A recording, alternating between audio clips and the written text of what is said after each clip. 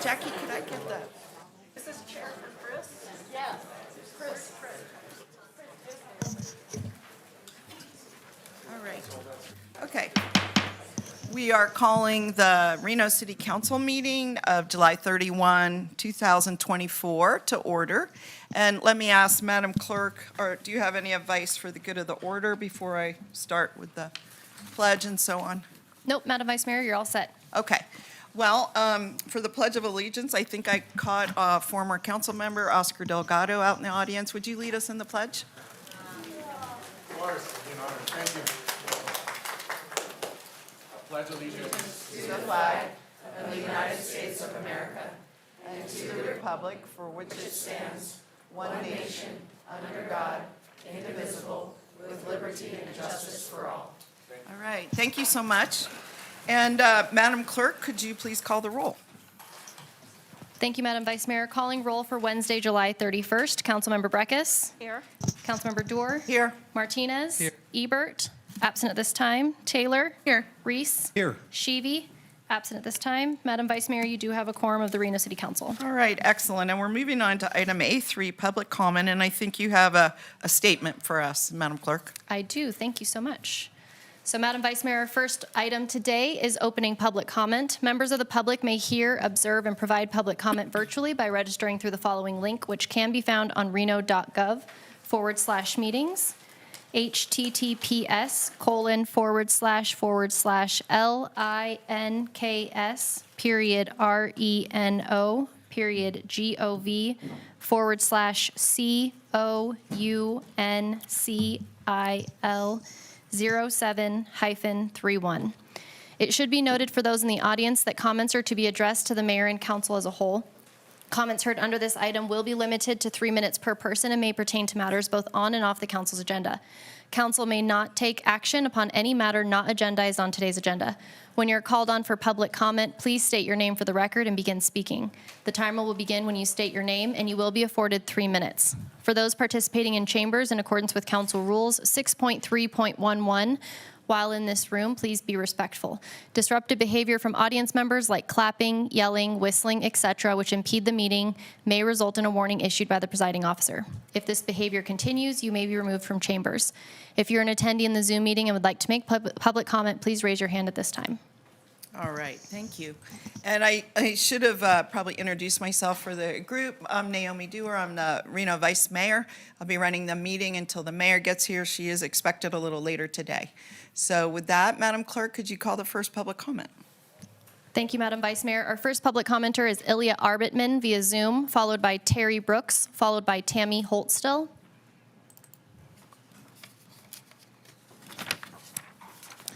Hi, can you guys hear me? We can, thank you. Okay, Ilya Arberman for the record. First of all, I'd like to apologize for not being there in person. If you're wondering why there are not more of us here today, it's because city government is becoming more opaque and more resistant to both scrutiny and community engagement. Why is there not more of a public outcry about item E1, a proposed ordinance that would make it illegal to come within 100 feet of the railroad tracks? It's not because we don't care. Rather, it's because the city knows that anti-homeless ordinances, and make no mistake about it, that's precisely what this is, are meeting more and more resistance from the public. And so you're trying your darndest to push this through as quickly and quietly as possible with little to no discussion or scrutiny. That's why it's being introduced not by Clean and Safe or even RPD, but by Maintenance and Operations to make it appear like we are talking about loose railroad ties or unkempt gravel. Nice try. We're talking about people who have been forced to make their homes along the railroad tracks because they have nowhere else to go.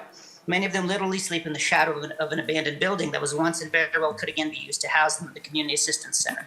It seems as if in the wake of the grants past Supreme Court decision, the city is doing exactly what unhoused advocates feared, an aggressive ramping up of no-holds-barred sweeping, criminalization, and dehumanization of poor people with nowhere else to go. I'd like everyone in this room to know that as the council will be discussing this from the comfort of the dais, discussing how to best make untidy poor people disappear, they are actively sweeping Commercial Road this very morning. We have been coming to these meetings for going on 4 years, sounding more and more like a broken record with our refrain, stop the sweeps. Do we need to repeat ourselves? Is it not painfully obvious that sweeping the unsheltered just does not work? The only way to, quote, clean the homeless off the streets is to put them in homes, period. I'd like to ask a few questions. First of all, where are you going to get the personnel to enforce a 100-foot no trespassing zone around the tracks? Earlier this summer, a new contract was signed with Allied Security. Is the city intending to contract Allied to sweep and harass the homeless? We are in dystopian times indeed if cities are utilizing private contractors to take over dehumanizing the poor.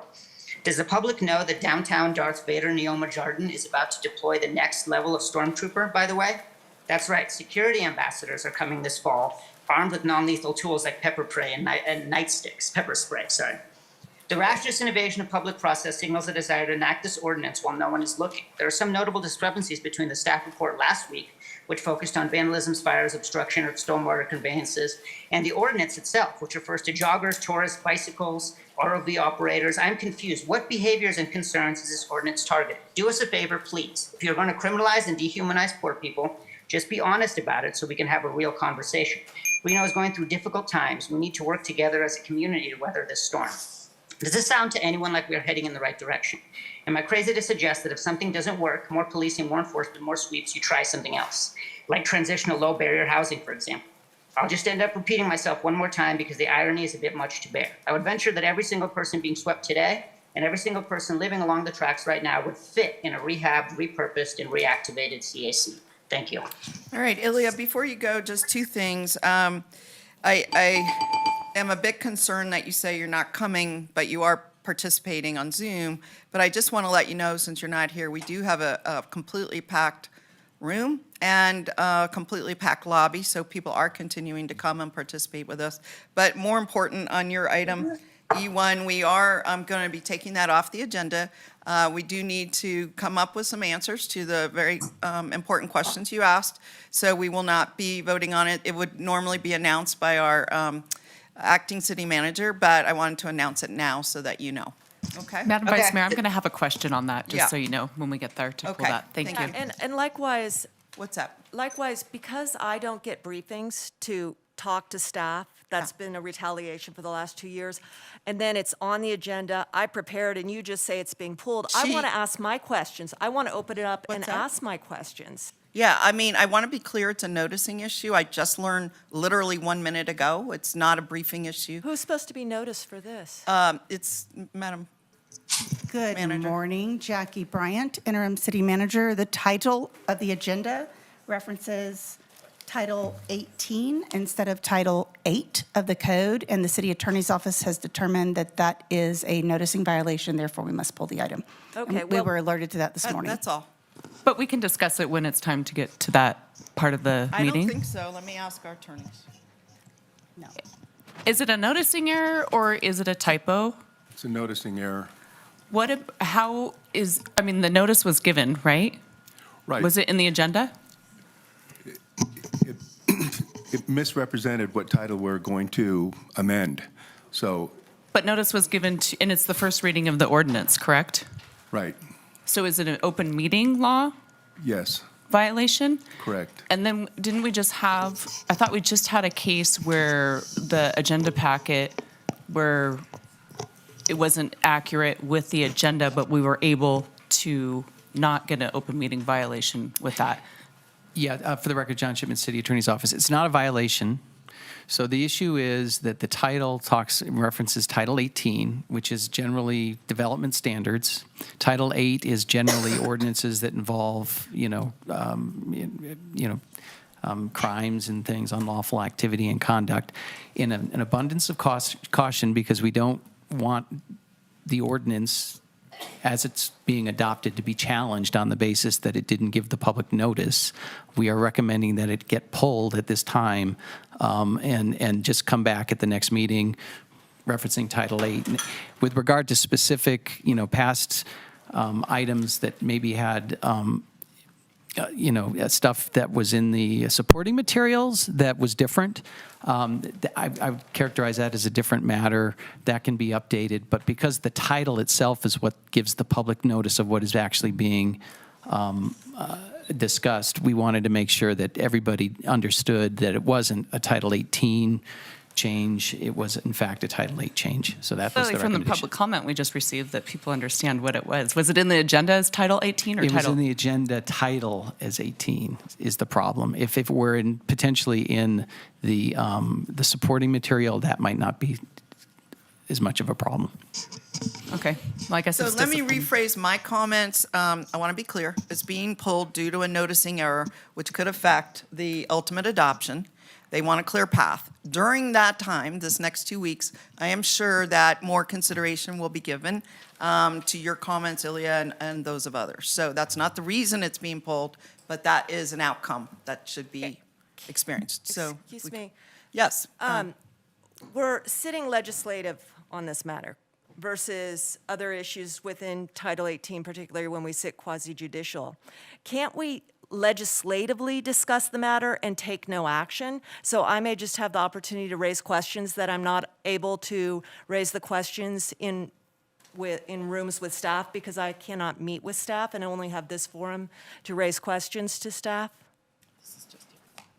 Again, the city attorney's office recommendation is to pull the item and to continue it to the next meeting. And then if you have questions, those could be raised at the next meeting.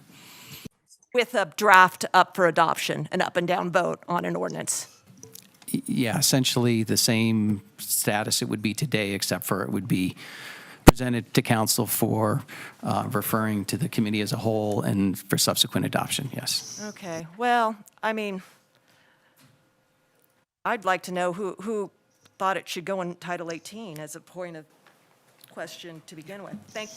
Well, I'd like to continue a public comment. I was getting ahead so that people would know, but this is really a later, when we go to adopt the agenda, this would have been discussed. So if we can get back on track with public comment, that would be good. Terry Thanks. Brooks. Yeah, well, I'll be back in 2 weeks. Okay, thank you. Terry Brooks, followed by Tammy Holtstill, followed by Bill Miller.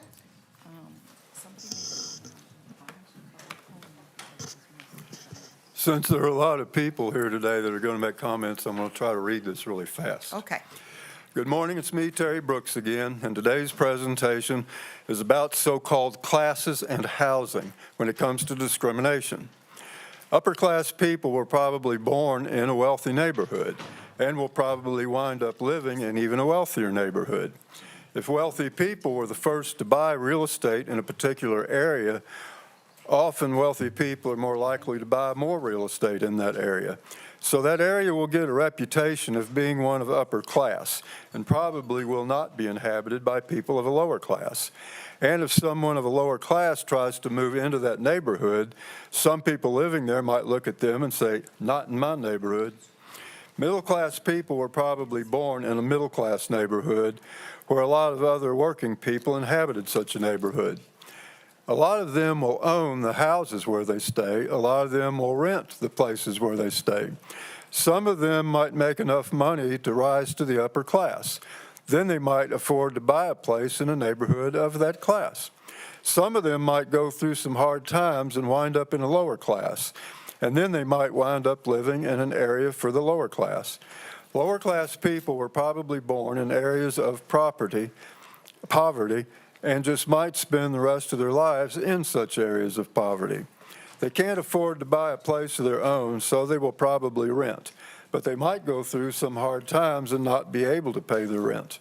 Some of them might do quite well and move up to a higher class, or they might be discriminated against because they were known in a lower class.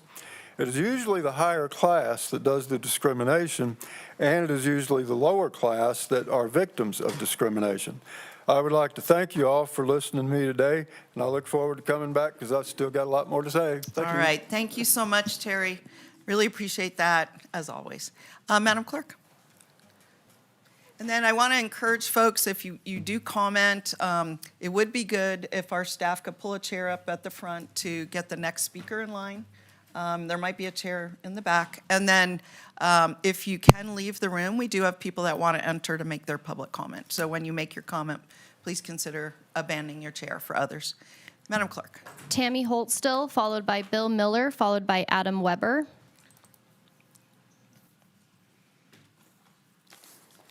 Good morning. Tammy Holtstill. I haven't been here in a while. I'm from Lemon Valley, but I've still been fighting the fight. I have submitted to you guys some more proof of your incompetence between your staff and yourselves and doing things that you shouldn't be doing. This is the Corps of Engineers report from the 2017 flood. It states in here they do not recommend retention detention ponds for any development.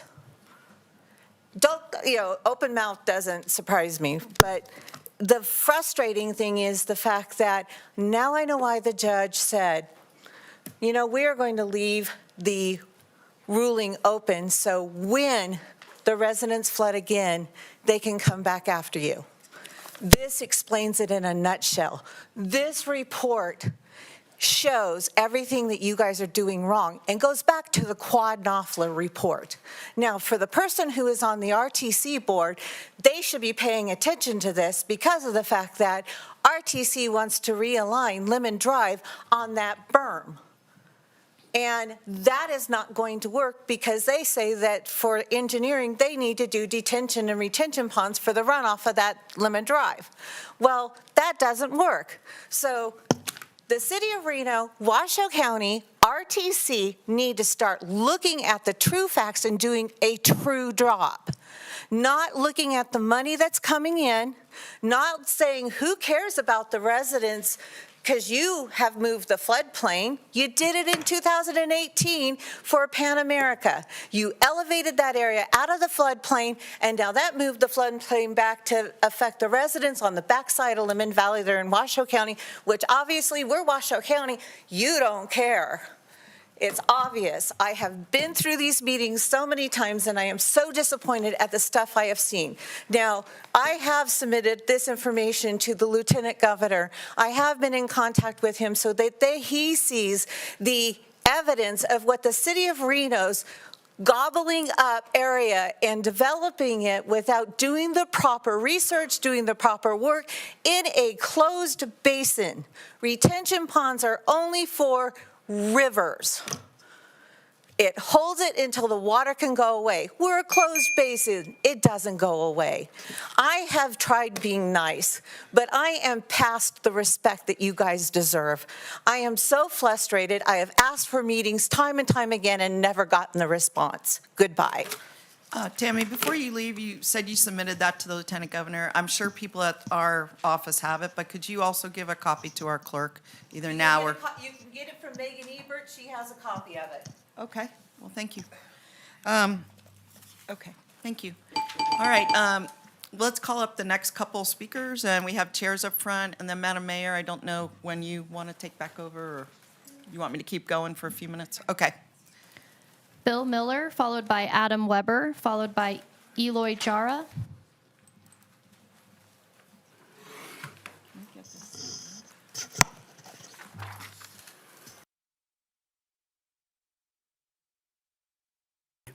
Council members, staff, and fellow citizens, I'm Bill Miller, resident and advocate for a livable climate in our fair city.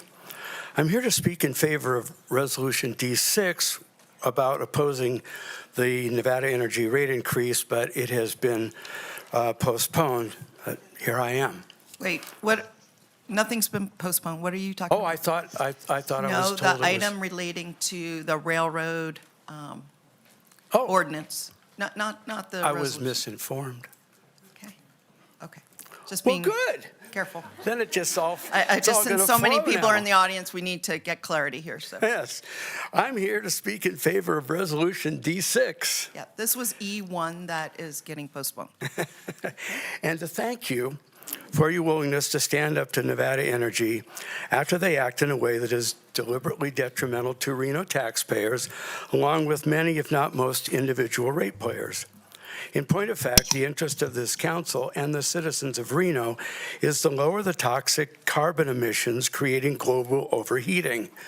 As most know, we are the city with the largest temperature increase in America since 1970, 7.8 degrees on average and 11.1 degrees in summer, which is already a disaster for Reno residents. We've suffered a record number of heat-related deaths in 2023, and with this year's record-breaking temperatures, it's a safe bet Reno will exceed that number this year. Do any of you have any idea how painful it is to die from heat-induced fever of 106 degrees with no relief? It is excruciating. Nevada Energy has an entirely different mandate to make as much money as legally permissible. How? Not by increasing renewables and rooftop solar.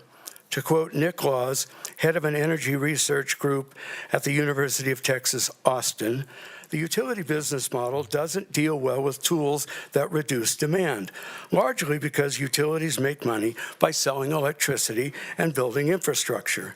He goes on to say, there is a need to change how utilities are funded to align their economic incentives with providing cleaner and more affordable energy. Since Nevada Energy is a publicly regulated monopoly, that means, do I get a little extra time? You have another 30 seconds. Okay. That means that we, the people of Reno, Washoe, and beyond, can demand their business serve our needs, not just Wall Street's. That starts here with you and your decision to oppose this onerous rate increase and its toxic impact on our air and climate. We need to change the Nevada Energy business model and demand it serve our needs with a livable future. We have the power if we choose to use it. Thank you for your time. Okay, thank you, Bill. And we have our next speakers here, if you could call Adam them. Weber, followed by Eloy Jara, followed by Randy Reynolds. Good morning. My name is Adam Weber. Good morning, Can Mayor you pull Sheedy. up the mic a little? Thanks. Let's see here. There you go. Is that better? Yeah. Good morning, Mayor Sheedy and members of the council. My name is Adam Weber. I am representing IBW Local 1245, and I'm here to express our opposition to item D6 on the agenda. Specifically, we are concerned about the fairness of the current rate structure and the proposed changes. Fairness is of the proposal.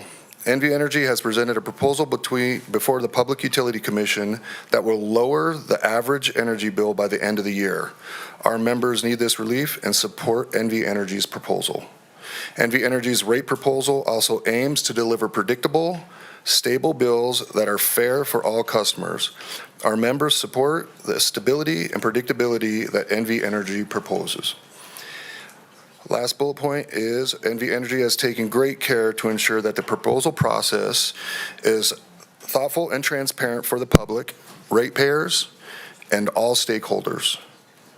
The Public Utility Commission, which is hearing this case pending, has already received hours of testimony, thousands of pages of evidence, and public comment from environmental groups, small businesses, and everyday customers. Currently, net metering rooftop solar customers are paying less to use NV Energy's infrastructure, which shifts the cost to other customers, including union members, who cannot afford to subsidize the bill and the customers with rooftop solar.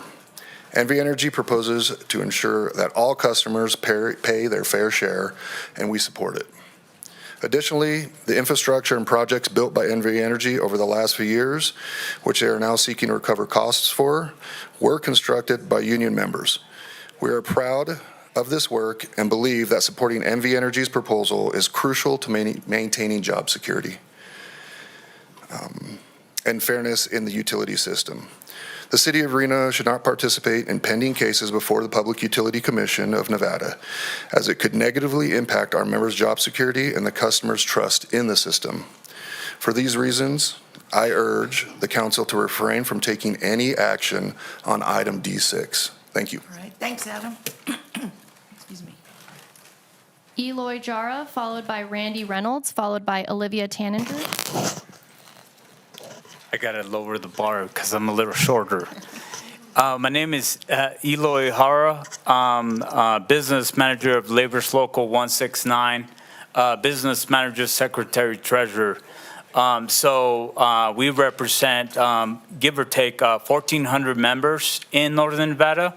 So we are strongly in opposition in regards to item D6. So the reason being, we, being in the construction industry, we can see the forecast in regards to what's coming our way. There are several data centers east of Sparks, so that are gonna be put on the power grid and take a lot from the power grid. So what NV Energy is doing, it's, to me, it's a drop in the bucket. So in regards to the jobs that are gonna come our way, good jobs, good paying jobs, that's more powerful to me. So in regards to the proposal that's at hand, we're strongly in opposition. So I'll make way for more people to come and be under public comment. So thank you. Thank you, Eloy. Thank you. Thanks a lot. Also, Eloy won't tell you that he was one of the original founding members of the Midtown District with us. Okay. Yes, I You was. saw the vision back then. Yes. Thank you. I don't see any- Randy Reynolds, followed by Olivia Tanager, followed by Robin Palmer. And if you guys can come up and take the seats up here, that will help us get through. Thanks. Hi, Council. My name's Randy Reynolds, and I'm the concessionaire at the Reno Tennis Center. I just wanted to take a moment and thank you all for allowing me to speak. The Reno Tennis Center has been thriving. You guys did a fantastic job passing Phase 1, which has really breathed new life into the center. We have more tennis players and pickleball players than ever before, and I'm very grateful, and so is the community.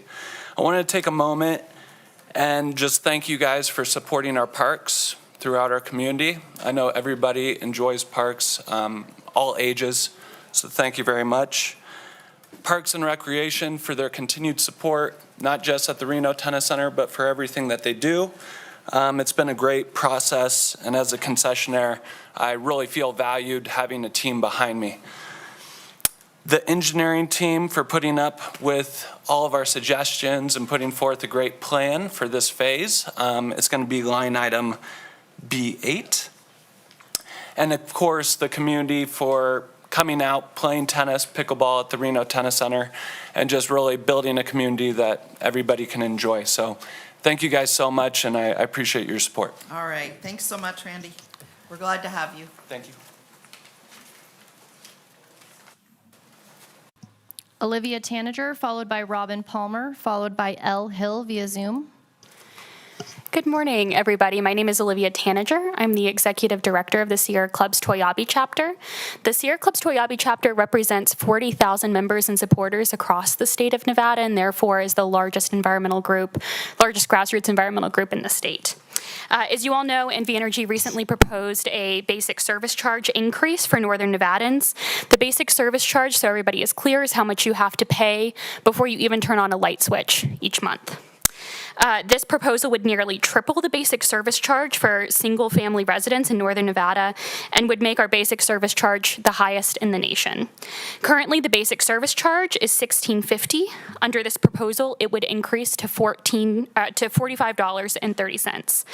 The national average fixed rate in the country is presently $11.66. So our basic service charge is already above average here in Reno. The highest basic service charge known in the whole country is $37.41, meaning our fixed charge here in Reno under this proposal would be a whole $7.89 higher than any other fixed charge in the whole country. This proposal would make Northern Nevada among the least friendly places for rooftop solar in the whole country because rooftop solar customers would have to pay almost $50 to NV Energy every single month, even if they're generating 100% of their own energy. This is a clear money grab from NV Energy on the backs of working class people and low income people in the city of Reno. This proposal would increase NV Energy's profit margins from 9.5 to 10.4%. Now, you all have committed to principles of equity and renewable energy development in the city of Reno, and I'm begging on behalf of people who live in Reno that you hold true to those values that you've already professed in this room. Thank you so much.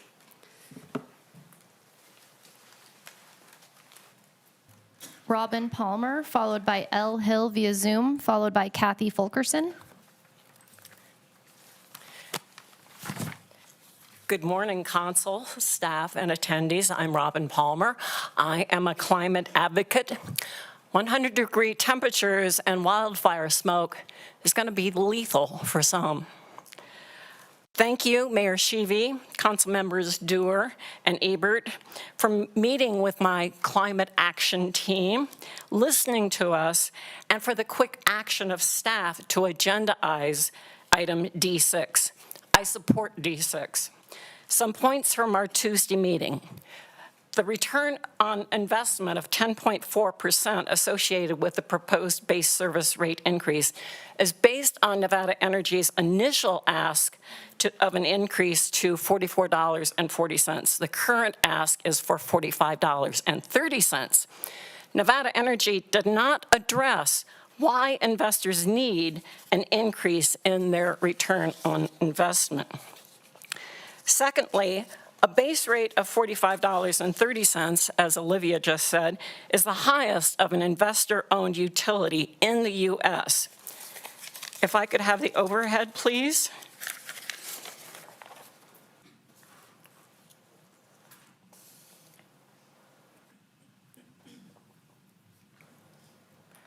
My time is ticking away. Could I have the overhead, please? Oh, I'm seeing.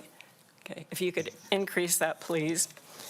This graph shows that the average, are you able to increase it? This shows that the average for investor-owned utility, IOU, is $11.66. This is on the left is the initial ask of $44.40 from Nevada Energy, and again, their current ask is for $45.30. Nevada Energy did not address why Northern Nevada needs to have the highest basic service charge of a utility, investor-owned utility in the country. Third, the rate increase limits customers' control of the amount of their Nevada Energy bill and discourages energy conservation. Nevada Energy asserts the customers will still have control of 62% of their Nevada Energy bill. Remember that if an individual uses no electricity in their home, they're still going to owe Nevada Energy $45.30 with this proposal. Please, again, I'm in favor of your opposition to this resolution. Thank you.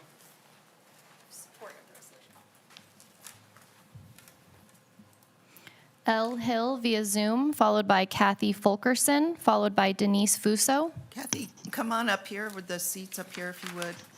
Kathy. Can you hear me? Yes. My name is Lisa Hill. I live in Ward 5. I've served on the Ward 5 Neighborhood Advisory Board for many years. I also served as a community volunteer for a Reno master plan update that occurred several years back. I'm now a retiree, and I'm also a rooftop solar owner. As a Ward 5 citizen and somebody who is aware of the master plan, I'm speaking in favor of supporting item D6, by the way.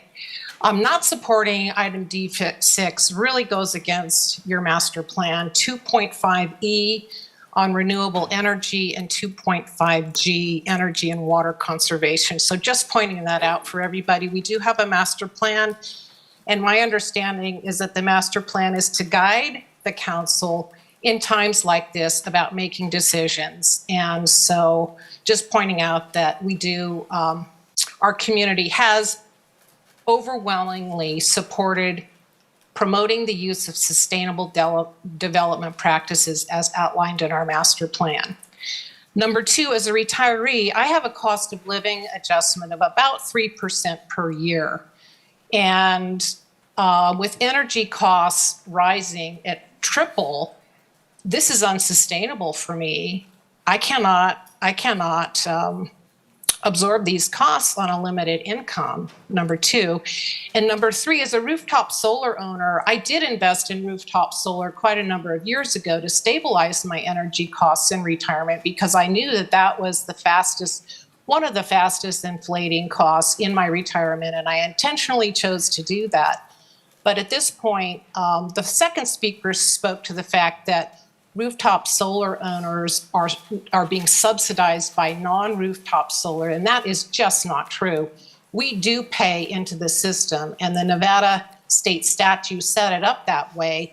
And as pointed out by the Sierra Club, we do pay in, and we're one of the highest in the country in terms of how we're subsidizing that.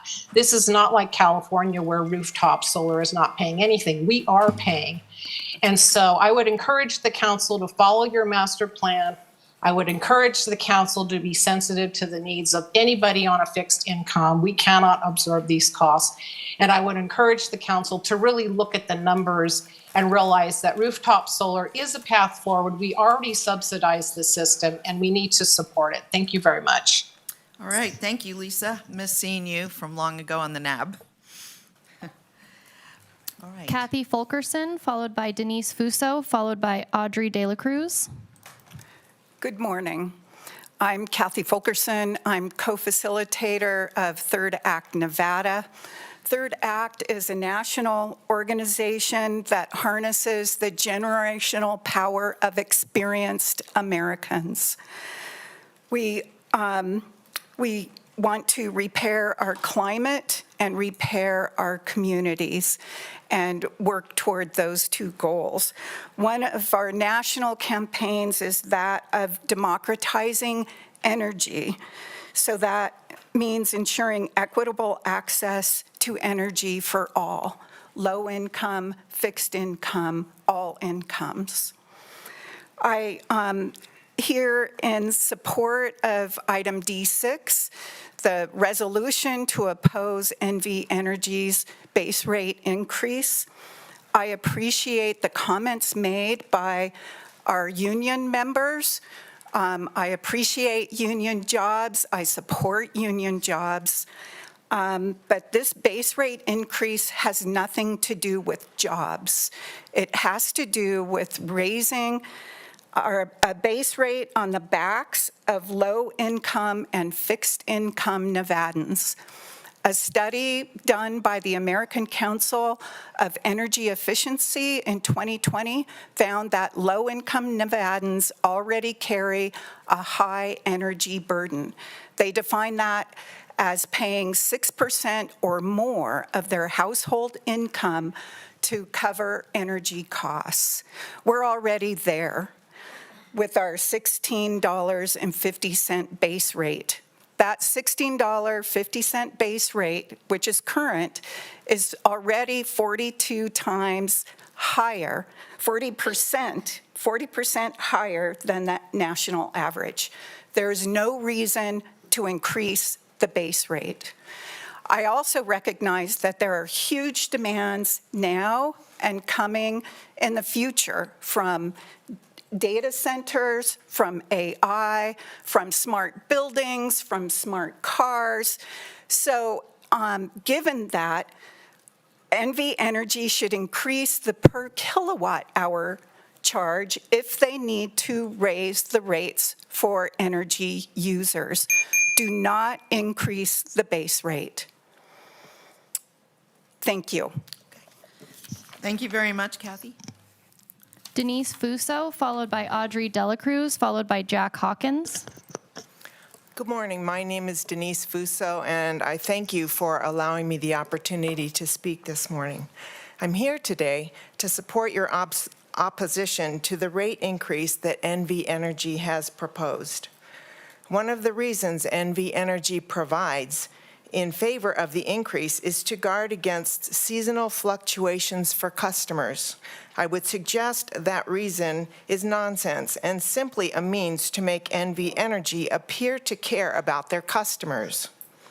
Currently, NV Energy has an incredibly fair and effective means to allow customers to avoid seasonal fluctuations in their bills, and that is by signing up for the Equal Payment Plan. Every month, the customer pays the same exact amount, and once a year, an adjustment is made. A new monthly balance is provided for the upcoming year, so each monthly bill will be the same. According to Advanced Energy United, a nationwide industry association focused on clean energy, the average base rate of over 170 investor-owned utility companies is $11.66. The highest base rate in the U.S. of investor-owned utilities is currently in Mississippi at $37.41. If this rate increase goes into effect, it would make NV Energy the highest base rate of any investor-owned utility in the entire United States. This is not something Reno should strive to be known for. Rather, Reno should be known as a city that makes smart choices and values preservation of our natural resources. It seems to me one of the goals of NV Energy should be to encourage efficient use of energy. They have taken a positive first step with their Power Shift program, but they need to do much more. The goal of increasing the base rate completely undermines any drive customers might have toward energy efficiency. If one doesn't notice much of a difference in their monthly bill, where will the drive come from to go out of their way to conserve energy? I am a dedicated environmentalist. My husband and I do everything we can possibly do to decrease our carbon footprint. When I learned that appliances plugged in continue to draw power, we unplugged lamps in little used rooms. In other rooms, we plugged all our electric cords into power strips, and when the item was not in use, we turned the power strip off. We learned that sometimes we had to turn the power on when we needed it. Within a billing cycle, our power dropped 12%. Denise, if you could wrap up. Thank you. In closing, I urge you to please oppose this base rate increase proposal. It's bad for customers, and it's bad for the image of Reno, the best little city in the world. Thank you. All right, thank you. Audrey Delacruz, followed by Jack Hawkins.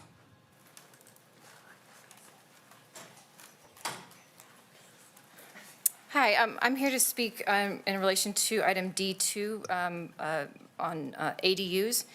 I'm here on behalf of the American Institute of Architects Northern Nevada chapter. I'm here to voice our support for staff's recommendations for the ADU ordinance.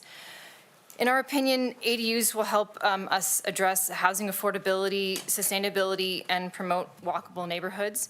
And that this ordinance would be in alignment with several of the guiding principles of Reimagine Reno, which was vetted by community stakeholders through a robust public outreach process. Housing affordability is a crisis in our community, and while ADUs will not solve the entire crisis, they are a significant piece of that puzzle. Staff's outline recommendations are simple, fair, and they will also not allow any more built space than is already allowed in the current development code for accessory structures. And on a personal note, this is not specifically on behalf of the AIA Northern Nevada, but as a small business owner, property owner, and a resident of the neighborhoods that would be affected by this ordinance, I fully support it. In my opinion, those of us who are lucky enough to have a roof over our heads should have the compassion to make room for others. And in my opinion, that's what this ordinance is about. It's people in our community making room for each other. I think this council has a responsibility to listen to constituents. I also think it has a responsibility to lead and to have a vision. And I hope you can look to Reimagine Reno for that vision and approve the continuation of the ADU ordinance process. All right, Thanks. thank you so much, Audrey.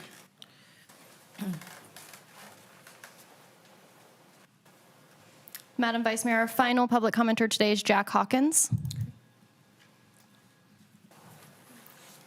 Hello, City Council, Mayor. Thanks for letting me speak. My name is Jack Hawkins. I'm also speaking public comment, but for D2. We both had to work this afternoon, so we couldn't stay and do it during the proper time. I'm here as an architect, as a member of the American Architects Institute, or American Institute of Architects, and a citizen of Reno. I've lived here for 35 years. It's my home. My business is here.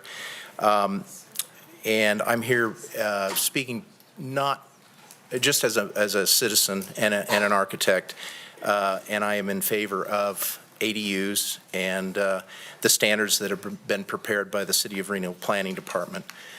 Portland has, as a city, found it important to incentivize ADUs, and they've incentivized those for over 30 years. Reno has had at least a 15-year moratorium on ADUs. ADUs are not a solution to our housing problems, but they are part of the fix.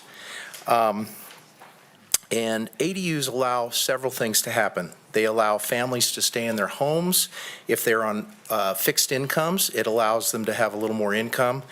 ADUs allow for children that can't, adult children that can't yet afford an apartment or a home to live separately from their parents, but at an affordable price. ADUs allow affordable living for aging parents that want to move in with their children, and it provides a healthy multi-generational environment that we have discovered over the years that that's a healthy situation. ADUs provide housing for college students and singles who either can't afford or don't want a home or an apartment. And they provide opportunities for a healthy increase in density, and it slows down our rampant sprawl, which we all, or most of us, don't appreciate. I personally don't see a downside to ADUs. It's not, other cities have incentivized them. It's not, it's part of our solution to housing. And finally, as an architect, from the design standpoint, I would like to see some flexibility in the codes. Should I finish? You have 30 seconds. Okay. I would like to see some flexibility in the design codes, just in terms of, there are some really great pre-manufactured ADUs that can be literally just plonked down. They're relatively affordable. They may not match the existing housing neighborhood, but they might not ever be seen. So I think the planning department needs to look at each individual situation very carefully. If there's landscaping around it, you could plonk one of these things in. They're never seen, and they provide housing. Thank you so much. All right, thanks so much, Jack. Great to see you. All Madam right, Vice Mayor, I apologize. We yeah. had 2 additional signups. Barry Levinson, followed by Chris Bell. All right. Good morning, Mayor Shivi, and Vice Mayor Dorr, and the rest of the council members. My name is Barry Levinson, and I am a volunteer with Sierra Club. I'm speaking, once again, in support of item D6, the resolution opposing the NV Energy basic service charge increase. I'm just going to echo what a lot of other people have already said. I want to personally thank you all, especially the mayor and the vice mayor, for expediting the process to bring this resolution to the agenda today. We really appreciate the efforts you guys have gone through. I also want to thank Suzanne Groneman, our sustainability officer, for writing an excellent resolution, and thank her and Jackie Bryant for setting up an informational meeting with NV Energy this past Monday, and council members Dorr and Ebert for attending and actively participating. We just really appreciate you all paying attention and being involved in this process. As you've now all heard multiple times, the environmental groups feel that the proposed increase in the basic service charge will harm low-income residents.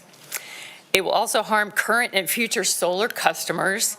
And I think this is a new one. It's going to hurt the solar companies, less solar, people going solar. It's going to just put some solar companies out of business, I believe.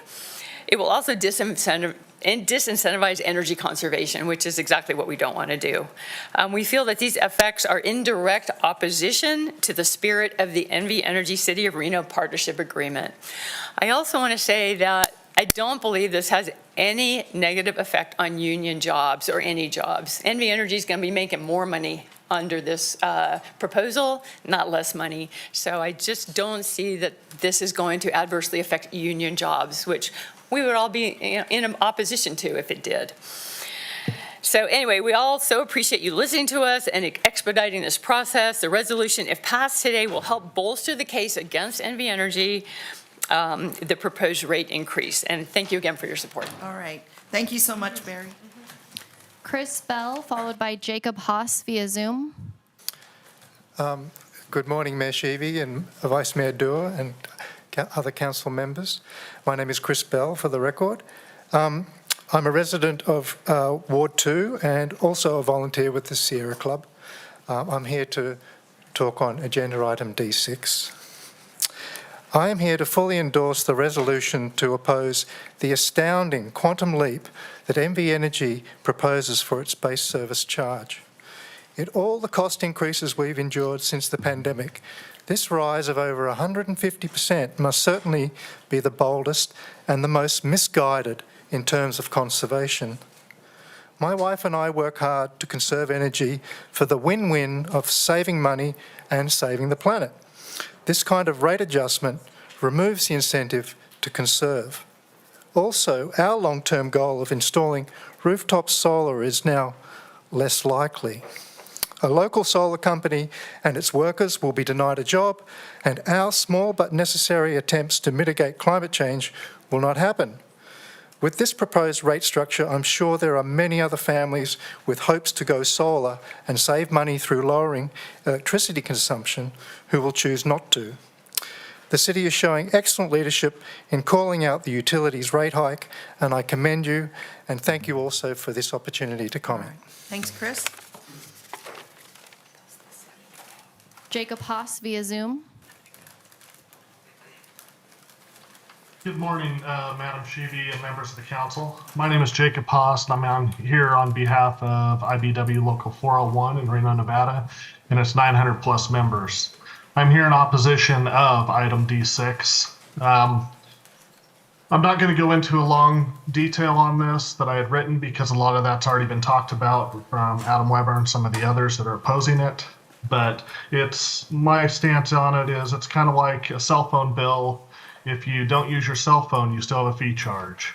It's also electric vehicles. Electric vehicles with our roads and what they're doing, they're not paying the gas tax, which is going to help rebuild the roads. We need some mechanism to help support the infrastructure, and I believe that's what this rate hike does. It adds a little bit to those that are not paying as much so they have their fair share. But I just ask that you leave this pertaining matter and let it play out with the PUC and not interfere. Thank you. All right, thank you so much, Jacob. And is that, Madam Clerk, the end of the public comment? Madam Vice Mayor, that is the end of general public comment. For the record, we'd received 11 comments, general in nature, not directly associated with an agenda item prior to 4 p.m. yesterday, July 30th. These comments were voicemail and/or written correspondence received via our reno.gov online public comment form or by email to our office. Copies of these have been distributed to the Reno City Council and are available to the public on reno.gov/meetings. 1 letter of opposition and 10 letters of concern. And with that, we're closing out general public comment. Moving on to item A4, approval of the agenda. Well, Madam Mayor, and as I turn this back to you, I just wanted to say there's a lot of people in the audience who haven't spoken yet. And I think that you might want to consider moving some of the D items, particularly D6, which is about this resolution, D4, which is about the Neal Road facilities, and potentially D5, which is about the downtown updates.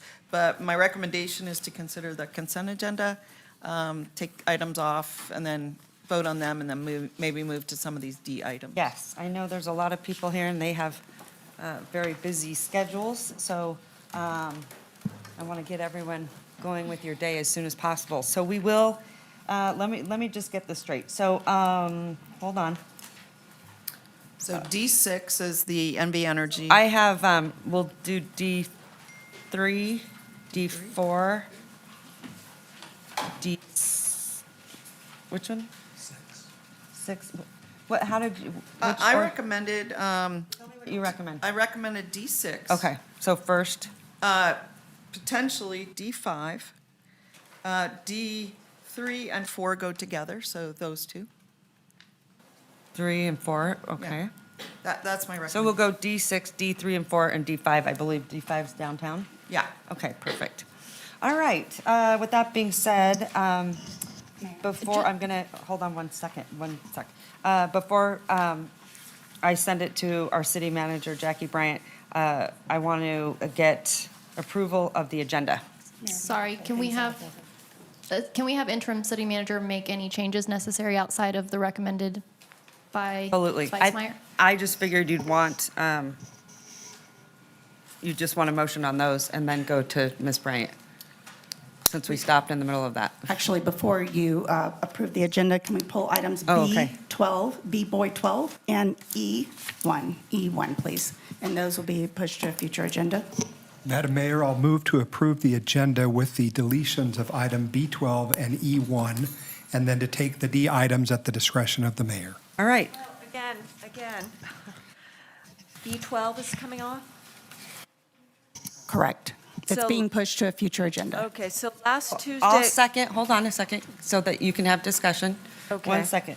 Hold on. Okay. Because we're kind of all over the place here. I want to get a little bit organized, so, correct? Councilwoman Dewar.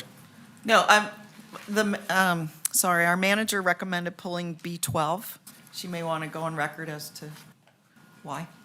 Okay, hold on. No, I just want to clarify with you. D6. Oh, I'm sorry. Sure. I'm recommending D6, followed by D3 and 4, followed by D5. Okay, all right.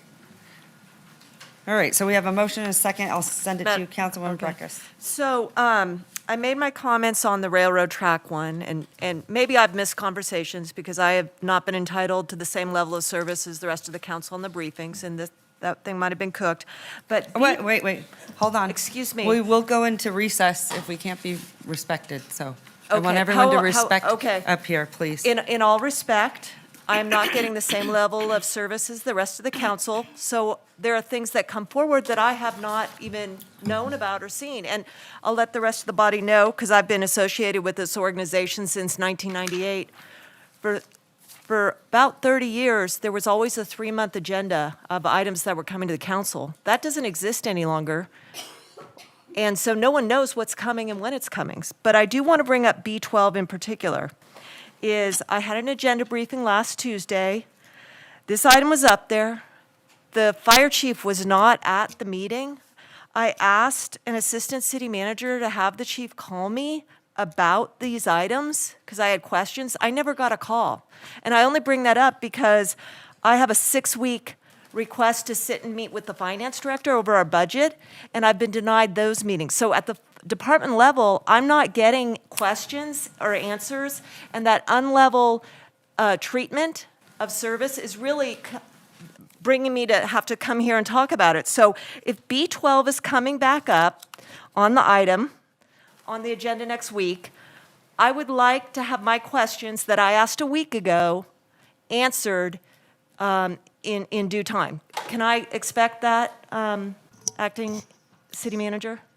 Thank you, Councilmember Breckus. B12 will not be coming back on August 14th at this time. I need to do some more research into B12. I am not comfortable, and it depends on what the time schedule looks like between now and then. And did you hear my questions about it? I just heard that you have questions. I don't know what those questions are. Okay, So well- I'm happy to get with you, and I'm happy to have you email those questions, and I will get you answers before this item comes back. Yeah, feel free to circle back to me because upon my review, after the agenda review, I have even more questions. So when things get pulled off and then questions aren't answered and I don't have the opportunity, then, we have these discussions. So thank you for that information about where you're at, and I'm happy to let you know where I'm at. Thank you. Okay, thank you, Councilwoman Breckus. I appreciate it. And I would just say, I understand anything you put in writing should be responded to.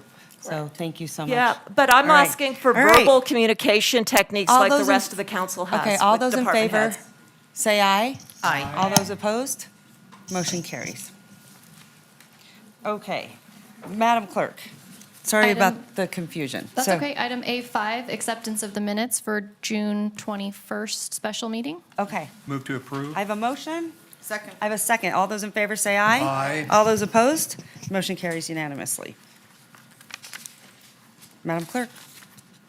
Thank you. Moving on to our consent agenda items, and we can just do the general approval and pull items off and then go into our D items as requested. Yes. At this time, I'm going to ask council members if they have any items they want to pull off the agenda.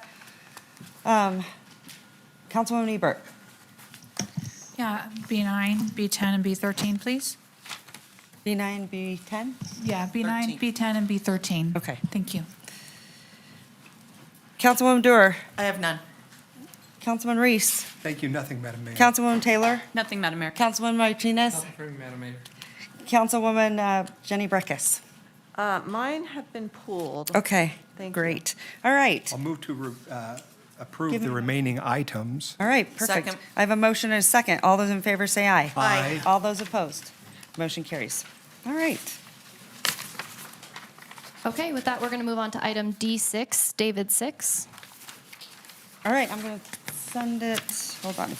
My agenda's like a little all over the place. All right, Councilwoman Dewar? Sure. Madam Mayor, last meeting, we had probably 6 or 8 people comment. oh, Madam Mayor, Sorry, I apologize. I think I need to ask council members, do you have any disclosures? Yes, Madam Okay, Mayor, go I'm ahead. prepared. Madam Mayor, fellow city council members, and city staff. I am a partner at the law firm of Reese Ring Velto, and the law firm represents several folks who may have an interest in this, including the International Brotherhood of Electrical Workers, as well as the Building and Construction Trades Council of Northern Nevada on legal matters unrelated to the item. A city council resolution which opposes an increase in the basic service charge and related provisions under PUC docket number 2402026. I understand that the IBEW has now formally opposed the proposed resolution, and therefore, in addition, I am also informed by the Sierra Club that this item potentially impacts solar companies. In that regard, my husband, Felipe Cisneros, works for the Bureau of Land Management and has adjacent oversight of solar licensing and leasing rights. Although I have no awareness or involvement in these issues, I am concerned that this may also present an additional conflict. On these matters, I have sought guidance from the City Attorney's Office pursuant to NRS 281A.0654 and 5, and have a commitment to a private capacity as a law firm as my employer and the IBEW based on my law firm's continuing business relationship with the IBEW and the Building Construction Trade Council of Northern Nevada. I have a pecuniary interest in the client fees that either would pay to the law firm. Secondarily, pursuant to NRS 281A.0651, I have a commitment in a private capacity with my husband, Felipe Cisneros. Consequently, I've been advised that the impotence of judgment of a reasonable person in my situation could materially affected in taking action or voting upon items, even if I were to oppose those items. In order to avoid any appearance of impropriety, I will leave the room for the duration of this meeting. Madam Clerk, please lodge this disclosure on the record. All right, thank you. Any further? No? Okay. Question, if I could. Go ahead. I'm conflict-free in this matter, but someone handed me something when I was sitting down, a document, and I'd like to understand what this document is, because it looks like it was prepared by staff, and I'd like to understand how that conflicts with the information that I reviewed in preparation for this meeting at the onset of staff's presentation, because I refer to the information when I'm Sure. doing this. And I had my head turned. I don't know who delivered it to me. It's just right here. Did all of you get Our it? staff, All right, I think. Councilwoman Dewar, go ahead. Yeah, thank you. Madam Mayor, at our last council meeting, we had a number of people testify that they are very concerned about the proposed rate increase by MV Energy. And in August, the Public Utilities Commission is going to consider rate design, so how the rate is structured, as well as a request by MV Energy to increase their rate of return on both their electrical and gas service. And this raised concerns from our community. I also happen to have the privilege of attending a public workshop with the PUC, and about 30 organizations in our community commented with concerns about the raise. Now, I want to point out that whenever NV Energy proposes a rate increase, it's a proposal, and it's a negotiation, and that negotiation usually ends up with something in between zero and whatever they've asked for. It raised concerns from our members, and we discussed at the end of last meeting that we'd like to add an item to discuss a potential resolution. And what I've learned, Ms. Breckus, and I'm sure our staff will go over it, is that the draft resolution that was in our packet was a draft. It sounds like the staff have reworked it, is what I've learned. And I'm sure they will cover what the differences are between their original resolution and this one. But What I see is that this is an opportunity for our community to come together with NV Energy. We signed an energy partnership agreement with them, stipulating that we want to work together on things like solar energy. Our whole entire council is very committed, I know, to supporting our citizenry as well as our hard workers. And I think that I just briefly read this myself since it was handed out. It looks like it hits the points that we want to work with NV Energy, we support our workers, but we also want to advocate for our some 250,000 residents who would be subject to, increases in their bills. And just to be clear, I've heard a lot of different things, but the PUC put out a notice to the community, and they said that the proposed rate would increase our monthly bills on average $9.84. And increase NV Energy's income by 94 some million dollars on the electric side, $4.75 increase on the gas side, and I don't have the total, but it's something less than 94 million on that side. So I certainly know that companies are entitled to increases, and I think that's appropriate. I mean, they're in the business to make money. At the same time, we've got to advocate for our residents, all of us as a body, and I think what we're seeking is some middle ground. And that's my perspective, but I would like to, and why I asked for it last meeting to be on the agenda. And then if we could just go to our staff presentation. She does, apparently. Yeah, I have it. Suzanne Groneman for the record. And is it okay if I pivot to our interim city manager she was present on the call as well and probably speak more eloquently about the changes than I can? Yeah, so I'm happy to update everyone who is not participating on the call. On Monday, there was a call in which NV Energy representatives of the climate action organizations, as well as Councilmember Ebert and Councilmember Dewar, met with NV Energy to discuss the concerns. That was, I thought, a very productive call. I thought it lasted a little bit over an hour, I would say. It's really good. And after that call, we have one draft resolution for council to consider. And after that call, I put some thoughts together, actually last night, and kind of handed that out this morning. Sorry it wasn't earlier. It's been a very busy 48 hours. And there's another opportunity for you to consider kind of merging some of the concerns that I heard on the call. The focus was around supporting solar. That is something this council has repeatedly said is a priority to them. And I think it's imperative that the council continue to articulate that, including to the PUCN. Secondly, one of the concerns articulated was around supporting our low-income ratepayers. There are significant needs in this community, and NV Energy and the federal government and the state all have programs to support that, and I believe in response to a request, that information has been shared with Councilmember Ebert. Finally, there was a third kind of bucket, I would say, of concerns, which was around the proposed rate increase as structured would de-incentivize people to save their energy, which is something that as climate activists, we do not ever want to do, and those concerns were expressed to NV Energy at that time. So that is also in part of this resolution encouraging the PUC to continue to support efforts at conservation. May I ask, do you have a red line of the changes? Because that's really material. I understand, and no, I do not. This actually happened super quickly, and between my thoughts Monday night, sleeping usually at 3 a.m., and yesterday evening, I just did not. All right, I'm going to send it back to Councilwoman Dewar. Sure. Well, let me ask you, I think that it would be appropriate to read the resolution Go ahead. so everyone knows. Yeah. I don't know if I should do it or Ms. Bryant or. No, I think you should. I should, okay. Well, here's what it says today. Passionate. Okay. Resolution of the Reno City Council related to provisions under docket number 24-02-026. Before the Public Utilities Commission of Nevada, the PUCN, and other matters properly relating thereto. And so if we can just listen, these are changes. So these are changes, and I think there's a copy out back, and I think there's a copy at the table. Whereas Sierra Pacific Power Company, doing business as Nevada Energy, filed its application addressing its annual review requirement for general rates charged to all classes of electric customers on February 23rd, 2024. And whereas the PUC of Nevada held consumer sessions in June 2024 to solicit feedback on the matter. And whereas the City of Reno has received public comment pertaining to NV Energy's application, both pro and con, last week and this week. Now therefore be it hereby resolved by the Reno City Council as follows. Section 1.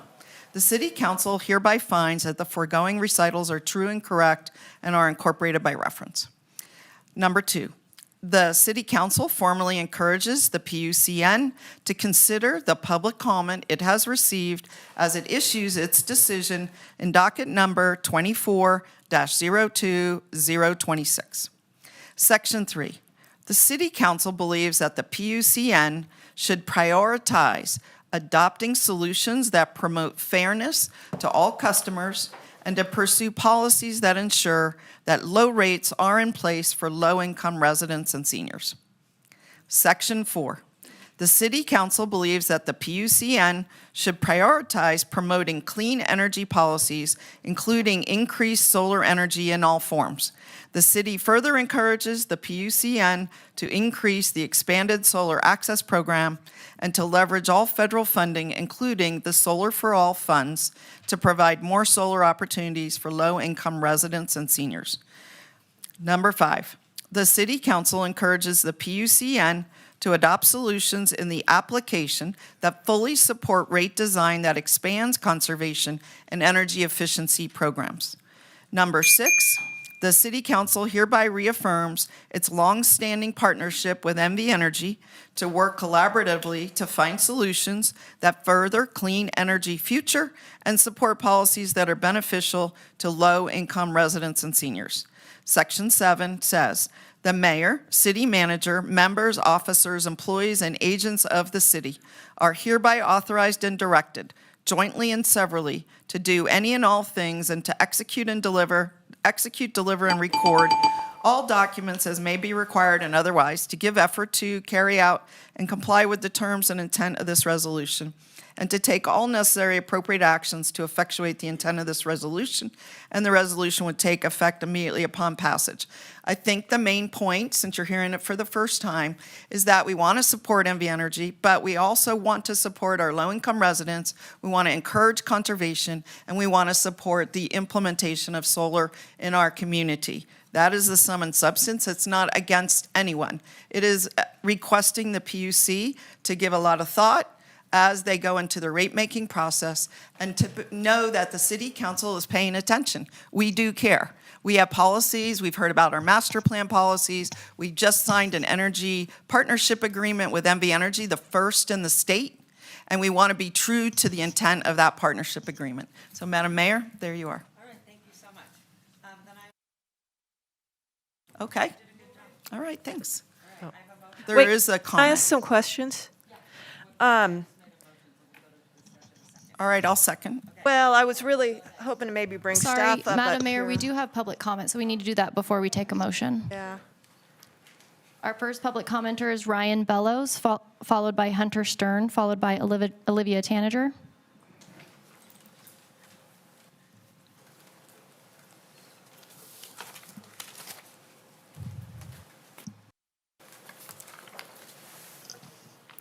Good morning, Mayor Sheevy and members of the council. My name is Ryan Bellows. I'm the Vice President of Government and External Relations at NV Energy, and I'll be short here. We know that energy is a critical to the lives of the customers that we serve. Our goal is to provide affordable, safe, and reliable energy for those customers. And much has been said today about the rate application that we made, and a lot of focus has been on just one element of that, and that's the basic service charge. Yes, we are requesting an increase in that component of your bill, but we're also asking for a commensurate decrease in your usage rate. So overall bills, if you take those two changes together, the overall average bill remains the same. And in fact, by year end, bills are actually going to be lower if this proposal is approved. And so I just like to thank the council for setting up a meeting, had great discussion with the Sierra Club and other environmental advocates on Monday. And I just want to reaffirm and tell the council exactly what I told those folks, and that is that NV Energy remains fully committed to conservation, to energy efficiency programs. We are committed to reaching Nevada's clean energy goals, to carbon reduction goals. We're well on our way to achieving 50% renewable energy by the year 2030. In fact, in 2023, we actually provided 39.7% renewable energy to our customers. And so we're also trying to add more solar resources to the mix. In our recent integrated resource plan, we're asking the commission to approve 2,000 megawatts of solar and battery storage. And just for comparison purposes, the entire peak load for Northern Nevada is just over 2,000 megawatts. So it's a huge, huge build. We're grateful for the city for the partnership on the building the community solar on the Moana Swim Center. We look forward to providing more community-based solar resources. We're looking to leverage federal funds to really supercharge and expand those programs to serve low-income residents. And we've worked close with the Public Utilities Commission to achieve these goals and look forward to working with the commission to review this rate increase and change in the design of the rate. And we are grateful for the thoughtfulness by the council and support the resolution that was just read by Vice Mayor Dewar. So thank you, appreciate it. All right, thank you, and I appreciate your accessibility, and I would just say, why don't you come back in 3 months and give us an update? Thanks so much. And Mr. Bells, what I heard you say at the end is that you support this resolution. We do. Yep. All right, thank you. Hunter Stern, followed by Olivia Tanager. Good morning, Mayor Shave, members. My name is Hunter Stern. I'm with IBW Local 1245. I'm still digesting the specifics, but the intent and the principles of the resolution that was read by Councilmember Dewar, we support 100%. This is the kind of approach that we need, that our members need, working for NV Energy. 3 things that's important to us and our members. First, it's really important that people who receive bills from NV Energy can trust them. And if there's a belief that the bills are somehow unfair or not equally treating each customer equally, we hear that. Our members answer the phones for NV Energy. They're in the field for NV Energy. 90% plus of the communications between the public and NV Energy are to our members.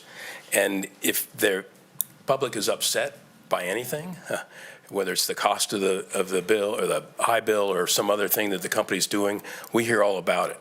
So when you talk about the company in public, please be wary of that issue, that our members are the ones that take the brunt. So it's important that comments be directed to management. Secondly, the IBW loves solar. We install thousands of megawatts. The projects that Mr. Bellows just talked about will be built union, and not just the IBW, but other labor unions in the state.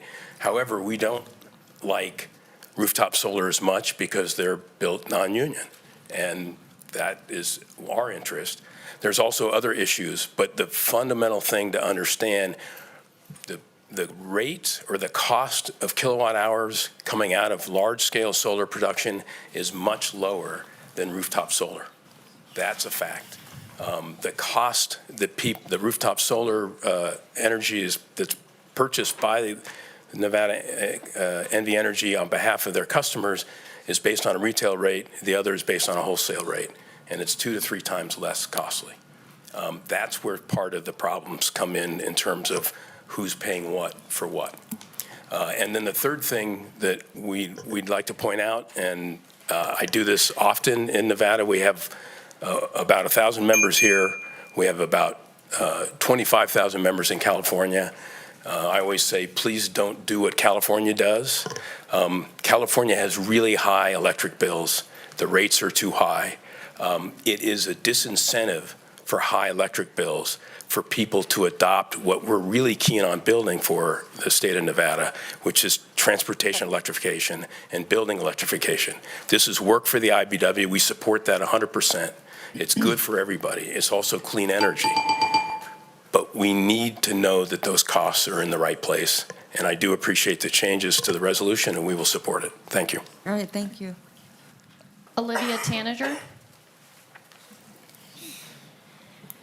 Hi all, Olivia Tanager for the record. I don't have anything written, but I just wanted to come up here and reiterate some of the comments that were made earlier and provide clarity on the reason why we are so opposed to this basic service charge increase, and we would ask that the Reno City Council oppose this basic service charge increase.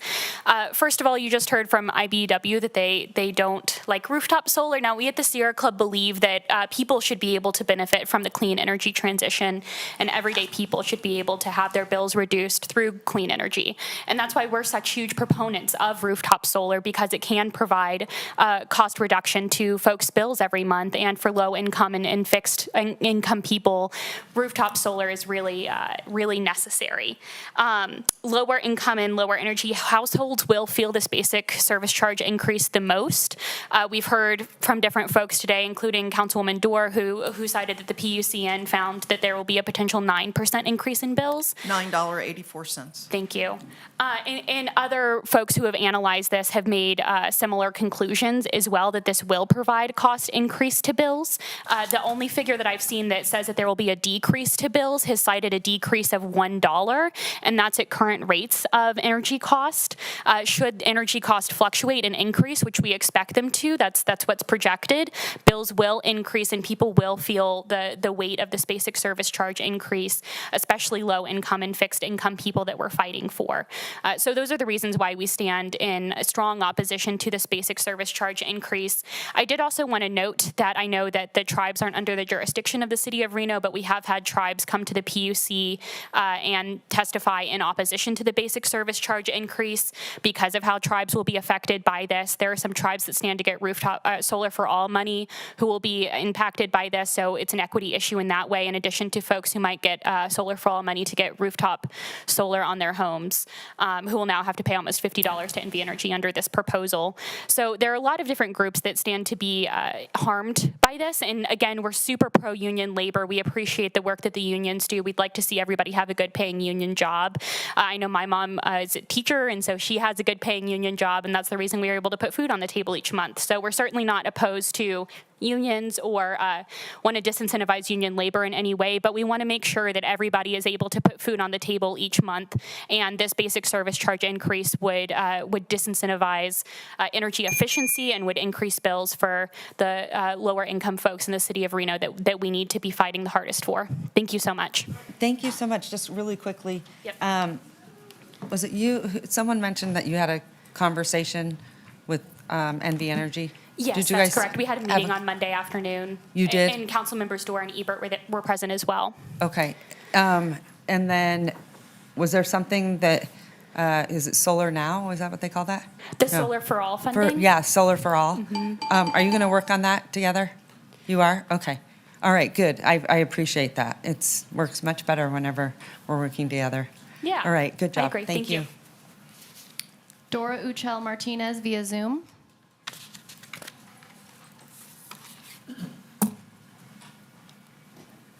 Good morning, Madam Mayor and Councilor Reno. This is Dora Martinez with the American Council of the Blind and the Nevada Disability Peer Action Coalition. I would like to agree with the lady that spoke before, and I appreciate the resolution. It does mention people on fixed income and elderly folks. Just a little note that people who are on SSI, SSDI get about $1,100 a month, and now some of us, right now, our electricity bill is $90, and I'm just kind of scared to get when this passes, because I know it's going to pass. When this becomes true, I don't know how much we'll pay, and we have to choose, for electricity or groceries. With me, it's not a problem because I don't hardly turn on lights. It's the electricity, it's the AC for my dog. So, but I sincerely hope, and I appreciate the resolution, Madam Mayor, and Ms. Dewar and Ebert for doing the resolution and really having us in mind, people who are on fixed income and elderly folks who are really trying to make ends meet. And I know, Madam Mayor, this is going to be not a public comment. I wanted to make a public comment to thank the Reno firefighters who stopped the fire on Friday, preventing it from reaching my apartment complex. It was pretty scary as a blind person. So I thank them from the bottom of my heart. Thank you. I'll be mute now. All right, thank you so much, Dora, and I did receive your email, I think it was late last night or this morning, so I really, really appreciate you, and great points, absolutely. And our firefighters are the best, and I don't know if most of you probably realized many of them have been working incredibly hard with the weather that we've been having, and we've had a significant amount of fires. So kudos to all my firefighters. You guys are amazing. I don't see any of them in here because they're busy fighting fires.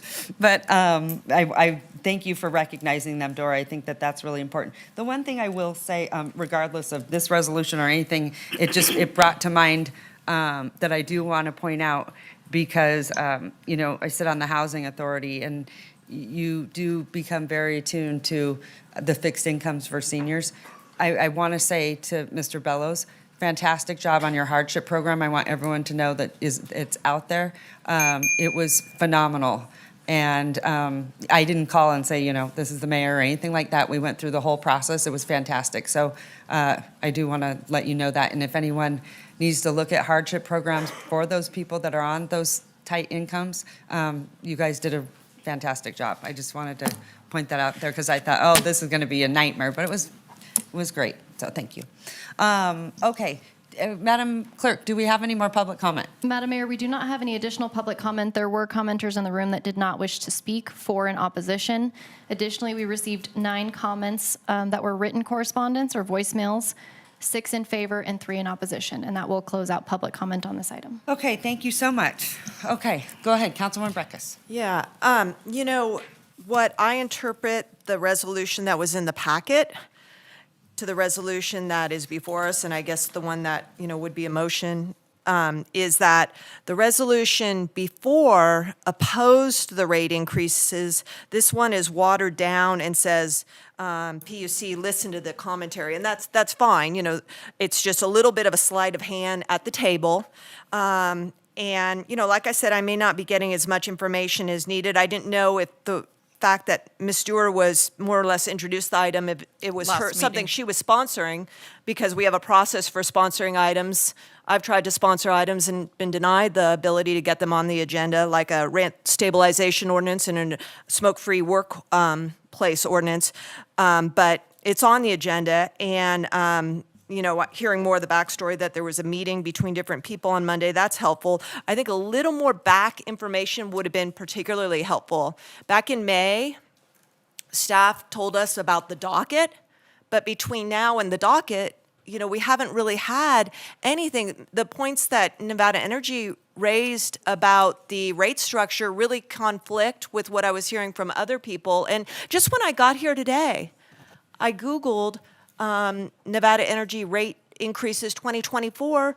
Both the Nevada Independent and the Nevada Current have done some reporting on it, unbiased, factual reporting. Staff, you can put those links or copy those into the staff reports if you're not going to give us background, into it, like maybe a more enhanced staff report would have done. You can even, bring us up to speed on, reporting.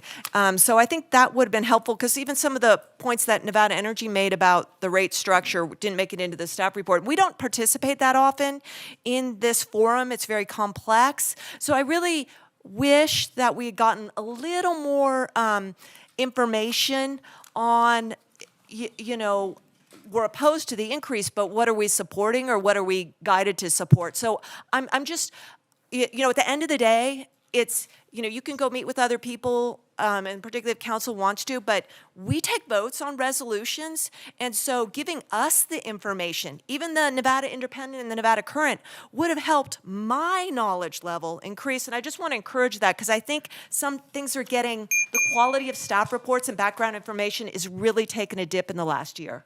Thank you. All those in favor say aye. Aye. Aye. Thank you so much. All right. I would just say, Councilman Breckus, I appreciate your comments. About it, so I apologize that you did not get all the information you wanted. All right, moving on. Okay, we are now heading into item D5, 3 and 4. We're in item D3 and 4. All right, Madam Clerk.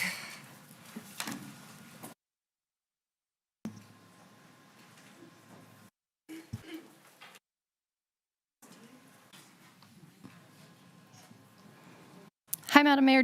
So on items D3 and D4, we're going to open those two together. Do you want to start with public comment? Madam Vice Mayor? Yes. We're going to start with public comment. Thank you.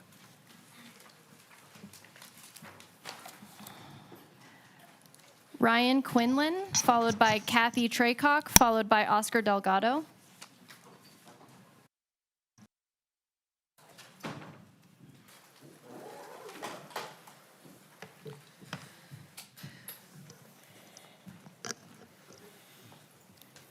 Good morning, guys. Welcome. And thank you so much for having me. My name is Ryan Quinlan, and I serve on the Community Health Alliance's Foundation Board. I'm here today in support of the expansion of the Neal Road Health Center.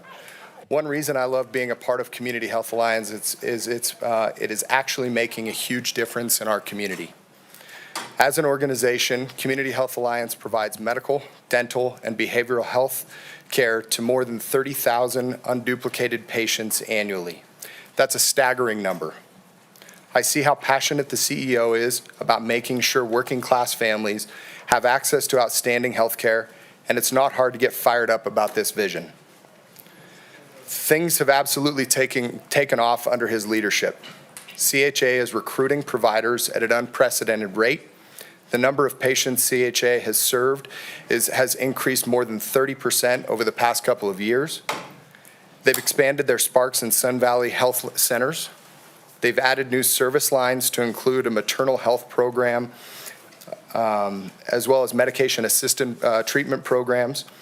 They've been recognized by the Health Resources and Services Administration as national leaders in increasing access to care and reducing health disparities. And they even received a visit from U.S. Health and Human Services Secretary Javier Becerra, who was incredibly impressed at the array of services CHA provides. I really believe the CEO and his leadership team, and I know that the Neal Road expansion will be as successful and impactful under his direction. Again, thank you for your dedication to public health in our community. Thank you, Ryan, very much for being here. Kathy Traycock, followed by Oscar Delgado, followed by Dr. Stephanie Getzenbauer. Hi, my name is Kathy Traycock, and I'm a board member of the Community Health Alliance Foundation. I'm here to talk about the impact that the expansion of the Neal Road Health Clinic or Health Center will have on our seniors. As you know, we have a lot of seniors who live right across the street from the Neal Road Health Center, and a lot of them are our patients. It's really convenient for them to be able to just walk across the street to their appointments. But with this expansion, with the $5 million that the city would give, and with the investment that Community Health Alliance would make, we would be able to have a pharmacy. And that's really important because in our pharmacy, after the seniors' appointments, they can go to the pharmacy and get their prescriptions filled. So they don't have to make another trip to a pharmacy. And then, if they live right across the street, a lot of them don't drive, so they can just walk right across the street and get a refill. So this is why it would be really important for the expansion to take place. It would benefit both the city and the seniors and our community. Thank you very much. Thank you. Just a quick question on the pharmacy. Yeah. Can anyone go to that pharmacy or Yeah. only if you get a prescription from CHA? No, anybody can use that Okay. pharmacy. All right, thank you. You're welcome. All right. And Oscar Delgado, followed by Dr. Stephanie Getzenbauer, followed by Dr. Travis Walker. welcome, Good Mr. afternoon, Delgado. everyone. Good afternoon. Oscar Delgado, CEO of Community Health Alliance. First and foremost, just want to thank all of you for your tremendous amount of work and public service. I know it is not easy by any means. But I also want to share a special thank you to the staff. City of Reno team has been amazing, along with Tectonics and also the CHA leadership. Under your guys' direction, we have met weekly with the teams to make sure that everybody was on the same page with respect to the overall design, making sure we met timeframes, in addition to making sure that we were all on par in terms of what the construction costs would be about. I don't have to share with all of you about the need at the Neal Road community. But just recently, the Health and Human Services data that just came out shared that in the Neal Road community, 72% of the people who live on the Neal Road neighborhood live below the poverty line. Just recently, the issue that you guys are talking about with Nevada Energy, we hear it daily. And would you say that number again? 72%. Below the Federal national? the national federal poverty line. 54% have been diagnosed with diabetes. 27% have limited access to healthy foods, and 89% lack access to a vehicle, and 81% are single-parent households. The expansion of the Neal Road Health Center would dramatically improve the outcomes of many of these individuals and families. Many of these individuals are your working class backbone of the community. They're your service workers, they're your employees at Amazon, they're your employees or your housekeepers. They are the backbone that keep, in many different ways, the economy moving.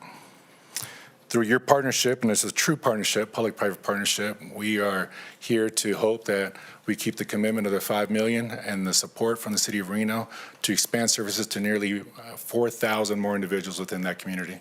Where we know it's desperate, it's a food desert, it's a health desert, it's an everything desert, multiplied over, especially according to COVID.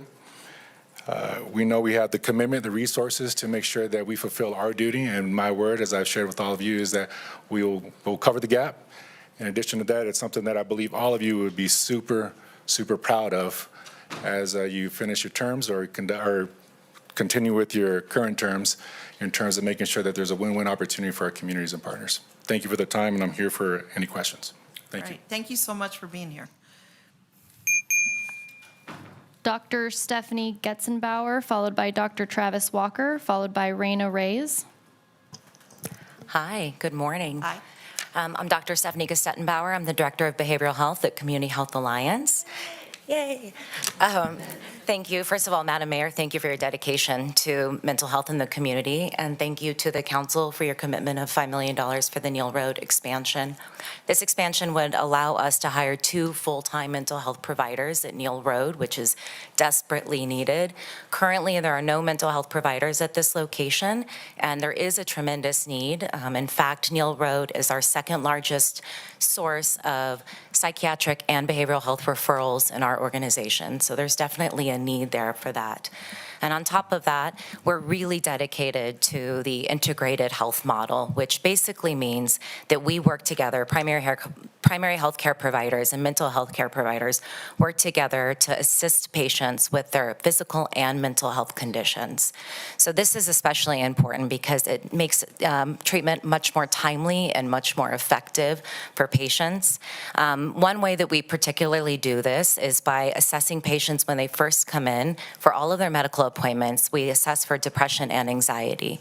The scores of these assessments usually will determine whether or not a patient can meet with the mental health provider in that appointment or immediately after that appointment, which really helps to expedite care. It also is much more comprehensive and much more coordinated in treatment. So that's another thing that we really look forward to providing at this Neal Health location. So this particular expansion not only allows us to expand this integrative healthcare model, but it also allows us to really focus on early detection and prevention. It also provides us with crisis intervention, patient skill building, patient integration, resourcing, and education, and it provides patients with access to services they may not otherwise get in the community. Additionally, research does show that this integrative care model does increase positive healthcare outcomes. It decreases mental health stigma, and it encourages patients to incorporate mental health into their routine healthcare. So we really look forward to that. We really look forward to putting this as a valuable resource at this location. We thank you again for your commitment, and thank you for your providing hope to the Neal Road community and neighborhood. Just a quick question. Thank you so Sure. much for your testimony. The integrative healthcare model that you cite, so you said that they get evaluated today for whether they need mental health services, but since there is none at the location, what happens next? So right now, they're referred to our other location where we house our behavioral health services. So this And would allow us what to... do you have there? We have behavioral health treatment, psychiatric, and behavioral health services. 1, 2, 3 people, or? Oh, I'm sorry, 7 providers. 7? Yes. So this would allow us to add 2 additional full-time providers to this location for the people who live in this neighborhood. And would you move some of those over because now there's more space, or would you be adding more people? We would be adding more people. Okay. Yeah, another, as well as medication management. Okay, thanks. All right. I think, Madam Clerk, are there more? Dr. Travis Walker, followed by Reno Reyes, followed by Jacqueline Maloney. Good. It's still morning. Madam Mayor and esteemed city council persons. My name is Dr. Travis Walker. I'm a family physician by training, and I've commented up here previous times that this item has come up. And for the record, I want to support the expansion of the Nell J. Redfield Neal Road Health Center, but I've been thinking a lot about what to say today, and I really wanted to comment kind of on our roles as leaders. I'm the chief medical officer for our organization, and I recognize that you are obviously leaders for your community, whether you identify with the ward at the time or the city or even our just population at large, because we serve even beyond outside our distinct boundaries. There are 2 things that come to mind, and the first is who am I leading?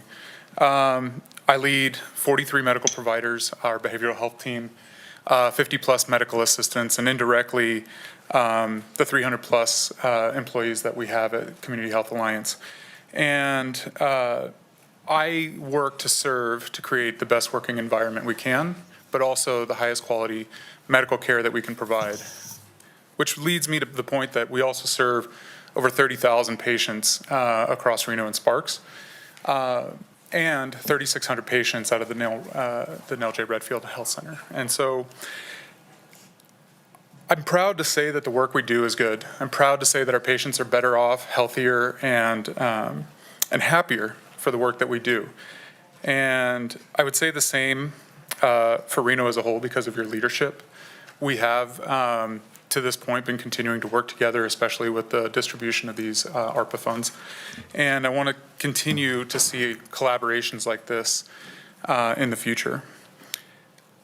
There's not many cities, to my knowledge, across the United States that involve themselves in one way, shape, or form in the healthcare of its citizenry, and Reno is one of those. Which brings me to my second point, that what else does it mean to lead? And it means to go first. Much like in elementary school, when you got to be the line leader, you paved the way and the direction for those who followed behind you. And this city council has already paved that way with how we've been organizing and cooperating as an organization, as a nonprofit, and as a city council. And I'm encouraged by the fact that we are continuing to lead in this manner. I'm proud of the work that we've been doing. I'm proud to be a leader, and I'm proud to take care of those in my charge.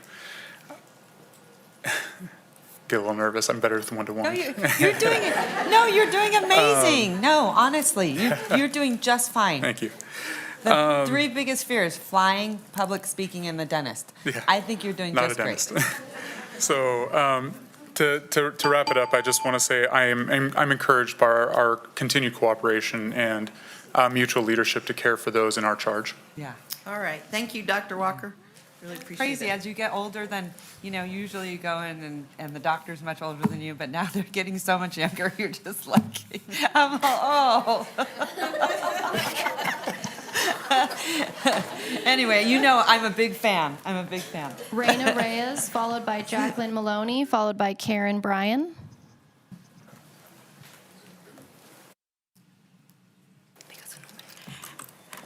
Good afternoon, Reno Council. My name is Reina Reyes.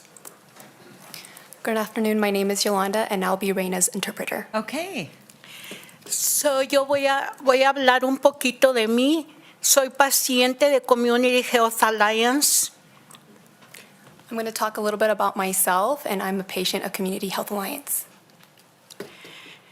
He estado con ellos felizmente por 33 años. I have been extremely happy being with them for a little over 33 years. Son muy profesionales desde el momento que uno entra hasta que uno termina la cita con el doctor. They are very professional as soon as you enter the doors and as soon as you leave. Vivo enfrente del parque donde está la clínica de Community Health Alliance. I live right in front of the Neal Road Health Center. Soy una persona que he recibido muchos beneficios y me gustaría ver muchísimo más servicios en ese lugar. I have received many of the different benefits here at Community Health Alliance, and I would like to see more. Vengo de un lugar donde todos ahí en mi comunidad no tenemos transporte y tener la clínica enfrente es muy conveniente para todos nosotros, las personas de edad avanzada. I come from a community where we don't have transportation, and so it's very helpful to have it right across the street from us, the Neal Road Health Center. Me encantaría de verdad muchísimo ver una farmacia grande ahí y un centro de comida que se puede extender para toda la comunidad. I would really like to see a pharmacy and a food pantry for the community there. Un centro dental también que nos pudiera ayudar a todos los senior citizens. I would also like to see a dental center for us there at the Neal Road Health Center. Los miembros de la comunidad que nos atienden dentro de la clínica Community Health Alliance son muy eficientes. The staff at the health center are very efficient there. A todos mis amigos que se encuentran yendo a hospitales o clínicas muy lejanas, los estoy invitando a que vengan ahí al parque donde no tengan que tomar transportación. I invite all my friends that go to health centers or hospitals that are far away to come to the Neal Road Health Center because it is close. Oh. Ellos se encuentran felices de estar viniendo en esta clínica porque realmente confirman lo que yo les he dicho, que por 33 años he recibido muchísima salud y muchísima buena organización dentro del mismo cuadro diabético en el que yo me encuentro. All my friends that have come there, they all say that what I tell them is true, and I've been very happy here for the last 33 years. Yo quiero pedirles a ustedes, por favor, que nos ayuden a engrandecer este centro, a traer más profesionales para que todos mis amigos y vecinos puedan beneficiarse ahí. I ask for your support in expanding the Neal Road Health Center for our community and for my friends so that we can take advantage of the healthcare services. Muchísimas gracias a todos ustedes porque están haciendo un trabajo bellísimo. Que Dios los bendiga. Gracias. Thank you for all the work that you do. God bless you. Well, thank you. Great job, you two. You make a good team.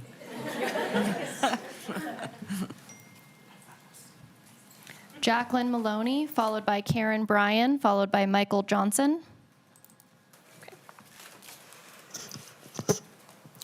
All right, good afternoon, Mayor Sheevy, council members. My name is Jacqueline Maloney, and I'm the Development Director at Community Health Alliance. First off, I want to thank the council for your $5 million investment into the expansion of the Neal Road Health Center. This is a wonderful project that is going to provide so many wonderful services for that neighborhood. Increased access to medical care, access to integrated behavioral health, access to a food pantry, and also access to our clinical pharmacy program.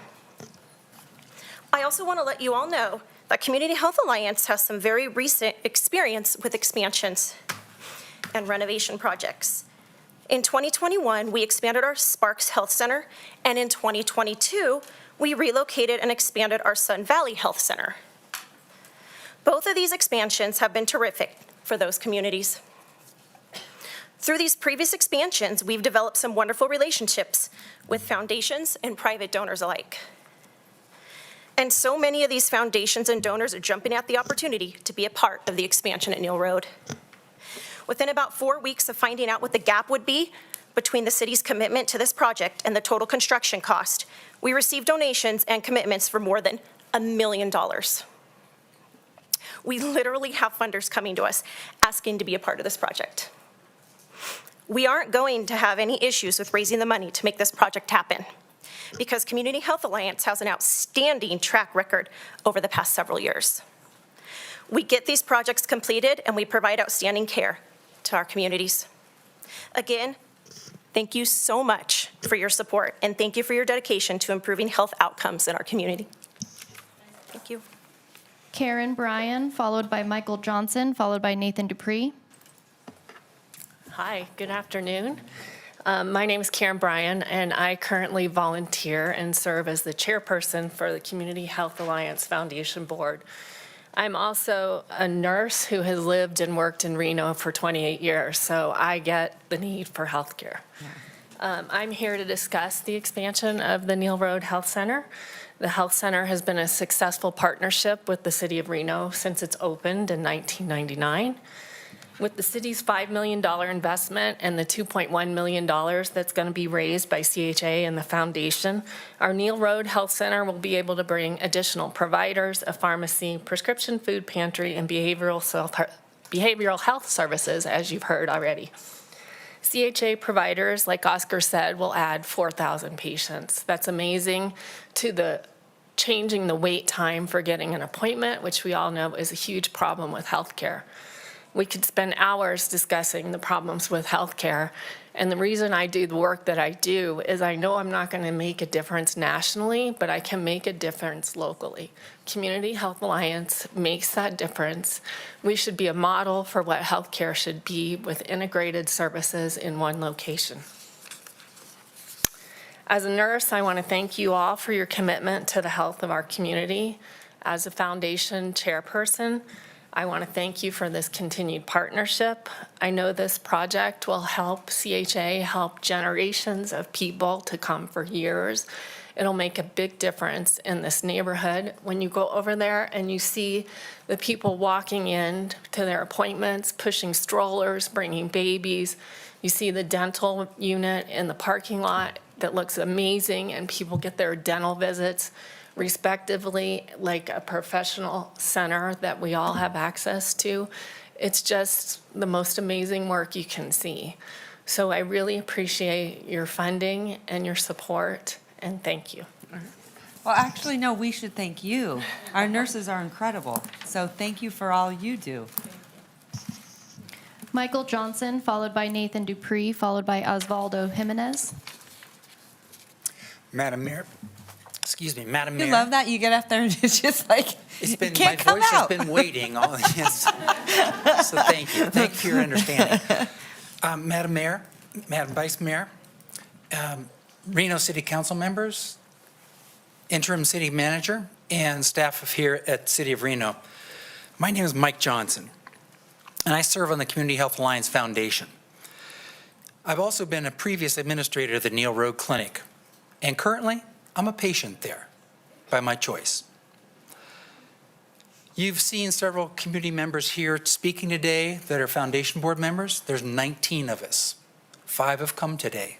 But this is an incredibly dedicated group that has got a great track record with excellent projects for helping improve the health of the community.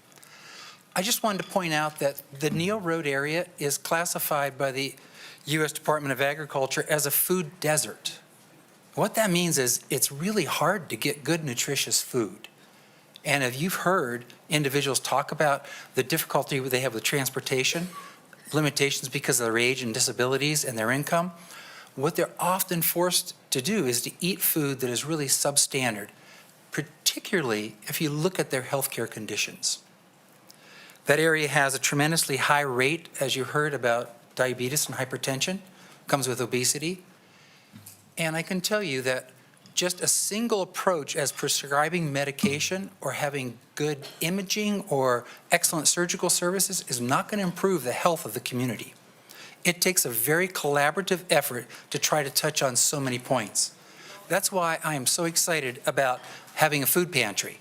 And this food pantry, and we've had experience with operating these both in Sun Valley and Wells Avenue and the city in Sparks, to where patients can come in and pick up food weekly for themselves. Now, it's not just any food. This is prescribed food. If you have diabetes or hypertension, you have some very particular health needs that require specific types of food. And that's what this food pantry will do, again, within walking distance. So it's a remarkable opportunity for people to be able to come up to once a week to get food for themselves and their families. So your commitment to $5 million to help fund this organization's expansion is really admirable, because it's a tremendous opportunity to leverage a lot of great services to be made available to patients. So your courage in doing this is remarkable. Many people talk about improving health, but you have a unique opportunity and you're doing it.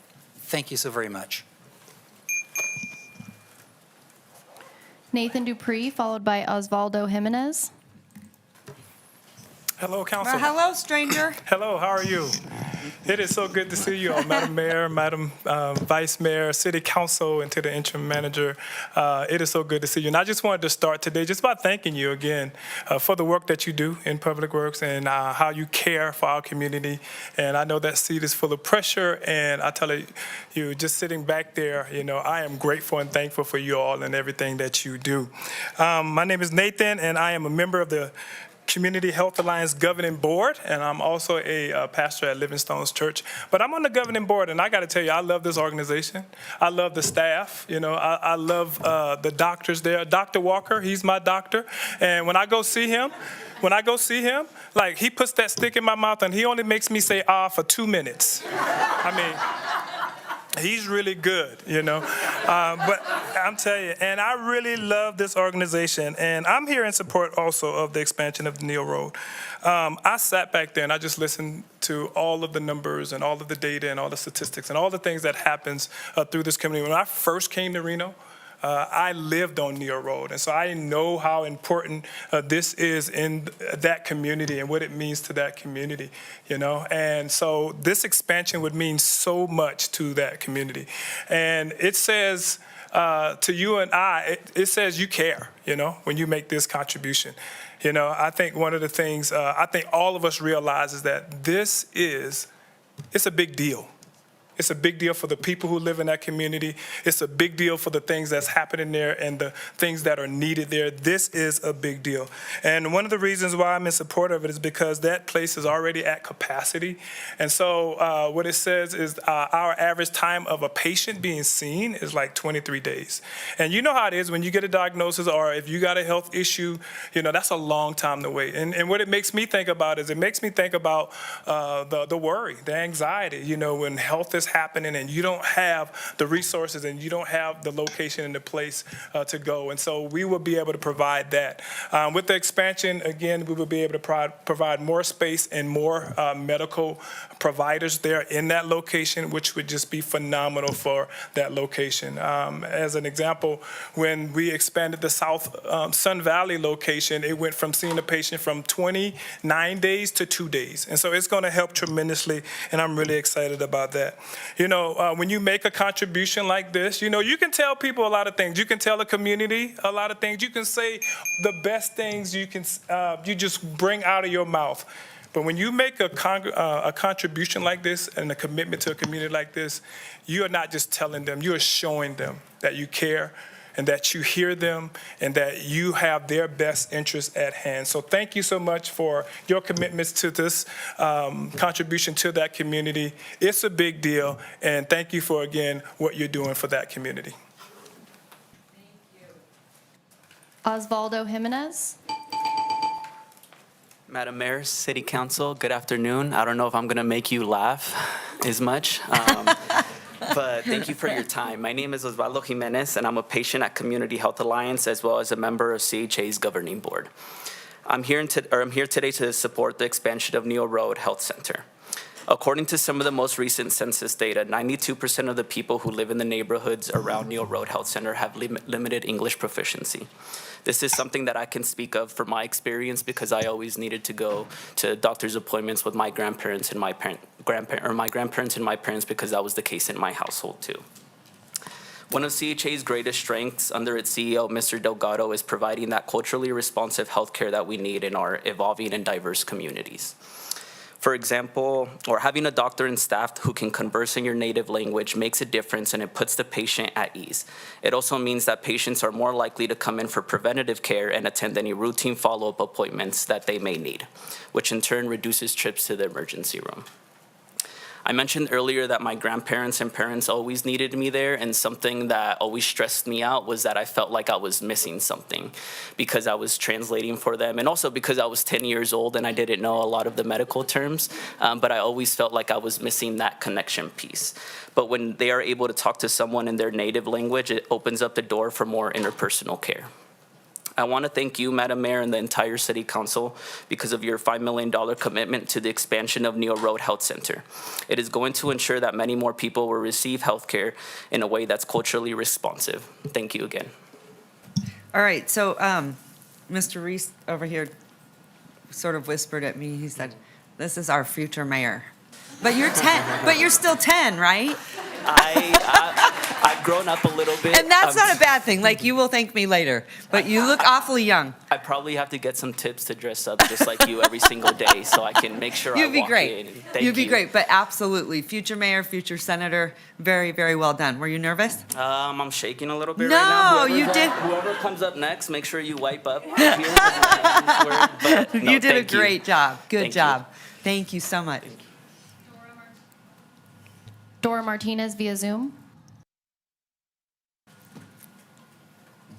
Hi, good afternoon, Madam Mayor and City Council. This is Dora Martinez again. I just want to give where credit is due to us, Delgado, Mr. Delgado, and his team.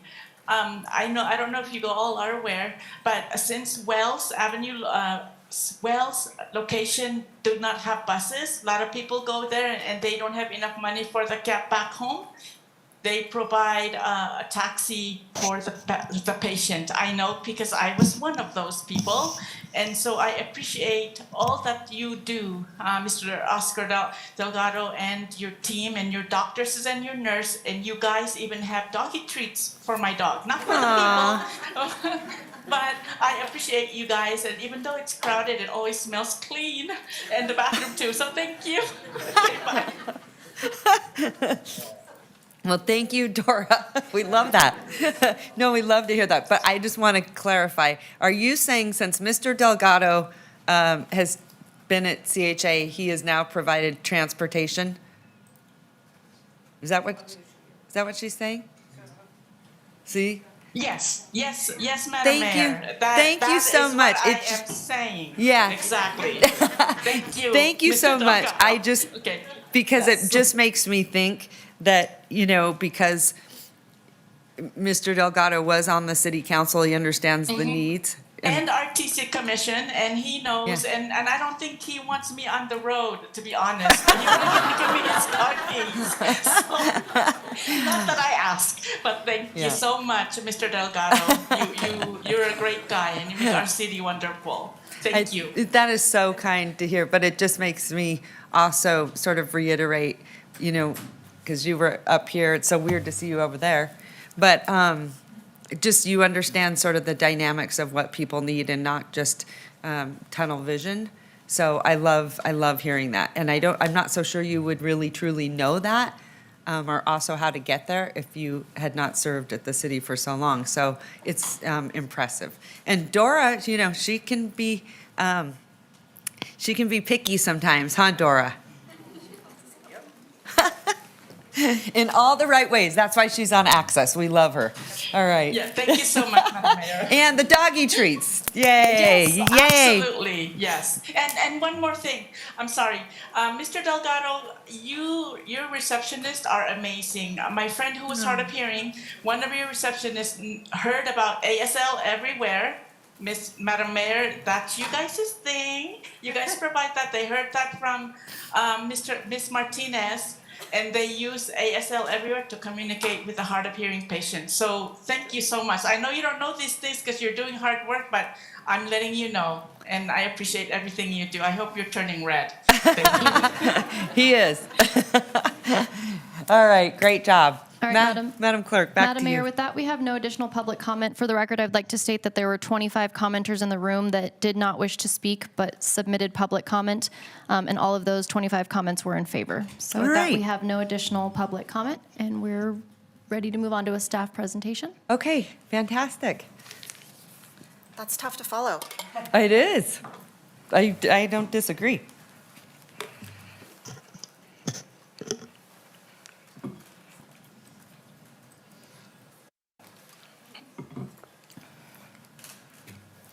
Good afternoon, Madam Mayor and council members. I'm Katie Harrison, Engineering Manager for the Public Works Department.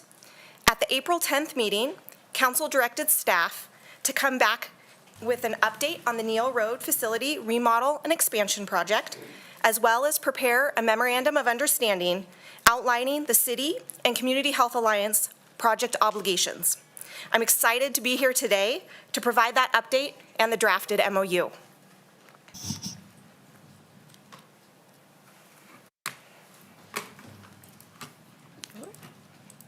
There we go. So here are the goals of the strategic plan that this project aligns with.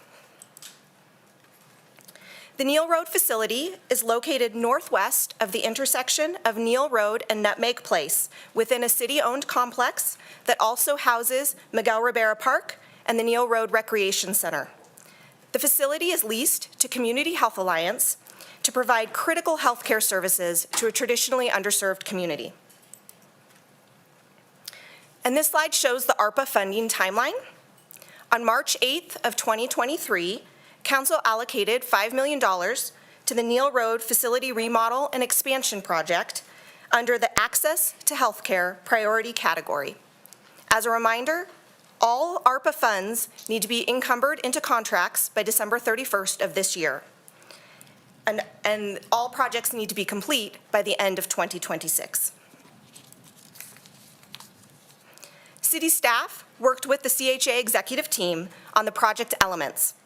The scope of the Neal Road project consists of a remodel of an existing 5,100 square feet of space, along with an expansion of an additional 4,000 square feet of space. And this will include 14 exam rooms, on-site pharmacy, on-site prescription food pantry, and on-site behavioral health services, as well as site upgrades such as a new HVAC system. City staff has worked with CHA and their design team to go through the project and evaluate for any value engineering items.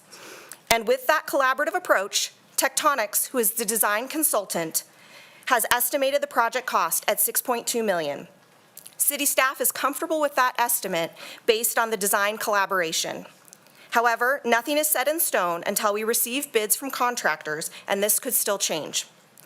Since the estimated cost is over the ARPA allocation of $5 million, we have worked with CHA to address the funding gap, and we have 3 approaches. First is that CHA has the option to cover the gap. This is outlined in the MOU, which I'll go into more detail in the next couple of slides. The second option is to make the project scalable. We have worked with the architect to prepare the project design so that a portion can be omitted if bids come in higher than the amount that CHA can cover. Finally, there can be a combination of those first 2 approaches. And we feel that this provides a flexible approach to meet the project goals within the constraints of the available funding and the timeline. Council directed staff to prepare a memorandum of understanding with CHA to outline both project objectives and the obligations. The MOU attached to the staff report contains the following obligations.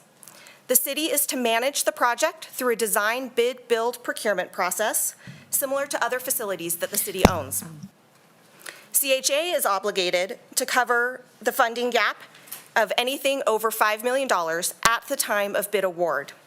And finally, both the city and CHA are obligated to negotiate a long-term lease based on council direction on the lease term sheet.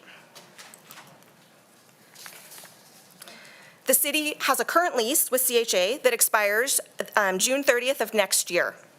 City staff worked with the CHA executive team to identify the lease terms outlined in the term sheet and summarized on this slide. These discussions were facilitated by the city property agent, but included feedback from Public Works and Maintenance and Operations staff to meet the city's needs and stay in alignment with leases on other city-owned facilities.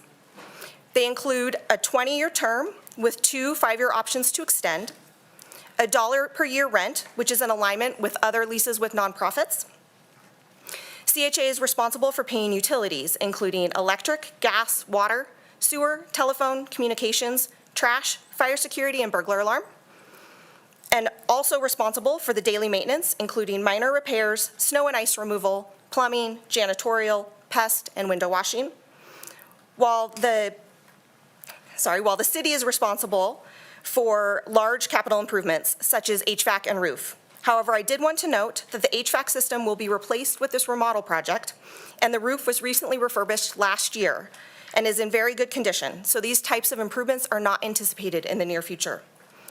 We are looking for direction from council on the lease terms and anticipate coming back to council for approval of the long-term lease at the same time as the bid award.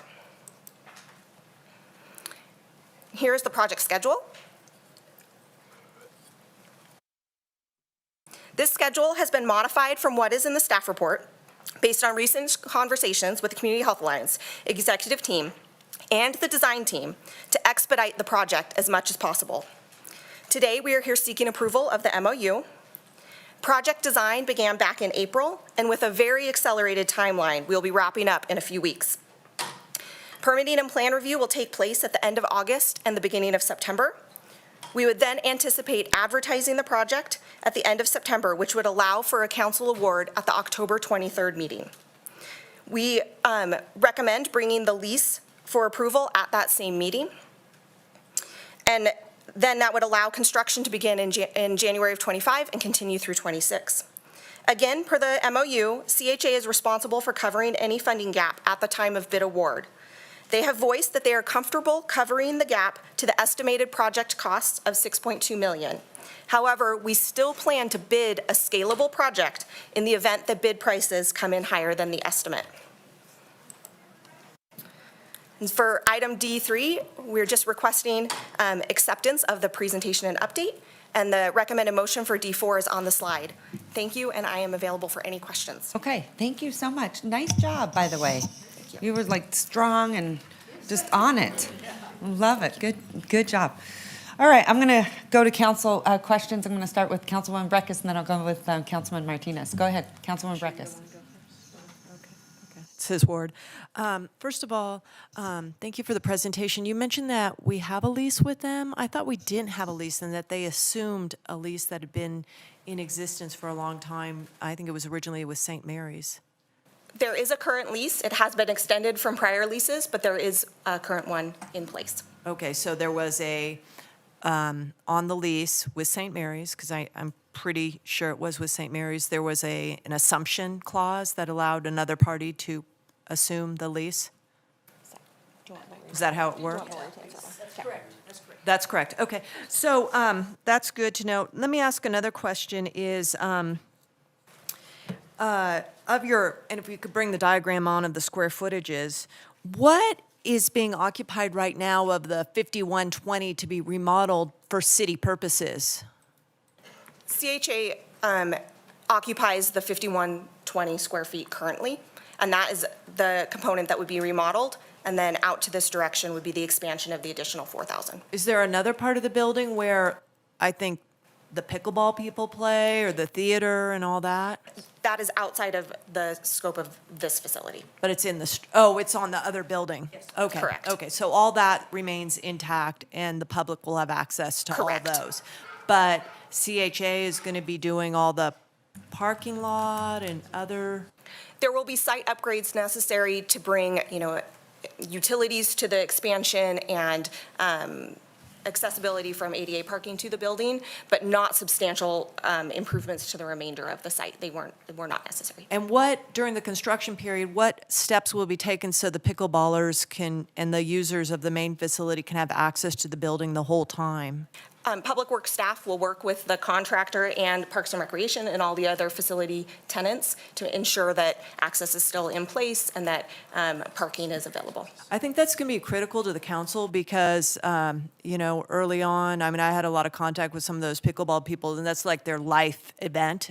And if we see, we got a 6-month closure for these folks, it's going to be harmful to other users. So I really hope the council impresses upon staff that, this needs to happen, the facility needs to stay open to others. The question I have is maybe for CHA is, I heard one person say that they'd been a client for 33 years, but I thought I heard another person say that CHA has been in existence since 1998. How long has CHA been a CHA? Let Mr. Delgado take that question.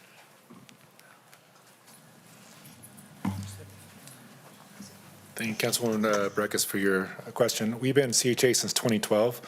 Prior to that, I was St. Mary's. Hawk, 2012 was a merger between St. Mary's and their outreach mission and Hawk, which created CHA in 2012. Also in Peckham was Hawk. And so what she was explaining is that she was a member of Hawk and St. Mary's as they went through different areas within that region. Okay. But we've been CHA since 2012. Okay, we have strict rules. I've never voted for those rules because I don't think they allow for the dialogue, but I'll yield the floor, and I have another question for Mr. All right, Delgado. thank you, Councilwoman Breckus. All right, go ahead, Councilman Martinez. Thanks so much, Madam Mayor. I'd just like to start off my comments by thanking staff for the presentation, for the expedited work that you all have done. Thank you, Director Koski, along with your team, with working with our partners. I think it's important to highlight the fact that we have so many people in the room here that are supportive. We didn't receive any opposition to this moving forward. And from what I understood in the timeline, you can correct me if I'm wrong, but this is just kind of an update on where we were and what we approved back in April. And so we're just seeing what was asked from the dais for this update. And so just appreciative of that. También le quiero dar muchas gracias a usted por su comentario, señora, porque vino y nos dijo cómo apoyaba a los miembros de CHA para que sigan en lo que están haciendo. So I just want to take a moment to thank the public commenter that was here in Spanish for her comments. I think it's important that everybody feels welcome up on the dais, and despite a lot of comments that we hear regularly, I think it's important for all of us as council members to have direct input from our public and to be able to hear that and consider that. I appreciate Councilmember Breckus bringing up some of those comments about parking. I'm just wondering if you can bring up slide 3 for me. Despite some inconveniences along the parking lot at the site, if you notice Nutmeg, Neal Road, and what's the street just north of the site? Moana's a bunch further north, but also the There's street a there little too. side Yeah. street there. Basically, what I'm getting to, I guess, at the end of the day is that there's side parking on those streets in all 3 directions of the site. And so I think people will still have the ability to access those, and the improvements to ADA will actually increase. That's why I'm happy to accept the presentation and provide a motion to approve the term and the MOU between CHA and City of Reno when the council members are ready for that. All right, thank you so much. Go ahead, Councilwoman Taylor. Thank you, Madam Mayor. Thank you for this item, and thank you for your work. I know that it has all been expedited. I've had concerns about the schedule and the budget, and that is where my question is. I didn't necessarily understand when you said if the bids come in over what the 6.2 is, it said that it would be, I think I heard you say, we would scale the project to the amount. And I don't know if I heard that wrong, or what does that mean? My question is, what happens if bids come in over $6.2 million? No, thank you for the question. So we plan to bid a scalable project. So we would bid all of the project to be proposed, and then we would have options to reduce scope, a deductive reduction for the award. So we'd have the ability to award everything or to award a portion. We would bid it that way. With a deductive alternate, I guess is the right word. Okay, so if a project comes in at, let's just say, $7 million, and the city is committed to $5 million, let's just say there's $1 million gap someplace, you would work with the contractor to keep reducing it until you hit that, the scope of services to keep, you would reduce the scope of services to keep within the budget of $6.2 million. No, we would have a defined amount of scope that could be reduced with a deductive alternate. So, for example, a portion of the remodel could be removed out of the scope of work, but they would be defined in advance of the bid going out so that all the contractors would be bidding the same project. Okay, because is this going to be a low bid, not quals bid? Okay. And then my next question is for Mr. Delgado. Councilman Taylor. Thank you so much for all the work that you're doing in the community. And I know we've charged you with a very hard task with the timelines and the work done, and just would love to hear your plans for raising that delta and understand that we're working in a very tight schedule with limited budget. Absolutely, and all the things goes to the city team and Tectonics. They've been amazing in making sure that we stay on par with the timeframes and also prioritizing, which we are totally in favor of. The quicker we could get this project out to contractors, the better for everybody. The real number is. We know that the Tectonics had reached out to 5 different contractors in order to get that 6.2 to make sure that that's real. That's not just fluff in the air. So we feel very confident with the amount of due diligence that was had, the weekly meetings in addition to that about scalability, we're all in favor of. But as soon as our conversations right now with donors and foundations, as they've seen from all of you, and the amount of press and how much people are in love with the fact that we're partnering with healthcare, is that they're waiting at the chomps to help us cover that gap. As of today, with the 1.2 that's we need to cover, we've raised 1.1. And so we're there. We're hungry. I think the community sees the need. If the number goes higher, I am more than the conversation is still ongoing. And so we have funders that are willing to already also, in addition to the construction, help us with the FF&Es. And so FF&Es won't. We still have over a year's time before construction is complete for us to fill. So we'll continue fundraising to make sure we fill the need. Our goal is the full expansion, the full product that you guys have seen. Great. Thank you so much for your efforts and your team efforts. Fantastic, phenomenal job. I know we put a lot of pressure on you, so thank you for delivering. Thank you. Appreciate it. All right, Councilmember Reese, anything? Thank you, Madam Mayor. Well, first of all, I want to thank all the folks who came to speak today. Obviously, sometimes the minutia of updates, maybe that's not as attractive for people to come because, of course, this council has already supported very much the expansion of this facility. And so I appreciate everyone taking time out of their day to be here. I will tell you that I have visited, I think, 3 of the 4 clinics here that CHA operates. And every time I'm sort of amazed and awed. I don't know if I should be awed anymore because I think it's a consistent thing, but I am amazed at the folks who are receiving care, at the folks who are working at every level, from the folks at the front desk to the doctors and clinicians. They're just, happy. There's a lot of energy in the building. People are getting the healthcare needs that they have met. And it's a space, especially I recall both the doctor and the director of the mental health side of it, how important that expansion is. And so this council has long prioritized mental health and certainly medical health as well, but also food insecurity means a lot to members of this body. Some of the dental programming that is being done there is also very encouraging. So it's one of those things where if we want to talk about providing health care, we have to make those opportunities available. And again, this council, I thank them for their consistent support of this project. I do think that, we're all rooting for your success at CHA because your success is also ours, and it's all of ours. Our entire community benefits when you succeed. So I'll be rooting for you all along the way. I'll be hoping to see an expanded facility there in the next year and a half or so as you get out of the space there. It's a big piece of dirt there, and that park has lots of room for growth. So I'll be looking forward to seeing you come out of the ground with it. So congratulations to all of you, and thank you for the hard work that you're putting in. Happy to support, as always. Yeah, good morning, and it's been real delight to have the kind of participation from the community that wants to see improvements to their community. But more important to the overall community, right? We went on record as saying that this facility is accessible to all.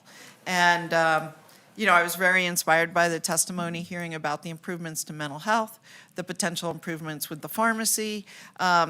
When I perked up, even before Councilmember Reese mentioned it, with the opportunity for dental, because that is often not covered very well by insurance, of any kind of insurance. And it's so important to your overall health. They say, what happens in your mouth affects your entire body. So I'm glad to see those kind of improvements. I had just one question for our staff. I know when you were here last, and maybe Katie can answer this, you were talking about an estimated bid of $9 million, and now you're at 6.2, and there was a mention of 5 different providers. So can you just explain that sort of cost-saving process that you went through? So we worked collaboratively with the design team to evaluate kind of options throughout the building and the site to make sure that we could bring costs into a reasonable area, and we feel confident with the work that Tectonics has done to do that with their estimate. So it wasn't the $4 or $5 million original, but it also wasn't the 9. It was something in between, right? And then Mr. Delgado has also already stipulated that you've raised 1.1 million of the potential gap, and we won't know what the gap is, right, until we get the bids. What I'm pleased to see, when I originally talked to staff about this, you were not going to bring a contract back till December. And I was incredibly worried about that, because if there was any hiccup, we must meet the federal ARPA deadlines of December 31 with a contract. And I was so worried that if something went askew, we wouldn't have enough time to pivot and either do something there or do something somewhere else, but potentially lose $5 million. So I was incredibly happy to see the change schedule. I think that's critical to the success of this project. I did have a question, and I know you answered it, but I didn't hear a really clear answer. Do we today have an agreement between the City of Reno and CHA on this space, or is it through another third party? Yes. Well, just come up, Carrie, if you could, and just say the answer, because it was sort of squishy. Carrie Koski, Director of Public Works, your city engineer. The answer is yes, we do have a lease agreement with CHA. And what is the amount? Is it the $1 or some different amount? No, it is a different amount. Can't remember exactly what it is off the top of my head. Maybe But Mr. the Delgado $1, knows? what the $1 amount does is it puts it in alignment with the nonprofits. Yeah. Do you know remember what today that is? what it is? It's roughly around $3,600 a month. 3,600 a Yeah, month. very small. So that is over 36,000, around 40,000 or more a year. Lori made. Is that right? Hi, Lori Miles, property agent for the city of Reno. Now it's even worse. No. So the amount is the city's cost for utilities. It's $1 plus it's the cost for utilities, maintenance, and all of that, but the city provides that. So now what this new structure would do, they'd pay the $1, transfer the utilities and everything in their name, and they provide all the maintenance, and that relieves Okay. our public works maintenance folks. So this explains it. So today, they're paying around $43,200. Right. Going forward, they would be paying $12 and covering their own utilities, right? Right, because the amount now covers the utilities, we're just getting reimbursed. Right, but it's hard to believe the utilities is that much money of 43,000? Well, it's a combination of maintenance and plumbing and all the stuff. So there's like a maintenance overhead today? Mm-hmm. And that we wouldn't, what would we do for maintenance going forward? It's on them. So It's on them. It relieves the city, so it's easier to also not have to calculate, do we need to adjust that rent, so. Okay. Well, I think it's good to just get that on the record, because that's a pretty big change.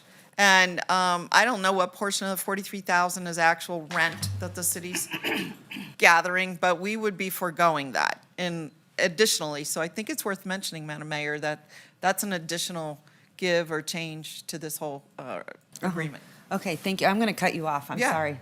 Till next round. Go ahead, Councilwoman Ebert. I'm sorry, I should have cut you off earlier. Go ahead, Councilwoman Ebert. Take it away. She had one more thing to add. Sorry, to clarify, they are paying the $1, the rest of the rent is just reimbursement. So it's not a give, it's just Okay. taking it off our plate to have to reconcile every year.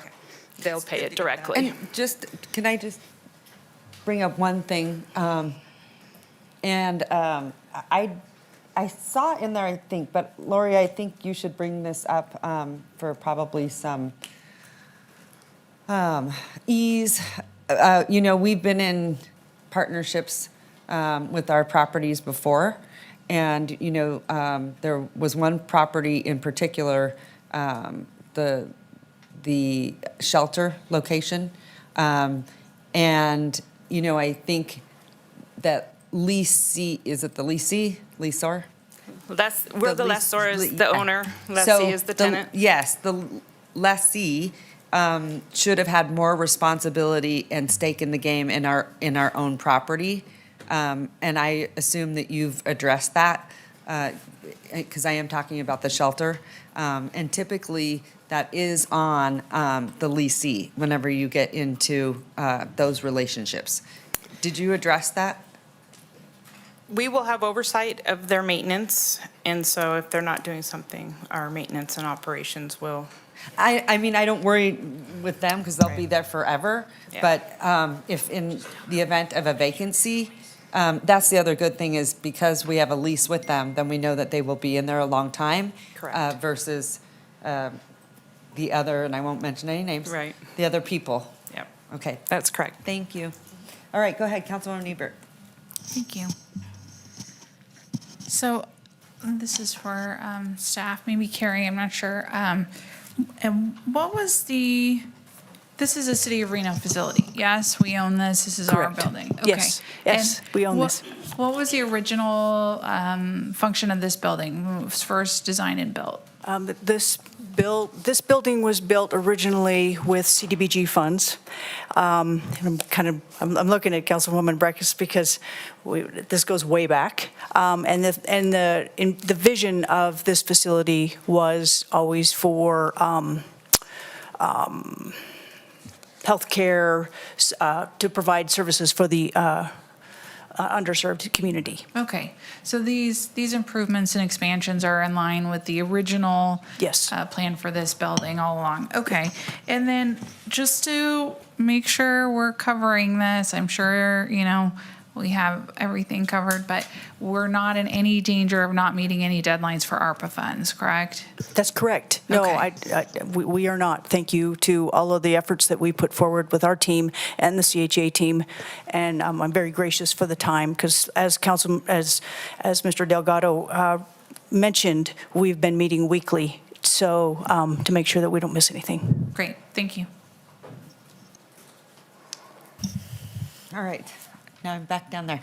Go ahead, Councilwoman Breckus. Yeah, Mr. Delgado, I don't recall a food pantry being a part of the original discussion. What's the square, was that Sure, part of yeah, it? it's always been part of the original design. It's something that's not really quite part of FQHCs in terms of their footprints, but it's something that's been amazing for our patients, especially our seniors. So it will be there. We call it a prescription food pantry because it's something that's freely prescribed by our providers who help work with our patients that currently either have some form of a chronic disease issue, and we can get them healthy foods. But yes, it's always been part of the plan. Okay, I just missed that. Yeah, no problem. Okay, and this isn't for you. The question is, posing to the council is, one, I do think you should keep some sort of revenue coming in because even though they're paying the utilities and maintenance, you need a sinking fund to just, you said, I think the original thing was large capital is going to be on the city, like the HVAC. Well, the HVAC is being updated, but this is potentially a 30-year lease, so HVAC could need to be replaced in 30 years. So I would, I don't know where the finance director would put that, but I would get some sort of sinking fund so that when you're in budget, you're not sitting there saying, well, the CHA building needs a $150,000 new roof, and oh, by the way, that has to be in the mix of neighborhood park needs, at budget. So I would encourage you to have them do some sort of reserve fund that the city can take. I really encourage that. The second thing I very much encourage is, we've heard that CHA has only been in existence since 2012. They were a merger of two other nonprofits, potentially. Maybe one was profit, because we know St. Mary's went profit at one time. I would really encourage the council to direct staff to have a lease term that makes any changes to the master tenant, CHA. Maybe we know healthcare is fluid. Maybe, I don't know, who is it? Barton, who buys healthcare, provisions around here, comes in and now you're dealing with Barton Healthcare. Or, tell me someone else. UNR Healthcare, Sutter. So that if the master changes, the council during this 30-year period gets to look at it and say, is this the community-based partner we want to deal with? I really think that's important. The other point is I would absolutely have provisions of approval for subtenants, because you don't know if they may have subtenants. What if they bring Walgreens in to run the prescription that's for profit? What if they bring in the Nevada Food Pantry to run the food pantry? Great provider, but you just want to keep a pulse on who's doing work on your property, where you also have your people coming in. So I would structure a much better lease. I'd be prepared to make that motion, come in with some sort of reserve fund, 1% of the property, the building costs or something, some formula architects and building maintenance people have. And 2, provisions for council approval to the master tenant and at least city management approval of subtenant space. I think that we've learned over the years of these master long-term leases that we need to keep our eyes on them. That's my recommendation. I think you make some good points, and I'm just curious, Lori, maybe this is for you. She's going to hate me because she hates public speaking. But don't worry about, maybe it's like a no-go, but I'm just curious, was there any discussion at any time maybe to sell the property to CHA? Something to that effect? And here's why. And this is just a challenge all across Nevada. Just as we have grown, we're now a medium-sized city. And Mr. Delgado knows, I keep wanting to say Councilman Delgado knows, I guess you'll always be Councilman Delgado, knows how challenging it is for us to continue with our upkeep. So as we grow and expand, then it becomes even more difficult for us to continue the maintenance on our buildings. I can think of, some offhand, like the bowling stadium, those kinds of things. Was there ever any maybe appetite for something like that? That was not part And of I the- mean, I haven't, Sure, we yeah. have not had that discussion, No, but I that think. was not part of the discussion. Councilwoman Breckus brings up a We'd good be point. open to having those discussions in the future. We always feel that there's no more better comfort than to look at our patients and say we're going to be here for life, right? And so that's something we always want to consider and be a part of those conversations. And we don't want for it to be lost either that we fully believe that this is a true partnership. We understand that there's a $5 million piece that the city is giving, but we're also coming to the table with over $2 million of investment to the property. And so it's not that we don't see ourselves as just kind of coming in and wanting to expand services. We see ourselves as true partners in that. And to your point, Madam Mayor, it is to my governing board and my foundation board and our patients that we serve is that we fundamentally believe that our patients need to feel like they are in a great space. And if there is any conversations with maintenance or other types of issues, whether external or internal, those conversations will always be a partner working with the city, making sure we take care of that as soon as possible. Because nothing means more than that experience of a patient going to a facility, making sure that they get good quality. All right. Okay, thanks so much. Councilman Martinez. Yeah, great conversation. I appreciate all the comments that have been made. I think I want to drill down a little bit more into some of the stuff that was asked. I don't know if maybe our attorney's office can weigh in. Do we have the ability to control subcontractors, those sort of master plan amendments that happen within our leasees agreements? I didn't know. I had this. I'm just exploring the conversation, trying to get your thoughts on that. I mean, just in general, again, John Shipman for the city attorney's office. Yeah, in terms of like, if I understand the question correctly, is whether or not we can dictate who does work on the property? Is that essentially what the question is? Yeah, I guess essentially barring our leasee from doing business with other subcontractors. And for my, Or just for my subtenants. colleagues' benefit. Subtenants, yeah, my that's what it is. apologies. Oh, for Subtenants. subtenants as Yeah, opposed to contractors. Yeah, Oh, my okay. bad. Excuse my language, sorry. Yeah, I mean, to the extent that we want to make that as a condition of the deal, we can put that into the lease, yeah. Okay. And then, I don't know who would answer this question, but are there other leasees who, that are nonprofit that would experience similar benefits that we're offering? Or is this egregious or out of the norm with what we do within the city for our nonprofit leasees? Carrie Koski, for the record, Director of Public Works, none that we're aware of at this moment. Okay. Yeah, I appreciate that. Just making sure that the record's clear that there is no special things happening. And again, highlighting the fact that we have a leasee that's willing to make up the delta in something that at the end of the day will remain a public good and a public facility. And so appreciate the efforts that you all have already made to get us to meeting that delta. So again, ready to make a motion when everybody's at that point in support. Yeah. All right, Councilwoman Taylor. I'll just follow up on one of the questions of maintenance. I asked this before, and I heard you address it in your presentation. I have a concern. I don't want us to be responsible for any major maintenance concerns of this building. I think Councilwoman Brecka said 10 or 15 years down the road. If we're putting $5 million into it now, and I understand Councilman Delgado said that that's a partnership, but if something does need to be majorly done, is there a way to work in the lease, and would both parties be amenable to not having, I don't want $2 million worth of updates on this building? Yeah, we've already had those discussions. Yes, Councilwoman, we have spoken with Mr. Delgado, and we have identified that the major items are the ones that we are replacing right now, or have replaced, the roof and the HVAC. All the other maintenance would be the responsibility of the CHA. So, Carrie, I guess I'll put you on the spot here. We don't anticipate any capital projects or improvements to this building or this site needed anytime in the near future. That's within correct. the 10 years. That's Okay, correct. perfect. Thank you so much. All right, Councilman Reese. Thank you, Madam Mayor. I'll try to be brief. I think the gentlewoman from Ward 1 is right about some of the thoughts about the lease.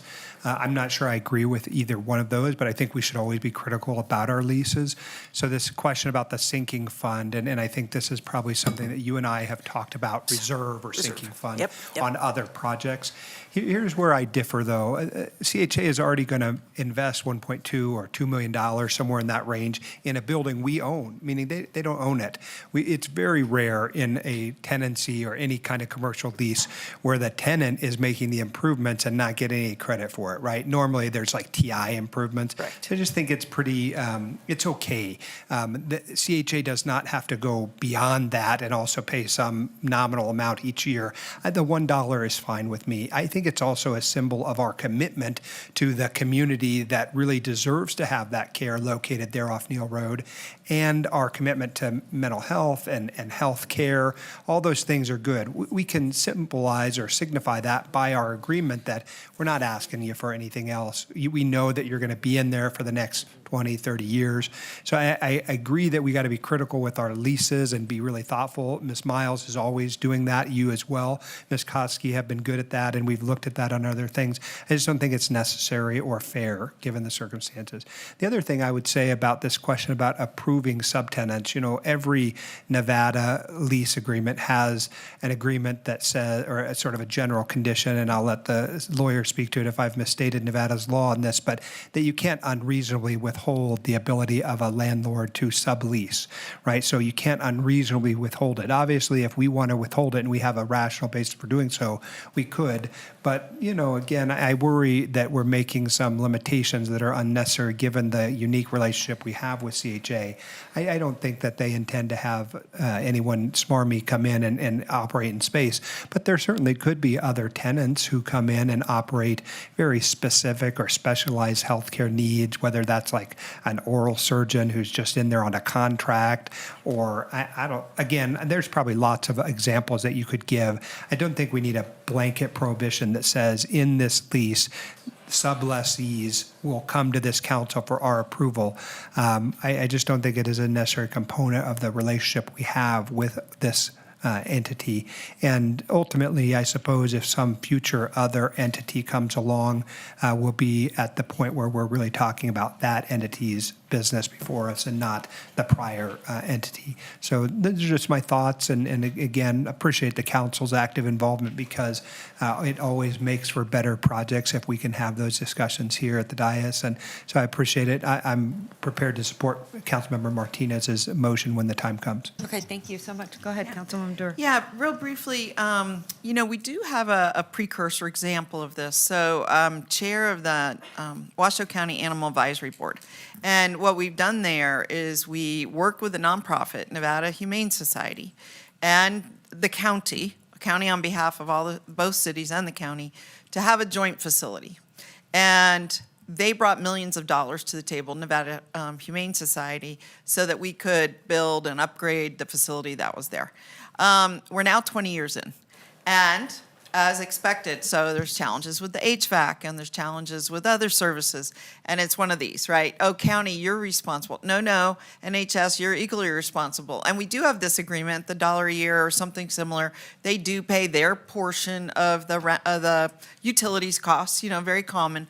And you mentioned we're in good shape with the roof, which is fantastic. But just a cautionary note, I'm not going to weigh in pro or con, but I'm just saying there are other areas that have examples, and it always comes to this. 20 years in, we're all doing this. No, it's your building. No, but you're working there. You're doing the job. And nobody wants to suddenly step up for capital improvement. So I do think this is an issue that we should try to work through now in anticipation of 20 years from now, so we're not, in any type of opposition to each other. We've got it kind of thought through. So I'll just share. Very good point. And that's why the term sheet specifically just calls out the HVAC and the roof. Yeah, okay.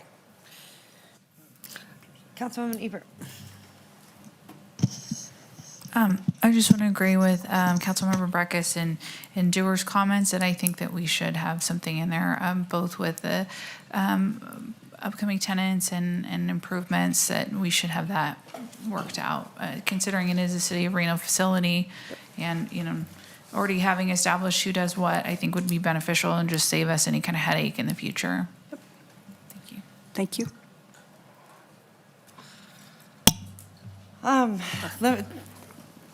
Let me just ask you, or I should just point out, one of the things I love about CHA is that their doors are open to everyone. And they serve this entire community, and especially those that need it the most, that need that accessibility the most. Come on. Should I? And I just want everyone to know that, how much we value CHA, also how much we value healthcare, which typically cities, that's on the health and human side of the county, don't get involved in. But I think now more than ever, we have a healthcare crisis, especially in mental health. It is too big of a problem for cities not to jump in and say, how can we help? We all got to do it together, or otherwise that's where services, I think, really fall by the wayside, right? And with ARPA, remember, we only got so much. The county got, how much did they get, Jackie? Do you remember off the top of your head? Quite a bit more than we did. Significantly more than we did. So we really had to be very careful, and it's so hard because Nevada is also really challenging with our tax structure. We're the only tax structure in the whole country that does this depreciation. I don't want to get into that because people don't even understand it, but it makes it really challenging, and it makes it hard to continue to keep up with the growth and everything that's happening. We all know that there's a lot of lawmakers every year or every 2 years that try to go to legislature and have that changed, because you do really rob Peter to pay Paul, because everything stays down here. And then remember, people that aren't probably aware of what's happening then say, oh, is that we're raising taxes, right, if we do that, right? So it becomes really challenging, and also you don't want to harm your senior citizens and people like that. So you have to be very, very aware of what's going on. My point is that that is really challenging for a city and for us to continue to provide a great quality of life, whether it's your firefighters, your police officers, you never, ever have enough. It's never enough. I can attest that it is one of the most challenging jobs that we have sitting up here, providing those services to everyone in our community, because it doesn't grow with sort of the rate of the population, and as time goes on, the economics of what, sort of transpires in inflation and all those things. So what my point is the council really had to dial in with this ARPA money and say what was important, what were the things that we wanted to invest in. And so the largest bucket, I believe, Jackie, if I'm correct, or Miss Bryant, I should call you that. We're supposed to be very formal up here, but I think it sounds really stupid. But anyway, it doesn't feel normal whenever I'm calling you Mr. Delgado. What I believe the largest pot of money that we allocated funds to was affordable housing. Am I right? That's correct, Mayor. About 14 million. Approximately 14 million, correct. So the council really said 14 million, or the largest allocation of our ARPA funding would go to affordable housing. And that's what we did. And I'm really proud of this council for prioritizing that, right? Because that was one. Two was this initiative. So I want people to understand the level of commitment. And I do think now more than ever, we have to build partnerships like this, especially in areas where they are not served well. And transportation becomes an issue, every single dollar and dime. And I also feel because I think the number one healthcare crisis in this country is mental health, and we don't want to talk about it enough. And it's particularly with the stats that you said. I think, who was it that got up and talked about, the analysis. So I just want people to know the level of commitment from this city is really, probably, and you know this, the largest that we have ever seen. So I also want to commend this council to recognize the healthcare of a community, underserved community, mental health of a community, food pantry. I think is absolutely, we should have way more food pantries across this city, not just in your facility, but all over the place. Access. So that's all I wanted to say, because I don't want someone to question, our commitment, because we really are. And especially when you only have so much, it gets so challenging, because you want to fund everyone, because you get nonprofits that say, well, what about us? And what about us? And it's really, really hard on your heart to pick and choose. So I think we do it with a level of, I guess, a lot of thought. So, anyway. Trust me, Madam Mayor, you guys do such an amazing work. I hear it throughout the community. You guys are vested. You guys hear the people, you do the people's work, and I appreciate so much the hard work that you guys do on a weekly basis, on a daily basis, and the calls you take late at night and early in the morning. And I know CHA and its patients and everyone that we serve deeply would appreciate the commitment, the continued commitment from the city of Reno, not only at Neal Road, but also with respect to the other needs that we know throughout the community. I know North Valleys, we currently serve our families out there. We're the largest Medicaid provider in North Valleys. Yeah. And it's a sublease, and that's temporary. Yeah. Our hope there is to grow to a facility similar to Neal. I did tour that. You were at our grand opening. Yeah. We opened it up right before COVID hit. Councilwoman, have you been out there? She has, yeah. Yeah, that's So we great. give her a Yeah, tour. it's really good. Our goal is to open up something similar to a Neal Road size, where we'd be able to provide just as much services to the desperate need that's going on in North Valleys. So we're committed. We just eclipsed 30,000 patients. We're the second largest primary care provider in Northern Nevada behind Reno, and we're there for the community. And we're trying to meet it every which way possible, but it can't happen without partnerships like yours. So Thank you so much. Thanks so much. All right, I think we're on final round, or I think, Madam Clerk, tell me where we're at. Everyone's had 2 rounds. Okay, then I can send it to Councilman Martinez. You gave me a motion. I believe you seconded it. Any discussion? Yeah, I'll have discussion. the motion and the seconder did not incorporate specificity into, what you've said generally is, they're doing everything but the HVAC and the roof. So when those come due, those will be ours. But I would love to see the provision and the motion given, the direction given. There's a lot of comments here, but it's only how the motion's written. The motion is what was in your staff report. That, for example, the irrigation system, around the landscape, that's on them. The parking lot, when he needs a slurry or a redo, that's on them. I would really like to see that specificity. And I'll tell you what, yesterday, we think special events promoters pay for everything. Yesterday, 3 days after a special event, I saw one of our city parks temporary workers wrestling full barrels on Arlington Bridge, picking up the garbage. So there are a lot of things our staff is out doing to, people we contract with. And I would just have loved a motion of specificity. Likewise, I would have liked to have seen specificity on a successor provision in this lease. Because if the successor provision on this lease is that which allowed CHA to take it over from St. Mary's, I think that's a mistake. They're the second largest primary provider in the region.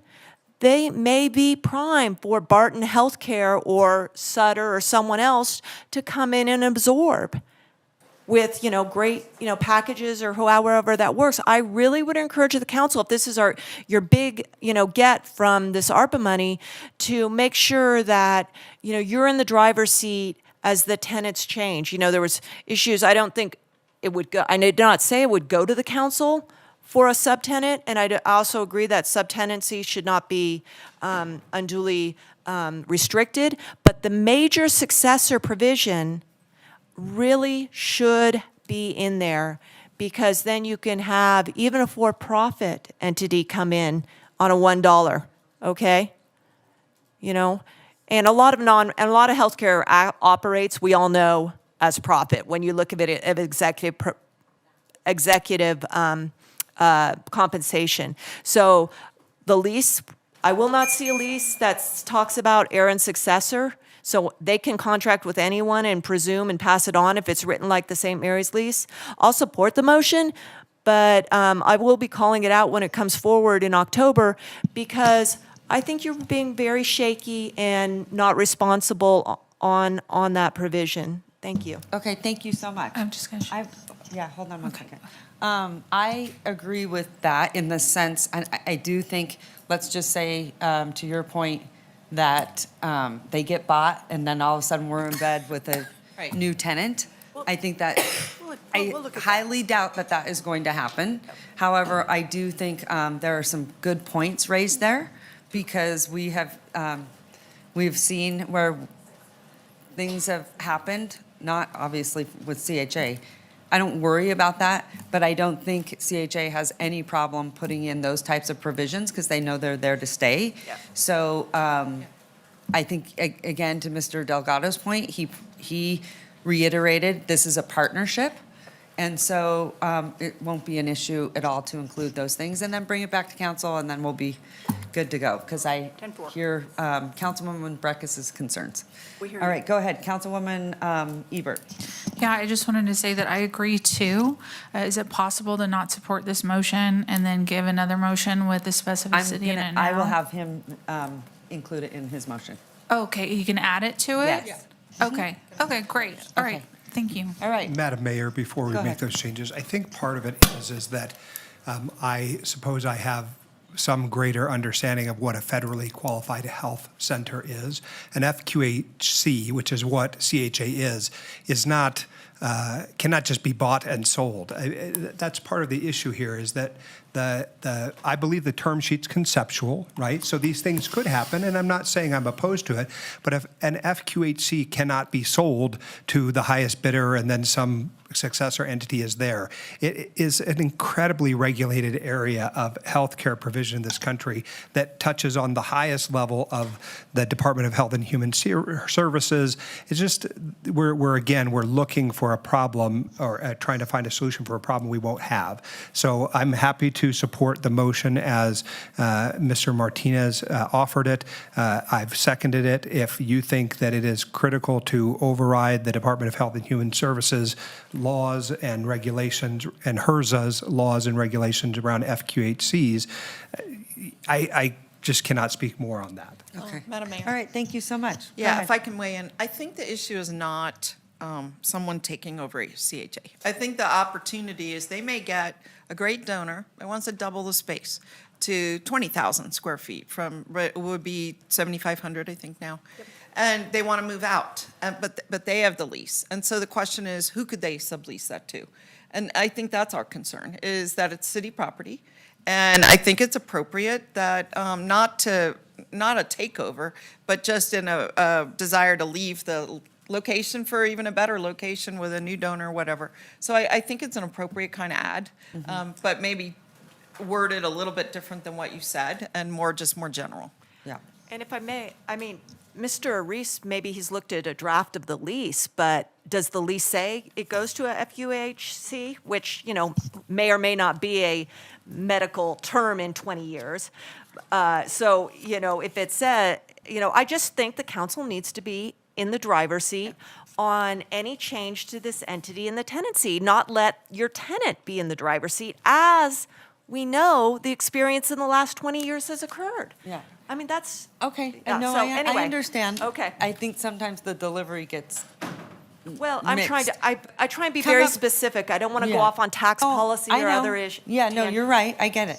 Councilman Delgado, sorry, Councilman Delgado. See, I'll never, I think you'll always be. Thank you. Thank you, Madam Councilman Mayor. Delgado to me. Can I ask you, like, tell me, Yeah.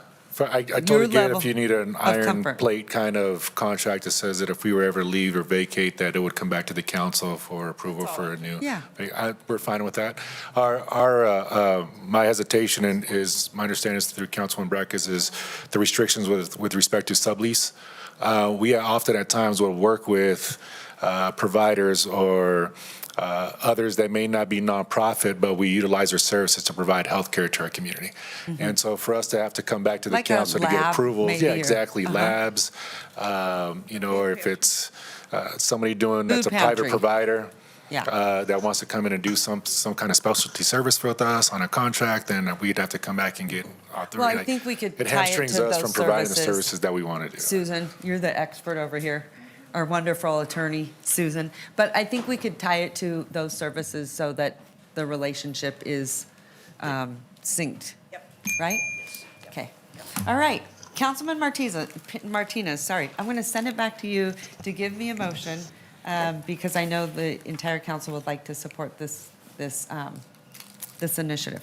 Yeah, appreciate the feedback. I have a couple questions before I reintroduce or just restate the motion.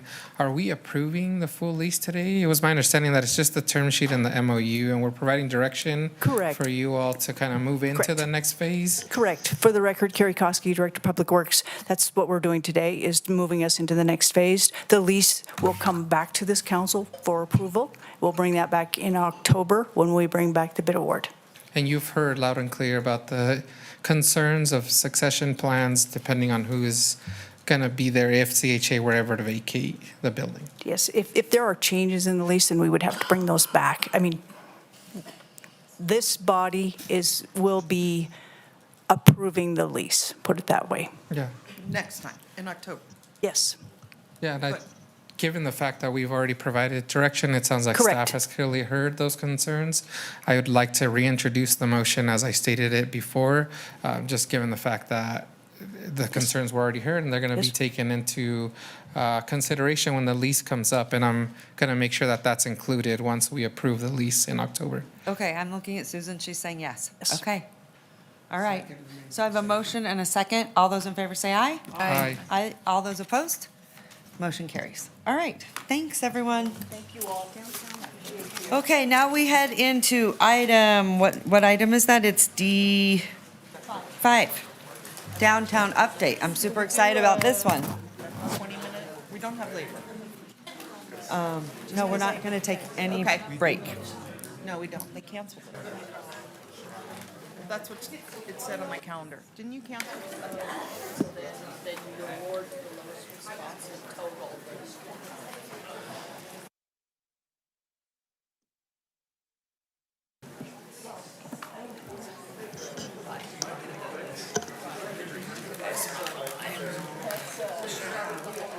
Tough crowd. You're a leader.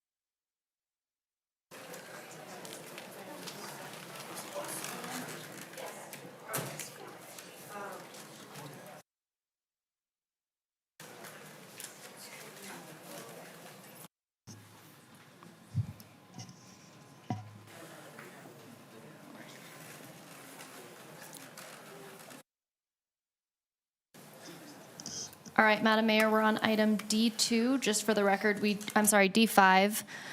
For the record, we do not have any public comment. If you're in Zoom and would like to make public comment, please raise your hand at this time. We have none registered. You're free to go. Okay. All right, Mr. McCardle, take it away. I'm excited to hear where we're at, what we're doing, how All it's right. going. Thought people would stay for this one. Tough crowd. I had friends in the audience. I thought they were going to stick around. No. So Brian McCardle, Nope. Revitalization Manager, Madam Mayor, Vice Mayor, council members. We are here to give the presentation on the monthly report. We have multiple departments here who will be reporting on the month of June, some metrics that were achieved, highlights, objectives, some initiatives as we lead into the month of July. So I will invite each department up to give their report, and I'm happy to play moderator as we go into the Q&A session afterwards. And so to kick things off, I will invite the police department.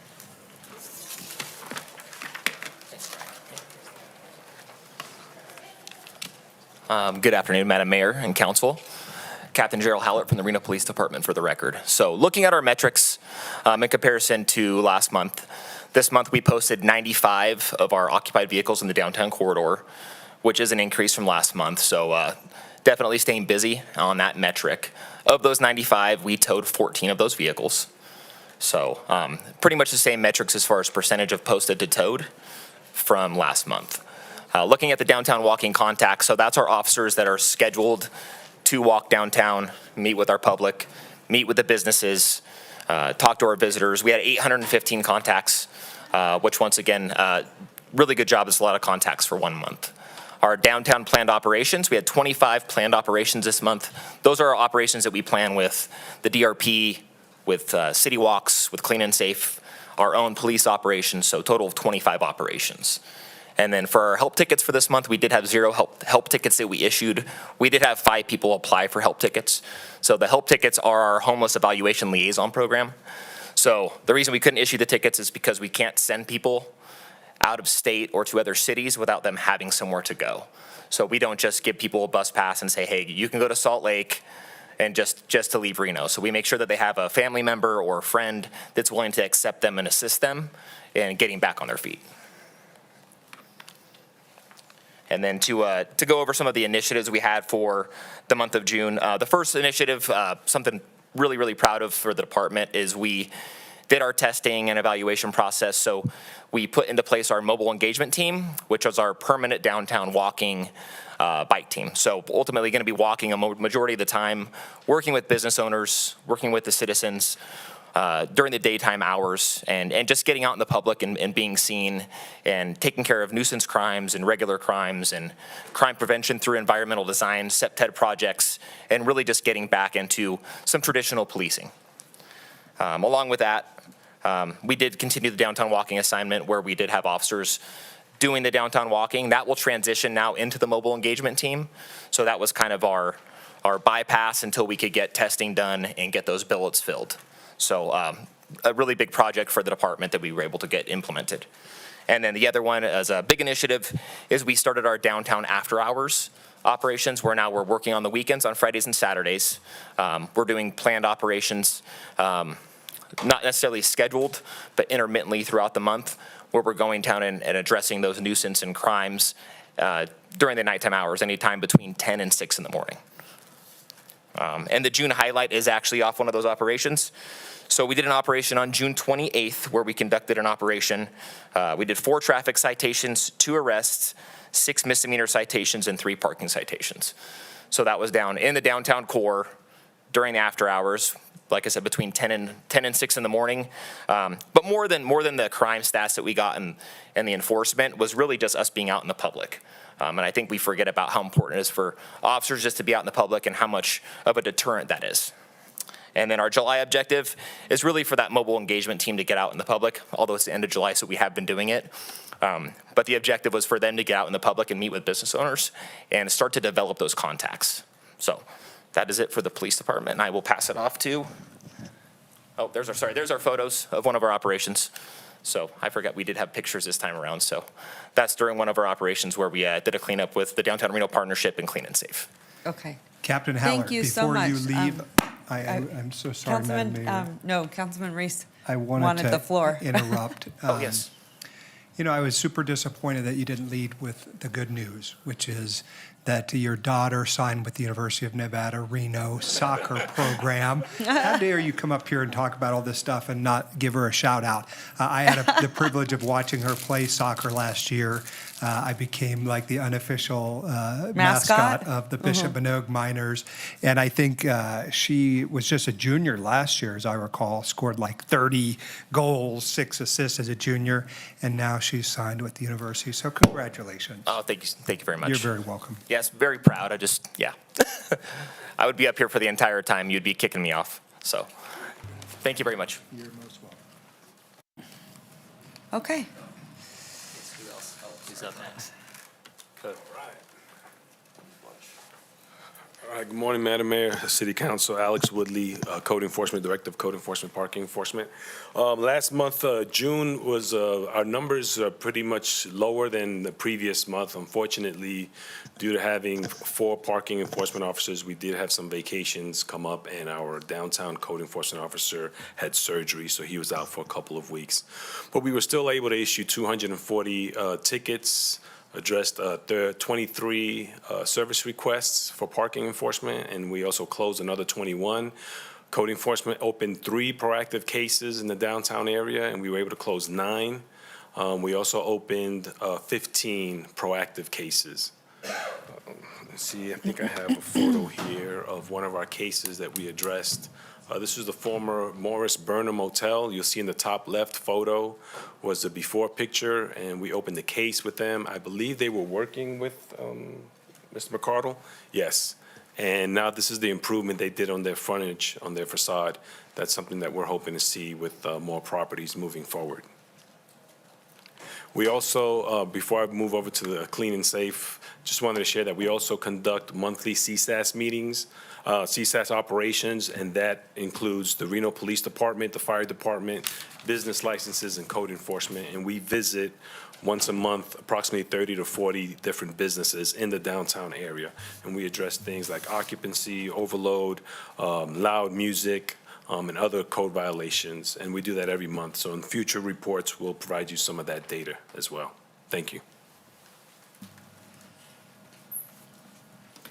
Good afternoon, Cynthia Esparza, the Chief Equity and Community Relations Officer in the City Manager's Office.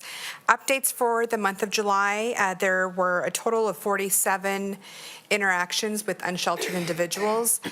These interactions occurred via our City Walks program. Within the Business Improvement District, those take place on Mondays and Wednesdays at 8 a.m. And then we, in partnership with the Downtown Reno Partnership, areas are identified to visit. 0 individuals in this month itself were connected to services, and 47 did decline services. I do want to stress that the work that was done this month focused along the Truckee River behind the Reno Aces. This was an area that was addressed last week. So working with our partners, we will continue to provide outreach, but this is the outcome for July. Secondly, 32 yards of trash were collected last month via these efforts. That includes, when you quantify that in 13-gallon trash bags to provide a visual, that would amount to 494 bags within this section of our downtown area. Last month, I did provide an update on Allied Security, and I want to follow up on that and share that they are fully onboarded and working with the Clean and Safe program. On July 9th, they participated in a best practices training in partnership with our outreach coordinator, learning about the community they're serving and resources available and how to collaborate with Clean and Safe on the outreach side of things. And then as of Monday, July 15th, they are patrolling on their own 7 days a week from 4 p.m. to midnight. Additionally to that, our Clean and Safe staff also established daily huddles with them. So the team connects at the end of the day to ensure that we're all on the same page and have the same information. A couple highlights to share. One, as I previously shared, outreach really focused along the Truckee River. That's one of the photos you see there. Outreach was provided throughout these operations. And in addition to that, and in response to public comment, service requests, and meeting requests that have been received, we did coordinate a walk with 46 Comp, their community group east of 4th Street. And we also held a couple meetings with several business owners along this corridor as well, in addition to nonprofits. And with that, I will pass it on to my colleague.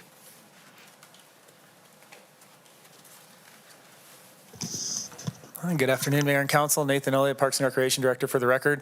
This is our first time being included in this report, so we're excited to do that from the Park Ranger perspective.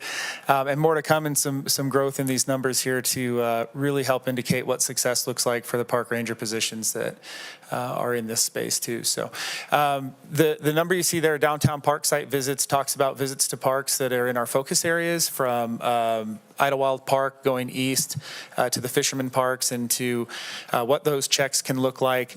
Our primary goal and outcome is that we go into those parks, have a visit, and everything looks like it should be. We don't need to educate or tell anybody they're doing anything wrong in the parks. The parks look clear, clean, and are operating the way that they're intended to. So that means we get to hand out stickers for junior rangers and things like that and do those positive interactions. Yards of debris is a fun stat that we like to share. That means there's a lot of trash that we pick up over the time. Sometimes it could be a child's, a stroller. It could be a stroller in the river. It could be a large bag. It could be an emptied trash can in the park. So it could be a lot of those things. In 100 interactions in the park, just to break down that number a little bit, 68 of them required some sort of correction or education on what regulation might not be occurring or might not being followed correctly. So our first goal is to educate before moving to any citations. Of those, anytime we have an interaction, if there's a service that may be needed, we do ask and request if someone would like a service to be provided, and that occurred 44 times as well. 56 of those site visits were found clear, and as we would hope. Another one of our impacts that we identify is if anything needs to escalate to PD, that's, I feel, a major outcome from an enforcement support and a resource support for PD is that we mitigate those down so that most of the issues that occur in a park can be solved by the park rangers and the river rangers rather than having to escalate to a PD level. So that only occurred 2 times in the month of June. So that's a number we'll hopefully track and continue to mitigate to keep our PD out in the areas that they need to be as well, where we have the ability to enforce in parks. So with that, excited to show more numbers going forward and really show the trend of success, and as the new rangers are added, that additional impact. So thank you. All right. Thank you, Nathan. We have some pictures there too. Okay, I'm so glad you're doing this. That is great. Because I'm not sure that our river rangers exist sometimes. So in your next report, let's have them come to council. Sure. Because I think, I want to hear from them because we all need to do this regionally. It's so important because my vision was to have, on each jurisdiction and everyone sort of helping on that initiative. But I would love to get a river update from them, because I know you're not on the river every day because you just can't be. I know Sure. you'd like to be, but I would love to hear from them next time. So if you could ask them, that'd be great. Absolutely. And Dan Massey's here with us today, and he oversees the Rangers. He just Dan, wasn't sure yay. he'd be available, so I did the practice. So All right, and that's great. On the right, if you haven't seen it, Junior Ranger program is going strong. There's an amazing pamphlet that was put together by the Rangers and some of the staff there, and they are out there. And then they just finished their bike training, which I think I said last week. So you'll start seeing them on bikes too, rather than just Ranger pickups. So we're excited about that. That's awesome. All right, I'll turn it over to M&O. May I ask Mr. Elliott a question? Can we just get through the point at the, is it like something easy? I'll come back Yeah, I mean, If it's like easy or if it's. Yeah, I just wanted, because you had your statistics, and then, that base camp this weekend was very disruptive in Wingfield to the residents on noise. I think there was an overdose there too. But on the trash, because the permit kept the bridge closed till Monday, but yesterday morning, I saw one of your temporaries, picking up trash on these barrels. I'm wondering if some of these numbers are trash that promoters should be picking up, and we're doing the job for them, while I'm still hearing, I've got a request in from Chrissy Collin Park for work down there, So are you doing the work for the promoters that they should be doing? So relative to this item, for the June numbers, I don't know that that's a response I'm ready to answer at this Okay. point. But in another related conversation, yeah, we can help with that answer. Well, I haven't been allowed to have meetings with department heads, but I do just want to impress, because now I have the floor and I don't get the floor privately, is, there is dissatisfaction in the downtown area that these special event promoters are getting off easy and not fulfilling their obligations week after week. And if you're coming in and, diverted over to do their jobs, things aren't happening elsewhere. I think I see that. Okay, thank you. All right, next, go ahead, Travis. Good afternoon, Mayor and Council. Travis Truel, Director of Maintenance and Operations.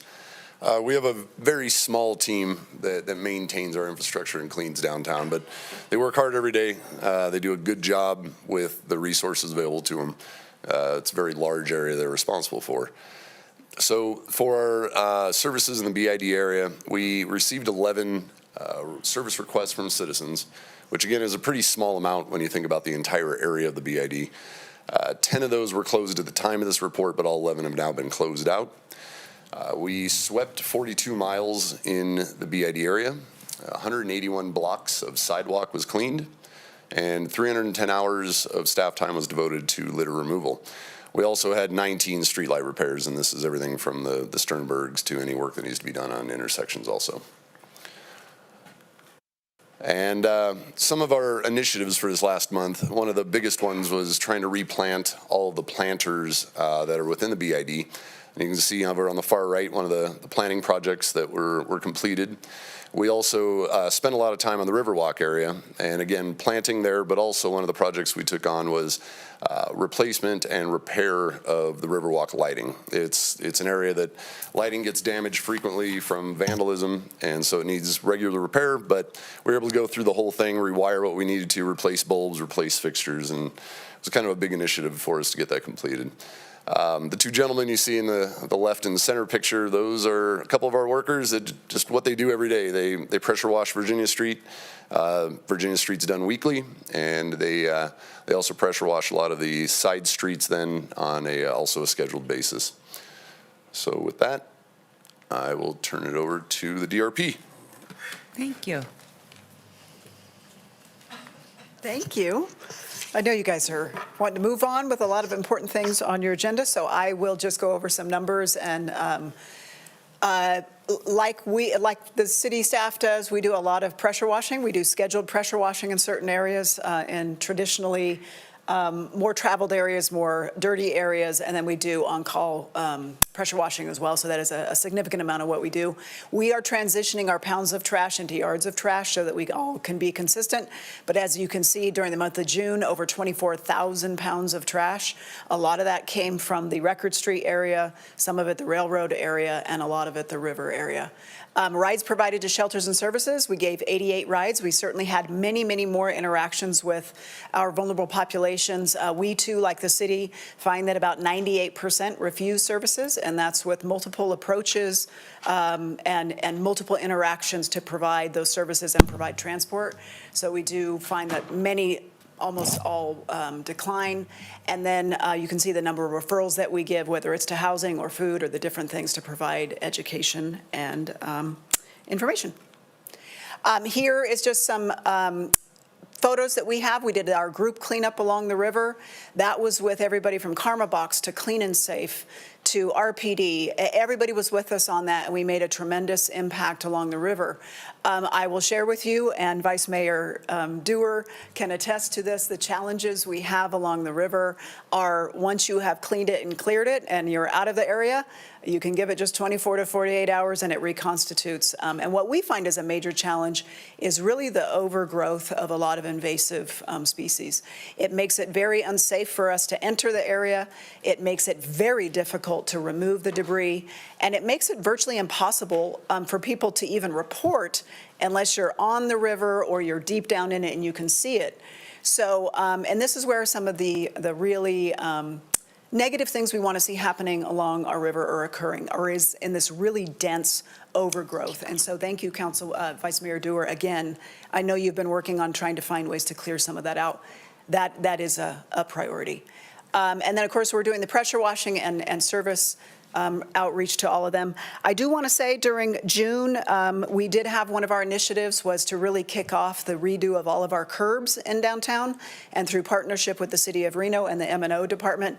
If you haven't seen North Virginia and how the curbs have been, the old paint had to be ground off. It is a laborious process, and there are people out there doing it every day, and the city's coming and repainting it. The difference in the curbs may seem like a small thing. It is not. It is a huge aesthetic thing and a safety thing. So thank you, City of Reno, and your partnership on getting that done. I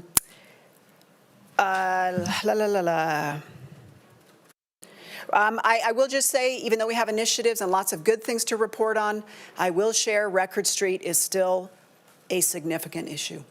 Significant. Having two very large, dark buildings next to some business activities that are creating issues. It is dangerous, dirty, and needs to be addressed. And then to Mayor Sheevy's point, the mental health issues, we interact with everybody all day, every shift, day and night. And the severe mental illness issues that we're encountering in downtown are a significant challenge. Whether it's for us, I'm not going to speak for RPD, but I know it's a challenge for them. All city interactions, it's very difficult to even interact with someone that you can't even begin a conversation with. And we're finding very limited resources, transportation, or facilities that can help us resolve that issue. And then finally, individuals that are in wheelchairs, that is another gap. So I'm here not to just report on the things we're doing, but the things I have certainly in my organization have identified as ongoing problems. And then the railroad track, I will tell you that we have seen, and I will bring to future meetings, documentation of the significant safety issues, fires burning next to railroad tankers, debris that could derail trains, people that are in very perilous positions. So I will bring that forward to your next meeting. So thank you. Thank you so much for for mentioning the mental health aspect. It's usually a very big stigma, and people want to shy away from that. But Huge it is, challenge.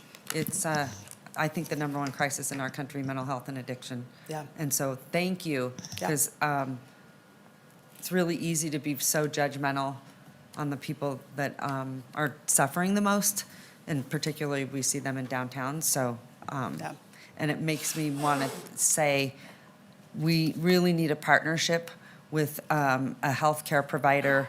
I think there might be one downtown that just opened like a year or so ago. I can't remember, but I would love for them. Let's have them come to these meetings and give us an update on what they're doing, because I know we have funded them in the past, and again, it's got to be a partnership. So, I'm trying to think of her name. She was I at know the who you're talking about. state. She was at Yeah. the state for a long time. Yeah, I think I know who you're talking about. I'll find it, but I will send her an email and invite her and ask what they're doing, because this is an area which they say, they're serving this population, and I don't know really to the extent, so. Some sort of street outreach for Right. this would be immensely helpful, and that's a gap that we have certainly identified. I do know our ambassadors are always very compassionate to the vulnerable that they encounter, and I just say that's they live that every day, so they always Well, they and many always of lead them with have been there, compassion. right? Yes, they Many of have them been. have been there and are phenomenal. So I mean, I just had an encounter with someone on the street, and she would not get services. And it wasn't until your ambassador showed up that she would. And she had a large animal, She had as a I large recall. dog. We connected her. Of course, I was like, I'll take the dog. I Yeah. got you. We But did. That took a couple of days and some Yeah. different service arrangements, but we took care of her. Okay, thank you so thank you. much. All right, Brian McCardle, City Revitalization Manager. So I'll just kick off with the three big initiatives that we tackled for the month of June. The first one is, after months of doing a call for promoters, and we launched the pilot activation program, which was an invitation to invite promoters downtown to activate our plazas, which kicked off in June with Dancing in the Plaza, Harmony on the River, and Off the Rails Music Festival. The second big initiative is, thank you, Madam Mayor, for facilitating conversations with some of the largest property owners in downtown. I think we've almost had conversations with all of them to address some of our concerns, some of their concerns, and talking about a way we move the needle a little bit further in our downtown. And then last is having conversations with some of the key developments throughout downtown. Obviously, we have the old Harrah's that is still in limbo. We're keeping track of that, as well as we have 6 developments currently being built, but there are some other vacant parcels that conversations are ongoing on how we get those greenlit and start seeing more development on them as well. Going to the metrics, so there were 20 locations that received Restore grants within the downtown core. 6 of them have received facade improvement. They've finished. 3 of them have done tenant improvements. We didn't get any this month, but I will say that the the Auto Museum has redone all their landscaping due to the Restore grant. And we do have Birdie's coming online, which is the miniature golf pub, as well as a new sushi restaurant on Virginia Street, right across the street from the Silver Legacy. So those are in construction right now, and those will be future businesses that are opened. We did have a new residential development open up. It is 700 Riverside Drive, right next to the Hub Coffee Shop. 34 units opened. They have about 2,000 square feet of retail that they're looking for a restaurateur, food and beverage to move in there, and I think we will get that fairly soon. That is the first new development in quite a long time. We have 895 units under construction across those 600 units. This is going to add roughly 2,000 new residents to our downtown. That's a 50% increase in our downtown population. We also have 2,500 planned that haven't started yet.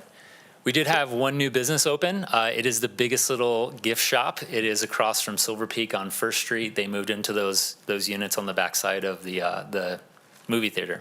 And also mentioned that Bruca Theater, it wasn't in our reporting, but Bruca Theater opened like a lounge storefront right behind the Bruca Theater on First Street. If you walk by, they've done a great work on the space. It's all glass windows, well lit inside. It looks really nice. So That's awesome. that was a surprise to me. Property values have increased downtown. According to the last estimate or assessment, we're up 9.2% in our downtown assessments. Going back to city activation, we had 22 special events in downtown. 7 of them were brand new events. So that's a 31% increase in new special events downtown. 4 of those are through our Plaza activation program. So that was Harmony on the River that brought forward about 200 people. That is in partnership with the Reno Philharmonic. They go out there, they play their instruments. Dancing on the River happens twice a month. That one has had tremendous success. I will skip to the pictures right here.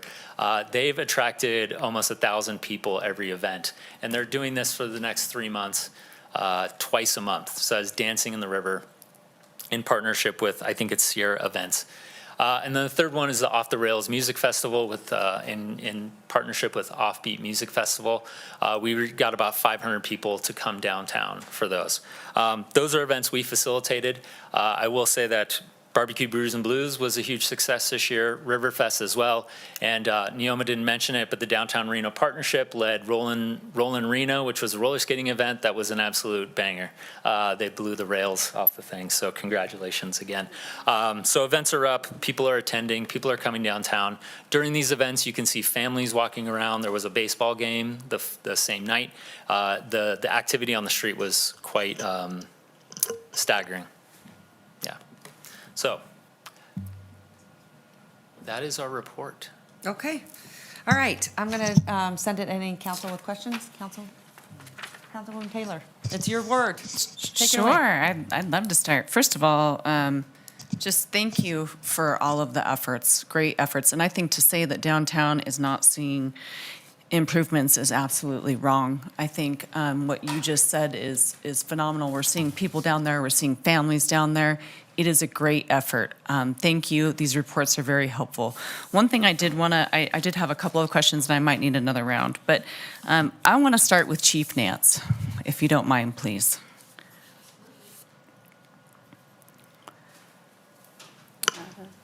Of all of these efforts that we are seeing, how many of them were in place just from your perspective or your jurisdiction 2 years ago or in the time that you've been here? Chief Nance, for the record. The only thing that was really in place downtown when I got here was the bike team with the bid. At certain times? At certain times. How long have you been here?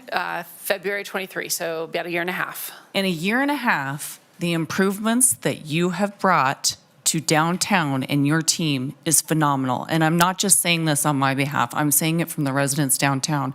I was downtown this weekend and I saw police everywhere. And they weren't arresting people. There was proactive policing. So in 13 months, you've done more for downtown Reno than I've ever seen. So much appreciation for you and everybody. One of the things I did want to ask about is the 7 days a week enforcement now. We also have enforcement from security from 10 p.m. to 6 a.m. during the week on the nighttime shifts too. Yes, so the security side of it is going to be, so the 10 p.m. to 6 p.m., that's the enforcement that we're doing on different days depending on what's happening. So we have 24/7 people downtown. We never have a shortage of officers in that area. But we've added in the overnight stuff, the 10 p.m. to 6 a.m. For different enforcement opportunities and to be present downtown. And then the walking team is daytime hours, Monday through Thursday.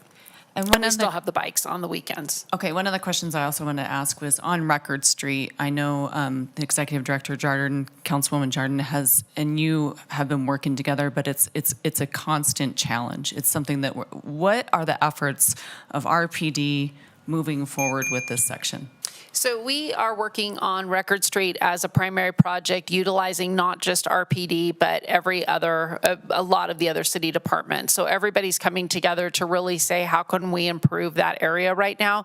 We've identified several different parts of Record Street Record and Fourth, where we see that there is a need based on the way that people are migrating and traveling from the CARES campus and coming to get food and different things. So it's not just one department that's going to take the initiative on that. We're all going to work together to figure out how we can better improve that space. But really, it is a lot of people that are just congregating there, and I think that a few things will definitely help us, things like the railroad ordinance, so that we start moving people from that area away. Knowing that they can go from Record Street straight onto the railroad causes us some concerns as a So do safety you issue see and other people stuff. going from Record Street to the railroads? We see people just migrating all Yeah, through that okay. area in any way that they can. It's a very common path of travel, sorry. So for us, it's not just that people are hanging out in the area, it's that they're creating problems for both the businesses and our community members that are there. So we are taking what I think is going to be a very well-rounded approach that I'm sure will be brought forward to council. We've started it just recently, and I'm sure it'll be brought forward when we get some progress on that. Thank you, Madam Mayor. I do have more questions, but I know my other colleagues have comments and questions too. Yeah, I'll just make it quick. I just wanted to thank Councilmember Jordan, Director Jordan, for the invitation for a walk with her. I know. And it was very illuminating, and I was very impressed that on the walk, they all carried trash pickup sticks and bags, including Director Jordan, and they were making an impact wherever they went. Every minute that they're on the job. One of the things that she pointed out to me was overgrowth of vegetation along the river that I identified for her as a particularly invasive plant that should not be on the river. And I reached out to One Truckee River, which is doing some cleanups. They were mostly focused on the south bank. It looks like they're probably going to be able to incorporate the north bank as well. And also, I just wanted to remind everyone we have this new nonprofit in town called Green Vibe, and they're focusing on more difficult cleanups than KTMB usually tackles, cleanups with glass and needles and debris maybe halfway in the river, things that might be a little more dangerous. And they may come into play on this plants. I also talked to Matt Basil, our urban forester, and he said that this tree of heaven is what it's called, is particularly difficult to get rid of. It probably will require the use of water-safe pesticides along the river, which, gave me pause, because I know that it's not just a matter of pulling it or cutting it. It takes hold. And so we're going to have to be really careful in how we approach it. It's just not a matter of chopping it down. It'll come right back. The second thing I wanted to mention was really about Travis's report. I'd love seeing I know this is minor in the world of things, but it really speaks to the broken windows theory, which says that when things look bad, they become bad. And by planting the planters, which is the city's, responsibility, it beautifies, and it also sends a message that the city cares. Often the absence of things is not seen. So, for example, washing the streets is critical, but people don't see the before and after, right? So they don't get to value it. They just know it looks okay. They don't know that it looks particularly clean compared to what it once was. But actively doing something like planting the flowers are there, and it's something they can see and enjoy. And on that related note, I have gotten many comments about another job that you've done recently, which is addressing our medians on Plum Lane, and I think there was another street. Plum has been one of the main focus. Well, I have heard, I'm getting comments on Facebook and everywhere that it's been cleaned up. The irrigation apparently has been repaired. Many of the trees that were under stress got those water bags. Our new trees got water bags. So people are noticing. You might think they don't notice, but I wanted to tell you they do. And if we can continue that kind of work downtown, I think it will be to the good. So thank you. Councilwoman Niebuhr. Yeah, I just wanted to thank everybody for their work and their reports.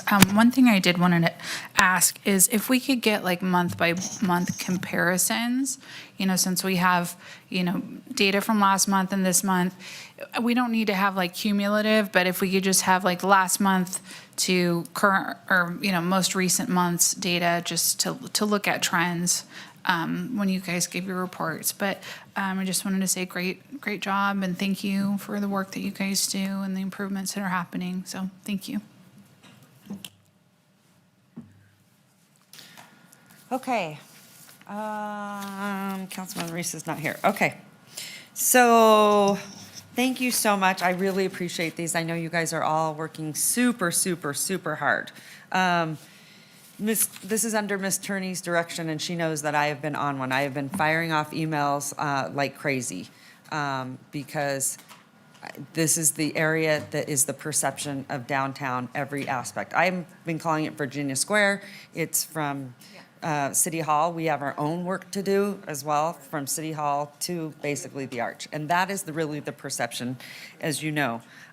One of the things I think that I'm super frustrated about, what maybe Alex, this is good for you to answer, how, and as you guys know, and you have been there with me whenever I've called property owners, and some of them are from out of town, so they might not have any idea. I'm sure they do, but they have claimed they have no idea that their properties look like that. And I let them know how they looked and how embarrassed they would be. Matter of fact, one of them, their descendants was the mayor, Mayor Byington. So curious to know, where are we at? How many code citations have we given to properties downtown? And I'm also talking about other areas. And the one I'm very disturbed by, whenever I drive by, Alex, or what do you want me to call you, Mr. Woodley? Is the one over there across from the Automobile Museum. How are they able to get away with things boarded up? I know that there has not been running water in some of those units. There has been mold, some real issues across the street. So I also have to say, I have to apologize to a lot of citizens because a lot of the buildings that are not painted or falling apart, broken glass, all that stuff, that falls on us. And you get what you accept. And the city has accepted that for a long time. Otherwise, why should they clean it up? They have no incentive. If we just let them do it, go for it, right? So give me a little background on that, because I also want people to know they've been doing this for a very long time. Matter of fact, years, as far as I've been here on the council. So that's 10 years now we've let them get away with it. However, I love your approach. You guys are taking the softer approach, calling them and saying, hey, we want to work with you. We have some code issues. Am I correct, Brian? Okay. And offering restore money, which some of them never even contacted us back or declined, and their properties aren't looking so great. So with that being said, what are we doing there? I want to make sure we're moving forward, but we also, just so you know, because I don't want everyone to be like, oh, she's targeting all these properties. They've had years and years to do it. We've also given them a heads up that we have put a new code enforcement officer in place in downtown, correct? So give me a little idea of what that looks like, Alex. First off, Madam Mayor, Alex Woodley for the record, code enforcement. I couldn't tell you how many cases we have right now. I can research that and submit a memo if you want. Okay, I understand perfect. you have a walk coming up with the downtown code enforcement officer. When it's only taken 3 weeks to get one. You laugh. Okay.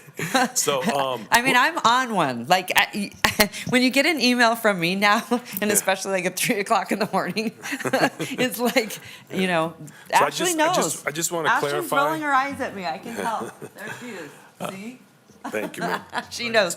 I just want to clarify. Go ahead. We have not just taken a soft approach with these businesses, like the one you're talking about in particular. 12 years ago, we shut down the entire property. So we do take the necessary steps to get enforcement. There has been some improvements. We made them paint the whole building about 5 years ago. Or we actually just talked about having them repaint it again. So, because I asked staff, how long ago was it that we made them paint it? The reality is that we do give them their due process. We do give them the citations. Once we know that something comes to our attention, we go out there, we address it immediately. So we're not, I don't want anyone to think that we're not on top of them, because we are. I don't know how we can proactively avoid the violations, because I'm just going to keep it real. You do have the property owners, but you also have the occupants. There's some things that we can put on the owners, and there are some things that are the occupants. I'll give you a perfect example. Over and over, we tell the owners, get everything off of those balconies. Yeah. Those balconies need to stay clear. We go, we do the inspection, all the balconies are clear. The very next week, one or two tenants put some stuff up on the balcony, and then we have to go and address it. So it's a difficult situation, because you're dealing with the tenants and you're dealing with the owners. I guess What comes to mind, Alex, is issue the fire hazard, right? Because we have had recent fires and people killed in those types of situations, right? And so it's also our responsibility to keep them safe. So that's Absolutely. another aspect of it that I also think if you're going to own a property, you need to have the respect for the people that live in there to provide them with the necessities that they pay for. And I know some of those landlords have not done that. And they have preyed upon a lot of these people that can't afford services or rent or things like that. And if you look at, you guys know this, we've talked about this so many times, but if you look at the rent, it's a lot more to live in there than it would be because they take advantage of them. And so for me, it is the safety and protecting them. And then they also do things to retaliate. So it is a balance, right? But I also want to reiterate the fact that I believe that the city has taken a soft approach and you will work with anyone. And this is a good time to start doing that we do it together to keep each of us sort of safe, those environments safer, those kinds of things, right? Right. But some of these property owners have gotten a pass for years. So I would just say that now is the time to work together. You guys understand this. I just don't know if some of those properties understand the level at which now it's just, full level 10. Okay, sounds good. I don't know. Thank Sorry. you, ma'am. Sorry. Okay. Councilwoman Breckus. All right. Go ahead, Councilwoman Taylor. Thank you, Madam Mayor. Next question is for Ms. Cynthia. I was, and I think Councilwoman Jordan talked about this, of the 47 people, was it 47 people that we offered services to, 47 refused. Can you help me understand what that means and maybe if you have any insight on why that's happening? And is there a solution? And how do we get people to services if they're refusing? Cynthia Esparza, for the record, we have a fantastic team and contracts with Karma Box and Rise who bring their lived experience to outreach. From what the team shared, the encounters that occurred specifically along the Truckee River, individuals were really not sharing much information and were not open to accepting help.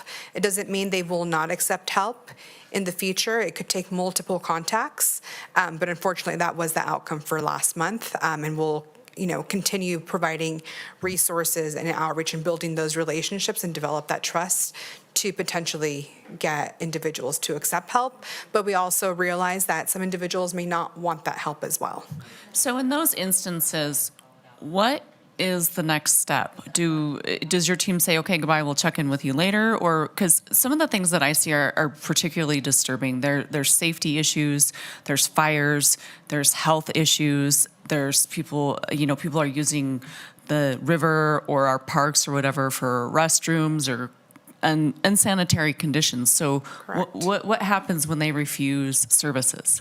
Well, regardless of accepting a service or not accepting a service, these areas do need to be addressed. There's public health issues, public safety issues, so cleanups do need to happen, especially along the river. So that is part of the operation. I'm specifically focused on the outreach side of things. So regardless of the outcome, we do address those areas, but it's a very complex issue that we're encountering in our community. And I just think it's real important for everybody to understand that the city and all of our partners, Washoe County, City of Sparks, I think we are all working together to make sure that everybody is getting services. That is the first approach. That is the first effort of making sure people get services, that we're trying to help them. and it's multiple attempts, it's not just one. Correct. Okay. Ms. Jordan, I'm sorry, did you want to weigh in too, please? Thank you, Cynthia. Thank you to you and your teams. I know I'm constantly on you guys, and I appreciate your help. Thank you. Thank you very much. And I know our team, again, has the lived experience. They come from challenging backgrounds. They do always offer the services. They engage in their educated and background way.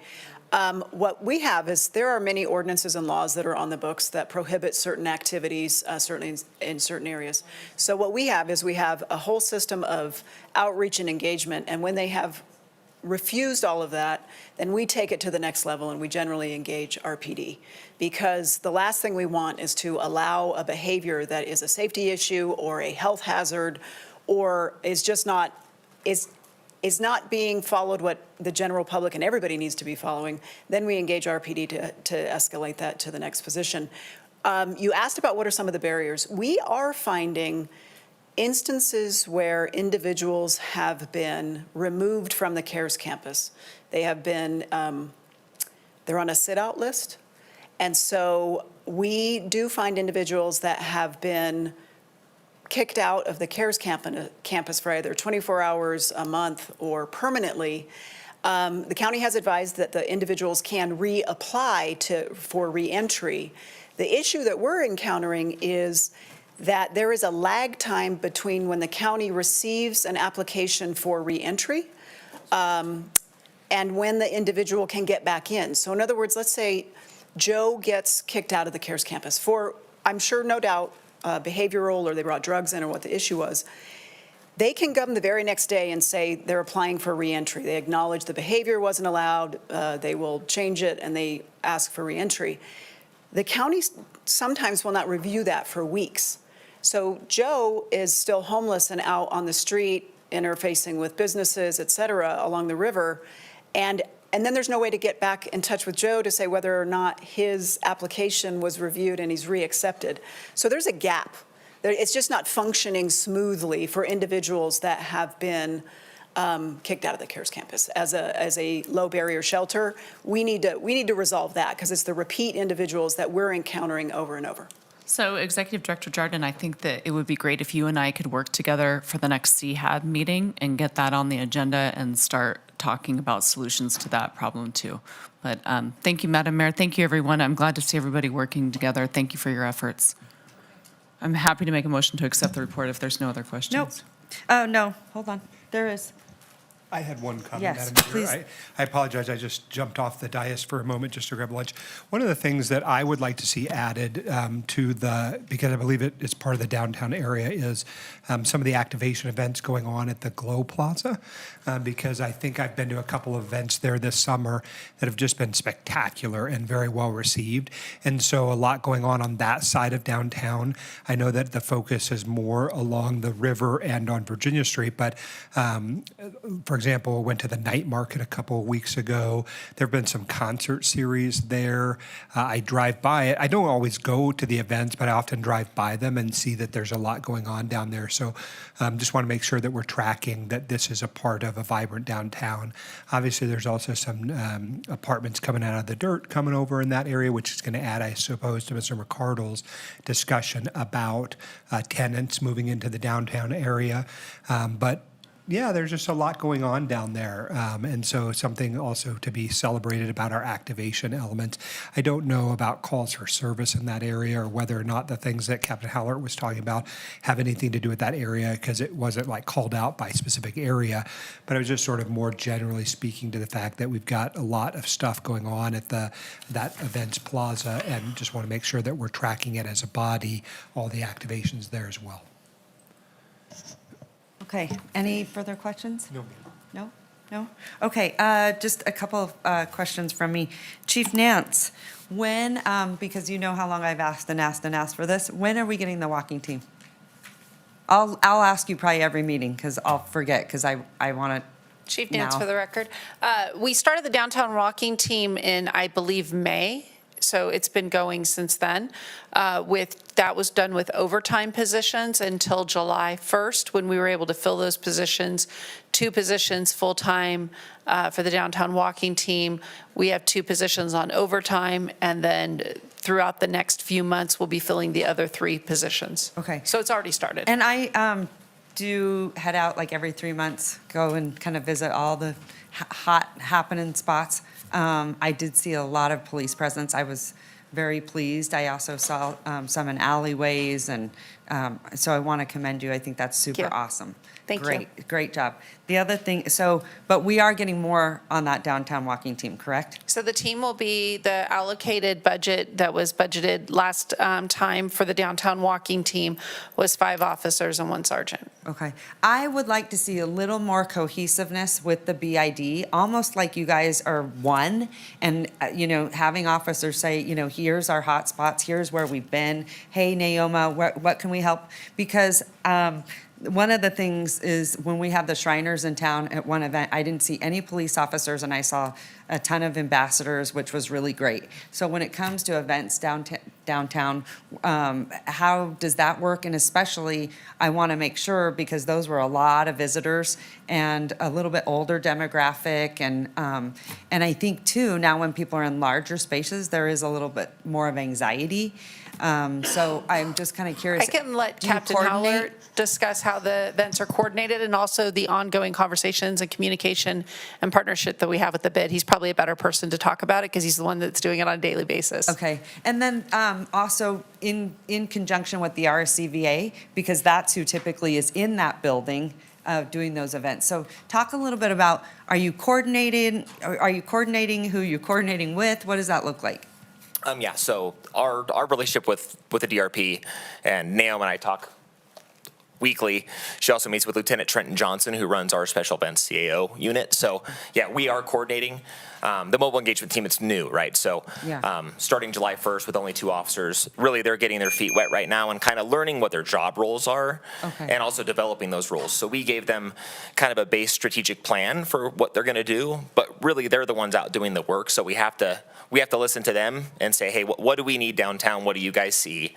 They're the boots on the ground, right? So the tip of the spear, so to speak. So we need to make sure that, we can have a plan while I'm sitting at the office, but I really need to hear from them what they see downtown when they're talking to the ambassadors. And then Naomi and I can coordinate. We coordinate all the time, so it's not something that's infrequent. It's actually very frequent. Okay, and then I would just say, Naomi, pulling in the RSCVA for those events to make sure that the police department, everyone's like this. Yes, absolutely. And I will share that we observe the walking team all the time. I think something that maybe if we could coordinate just the walking team on a daily basis, and then we can kind of say, I would love to see like a daily update when you start and maybe when you Yes. end. Yeah, every day. Yeah. And with the RSCVA, you're absolutely correct. We just had a big presentation in front of the RSCVA and emphasized and almost to a person on the board agreed that regardless if you are coming to an event in Sparks or South Reno and you're staying at a property that's maybe not directly downtown, the likelihood, and we have the data to support it, that you are going to come downtown and have an experience downtown, that secondary sort of experience, it's critically important that everybody in the region, when it comes to our visitors, understands the importance of a vitalized, exciting sort of downtown. So they agreed, everybody understood that all things pass through Virginia Street and downtown Reno, and I'm excited to have an expanded relationship with the RSCVA. But we get an update every month on the activities that are occurring in the downtown properties for the RSCVA, and we deploy our resources accordingly for those special events. Okay. Anyway, I want to say thank you to all of you guys. I mean, I know I've been super critical, but I think my patience after 10 years of like waiting for us to revitalize downtown, and that's not really a lot of our fault. There were things that were exciting and they're happening, and they're happening around that square. But again, that's the perception. So I want to get it looking great. I want to get it activated, with sidewalk activation. That's the one thing I don't see that will, I'm joking with you guys, but I'm halfway serious that if we just have to go out there and do it ourselves just to make it happen, we'll go do it, right? So the sidewalk activation, with planters and dog watering stations or, the bags that we can use for the dogs. There's a lot of that. So we still need to get that put in there. And I know we're working on infrastructure. It's pop-up shops on the walkway, I think is going to be super effective. And, even food trucks, parklets. It's amazing to me that Starbucks doesn't have a parklet. It's just unbelievable. So I think those are some of the things that we can really make that space for people to enjoy instead of, when they walk out, they're not really being engaged on that street. So I guess I'll let Ms. Turney talk a little bit about that. Do you want to come up and talk about that, Ashley? Because I know this is where she's been focusing a lot of attention.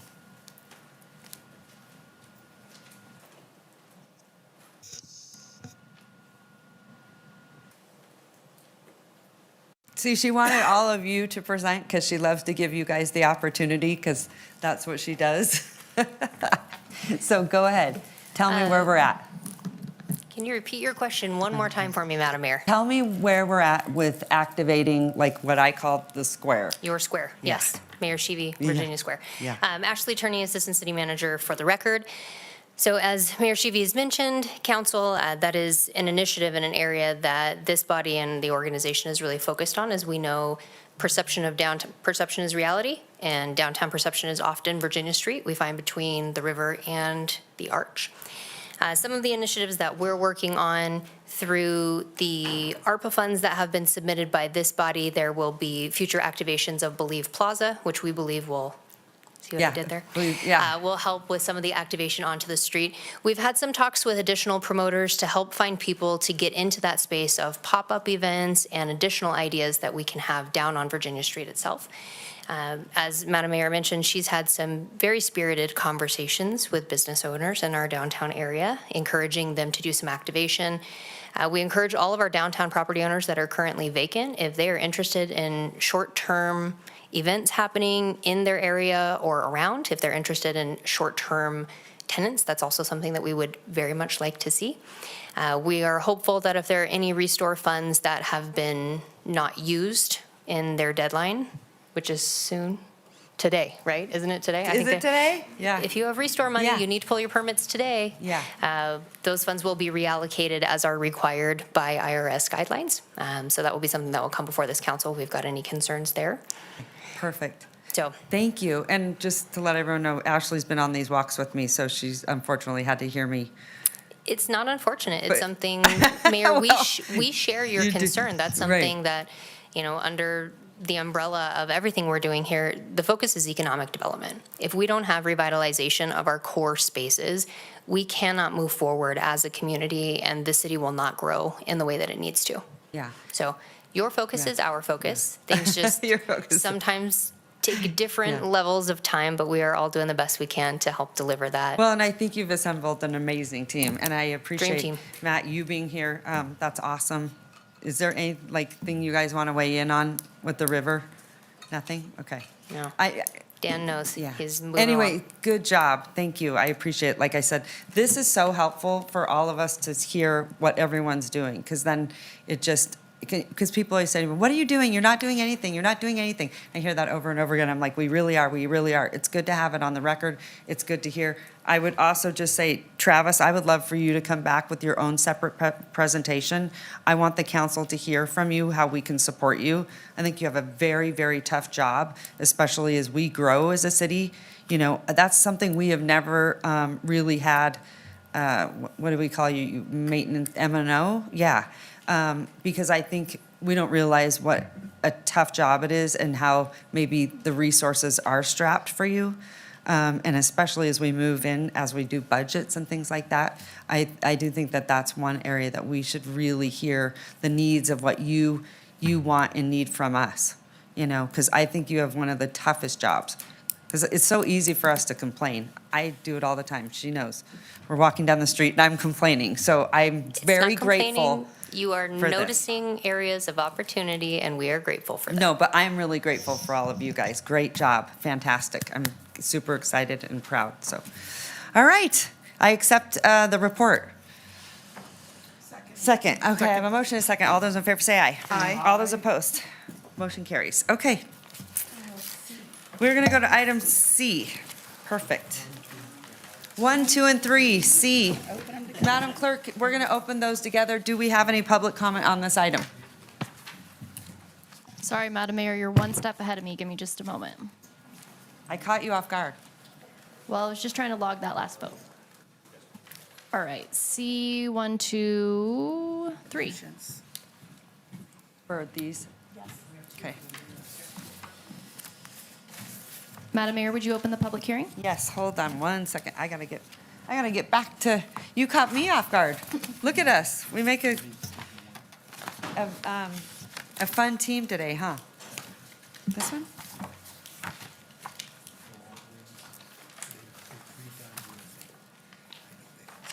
No, it is, hold on a second.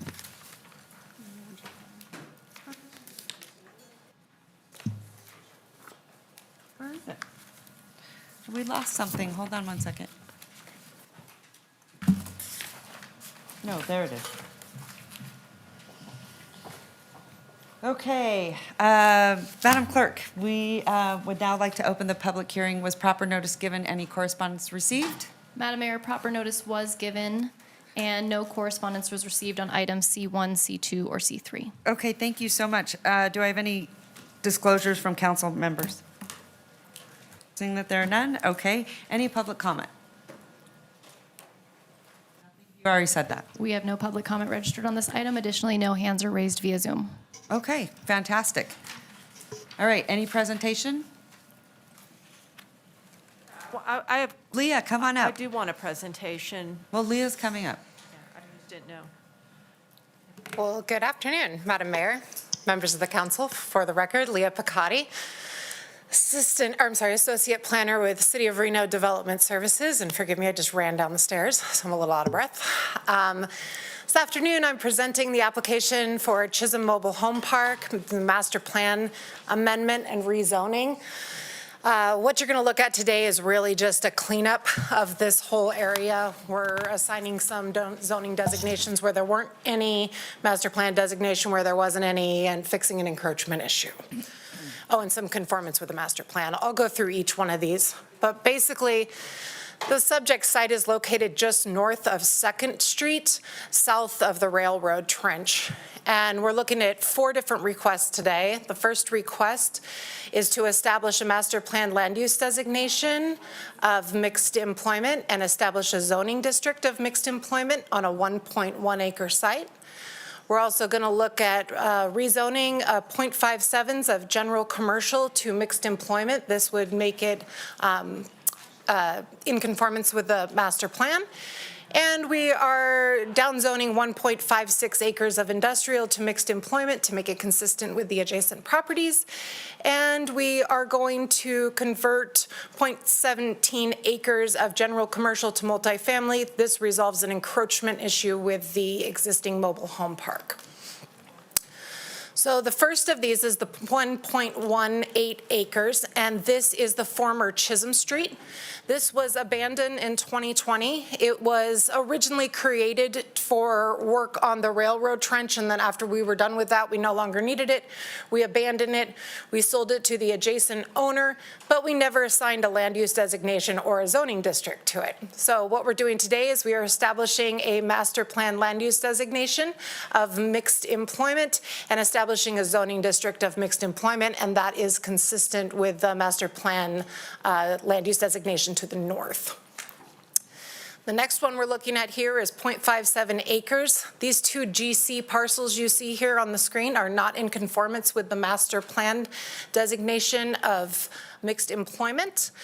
So we are asking to change the zoning on those parcels from mixed employment, from general commercial to mixed employment. So it would then have a mixed employment zoning district and a mixed employment land use designation. This 1.56 acres, the applicant has requested to downzone this from industrial to mixed employment just so it's consistent with the parcels that are adjacent to it. And then finally, what we're looking at here is 0.17 acres of current multifamily zoning. Basically, what's going on is this area that's highlighted in yellow here, kind of a flag shape there. That is a boundary line adjustment that was just processed by our department to resolve an encroachment issue. And now we have this little flag piece of general commercial on the multifamily parcel. So they just want to rezone that little section to multifamily so it's consistent with the rest of that parcel. Here you can see the zoning of what it looks like today on the left-hand side and what it would look like on the right should this all be approved. I can go through the summary of uses if you like, kind of giving you what's allowed in GC, what's allowed in industrial, and what's allowed in mixed employment if you would like me to. Otherwise, I have the master plan amendment findings on the board. Staff has reviewed this and has found that it is in substantial conformance with the master plan priorities and policies. Activities and development are compatible with the surrounding development. And of course, it's all infill, so availability of public services in accordance with the concurrency management systems is all there. It also meets the zoning map amendment findings. And that concludes my presentation. This is 3 items, but I have 2 motions that I need. One is to adopt the resolution subject to conformance by the Truckee Meadows Regional Planning Commission. I will be sending it to them after this meeting today. And for the zoning map, this would be referred for a second reading and adoption in 2 weeks. That concludes my presentation. I'm available for questions. Thank you. Raising my hand. Okay. Councilwoman Breckus? Dewar raised her hand first. That's all right. I usually try to go this way. Usually you have Okay, something so to the questions weigh I in. do have is, there was reference in the staff report that a mini storage permit, or was it did it go to the planning commission, or was it done administratively? I believe that one was an administrative approval. It's on that industrial parcel. Okay, and so now we're changing, usually you have the master plan and the zoning go first, and then an administrative approval comes afterwards. So Yeah. I don't understand that. That's unusual, and I don't know what you guys are operating under order of operations, but be that as it may, we have familiarity with this property because we sold it to the owners some time ago, and I recall there was a number of covenants and easements on that property. I think one was against the track, the right-of-way of the railroads was an easement, and then there was also no build provisions along those properties. Do you have any recollection of all that? Yeah, there is a 10-foot easement that is a no-build area that runs along the train tracks through that area, and I believe that that's future connectivity for a potential bike path. But along the property itself, there was no disturbance for other reasons. Are you aware of that? I'm not exactly sure which property we're looking at here. Well, if you bring up your map, I can show you. It's the one between the tracks and what's formerly known as Chisholm there, the one that we're going to be land use planning. Yes. Yeah, this where that one. I is, and the Yes. GC and the GC. I understand in addition to the 10-foot easement that abuts the railroad right-of-way, there were no disturbances on that property. Did you do the administrative approval for this? I did not do the administrative approval for the mini storage. That was done prior to submittal for this application. Okay, well, that's maybe related, and I will be, in between this first and second reading, I will be reaching out to the party to whom those benefit and making sure that they are aware and that they are comfortable with how this land use works, this zoning works, and the plan development works. I don't know if they were notified. When applications come in, you're supposed to see all restrictions and covenants on properties and review those, right? In the submittals, you get those? Are you talking about the previously approved mini storage? I'm not. Yes, I'm talking about the mini storage. Because we're looking at rezoning today. Yes, that's correct. But Okay. let me just explain to you that from a rezoning and master plan, if I think that another land use might be appropriate, like open space, then I would not support this rezoning because we know the property has encumbrances. And we want to make sure that those encumbrances are enforced. Okay, I'm going to move on. Councilman Martinez. I don't have any questions at this time. Thank you. Well, Councilman Reese. Thank you. Ms. Picotti, can you tell me the Planning Commission's decision? What was the approval there? It was a unanimous recommendation of approval. Yeah, it seems to me that this is all largely cleanup, so I'm not sure what the concerns are otherwise. I think that this parcel has a long history dating back to this community's foundational history, quite frankly. But it's a very challenging and unique place, and I really think Ms. Galgon and her late husband really have transformed this area in a way that I don't think anyone could have envisioned at the time that she undertook and they undertook this effort. And if you spend any time down there on Dickerson, it's like a very incredible beacon in that area. And I think in the absence of it having landed there and done all the transformational things, we just have a very different community along that area. It's a cool, eclectic area as you go further along Dickerson, but it would never have happened without the vision that the Galgons had for that area. And so all of the things that you've have recommended here as staff, but also that the Planning Commission has unanimously approved are appropriate given the concerns, even the site constraints that are so unique there along the railroad. And I'm just excited for the next vision to be cast. So thank you for the heads up on that, and I'll look forward to my colleagues' discussion. All right, Councilwoman Dewar. Yeah, Leah, could you put up the map where you show before and after? I think it was the next. Yeah, so can you just, I was trying to follow everything, but then suddenly the red little sliver went to purple when I thought it just went to red. It's on the left side or west side. That little sliver of red went to purple, I think.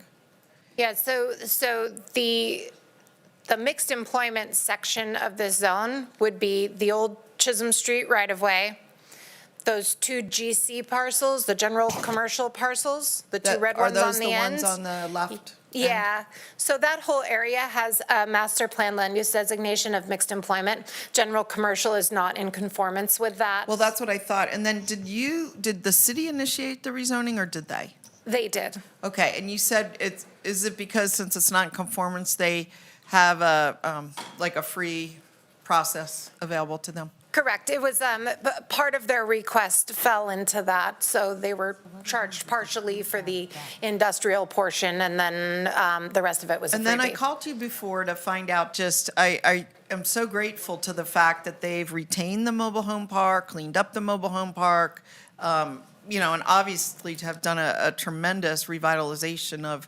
the house, the property, the events that are being held, putting in enough parking, which was amazing.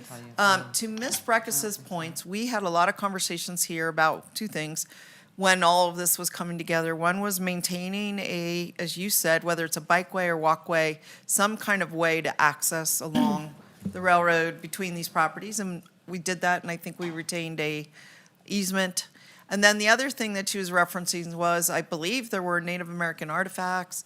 And we talked about, how deep the parking lot excavation could be and those kind of things. And as long as that is all in place, those were the conditions under which we transferred it. Can you provide some assurance for that? Yes, I believe that under that minor conditional use permit that was approved for the mini storage, I'm not sure if it was with that permit or in addition to that permit, there was a parking area that's being developed over there. And I know that there was talk about all of those provisions when they were developing that parking area. And is the mini storage owned by the Ms. Galgon or? Yes, it's all under okay. the same ownership. Okay. Well, anyway, I was pleased to sort of see it coming together, and my only concern when I called you was that it would go away because, that would create a little bit of a housing crisis for us in that this is very affordable property, and I would hate to see that go away, and it sounded like it wasn't. It was a cleanup, so thank you. Yes. All right. Nothing? Okay. I think You did a great job. Councilman Reese is exactly right. I love that. This woman right here has transformed that entire area. People want to be around there, and it's incredible because right when you sort of drive into that whole Dickerson Road, this is what they get to see. What a huge improvement to what it was. It's phenomenal. So I think, and Leah, I have a lot of faith and trust in your expertise. I'm not. So when you come before us, I always value what you say. And, I just want to be able to be supportive in any way because I know you know what you're doing. You're the expert, so. Thank you. Thanks. All right, Councilwoman Breckus. Yeah, I mean, I guess, I presume that there's an understanding of those covenants and restrictions under which the property was sold to them, and those have been accounted for, any permit that comes through our office. And so the master plan is by resolution, and when it's done, get another shot up at regional planning. The ordinance goes to a second reading, and in the meantime, I'll just confer with those who have the covenants and easements that they had a chance to review the plans and they're comfortable with them.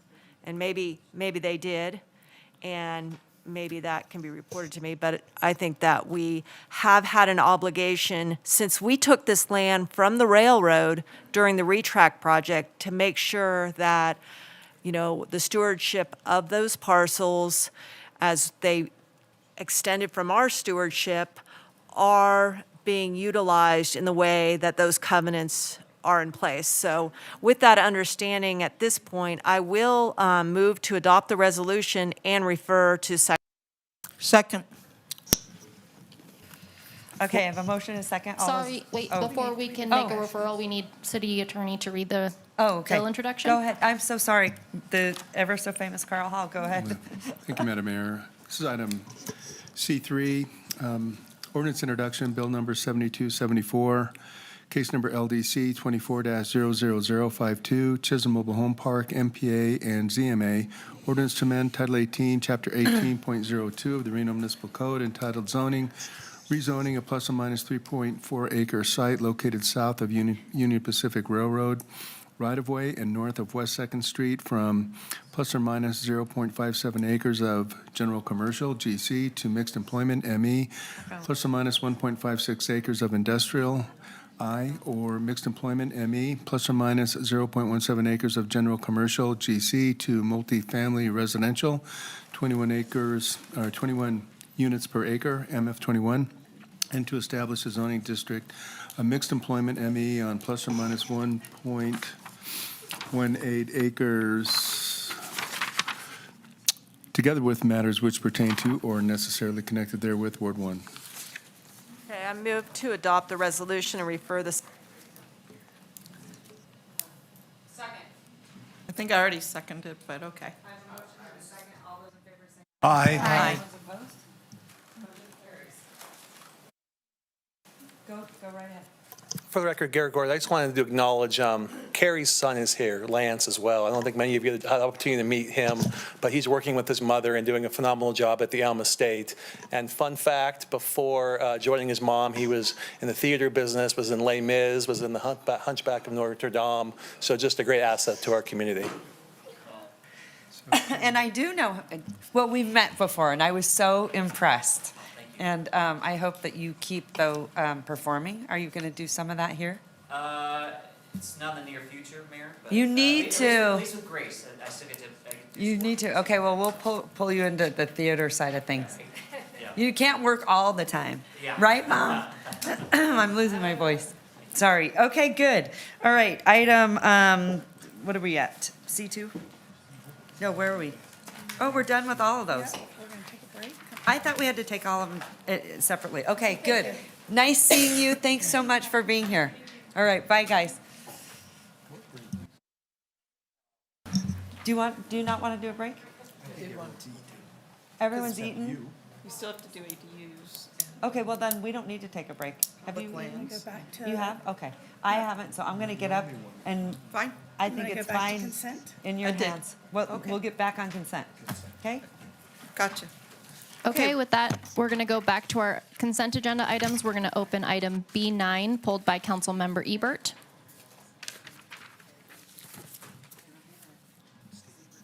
What's that?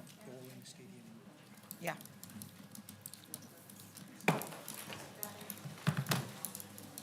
All right, Councilmember Ebert and staff.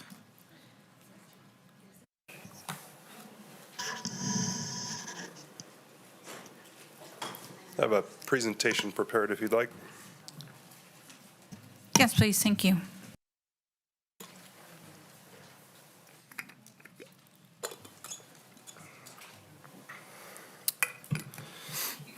All right. Good afternoon, Mayor, Madam Vice Mayor, council members. Justin George, Senior Civil Engineer for Public Works. Item D9 is for award of a contract to Western Single Ply for the National Bowling Stadium roof resealing project in the amount not to exceed $208,499,000.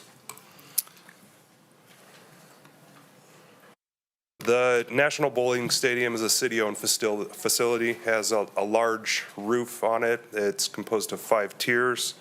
And looking at it from above, the total area of the roof is over 150,000 square feet. That's almost 3¼ acres of roof. The roof membrane on this facility is generally in an okay condition. The roof seams where that membrane connects is starting to show some signs of wear. And this project is to go ahead and correct that issue. We're looking at resealing all of the seams on the roof membrane to extend the life of that asset so that we don't incur any future degradation to that roof membrane and incur, water damage from a rain or snow event where we get water leaks into this building and damage our other infrastructure inside of the building or the lanes, equipment, anything else like that. So this project is to reseal those roof membranes, extend the life so that we don't have to go in a couple of years and completely remove and replace that membrane, which would be a much larger expense that we would have to incur. So it's a little bit of preventive maintenance to extend the life of the roof and keep it watertight. We put project out to bid June 14th, open bids on June 28th, and we're here today seeking approval. This construction project will kick off in August, go through September before we start getting back into the wet weather and help protect that large asset. That concludes my presentation. All right, Councilmember Ebert. Yeah, I had some questions on, is this just the sole responsibility of the city of Reno to maintain this facility? So this is a capital maintenance which falls under the city's responsibility. Okay, all right. Okay. Anything else? No, not right now. Okay, do you want to give a motion? Questions, I was going to Oh, pull okay, this one sorry. also. Yes, Councilmember. So, is this obligated under our agreement with the bowling stadium to do this? This is a city asset, so it's in our best interest to maintain the facility. Yeah, there's a best interest, and I don't disagree with that, but then there's also contractual obligations. And I thought we'd finished up with all of our contractual obligations to the Bowling Congress. So this isn't a part of the contractual obligations with the Bowling Congress. There are still outstanding obligations to them. We've got to replace lanes before January 1st of 2029. Oh, I thought we did the lanes already. The lanes are done every 10 years. So, Every 10 years to do the lanes. Boy, I wish bathrooms and the Riverwalk lighting was done every 10 years. But you know what? The Riverwalk lighting that Mr. Truehill spoke about a half hour ago is eligible to be funded through this funding source, just like those planters that people put plants in recently. We saw a picture of that. They look kind of crappy. I don't know if that's a good word. They could use a refresh. And all of those are eligible for this funding source, which is the $2 surcharge, correct? So time and time again, and I'm not holding you responsible, although, I don't know, who I think someone has responsibility for coming up with a budgeting like this, is time and time again, the council having met our obligations, doesn't have a true dialogue on what our funding priorities are for that. It's just we went out to bid and here it is. It doesn't come up at budget, and I, the longest serving member on the body, I served on the $2 surcharge, I think one of the first members on there, feel that we're just sinkholing money into the bowling stadium, which is not delivering. I think we tried to get rid of it and RFP it out to another party at one point. But again, we have, long discussions about what's failing in downtown. And, part of those are, we repaired 19 Sternberg lights this last time. And the lighting on the Riverwalk doesn't look good. And a lot else doesn't look good on the Riverwalk. That grape material's not too great looking, the planters. But we don't have the dialogue on what to do with the $2 surcharge. It just keeps going to the bowling stadium, and here it is. And I keep saying, why aren't we having these, what are our budgeting priority conversations for this very specific funding charge, which if you look at where it's being spent, what did you say, a half acre under roof? The roof is about three and a half acres. 3 acres. So it's being spent on about 4 acres of what, 500-acre area where it could go to a lot of different needs, but we're not having those conversations. And so again, I won't vote for this. And again, that which has a lot of funding eligibility, it didn't before contractually, but now it does. We'll just sit and wait another day for the next thing on the bowling stadium. But I just want to call that conflict of what we know are needs, but that we're not having conversations about our priorities. Let me just ask, do you know, Justin, I know we have a $2 surcharge committee, and I don't know how often they meet. I think Mr. Reese is on. Oh, you met yesterday to balance the different demands and needs for the surcharge budget. Is that true? So yeah, the $2, the Capital Project Surcharge Advisory Committee meets about quarterly. Quarterly? Last meeting was, like Councilmember Reese said yesterday. Okay, so it meets quarterly, and this is one of the recommendations. This was a project that was approved by the committee previously. Okay, so sometimes these take a long time to get there. Mr. Martinez. Yeah, I'd just like to thank you, Mr. George, for the presentation and the information that was provided. Being on the Capital Surcharge Protection Committee, I think afforded me with some of the information, and we did get approval from our partners, and I understand there is a need. We had a robust conversation yesterday about looking at ways to increase the revenue for that committee, so if there's an appetite for that, I'd love to continue that conversation with the body to explore that some more. So, thank you. Really good. So I'm glad to hear you all met. Ms. Taylor?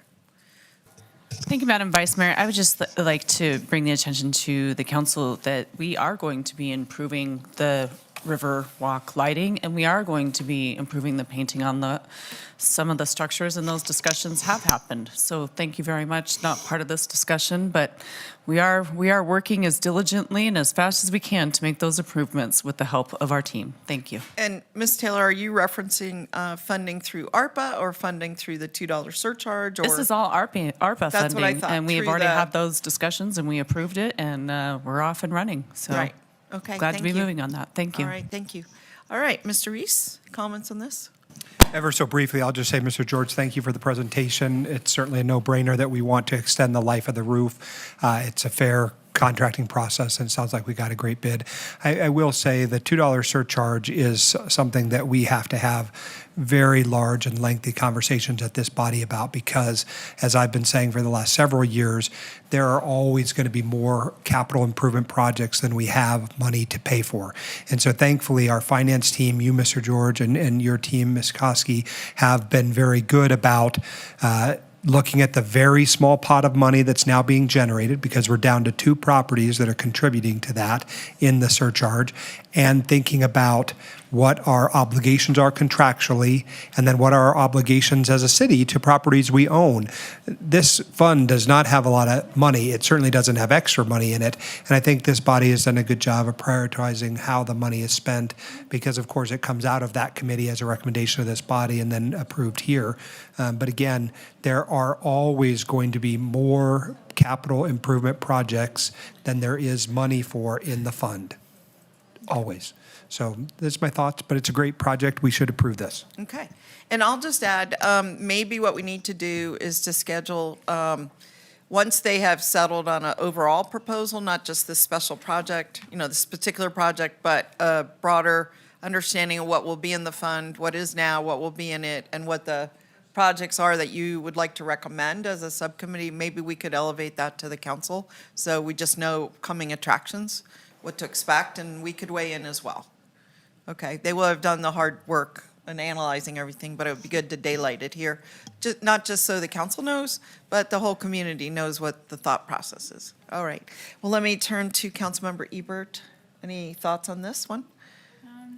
You pulled it? Yeah, just a question. It was mentioned by another council member that there are other ways to fund projects. I'm just curious what those would be. If it wasn't a capital funds project. Councilmember Breckus?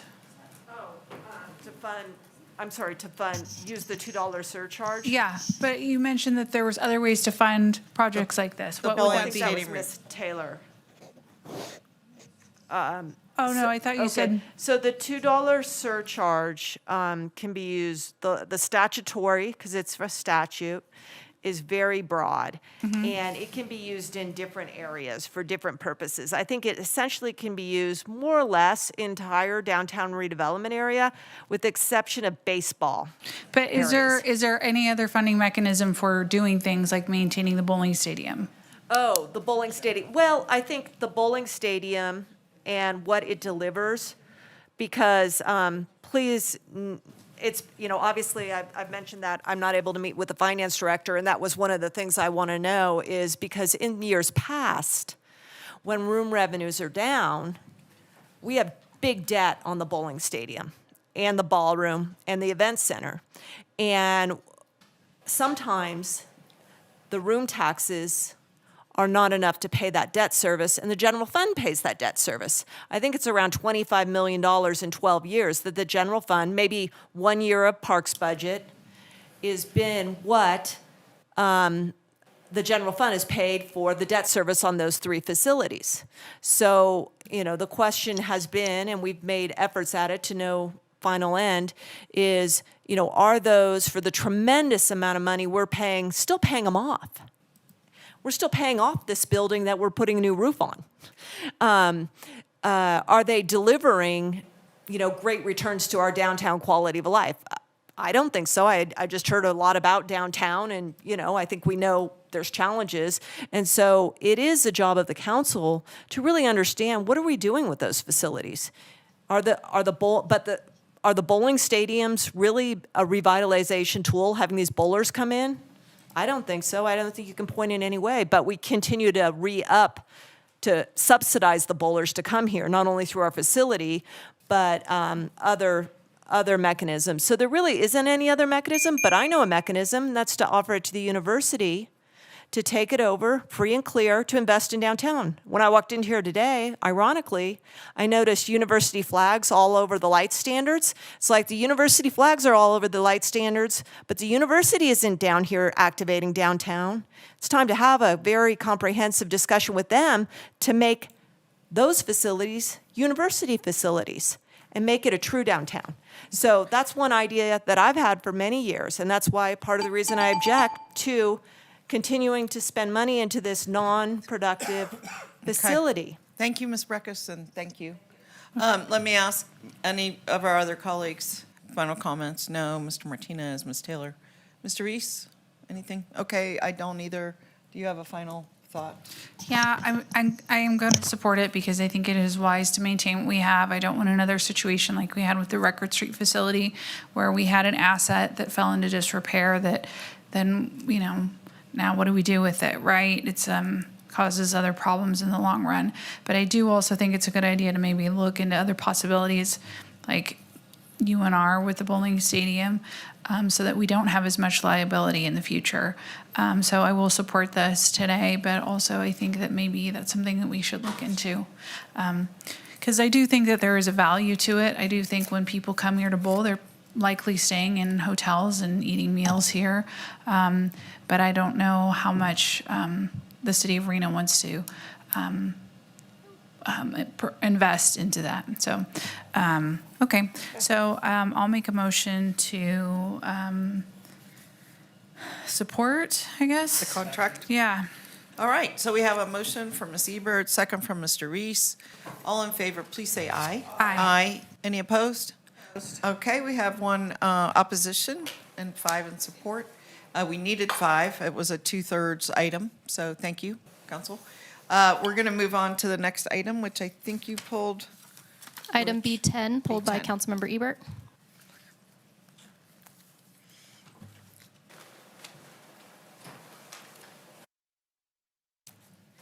Hello, good afternoon, Vice Mayor Dewar and City Council. Yeah. Caitlin Canner, Clean and Safe Manager for the record. All right, so let's see what Ms. Ebert has on her mind. So I just want to find out, this is an additional $100,000, so the total contract is now going to be $610,000? Correct. Okay. Is this because there was like unforeseen expenses or? Yeah, so the original contract, we were granted $510,000. We are in the last year of our contract, and we're hitting that limit where we'll hit the $510,000. So we just need to amend it so we have a remainder for the remainder of the contract. Okay, so was the bid off or what was it, the $100,000 discrepancy? Activity is increasing, so we are needing this to conduct more cleanup operations, and which is why funding is Okay. needed. Okay, all right. Does anybody else have any? No, I'm glad that you pulled it because I had similar questions. And I want to thank the staff because I think you revised the agenda title to cover not just what you were asking for, but the total cost of the contract. So I appreciate that. But to Ms. Ebert's point, if we could be just a little clear, I know we're in a 5-year contract, but was it every year do we add 100,000? I'm a little unclear. No, so the total contract was for $510,000 for the 5 years. Yeah. As we're now entering in our 5th year, we are just going to hit that limit. Will Looking the back on- total be 610,000? Correct. Okay. So I think just for future, that's what we should have said, not 510, but you're asking for a total contract of 610, I think, right? Correct. Okay. Yes. All right, Ms. Taylor? Thank you, Madam Vice Mayor. Why is this needed now? Sorry. The extra? So we are seeing an increase in activity and movement related to encampments throughout the city of Reno, so more cleanups are needed to address the public health and safety concerns. So this effort is to remove trash and cleanups around the city?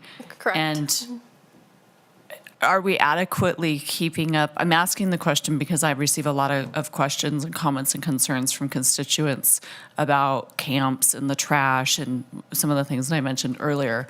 Is this contract at $610,000 adequate for the amount of services that we are providing or need? No. Okay, so what would be needed? Do you know? So as of now, our current contract, Qualicon is working 5 days a week as needed, and that is us requesting it. I think for these services to be adequate, I would recommend Qualicon 7 days a week with an additional clean and safe program assistant for weekend coverage. So that can cover it, and we can proactively address these concerns prior to it becoming larger cleanups and having to address then.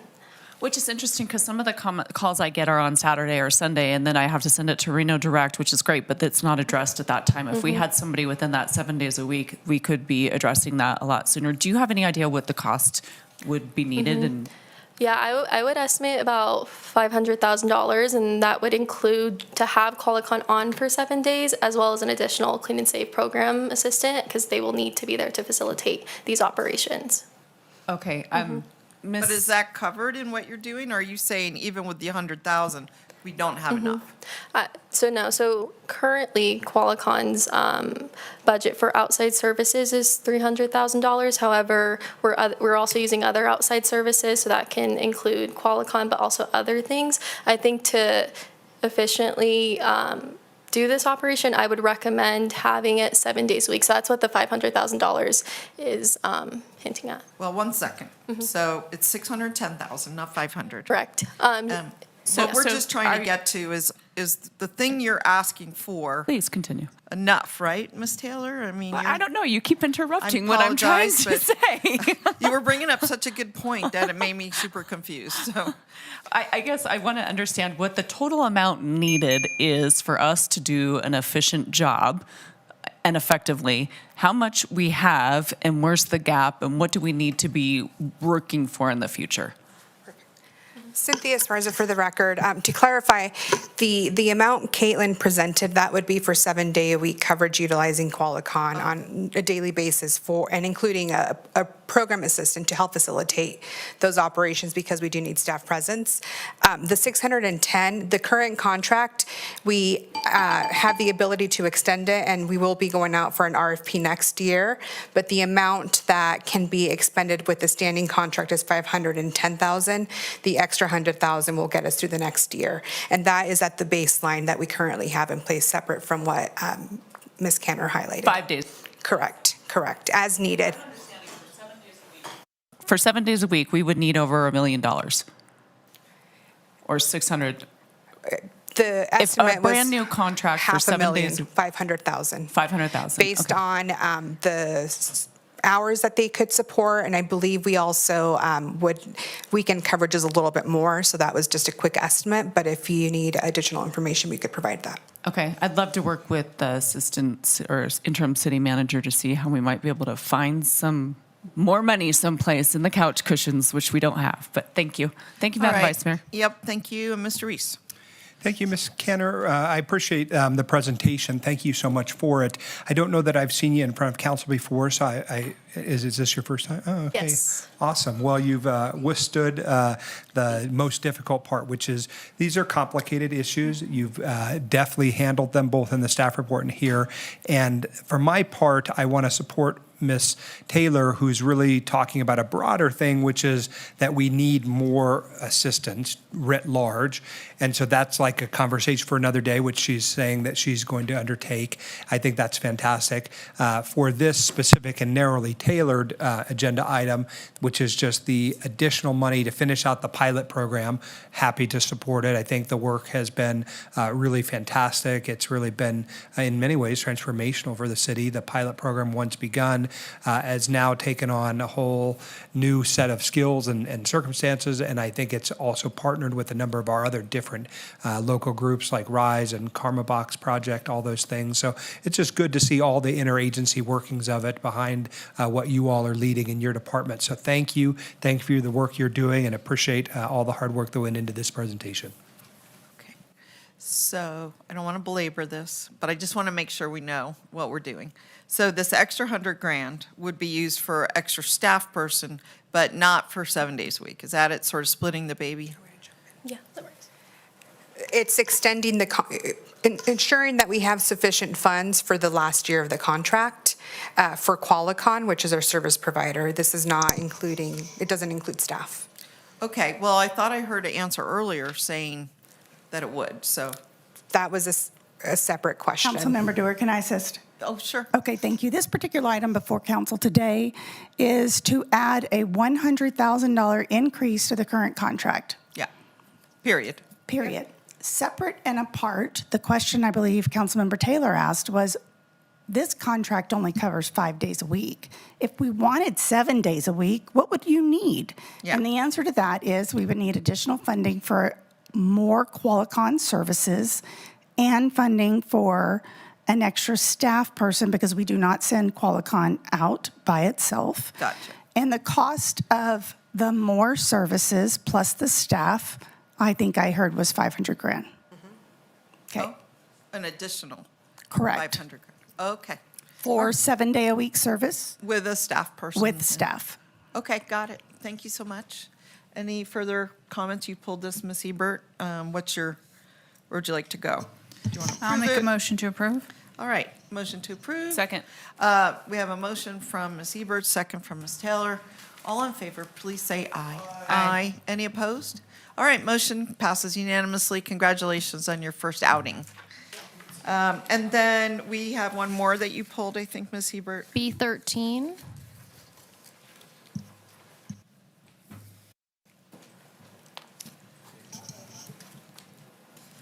Hi. Just want to get a little more information on this, just about what this covers, what we're doing with this, and, your plan for what you're doing with Reno PD. Okay. Chief Nance for the record, and I'm here because we had previously approved the grant in the amount of $1.5 million to increase our forensic services. This is an addition, this is a purchase under that grant because of the price amount. We have to come before council to get this approved. So this has already been discussed by council in the idea that the forensic services for the $1.5 million would include both fingerprinting and ballistics testing. So fingerprinting came before you a few meetings ago, and now we are here making the request to purchase an IBIS, an integrated ballistic investigative system, which will help us to look at both guns and shell casings that are expended from firearms, to compare them and contrast them to each other to determine the relationship between firearms used during crimes and the expended cartridges. And are these services that we currently use from another agency and that we have to pay to get done at another agency? Currently, Washoe County does these services for us. And do we pay them for this? We do. Do we pay like per investigation, or do we pay like an annual fee, or how does that work? It's an annual fee that came before council several months ago. I can't off the top of my head, I'm sorry, remember the exact amount of that. But we are looking at taking some of those services away from Washoe County Crime Lab, the fingerprinting services. It was already approved in the budget for the fingerprinting equipment, and then now of the ballistic systems from them. We do not pay per case. They do an estimate based on our usage and a few different things, but we know how many cases we've submitted to there. So when this program is underway and we renegotiate our services with them, we are anticipating that cost will decrease because we're not using them for everything that we were before. Is there a plan in place to maybe at some point become independent of them and just have everything that we need in-house, or is that not something we can realistically do? Completely independent from them probably will not happen, but we will continue to explore what our options are to expand our forensic capabilities, dependent on both funding and resources at the Reno Police Department. Right now, we're doing our own crime scene investigations, except for during officer-involved shooting incidents, and we're pulling away the fingerprinting and the IBIS systems. Okay. All right. One follow-up on that. Now, did you say we pay them $200,000? Is all of this $200,000 going to the county? No, none of this is going to the county. None is. This is for, this agenda item is for us to purchase an integrated ballistic identification system for the cost of $200,000. So we have budgeted the money to pay the county. Do you know what you said it was a flat fee? We've already paid the county for this year's services, so we will be up again with them to talk about that, but it will depend on where we are at that juncture with purchasing this equipment and getting the equipment installed and training. But do you know about how much we're paying the county? I can't remember off the top of my head. I want to say it might have been about $1 million, maybe a little bit more, but please don't quote me on that, because I do they honestly square can't it up at the end of the year and say you owe us, or you're due a refund, or is it just a flat fee and whatever we bring, That's we our bring? flat fee. Okay, that's great to know. All right, let me continue around. Ms. Breckus? Yeah, I mean, I wasn't going to pull this. I think I've allowed, under the forms that I'm allowed, I'm not allowed to meet with the chief quarterly like I did for 10 years with previous chiefs and have that dialogue. But I think I let her know in the agenda briefing in previous meetings is I think the council needs to be aware of the history of the crime lab, how that changed, and have an outline of a path we're going. Not we're going to buy the IBIS, which, I looked into what it is. It's a little table stand with a little device that you put in the cartridges, and then it clicks out what sort of model and make and the fingerprint of the gun is, and then the fingerprinting. We really need to understand what are the components of a crime lab, what's the personnel, where we're going on that, and how the path to move away from Washoe County is going to be. And the whole reason this is on the table, I will say, because I was here, the chief wasn't, she joined us later,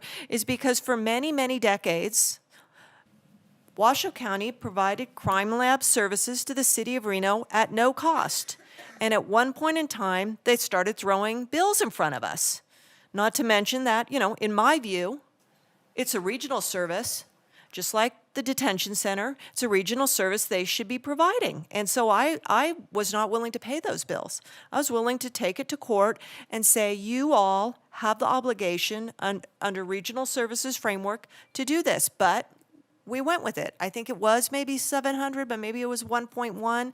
But I think now that we've owned this, it's incumbent upon us here to understand what we're doing and where we're going, and have a white paper that you task the chief to prepare to tell you what are the components of a crime lab and what the 5-year plan, 3-year plan to go is get there. Not come up with, oh, we've got this grant and we're going to do a contract with this vendor.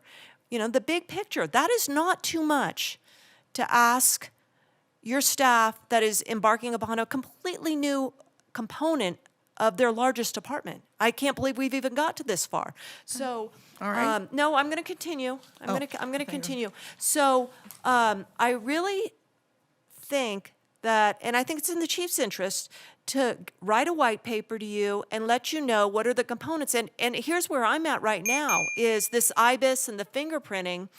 These are done, these are lab services, but are they done to a standard in a setting of a lab that has some sort of lab, certification, if you will, that's going to stand up in court, right? Because we don't know what the downstream use of all this stuff is. Presumably, it takes us into the criminal justice system to get convictions. And are we doing, practice stuff or what? I don't know. I have all these questions, and we keep getting contracts in front of us. And, it's time to sit it down and say, give us the plan. I hear you, Ms. Breckus, and I don't think it's unreasonable to get an update on where we are on the lab, the big picture. Because it was started under a different administration, you may have different ideas about how to proceed. It would be good to get your thoughts on it in a more global manner. So I look forward to something along those lines at some point. Absolutely. Okay, let me go to Mr. Martinez. Anything? And Ms. Taylor, nothing. And Mr. Reese, anything? No, and nothing. Can we get a motion, Ms. Hebert? I did have another question. Okay. And I'm sorry, I lost my train of thought here for a second. Oh, I know what it was. So do we know how we paid for these other services with Washoe County? Was that general fund funds? They were. This was a good Okay. increase to our. I think that you could incorporate that in your update to us about the lab, what the source of funds are and so on, when we bring that back for a separate agenda item. I understand the connectivity. We're asking for a piece of equipment that is traditionally part of the crime lab.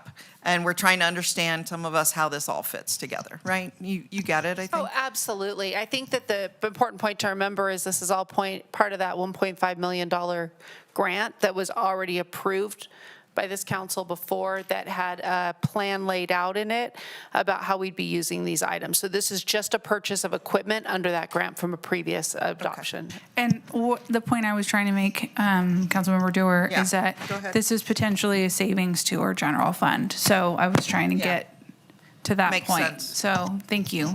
Yeah. All right, I'll make a motion to approve. I'll right. second, but I do want discussion. Okay, well, we have a motion by Ms. Ebert, second by Mr. Reese. Yes, discussion. Yeah,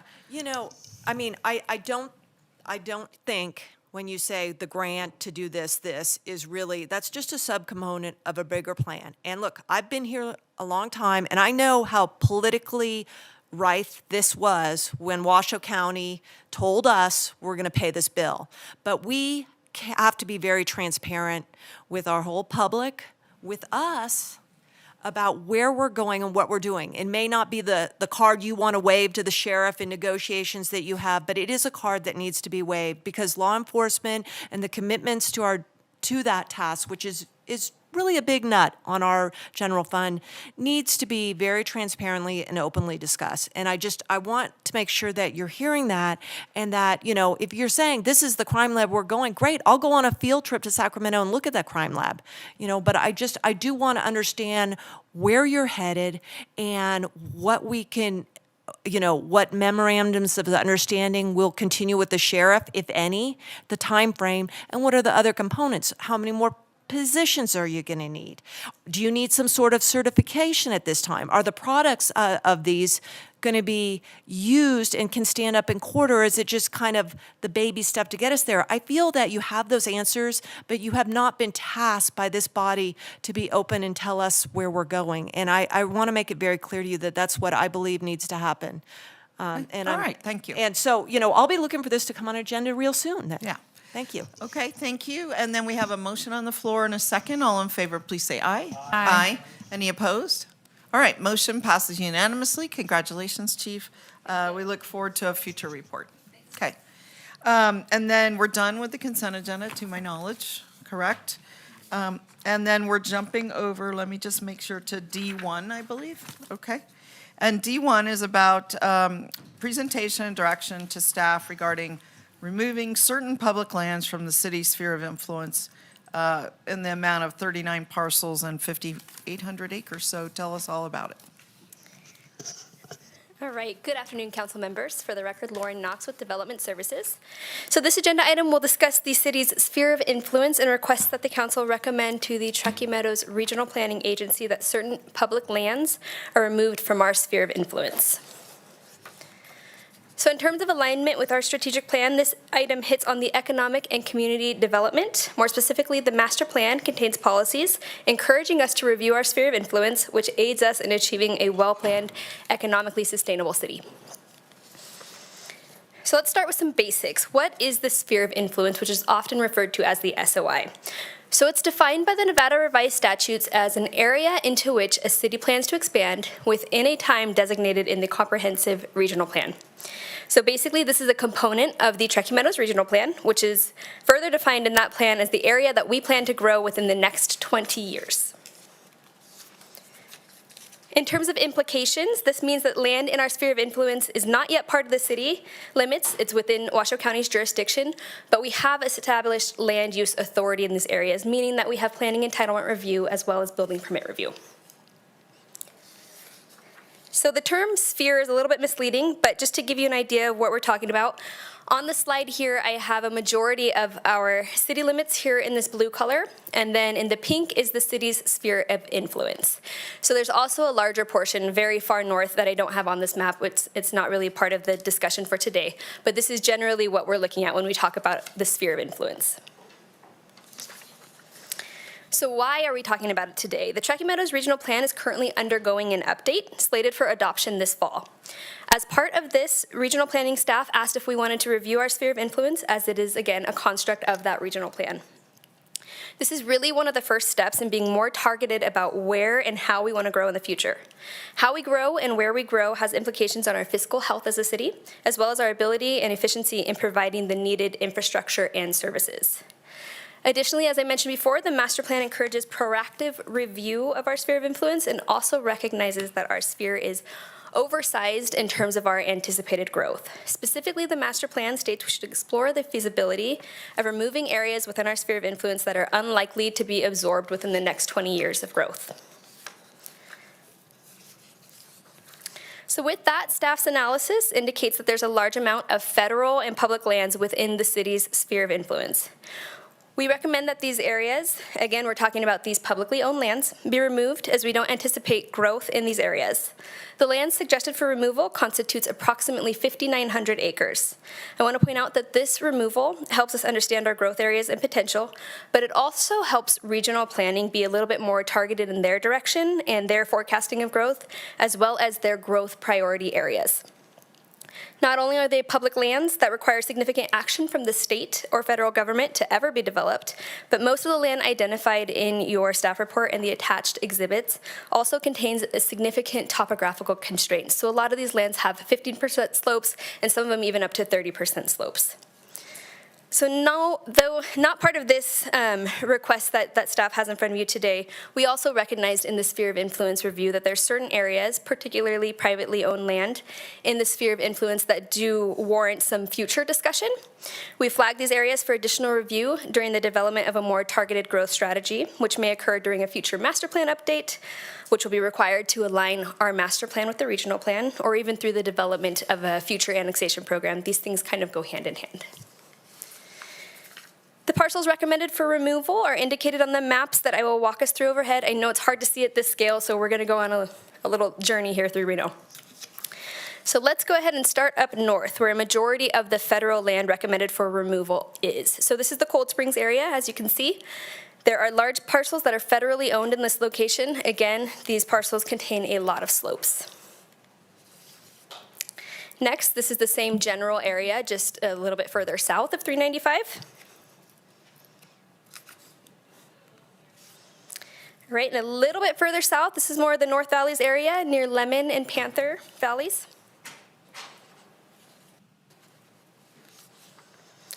Okay, we're going to cut over to the Verdi area. Again, there's lots of topographical constraints here, lots of slopes. And lastly, we have South Reno, which you can see a majority of the parcels here are located in that kind of steamboat mountainous area.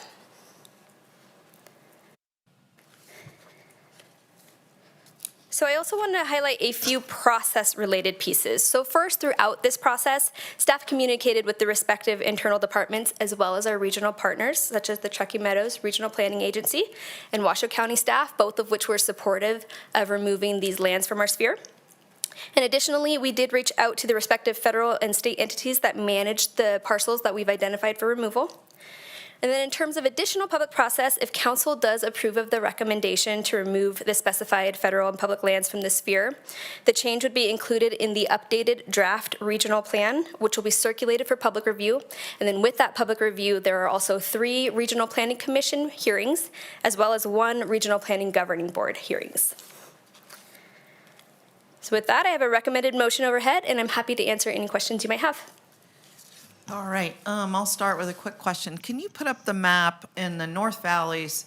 I was just wondering about the land near Hogue Road. Are you familiar with that area? Correct. Is that it? Correct, yes. So the land kind of to the southern portion of this map is the area near Hogue Road.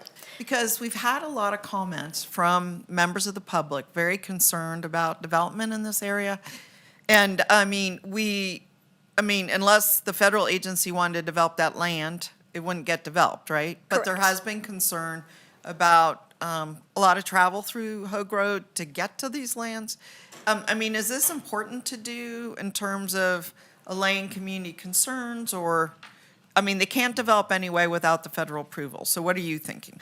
So in terms of the specific area, this is one of the areas that I said we flagged for review some of these private lands. This area in particular has had kind of that back and forth with, what the residents want and what's really happening out here.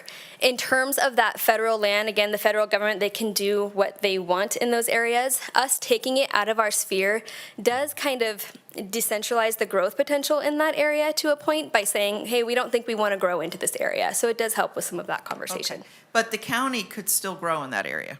The county could. And that's one of my bigger concerns, is just if we pull out of an area, if it's either put on a disposition list for the federal government or a lands bill for the federal government, that when that land, if that went through, when that land sold, the proceeds would be part of the county, or it would be under the county's purview to review the development. And that does make me a little nervous. I think they were put in our sphere because they're contiguous with other city properties. So I don't know if there's a pro and con for doing this, but I know it's been a contentious area. Love to hear from others. Ms. Breckus? Yeah, so precisely, I've been waiting 10 years to have a discussion about our sphere and our program of annexation. And what comes up now, and I don't hold you responsible, obviously someone else is maybe it's management or, outside forces from the city have brought this to you. We haven't had the discussion here, but says shrink your sphere, okay? But only for the federal lands, okay? And you say, well, we don't want to grow here in the next 20 years. We're not going to grow here in the next 20 years. Data should be presented to us because there was data that put all these lands into the sphere for the 20-year, and now you're telling us they're not necessary. I want to see that data. That's how I just need to explain to people, that's how cities do it, is you look at your land supply, you look at what you've approved, and based upon that, you can decide your timing. And your timing of sending land to suburbanized or land uses is really the way to be thoughtful about, how far the police are going to have to run on a Friday night, out to Cold Springs or what, or your infrastructure. And we're really not doing this right. All of the spheres should be discussed. The one she didn't mention way up to the north, we all know very well, that's a huge sphere. And that one has probably the largest implications because a police officer who goes up there one night, they'll be lucky to make it back in an 8-hour shift. I don't know if they work 8 or 10, but those are the sort of things that we need to look at. And not coming here without any evidence to show us, where we're, well, what is our land supply understanding? We had all that teed up in our master plan, and we backed off of it when we stopped implementing the master plan from evidence-based. So that's issue number one. Issue number two, Ms. Stewart really brought up, if you could go up in the Cold Springs area, I think we all know that up there, right about White's Lake, that far blue up there next to, at the very top left, is 2 developments, Silver Spring and Evans Ranch. And what are those, 10,000 residential units about? There's quite a bit, yes. Yeah, they're the ones that Mr. Thomas has a financial interest with. Mr. Listener got approved years ago. So we've got 10,000 residential units up there that saddles up to a parcel we're taking out of the public, out of our sphere. So what is the county then going to put that on the disposal list, and it's going to be bought by Mr. Listener and Mr. Thomas and make it now, 15,000 more units? We need to be telling staff, look, the lands bill cannot drive our land use planning for the region. We need to drive it. That's been my objection. I've written articles on it. So if we'll come back around, but I do think, I brought these up to you personally, and I haven't really gotten settled on what's the good plan to go forward. So let me ask Mr. Martinez. Oh, did you want to go, Mr. Reese? I'm sorry, you were reaching for your mic? I'm ready when anyone else is. Okay, sorry. Mr. Martinez.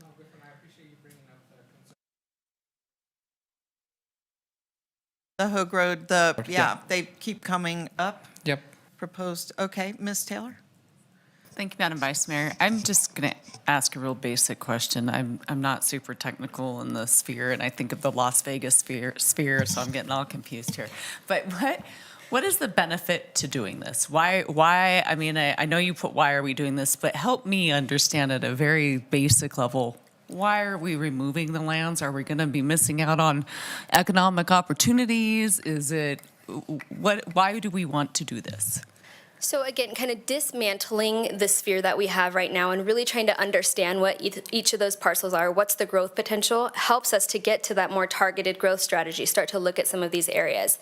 These particular lands here, again, they're federal lands. We are not going to grow into them within the next 20 years. We haven't for the past 24 years. So can I ask a question really quick? It seems to me like it helps us allocate our resources a little bit more effectively by focusing on where we're going to go. Correct, yes. It allocates our resources more effectively and helps us to understand and see the big picture of what our sphere actually is, what that potential actually is. It also helps regional planning staff, so they have basically prioritized certain growth areas within the region. It's like a tiered system, okay? And part of creating that tier was looking at the lands that are in our jurisdiction and in our sphere of influence, and that helped create and inform their tier structure. When we say, wait, these aren't really part of our sphere of influence anymore. They are not right for development. They are very topographically constrained. They really shouldn't be prioritized for growth. It's going to allow regional planning staff to go in and better inform the growth for the region as well in terms of where we should grow as a region, what makes sense for efficiency. Does this impact the regional plan? Yes, so the sphere of influence is a part of the regional plan technically. Okay, thank you. I think I understand. I'm good. Appreciate your help. Sure. Mr. Reese. Ms. Knox, thank you for the presentation. I suppose my questions are very specific. So first, is the impetus for this coming to council the fact that the Truckee Meadows Regional Plan is being updated? Correct, yes. I've had the privilege of serving as the chair there, and so I'm familiar with all the work that's been going on, so it's been excellent and well received. So thank you for clearing up any misconceptions about why it's here today in front of us. It's not somebody owns something 100 miles up and they're trying to do something with it. It's just that the other regional planning body in our region is undertaking a broader revision. It's a good time for us to get in front of it on these specific things. And as to those specific things, your staff report indicates to me that first, it's removing the federally owned parcels from the sphere of influence. Is that correct? That's correct. That's Exhibit A, right? Then it's with regard to Exhibit B is the state of Nevada owned parcel. Or is that the one that's adjacent that would happen and trigger once we remove A, the parcels in A? No, so in Exhibit A, that is a map that has all of the lands recommended, and that is mostly federal lands, and then there's one sliver parcel that is the state-owned land. That Exhibit B is just a list of those parcels, so you can kind of see those in a different way. That state-owned piece, because it's surrounded by federal land, it's I don't know if there's a way that I can show you up there. No, so if we get rid of that federal land, the state-owned piece, it's just a right-of-way piece. Island. It's an island, and we will never be able to annex it. So that was the impetus for that piece. Understand. And let me also just say, and I take this from the staff report as well, that you are anticipating a more in-depth analysis of privately owned land being done in 2025 and 2026, as well as a broader discussion at this body at that time about our program of annexation. Is that correct? Correct, yes. This is kind of a first step in starting to have those conversations, and then followed by a more specific, more targeted look at those privately owned lands, and really talk about that policy direction. Thank you. That really helps, and the staff report was very informative in that regard. I'll just be really honest. So I feel like this may be an embarrassing admission, but I feel nervous of making a mistake. I feel that I don't know enough about these parcels. I know you've made an in-depth study, and your rationale is good. You also said, which you didn't say here, that you've removed lands that are already identified in the federal lands bill. So it's good to know that you've already taken these federal lands that we already know are potentially included in the bill, and you left them in the sphere. So if there's something in our sphere, we'll be involved in either a development after, if it's sold, or if it's not sold, whatever. But then the ones that are here, I just get a little apprehensive because I don't know enough about them. You've analyzed them on slopes and every other thing about their developability. But I worry that, I don't know enough about all the lands, and I don't want to make a mistake, and I feel like they're under a certain level of protection being in our sphere. But maybe it opens them up for development, and we don't necessarily want that either. Is that? I wouldn't say it really makes a difference in terms of opening them up for development. Will we see them if a planning case comes through? No, but again, these are federal lands. They can already skirt all planning authority from any jurisdiction. Yeah. So without them going through a full disposal process, we wouldn't see it anyways. Okay, so, and I guess what I'm just saying is, a lot of the boundaries are squared off, so I have to believe they were included in our sphere to kind of make things more understandable. But is this really confusing to the world? I mean, could they be labeled as deprioritized for development versus withdrawn from the sphere? They could be. Like the tier 3? Sure. So the tiers could change for regional planning. They're able to do that kind of on their own. Part of the impetus again for them, since they were in our sphere, it did change kind of what tier a lot of these lands were in. So a lot of them are in tier 2, which you may be familiar with, a little bit higher than tier 3, right? So this allows regional planning staff to say, okay, these lands need to be tier 3 or maybe even removed from the TMSA altogether because they don't make sense. Well, I like that direction. Yeah. I mean, so what you're saying, by not being in our sphere, they could be assigned a different tier. Yes, it's not that that has to happen necessarily, but regional planning staff will have more of an impetus, and we've already had this conversation internally with regional planning staff, but there's more of an impetus to say, okay, this really is a deprioritized area. We don't think it needs to be. Well, I like that outcome. I mean, that's like squaring up the Correct. tiers. Okay, that makes sense to me. All right, over to you, Ms. Ebert. Thank you. So being the newest person on the council, and also it sounds like this happened a very long time ago, I'm really curious as to how these ended up here in the first place. I assume that there was very intelligent people that came up with this in the first place, and I assume that they weren't just making a mistake here, that there was some logic behind it. And just because I don't personally know what that was doesn't mean that it's not relevant today. So I think it would be extremely important to us to be fully informed about that thought process before we vote on it today. Because I think that with what you're presenting right now, it sounds like, oh, it should be fine, but there could be very legitimate reasons why they did this. And I'm also concerned about, the lands bill. I mean, I don't mean that specifically, but, if the lands bill doesn't go through as it stands now and another one comes through later, these things can change. I mean, the lands bill is written as it's written now, but what if it gets scrapped and it's revised? Or what if there's an additional one and we no longer have this in our sphere of influence? And I'm curious about, if we know it's federal lands and it's marked as such, I don't know how much time it would go into the planning department anyways, because we know you can't develop there. Like having it on the map grayed out, I don't understand why that would cause additional work or a drain on resources to continue to have that marked in a way that kind of safeguards us, buffers us from potential unintended consequences, especially given that we do not know the methodology or the reasoning behind this sphere of influence boundary in the first place. So the sphere of influence boundary actually has a very convoluted past. It's kind of tied up into an old settlement agreement from 2002. So basically all three jurisdictions came together to figure out how are we going to grow regionally. It was really a regional planning settlement. And so the way that the sphere was derived was by a formula, and that was 4 persons per acre. So based on our population and our projected populations, that gave us a total acreage. Okay, so that kind of cemented in how much room we needed to have within our sphere of influence that we wanted to take at that point in time. I mean, this is, the height of the boom, the very early 2000s. From that point forward, because we had these allocations, if you will, or these buckets of how much land we should have, Washoe County was what was called over-allocated. They had used all of their bucket. So we could never take any of our land out of the sphere because they couldn't consume it. They didn't have enough room in their bucket, if you will. So for a long time, we were kind of locked into this way we were working. In 2019, there was a big overhaul to the Truckee Meadows Regional Plan that got rid of that formula, got rid of that bucket structure, and tried to regionalize what this really looked like. So at that point in time, we did not review our sphere. We had a lot of other things going on. We had the master plan update, full-scale update there too. So we didn't review our sphere at that point, and another reason why it's good for us to look at it now.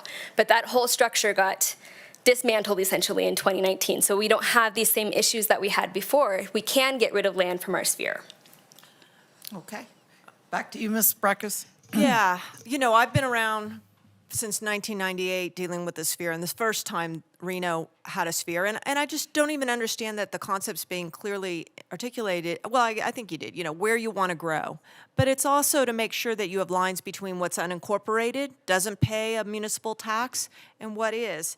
And, the problem here is, we have not looked at our sphere. We have not looked at our annexation plan. And all of a sudden, we're just doing it through the lens of the federal lands bill. The federal lands bill should not be dictating land use decisions and plans. Evidence and data should be. And that's what Ms. Knox should be bringing to us right now, and I know you've been told to do this, I'd like to just approach with a piece of information here, and I have an iPad that's very fussy, so I need to bring it on myself. Can you go up to that map a little bit?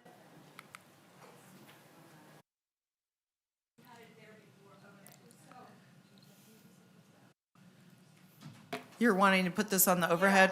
Well, I want to show you something right now, and this is... On the overhead? Yeah, and this is the evidence that should be brought forward, that staff should be, rather than, the How Lands about Bill has this, this. that you but- would like to see? Yeah, so if you look at that hatched one at the very top left, okay? It went off for us because they're, Okay, can you look behind you and see that top hatched right there? blue, purple, what? At the very top, on What- the what left. color? Yeah. Now, can you bring up the? Oh, hatched, Yeah, okay. yeah. Can you come into my iPad here? She's in her last, Okay, that parcel is right here, okay? That's right here. Well, guess what is right here? Guess what this is? I agree. This is 2,100 acres of that 5,000 units.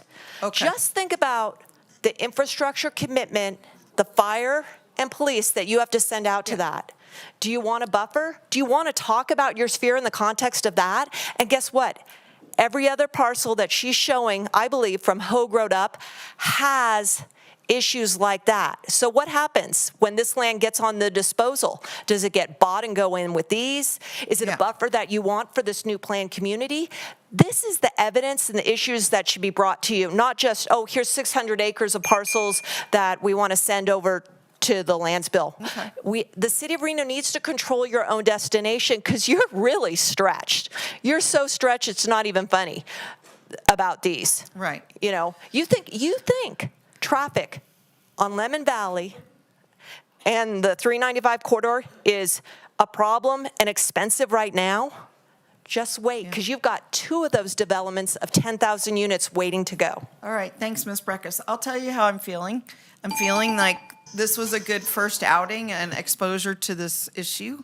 I think the council still has questions. I'm somewhat interested in tabling it because I'm apprehensive about making a misstep, a unintended consequence issue. I want to know more, but I don't know how the rest of the council feels, so, I'm looking for some motion or direction from somebody.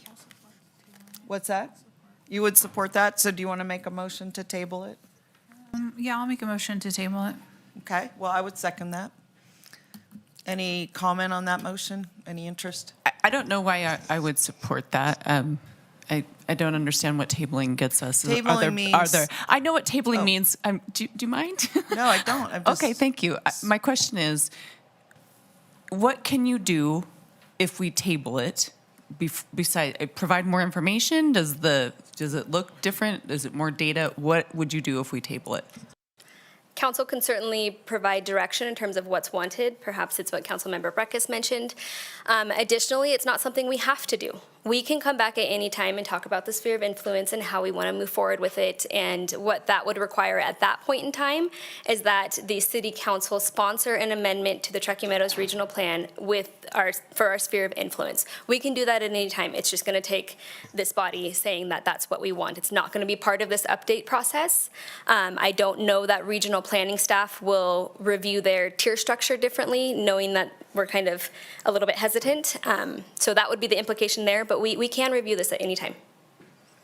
What is the schedule, though, for Truckee Meadows? For Truckee Meadows. So they want to release a draft of their plan in mid-August, followed by 3 regional planning commission meetings in September, followed by ideal adoption by the governing board in October. Okay. But even if we miss that train, we could do our own train? Correct. Okay. So we have a motion and a second. We've had discussion. I guess all in favor, please say aye. Aye. Aye. On any opposed? Opposed? Opposed. Okay. So can we get another motion? Move to approve staff recommendation. Second.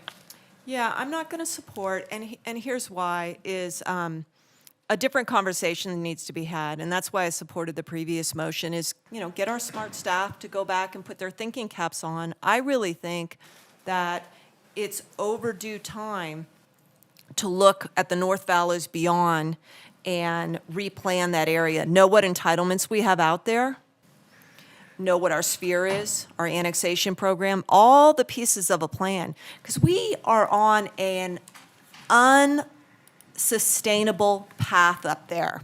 We are on the most unsustainable path you can imagine. I could not have imagined this 10 years ago when we came out of the Great Recession.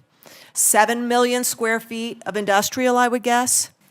Millions and millions of dollars needed in sewer that we still don't know what the cost of that is.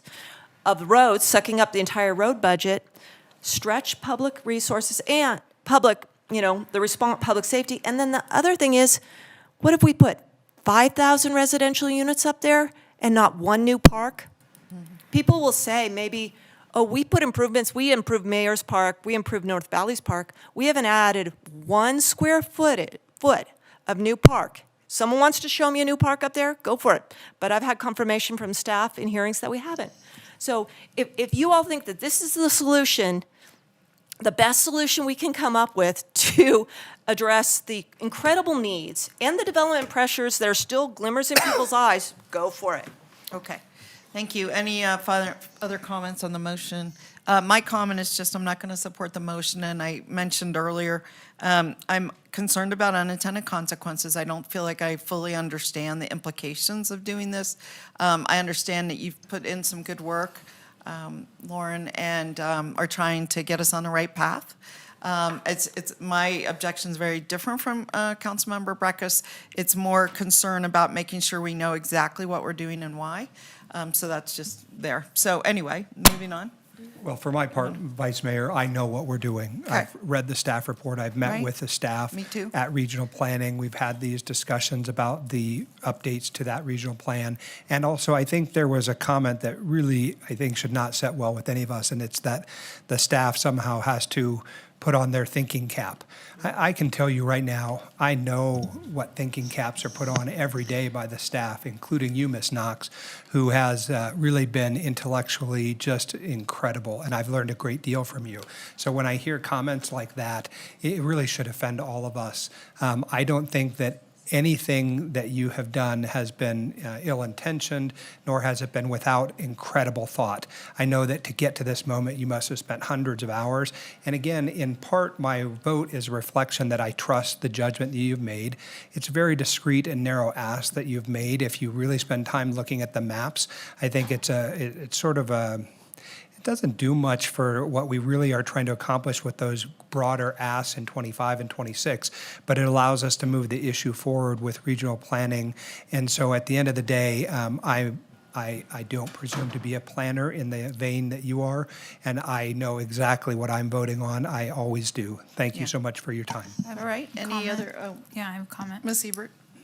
I just think that we don't have to do this, and I think that there are still some questions out there, and I don't think it's an offensive comment to staff to say that maybe council just has more questions. It doesn't mean that you guys didn't flesh out all the ideas that you have, but you can't possibly anticipate any questions that we have or that other people might have, scenarios that we're concerned about, might want to have addressed.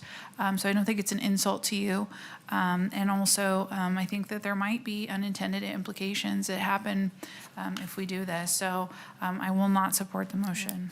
And just to be clear, I mean, I already said, what I'm concerned about is future iterations of any land plan. I mean, I think Ms. Ebert said it pretty well, where they come in and start tinkering with this one doesn't pass, the next one comes, and now we're not in control of those federal lands that are in our sphere, and we can't help guide that future development or have any say about how the money might get spent. So that's my biggest concern, and I've shared that with you prior. All right, so all in favor, please say aye. Aye. Any opposed, please say no. No. Okay, motion passes, and I'm handing it back to you, Madam Mayor. All right, thank you so much. Okay, moving right along. Madam Clerk, let's go. Madam Mayor, we're on item D2, David 2. Okay.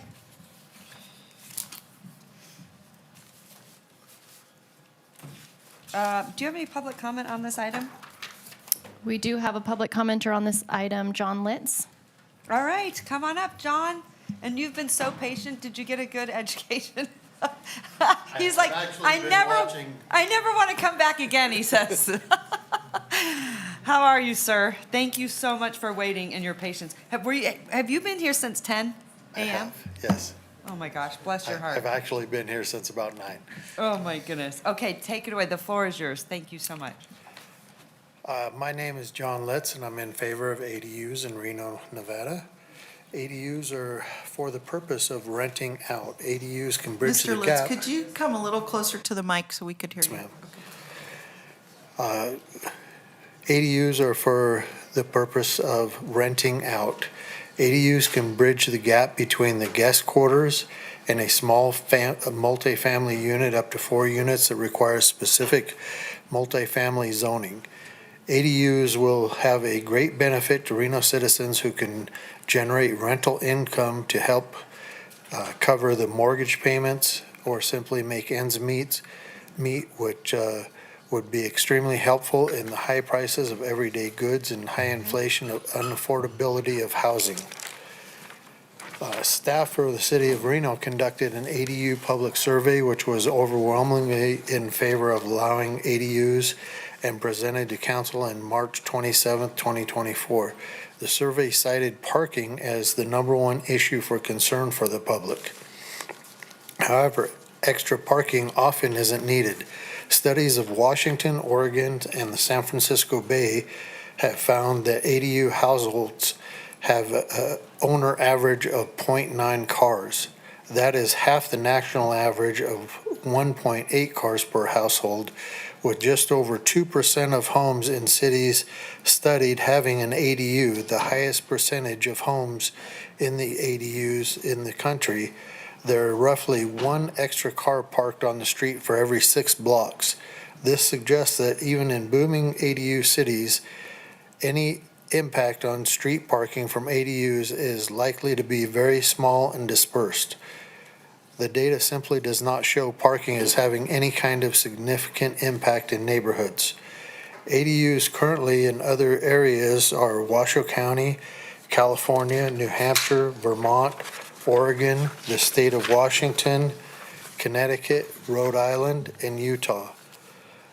It is such an incredible opportunity for Reno citizens to be able to generate additional income through use of being able to rent either their principal unit or the ADU, depending on which situation best fits their needs.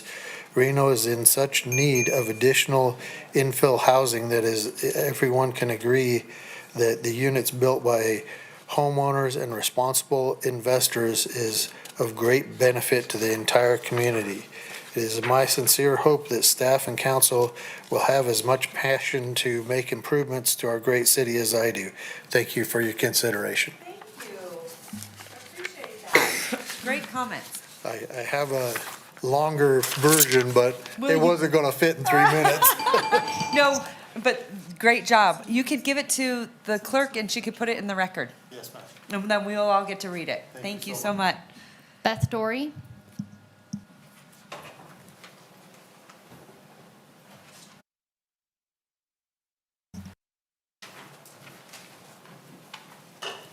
Hi.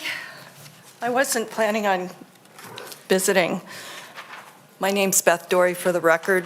I have 23 rentals in Reno. I do walk the walk. I do provide affordable housing in Reno. I'm going against my own self-interest because if this ADU, oops, I think that's my phone. I know. Let's blame it on Jenny. No, sorry.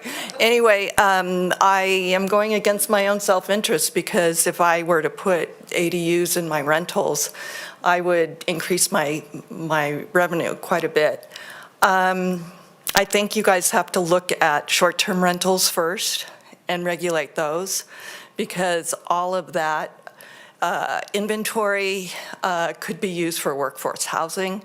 And by not doing that first, I think you're missing a huge opportunity to add to the inner core. And lastly, I have 3 homes at least that have CCNRs, and they prohibit extra units. So I think you really have to look at these old CCRs because that's going to be a problem. I think you should go the route of California and try to get this passed through the state. Thank you.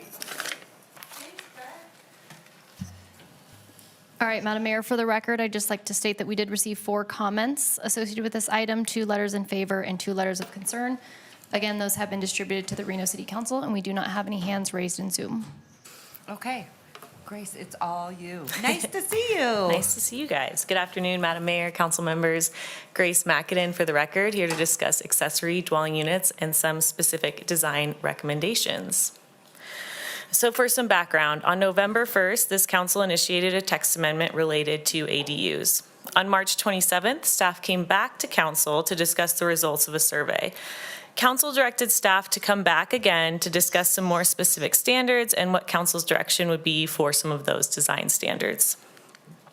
So in regards to that survey, from January 1st to February 29th, a survey was conducted where just over 2,000 people responded, which is a huge response rate. I don't want to overlook that. And it was generally favorable towards ADUs.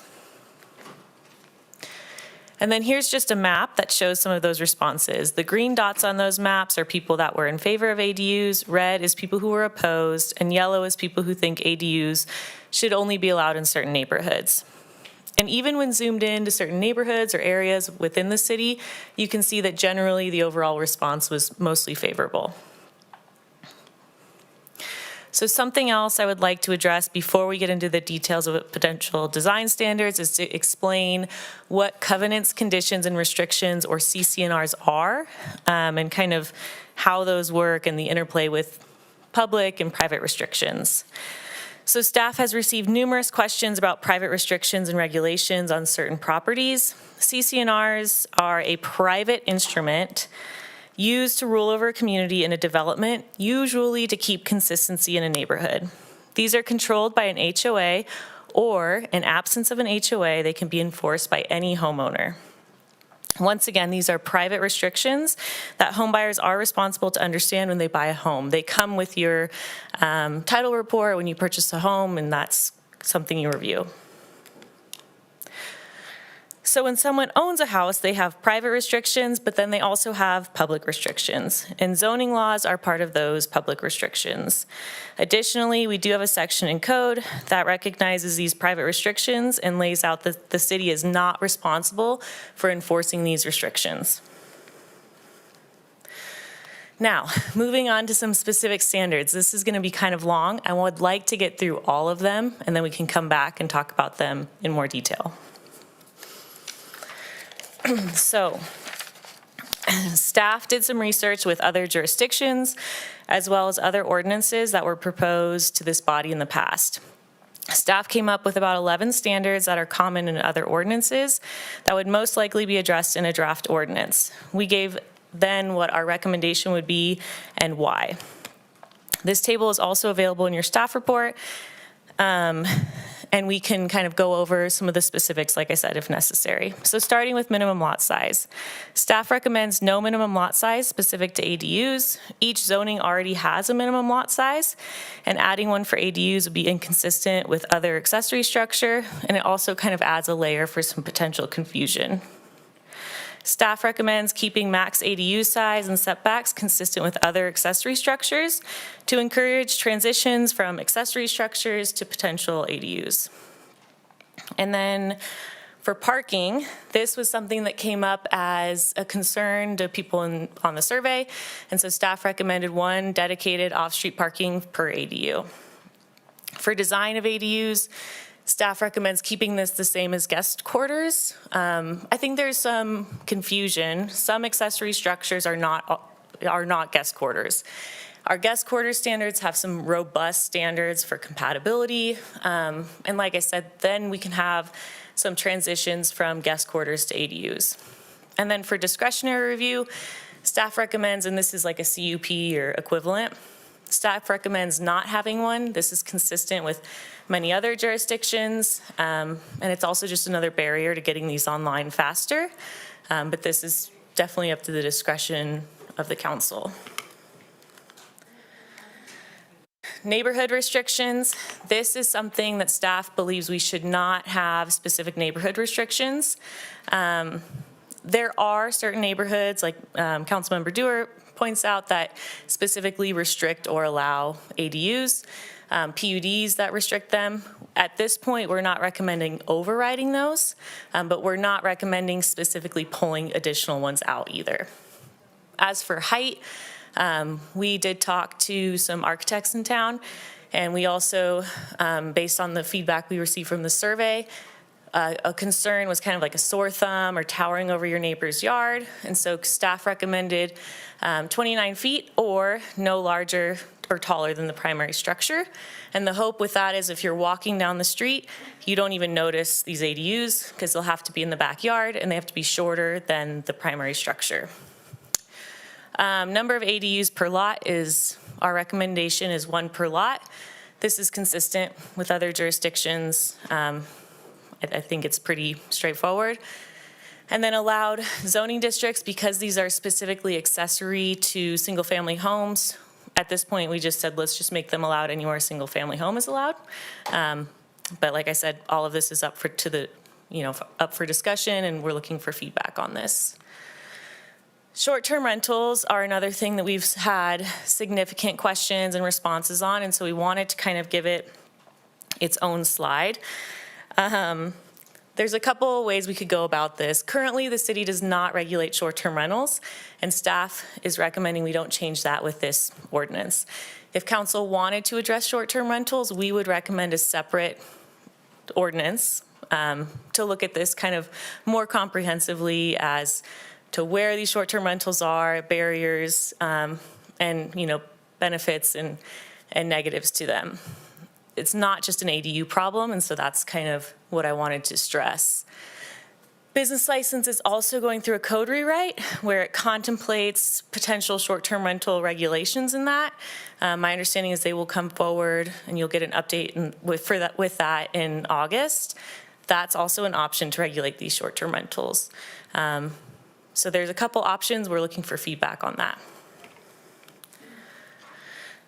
So after today, the hope that we would kind of gather some feedback from this council. Winter, we will draft a ordinance. And then kind of at the start of 2025, we'll go forward with community meetings, NAB meetings, bring forward this draft ordinance to the public, get feedback from the public, hopefully go forward to the Planning Commission with our final-ish version in spring of 2025, and then come to council either spring or summer of 2025, and hoping for an adoption in 2025 of summer of 2025. Recommended motion is on your screen, and I'm available for questions. All right, excellent job. Thank you. Okay, let's see. I would just say, I think we can have the conversation for a very long time on the temporary. I would like to see us focus just on the ADU side of that and those short-term rentals. That could be something we look at, because there's different reasons to do it. And I think we'll be here well into 6:30 if we also put that on here, and I'd like to see it separate. I don't know how my council feels, but I do think that that should be separate because it's very, very different. Because we also have a different component here because of our tourism. So it does have a different dynamic.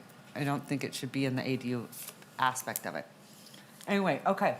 That's just me. I'm going to bring it back to the body. Who wants to start? Go ahead, Councilwoman Breckus, take it away. Yeah, I've been advocating for short-term rental ordinance for some time, but there's a lot of groundwork to occur on those. I even understand there's a draft of the business license out, and it's causing all sorts of strife. I'm fielding a lot of calls. I didn't know it was going to be part of a short-term rental ordinance draft. you really need to do those separate, and we need to get there and do those. There might be a point there where the council does want, when they finally get to adoption, a ban on using these for short-term rentals, just to not let anyone establish that property rights as you start to work. So I would keep that in mind. I think the timeline is too long. I really don't think you need to take a year on this. I think you can get this done by the spring. I do appreciate your slide, Ms. McAdam. Could you bring up the first one on the CC&Rs? I think this is the first thing I learned first week as an assistant planner at the city of Albuquerque from a very skilled planning manager. You know, we're not a party to the CC&Rs, but I think you're going to need some administrative tool to show these PUDs do not allow CC&R, second ADUs, right? Because you're going to check for PUDs. Correct. But each PUD may have within there different CC&Rs on different tentative maps. And a lot of times, the city is the one who made them establish the CC&R in the first place. The tentative map approval will say you establish a CC&R. So it is a little bit of vague land of how much we are or not a party. But at minimum, you know, I think you're going to need an administrative tool to have a checkoff to ultimately have the property owner check that they are allowed under their CC&Rs to have one, because you don't want to be running those down for every approval. And I'll just let people know, Collin Ranch, the planning department always sends those up to the architectural review committee up there, right? Correct. My understanding is if the city is, and this might be a legal question, if the city is listed as they have to specifically list that we will enforce those. And so Collin Ranch, Damani Ranch, Somerset specifically say we have to get approval from the HOA. If we are not listed as a party to that CC&R, we have no obligation to enforce those. And that's why that section of code is in there. And all I'm saying is you're going to need an administrative template on your website to show that, to help people navigate that, I believe. Okay, that's good customer service. 2, in terms of the height, I get the height issue you're raising, but of 29 feet or taller than the, you know, not higher than the front one, that's going to prevent garage over units if you've got a small single story. And I've always liked that street view where you don't have something towering in the back, but I think the thinking has evolved, and I think the 29 feet, you know, what are you going to make the front one go up to 36 feet, you know, 29 feet? So I don't agree with that. And then I have 2 other provisions that I would like to talk about in terms of the design. Mr. Hawkins mentioned those earlier, Architect Hawkins, and the setback. But I think the height matching the front, because a lot of these are going to be in older neighborhoods where they were one-story ranches, people are going to want to do these garage over, good or bad. And so I don't agree with that. And then I will yield, and then I will come back to the other 2 issues, design issues I have. Thank you. All right, Councilman Martinez. Thanks so much, Madam Mayor, and thank you, Ms. McAdam, for the presentation. I want to just mention that I understand that the restrictions or the conversations about short-term rentals is a different thing, but just making a point that that is something that I hear loud and clear from constituents, and the purpose for us to address the shorting housing crisis and the cost of living in our area will not be impacted if these don't become places for folks to be able to buy. And so I appreciate the sentiments there, and just want to put that on the record. I also want to say that I appreciate the minimum lot size not being there. I think a lot of constituents in Ward 3 don't have large lot sizes, and so for them to have the ability to still do that is important. And so I appreciate you putting that in there and being inclusive of that. Thanks. All right, Councilwoman Taylor. Thank you, Madam Mayor. Thank you for the presentation. I do have a couple questions, but first of all, I want to say, again, moving the needle in affordable housing and taking in the recommendations that we heard from the expert almost a year ago now. I'm very appreciative of the team's work moving us forward in this space. So overall, I'm very supportive. My questions are on the minimum lot size. I understand what my colleague was saying, but I do have concerns. What are the protections or standings for, if you have a 0.07 acre lot size, and then you want to bring in another dwelling, are there standards outside of the ADU, I guess, code that we would be looking at to make sure that we're following everything that we need to follow in that space? Yes, so accessory structures generally have protections, things like lot coverage, setbacks, separations from other structures.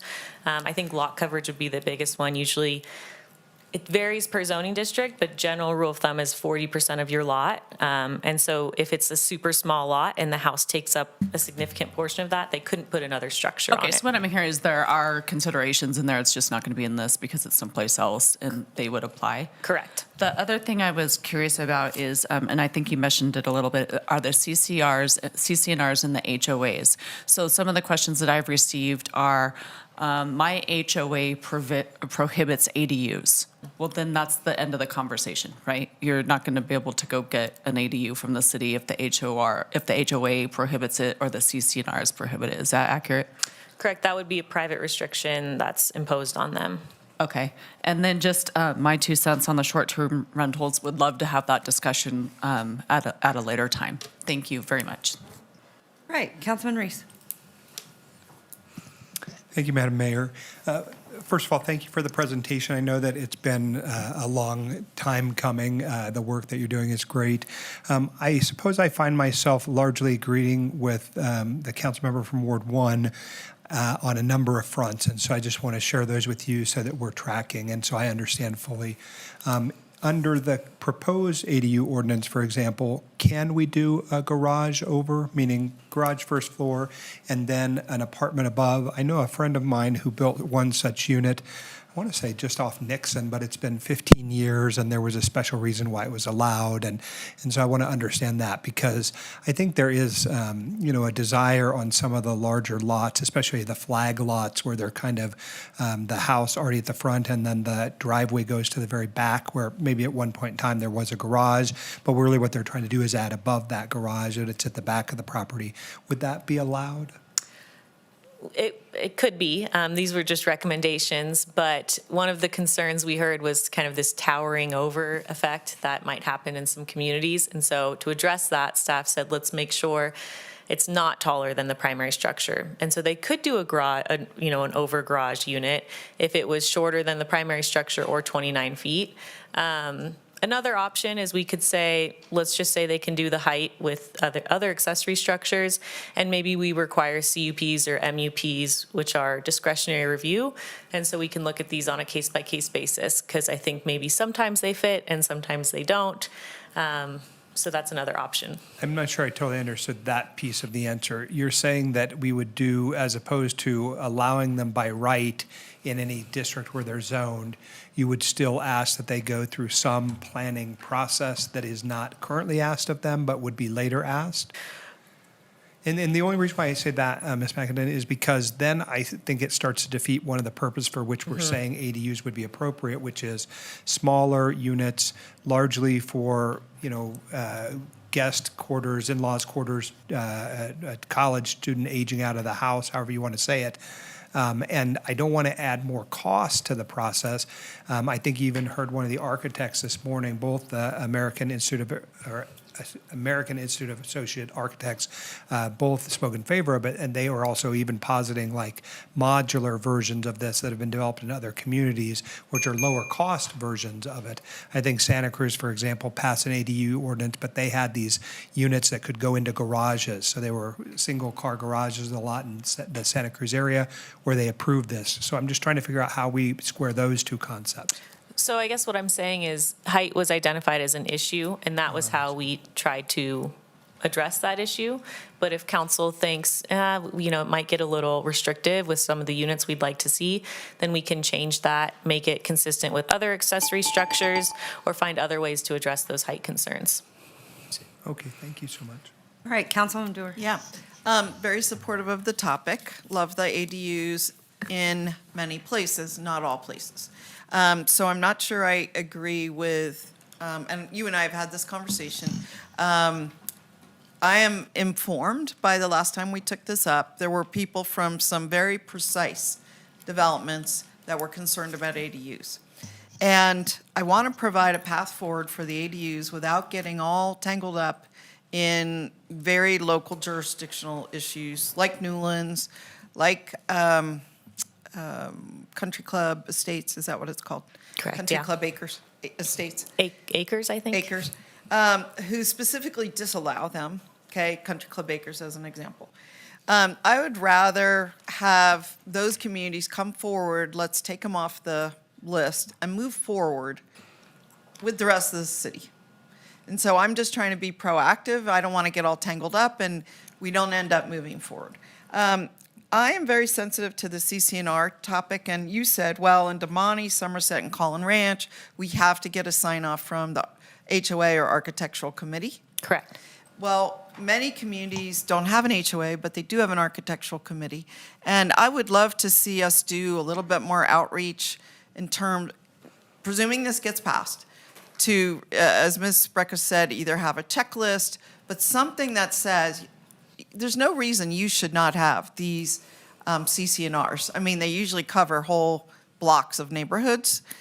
There's no reason that you guys couldn't be informed about what they are, not the guardian of them, but to just know they exist. From my understanding, we would have to get a title report on each building permit that we do because they can vary from property to property.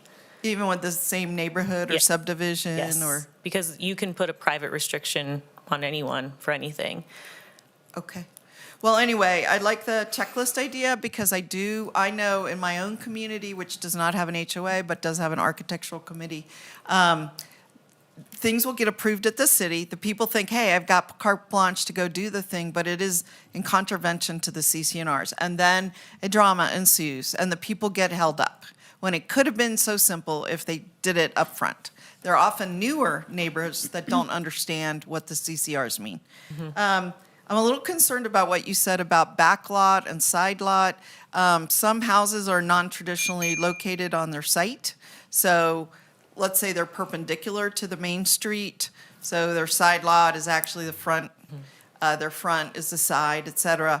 And I get a little worried about those kind of interpretations and just doing a carte blanche. And I'll give you an example. In my own development, the main CCNR is set back 35 feet from the primary street, but it doesn't speak to side lot, front lot, and all that stuff. So just some stuff to be aware of.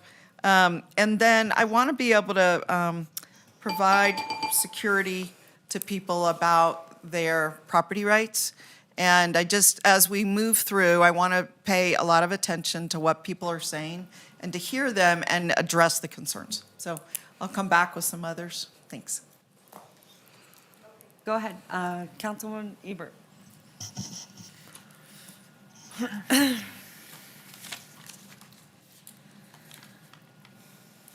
Sorry, just give me a second here.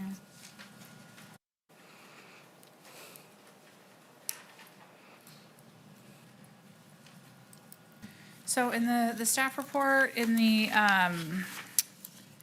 exhibits, it's a section in here says that there would be discretionary review.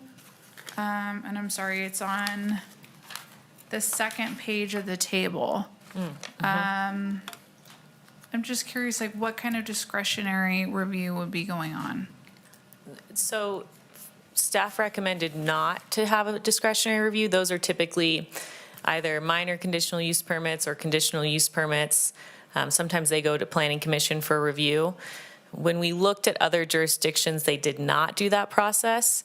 But like we said, that's something that is, we're looking for, if council would direct us that they would like to see that, so we could look at them on a case-by-case basis, then that's Okay, so in something other we can do. jurisdictions, what does discretionary review mean? Does that mean look into things like if there's CCNRs there, or what does that mean? No, it's a separate application. So Okay. it's a planning application that would happen before a building permit. Okay. And that's something where they, like I said, they go to Planning Commission, or it would be an administrative review.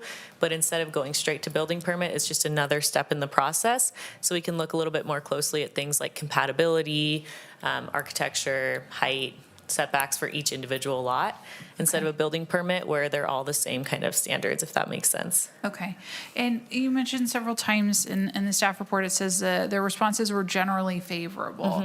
Did we also get, I mean, I know you said generally, that means there's more, but was it close? Like, was there a lot of negative feedback? Do we have a lot of pushback on these? No, so you can see on the map at the bottom, we had 13, so we had 2,002 responses, I think. 1,300 of them were, yes, I like ADUs. 300 were no.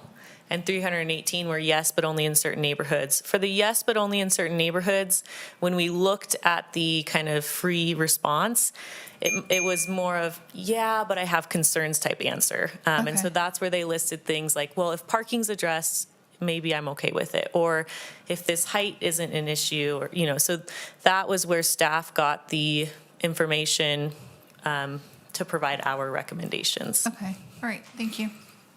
All right, Councilman Breckus.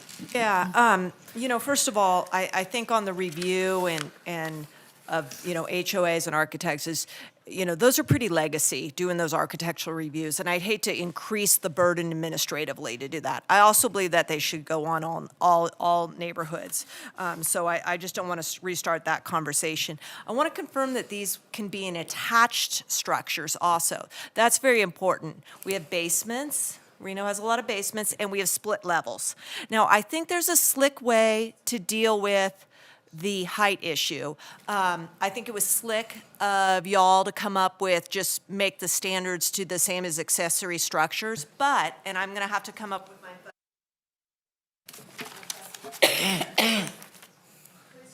Wait, what are you doing? I need to show something. Please stop, we're talking, we are speaking design, so unfortunately at our tables, we don't have the ability to do. I just realized that. Yeah, it's kind of a bummer. But I want to show, I think they're slick on doing the same standards as accessory structures, with the exception that we can, and this is that picture that I've shown before, we cannot do zero lot lines, okay? Cannot do zero lot lines. Should not happen, should not be allowed. This is in litigation. These people came through, got approval to have a zero lot line, and these people were like, get the heck off of our property. And I don't even know how they got a final building permit. But the answer is right here on the height. If we want to have some provisions, it's been in the code for over 20 years. And it says right here, it's in the West University Neighborhood Plan, I wrote it over 20 years ago. If the height of a proposed structure would exceed the height of an existing building that faces the same street on the same lot, the rear and side yard setbacks shall be increased by 5 feet for every 8 feet that you go over. So as you start to build up, you have to squeeze it in. I would maybe even not even do that and just say you can go 29 feet, but you have to meet setbacks. But this is a good way to find a middle ground, I believe. Because the issue is the front house, it may be half the height that's allowed by the zoning district. That's kind of not the greatest thing. So this is a good workable one. I'll show her the citation. The last point I want to make is what Jack Hawkins was talking about. And that is, and I hope the person who I know does not mind, but I looked at this house every year for 10 years, so I think they'll be okay. It's a mid-century, post-war house in Old Southwest. It's got siding. It's not great, okay? But the code says you have to find some of these details. Do you have to find the dormers? Do you have to find the siding? Do you have to do the slope? Who cares? No. This is what Jack Hawkins is talking about. Nowadays, construction techniques allow so much more windows. They're so much more contemporary, flat roofs. It should not matter. And I know the staff, because they have this on guest quarters, has had architects and designers contest this very vague language they have and written interpretations about it. It needs to get wiped out. We need to not go with something that no one would even want built today over something that is very desirable and maybe even more affordable. So we need to get rid of those design considerations for the secondary. That's just where design has moved in this country. Are you saying, am I right in the sense, you're saying you can have a much older home, but if your ADU is in the back, you want it to be more modern? I want the designer to be able to do it how they want. They don't have to match an outdated tract home that no one would be building today anyway. Gotcha. And that's how the code writes. So we Okay. need to get rid of that. And they're in all, in their defense, they're taking it from how it is for guest houses now, but they need to get rid of that because we've moved on so much in design because materials and construction has changed. But what about like conforming though? Because some neighborhoods I've seen where they've done a modern with an older structure, it looks weird. Actually, under historic preservation concepts, you either match precisely, like you get someone who knows how to, you get the stones mason from Italy to come over and match it precisely, or you make a very strong juxtaposition. Yeah. So the design is, it's just really hard to guide design through the zoning code, and I'm really articulating what the design community, Jack and the others have been, Jack Hawkins and others have been. And maybe that was a Did you bad get it? analogy, but you know what I don't know, I always like kind of shake my head, and this isn't the same thing, but it reminds me a little bit of that, and is it functional obsolescence whenever you're in a neighborhood? I think it's functional obsolescence. We've got the realtors here, you should know this, where you have the older, smaller homes, and then all of a sudden you get a McMansion in that area. Right. It's super like really, really big and modern, and it just is like a sore thumb, right? But anyway. Yeah, and I think, to Councilmember Brex's point. Agree.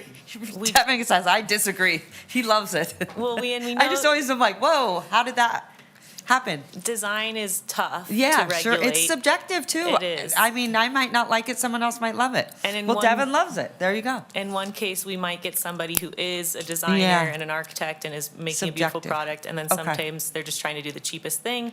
And that was kind of the middle ground we tried to find. But I do think Yeah. design is really tough to regulate. You're right. I guess I was trying to, I understood what she was saying after I said to reiterate it, so got it. Thank you. Okay, here we go, moving on. Mr. Martinez. Madam Mayor, I find myself being very happy to agree with my colleague from Ward 1.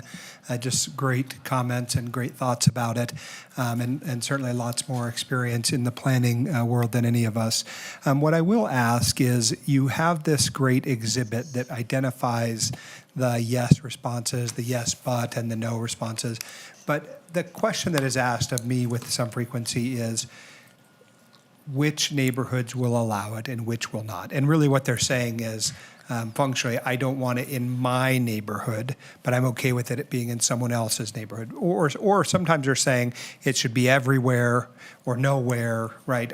So is there a map that would say in these zoning districts it would be allowed, but for their restrictive covenants or some other thing that prevents them from being there? Because also sometimes what happens is, these bloggers, they like to say, well, look at Councilman Reese. He lives on a street where there's a gate at the entrance, and they're not going to build and obstruct his view, so that's why he is supportive of it. It has nothing to do with anything. Those people are just trying to find relevance online, shouting into the void. I'm trying to answer the question legitimately for people who ask the question of where would they be allowed, and it has to be like the simplest explanation.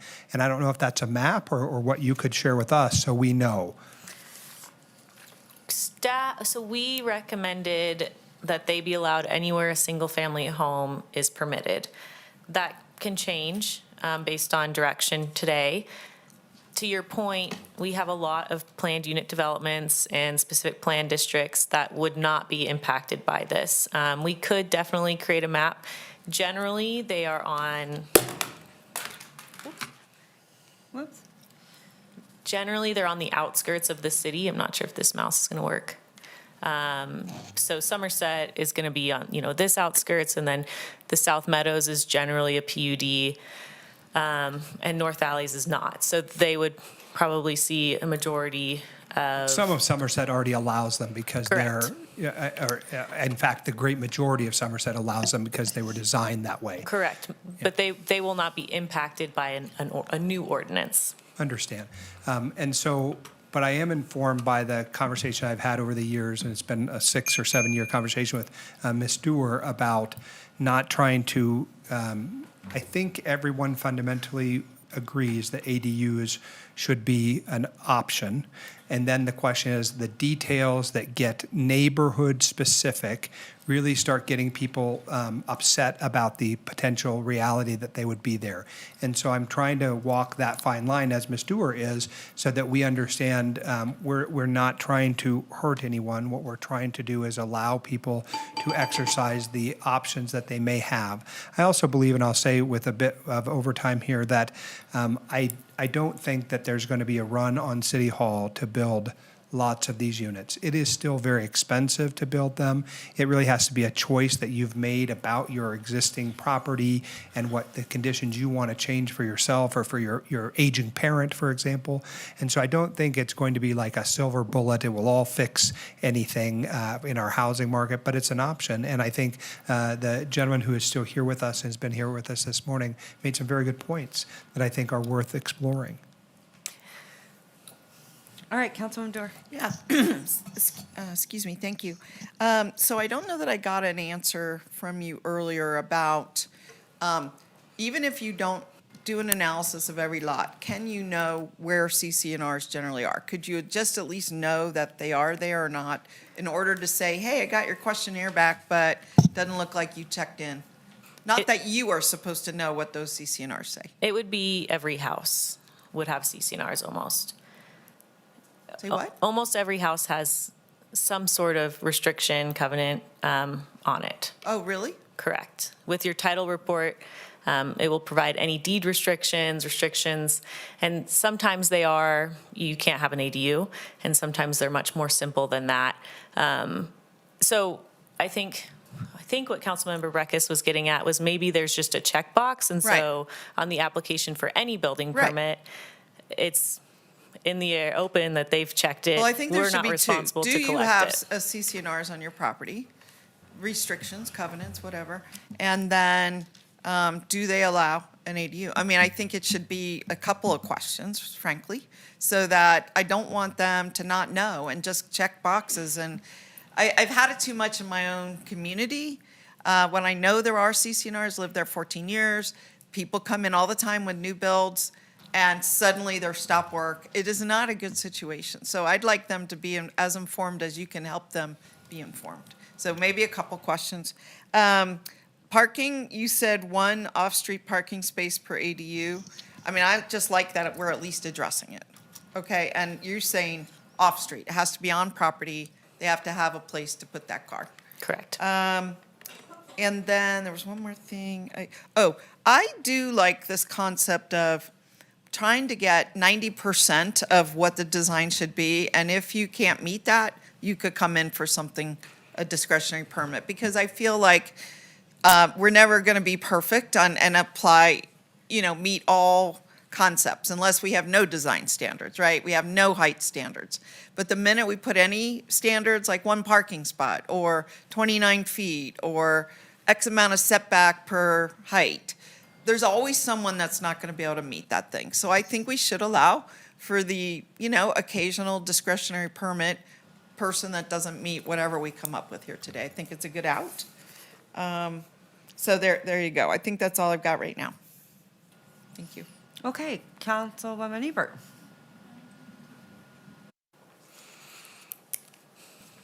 Can we go back to the map that showed where we got responses? Yeah, thank you. So I have concerns. I personally like the idea of ADUs. I think that they could potentially be really beneficial to a lot of different circumstances. I like that they could also be used as, rental properties to help with income, as well as helping your kids that are growing up. I have a 23-year-old son that moved out of the area because he couldn't afford to live here, so I'm very sensitive to those kind of subjects. But my fear is that the areas, and Councilmember Reese touched on it, that there's areas that will have CC&Rs that prohibit it, that won't have to worry about this at all. And the areas that don't have these restrictions might be perceived as lower income housing or lower income areas. so that those areas might be disproportionately affected by these changes. And there's been some arguments that I've heard that say, well, they probably won't put the ADUs in because they cost money, it's expensive to do. Well, the other side of that argument is if you have somebody that's a property owner and people are renting these homes, and I know of people that own multiple homes in, maybe say Lemon Valley or whatever, if they want to increase their rental capacity, they could put one additional ADU in each spot, and the people that live around there may not be in favor of it and are disproportionately affected by it. So I'm just a little bit hesitant, even though, like I said, I am personally in favor of it, but I'm worried about the overall opinions of the people that live in the areas that will have to live with the actual reality of the ADUs. I don't know how to fix that, but those are just my hesitations. And if I could just reiterate, this is the first step where we can get kind of general direction,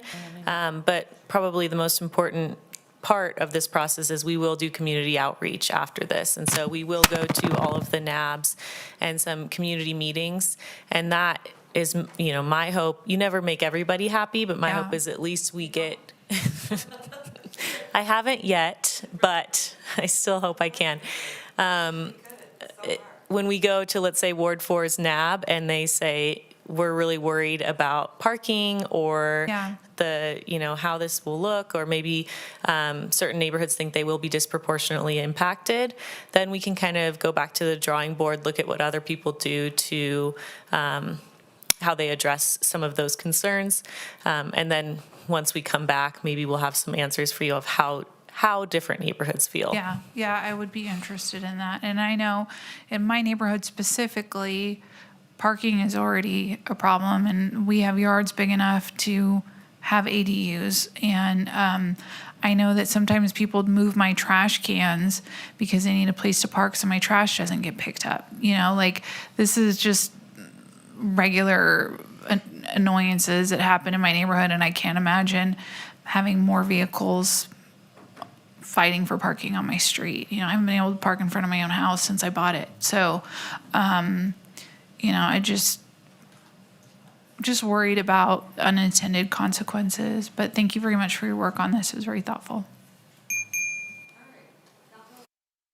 I mean, I'd be prepared to make a motion because I think they are Can you looking please? for direction. Okay. Thanks. So, but let me ask my colleagues, I'm leaving in November, but I think there's huge pent-up demand. I think they're going to need more staff on this one because, remember, 20% of new residential units in California right now are ADUs, and they've been doing them for 10 years. We have a lot of pent-up demand, and so I would like to see it on by spring, but I don't know if that's the will of the bodies. But let me try it, move to schedule it for, moving through the hearing process next spring. 2, no zero side yard setbacks. 3 feet if under 15 feet. But I need to understand if people want that smush in as you go up higher. You don't? Oh, yeah. Yeah, okay. Then 3 feet minimum side yard if you're under 15 feet. Well, actually, 3 feet minimum side yard setback. And then that provision from West University neighborhood, I can, flag that for you. Just the 3 feet might, because usually it's 0 or 5 based on building fire separations. Okay, then 5 feet if Okay. you think. I thought there were some 3 feet allowances There for might side be. I'll yard. have to double check that. We can check on that, okay? But I think there are some 3-year, because that's the standard thinking for a firefighter to circulate around is 3 feet. But, okay. And then copy that West University neighborhood plan one. And then the elimination of the provisions for design, how's that written? Compatibility. To eliminate that? Yes. Okay. Yes. I think that that's the best point. And to make a point the mayor was asking is, design is hard to regulate. The real only places you're really going to want to have strong architecture control are like Santa Fe and Carmel. because it's so intrinsic. McMansions are a problem, but they are more or less a coverage issue, and that's what we're dealing with. So that's the provision, is move to a spring schedule adoption if you can, 3 or 5 feet side yard, and then that West University neighborhood plan provision, and eliminating those compatibility on the design. And so that's my motion. All right. Do I have a second? Second. Okay, I have a motion and a second. Any Comment, question. Any discussion? Hold on, Councilwoman Taylor. Actually, I just have a question on the West University, whatever that Language. was. And I would like to get some feedback from you if those things are things we can work with, and you're the expert, if they're reasonable, they fit into this. Yes, so for the West University language, it provides kind of the higher it gets, the further it gets from the property line. I think in the ordinance that was brought forward in 2018, similar language was brought forward. So that's definitely something we can put in a draft ordinance. To eliminate the design standards would be easy, just cross that off. Based on the community feedback, this might morph by the time it comes back to you. And so this is what we will do to draft our ordinance, and then things might change. But yes, all of those things we can accommodate in a draft ordinance. Thank you very much. Thank you, Madam Mayor. All right. Go ahead, Councilwoman Yeah, Dare. can we include, I don't know that it needs to be part of the motion, but this issue of the checklist on CCNRs? One of my thoughts is that we could do that for all building permits, like more of a process change. I don't know if that would be included in this ordinance. And so that would be kind of my Well, I would like thought to there. see it just to provide security. I mean, we had a comment on it. It's a real thing, and it's a real thing that gets skipped. And so I'd rather just address that right up front, if you can. Maybe later it becomes applied to all building permits, but we're just on ADUs right now.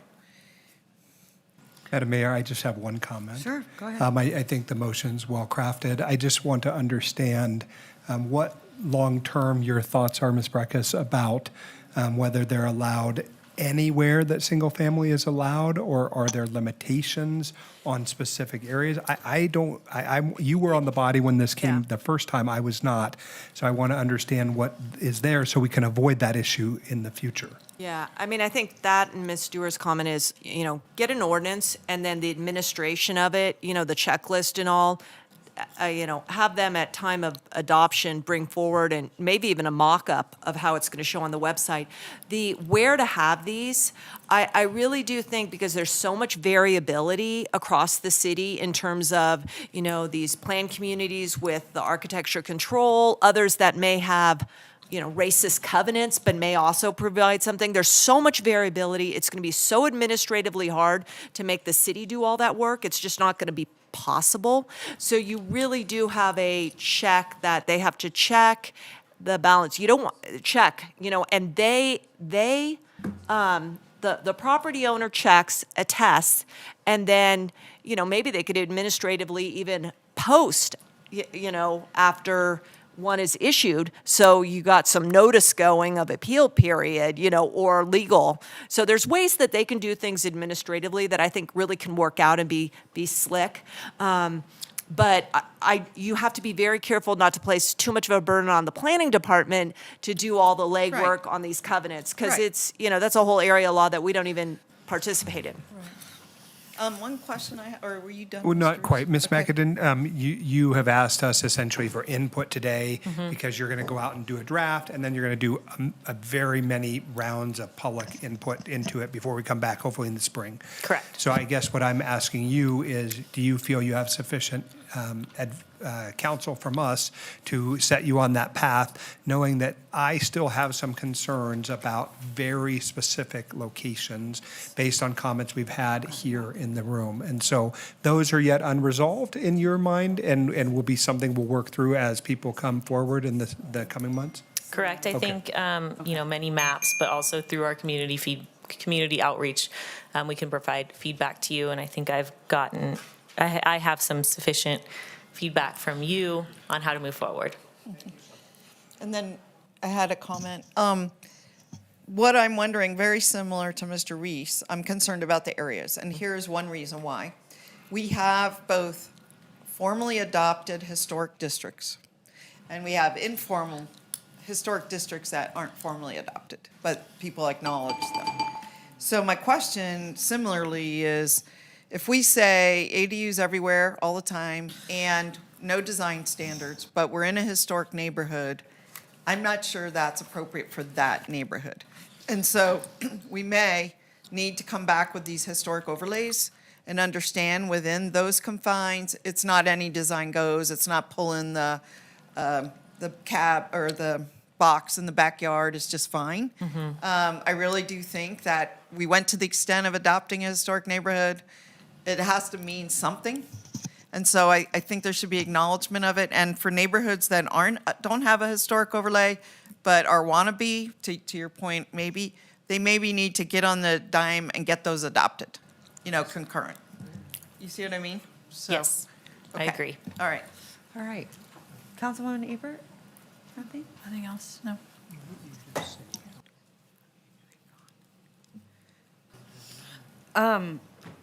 Councilwoman, we got a motion from you, a second from Councilmember Reese.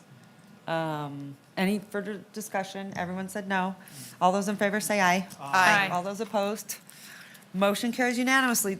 Actually, this is amazing. I am so very proud of this entire body because this has been a issue and a topic that has been going around for a long time. There are a lot of people that feel strongly about it on both sides. And so, I mean, like you said, it's always so hard to make everyone happy, and that's the hard part.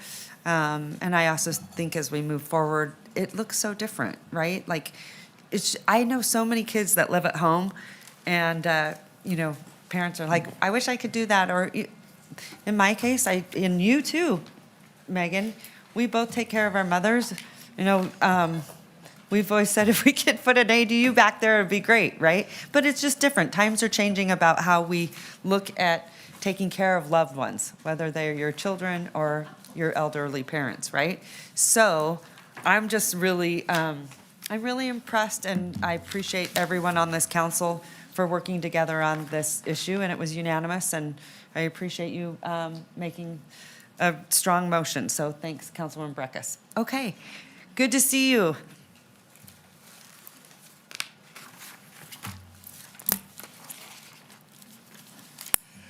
Okay, here we go. We are, Madam Clerk, where are we? D7? Madam Mayor, we're moving into items D7 and D8. Those do need to be opened with the RDA items B1 and B2. So at this time, if you're open to it, we'd like to open the Redevelopment Agency Board. All right, thank you. Let's do that. Poor Lori is like, oh, I have to come.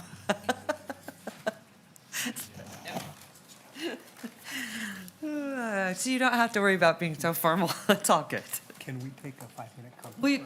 We do need to, I do want to get up because one of the problems I think we had earlier, and it made everyone really cranky. Let's get up for 5 minutes. People shake their legs, get something to drink, go to the bathroom. I don't care what it is, but just take a minute because it's been we've been sitting here a long time. So let's actually do, we'll come back at 5. Okay? Sorry, you guys. Sorry. You want us to be a lot happier when we come back. How's that? Lori's like, yes.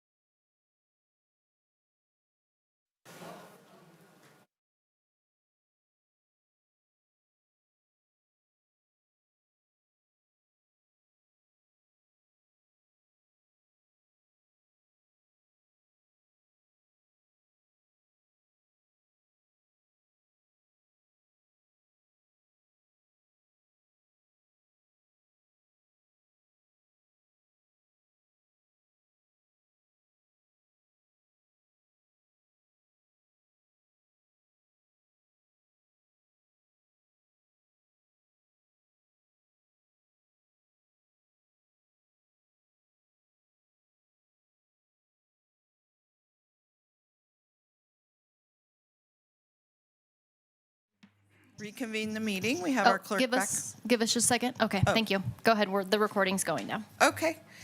You were going to advise us on opening the redevelopment agency. Okay, so I'm just going to state for the record, we're reconvening at 5:04. Mayor Sheevy and Councilmember Ebert are absent at this time. So, Madam Vice Mayor, we need to open the redevelopment agency board so we can open all of the necessary items together. So if you'd like to go ahead and start that process. Sure. I don't have that agenda, so if you could help us. Do you need to call the roll? No, give me just a second. And I may have the agenda right here. I do. So first item, we don't have to repledge, right? Can you call the roll for? Oh, okay. And I think I actually have it. So if you'll, on A2, if you'll call the roll. Thank you. So we're calling to order the redevelopment agency board for Wednesday, July 31st. Councilmember Breckus. Dewar. Here. Martinez. Here. Ebert, absent at this time. Taylor. Reese. Here. Sheevy, absent at this time. Madam Vice Mayor, you do have a quorum of the redevelopment agency board. We're moving into item A3, public comment. I do not have any registered. If you're in Zoom and would like to make public comment, please raise your hand at this time. None at this time. Madam Vice Mayor, we have no public comment for item A3. Okay, can I get a motion on A4 to approve the agenda? So moved. All right, we have a motion from Mr. Reese, second from Ms. Taylor. All in favor, please say aye. Aye. Aye. Any opposed? All right, motion is approved unanimously. And then we have A5, approval of the minutes. We have A51, minutes from May 1st, 2024, and A52, minutes from May 2022, May 22nd, 2024. All right, we have a motion from Mr. Reese, second from Ms. Taylor. All in favor, please say aye. Aye. Aye. Any opposed? All right, motion is approved unanimously, and we're moving on to B, public hearings. And Madam Clerk, do you need to open the public hearing? Yes, Madam Vice Mayor, if you would like to go through the process of opening the public hearings for item B1 and B2. Sure. Let the record reflect that council's opening Reno City Council agenda items D7 and D8 and the public hearings on the redevelopment agency board items B1 and B2 together. Madam Clerk, was proper notice given? Proper notice was given on items B1 and B2 on the redevelopment agency board. And any correspondence received? No correspondence was received on these items. And do any council members need to make any disclosures? Seeing none, Madam Clerk, do we have any, we already asked for public comment, but do we have comment on these items? We do not have any public comment registered. Okay. And then we have a presentation, I believe. Madam Vice Mayor, may I ask for the good of the common order, do we require presentations on these this evening or no? Yeah, I do. Okay, thank you so much. I just want Okay. to make sure. So please go ahead, Excellent. Mr. McArdle. Thank you, Madam Vice Chair. So in November 15th of 2023, we had a letter of interest from neighboring properties along 4th Street requesting that they purchase the property that they are currently tenants on. And council gave direction to go out and get appraisals and start the process of negotiating a purchase and sale agreement with those properties. And so we're here today. The item before you, B1, before we can sell these properties, I guess I'll get to those. The Flyers Energy, which is at this site, in November asked to purchase it. We went and got appraisals. The appraisals came back at $738,000, the average of 2 appraisals, and the buyer is offering the full appraisal price for these. It is the parcel to the east along 4th Street. It is Flyers gas station on that site, as well as another additional building on the side that I believe is unused. Just a reminder how the city and the redevelopment agency maintained ownership of this property is when the retract project went through in 2006, these parcels were deeded to the city had ownership, and they were later put in joint ownership by the redevelopment agency and the city of Reno. And so as we're discussing this today, in order for the city of Reno to sell and dispose of these properties, the redevelopment agency has to do a quick claim deed, transferring their interest to the city of Reno before the city can actually go about disposing of these properties. These properties are no longer encumbered. There were retract revenue bonds that were associated with these. And so those have been paid off, and so now we are free to dispose of these properties. And a reminder of how the city does go about selling properties per NRS is that the city may sell, lease, or dispose of property without first offering to the public and for less than fair market value if it is for an economic development purpose. In this case, it is. Both properties are proposing that they're going to put $150,000 to $200,000 in improvements on the property, like new roofing, fencing, some landscaping, things like that. They do not want to make those improvements until they own the property themselves. And so that does qualify under the economic development under NRS. And we have obtained appraisals. These are the last two properties west of Keystone, my apologies. These are the remaining two parcels west of Keystone that have been sold off over the last 4 to 5 years. You may remember a few months ago, same process, similar process, was the Eagle Window and Door and former Reno Dance Academy. Those are the parcels in green.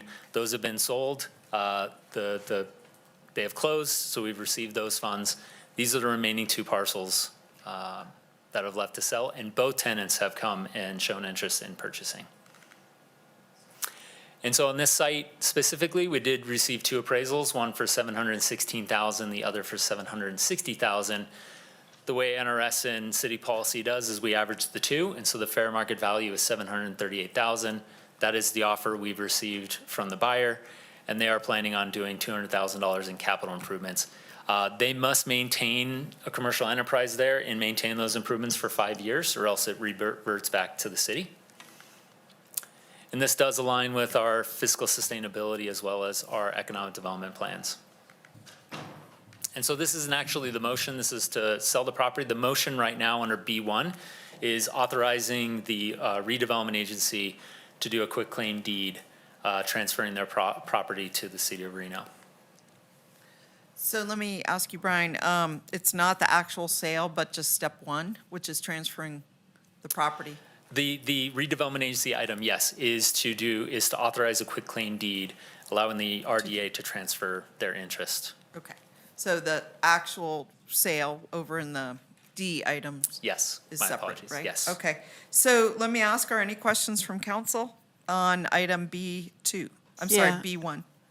Yeah, I do. Yeah, go ahead. Ms. Could you bring up the map? And were you on my briefing when I Yes. had questions? Which map? I don't think you got back to me on that. Okay, so that Truckee Meadows Housing Solutions, that was my question. That's going to be housing. Yes, And what's this, parcel 18 next to it? Is that the fuel place? yes. Okay, so they're going to make improvements.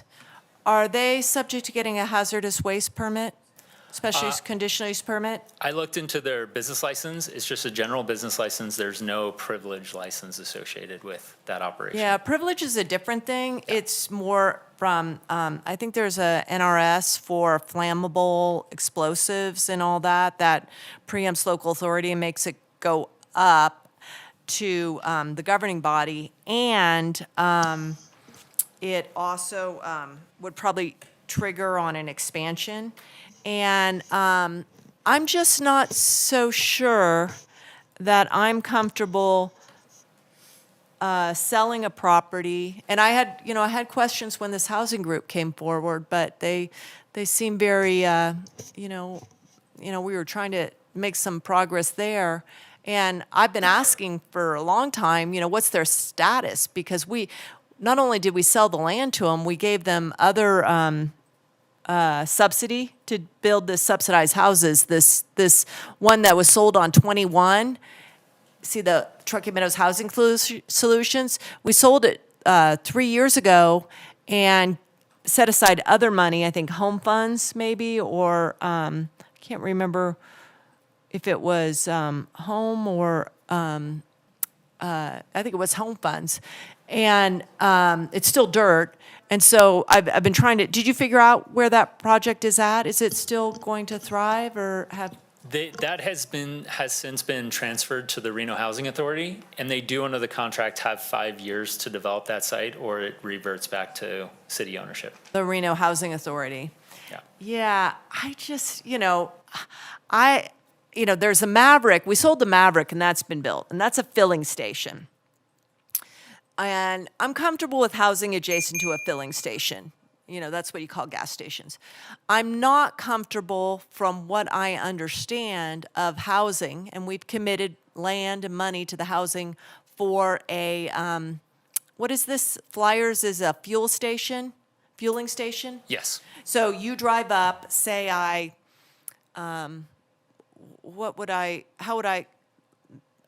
who would use that? I'm not entirely sure. I think it is contracted The companies. card lock.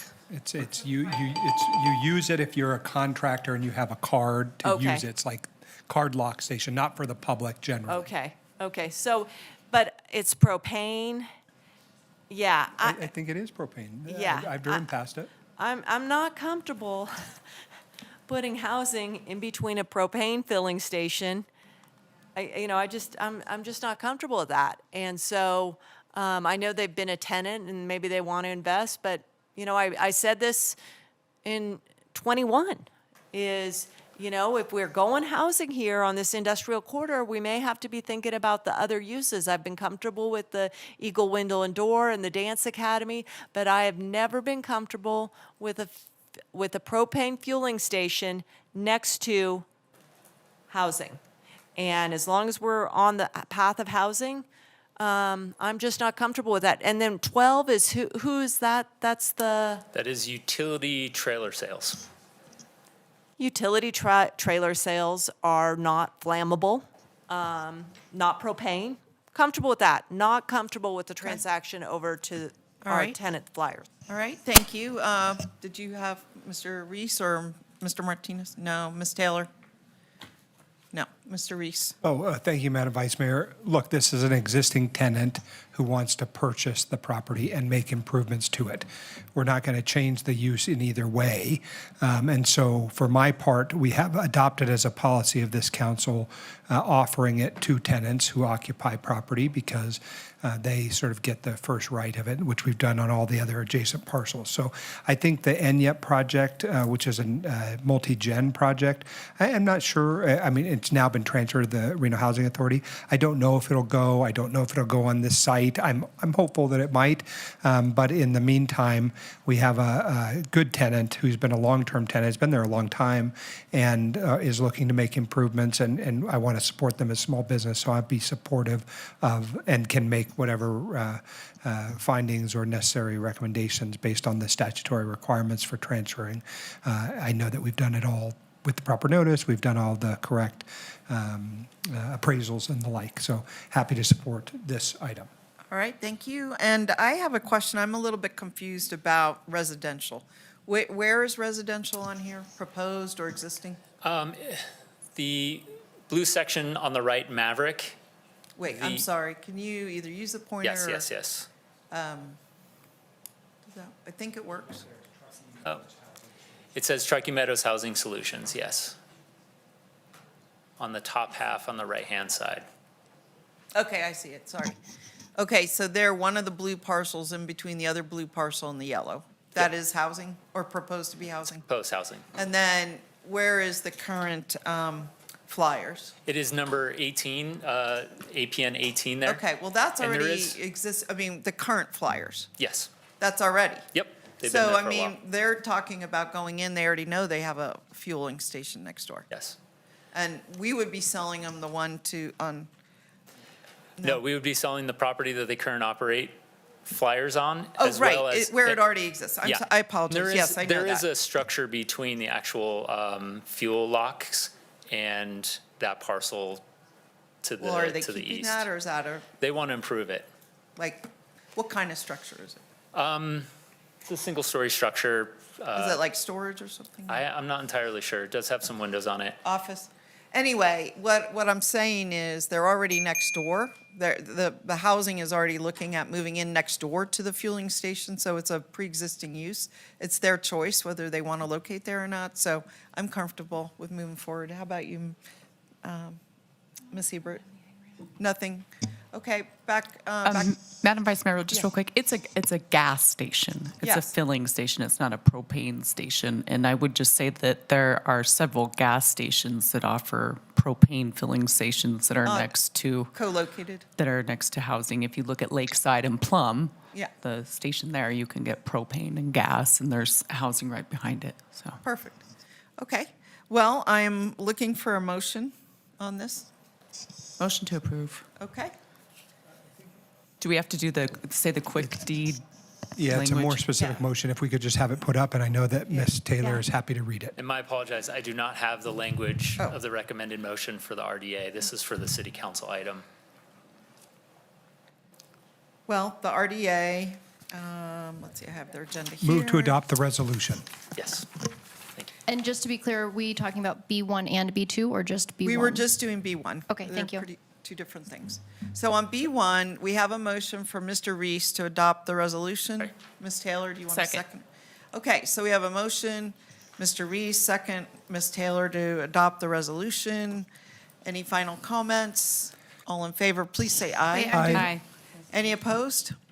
Okay, we have passes with 5-1. All right, we're moving on to item B2. Did anyone need a presentation on B2? Okay. Sorry, Councilmember, can you turn your microphone on? Thank you. Move to approve item B2's related resolution to transfer out of the RDA and Adopt the resolution. adopt the resolution. Second. Okay, so before we do that, can you just put up the map so we can identify that Yeah, person? and this property is utility trailer and sales, and they are planning on improvements in the building as well as some fencing. Okay, and then this is the one next door to the other, Yes, right? With the ending 12. yes. All right. Any final comments, questions? Mr. Martinez? Just a quick question. The offer came in at what was assessed? Or Yes, it was. Okay, just I making can sure. summarize those prices. Oh, I think don't it's have there at the that. bottom of that last The slide. average of the two appraisals came out to 935,500, yeah. Just checking. Thank you. All right, good question. Anyone else? All right, we have a motion and a second. All in favor, please say aye. Aye. Aye. Any opposed? All right, motion passes unanimously. Madam Vice Mayor, on City Council item D7, I can now move to adopt. Okay. So Madam, is that correct? Okay, just making sure I'm tracking. move to adopt the resolution for the sale, Yes, on D7, Okay. Devon or Dog 7. okay? Second. From Ms. Taylor. All right, any comments or questions on this? All right, all in favor, please say aye. Aye. Aye. Any opposed? All right, motion passes unanimously, and on to D8. I'll move to approve and the resolution Second. sale. Okay, so we have a motion to approve the resolution and sale of this parcel on D8. We have a second from Councilmember Taylor. All in favor, please say aye. Aye. Any opposed? All right, motion passes unanimously. And we have taken E1 off the agenda. No, we've got Charlie 1 on the redevelopment agency, I think. Oh, I apologize. Back to the redevelopment agency. Madam Clerk, are we still in redevelopment? Yeah, let's just finish out the RDA Yeah. items. So we have item C1, possible action to approve purchase of 3 vehicles and outfitting from multiple vendors using state of Nevada vehicle contract. Amount not to exceed $111.50. Madam Vice Mayor, I move to approve. No, no, Oh, no. oh, you- Absolutely not. We haven't spent any money in redevelopment in years, Okay. other than debt. I sure as heck want to know a staff report and Okay. understand what the redevelopment agency Plan 2 says about spending money on trucks for the fire department. Okay, Staff report was rather silent on that. all right, staff, C1. Good evening, Mayor and Council. My name is Travis Truill, Director of Maintenance and Operations. This purchase today is just directly related off of new hires that were approved in this fiscal year. So this is just the equipment to support the new hires that were approved for redevelopment. Are the hires funded through the redevelopment agency? Correct. What does the redevelopment plan state about hiring personnel for fire? I would need to defer. Have you ever read the redevelopment agency plan? I'm going to defer to Brian McCardle. Okay. Yeah. There wasn't any reference. Okay. We usually have reference to the plans. Okay, Mr. McCardle, if you can help us Yes. out here. Brian McCarter, Revitalization Manager. In the 1990 redevelopment plan, it does list a lot of functions of the redevelopment agency, adding staff to the betterment of the downtown, any resources needed to do that. And so, under those prescriptions in that 1990 redevelopment plan, we have brought on agency staff to do a couple functions within the downtown area, within RDA 1 and RDA 2, along with the, equipment they need to do their job. We've never hired public safety with redevelopment money. I'm I think confused, it's Ms. Breckus. public This has safety, nothing yeah. to do with public safety. I thought these were firefighters. These are No. a Nissan Leaf, and a Ford Maverick Correct. for For- business license, for city manager's Oh, I'm office, sorry. and for Why did parking I and hear code. fire? That's, Yeah. there was an item, but I think that's on a different agenda. Okay, so authorized 3 vehicles for who? Who's going to use these vehicles? These are code enforcement officers as well as business license officers who are working directly in those redevelopment areas, along with businesses that are located within the redevelopment areas, Agency 2 or District 2 or? within the agency as a whole. Okay, because the agency District 2 was formed in 2005. 2005. So are you relying upon the 2005 plan or the 1990 plan? So the 1990 plan created the redevelopment agency as a whole. Yes. And then the redevelopment areas, the redevelopment area 1 was created in 83. Redevelopment area 2 was created 2005. But that 1990 document really outlined how the agency itself would operate regardless of whether it was redevelopment area 1 or redevelopment area 2. It also discusses the redevelopment advisory board. Did you take this to the advisory board? We do not currently have a redevelopment area advisory board, primarily because the redevelopment agency has not been active the last few years. And now it is active, but you haven't, as a first step, a process brought to the council, the formation of it?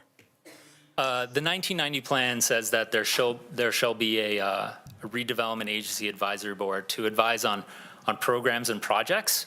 And the advisory board in the past has recommended programs and projects like streetscape improvements and plans. And we're not currently developing any draft reports, plans, projects at the moment. I think this business license and code enforcement in the redevelopment agency is a new program. We should be responsive to the processes we've lined out. Furthermore, we'll get to the other items. This is a really big deal to start kicking off and spending redevelopment money. And relying upon a very catch-all 1990 plan is not suitable at all. And I'll just go on if I may. Well, we'll come Okay, right back to. yeah, sure. I just want to be clear, didn't you say there was an updated plan in 2005 that was separate from the 1990? Well, in the next few weeks, we'll get to this, but the redevelopment agency, the redevelopment area was created in 1983. Yeah. Redevelopment Area 1. It didn't create an agency at the time, it just listed projects that could be done. Sure. And in 1990, they amended that to say, we really need an agency. And so they created the agency with all the guidelines, goals, objectives, et cetera, for the redevelopment agency. In 2005, the redevelopment area 2 was created. 2. And essentially, when a redevelopment plan comes out, the first function is to define the boundary. But it didn't really give a lot of input on how the agency would be run. That's the 1990 plan. Okay, gotcha. All right. Any other comments, Mr. Martinez, Ms. Taylor?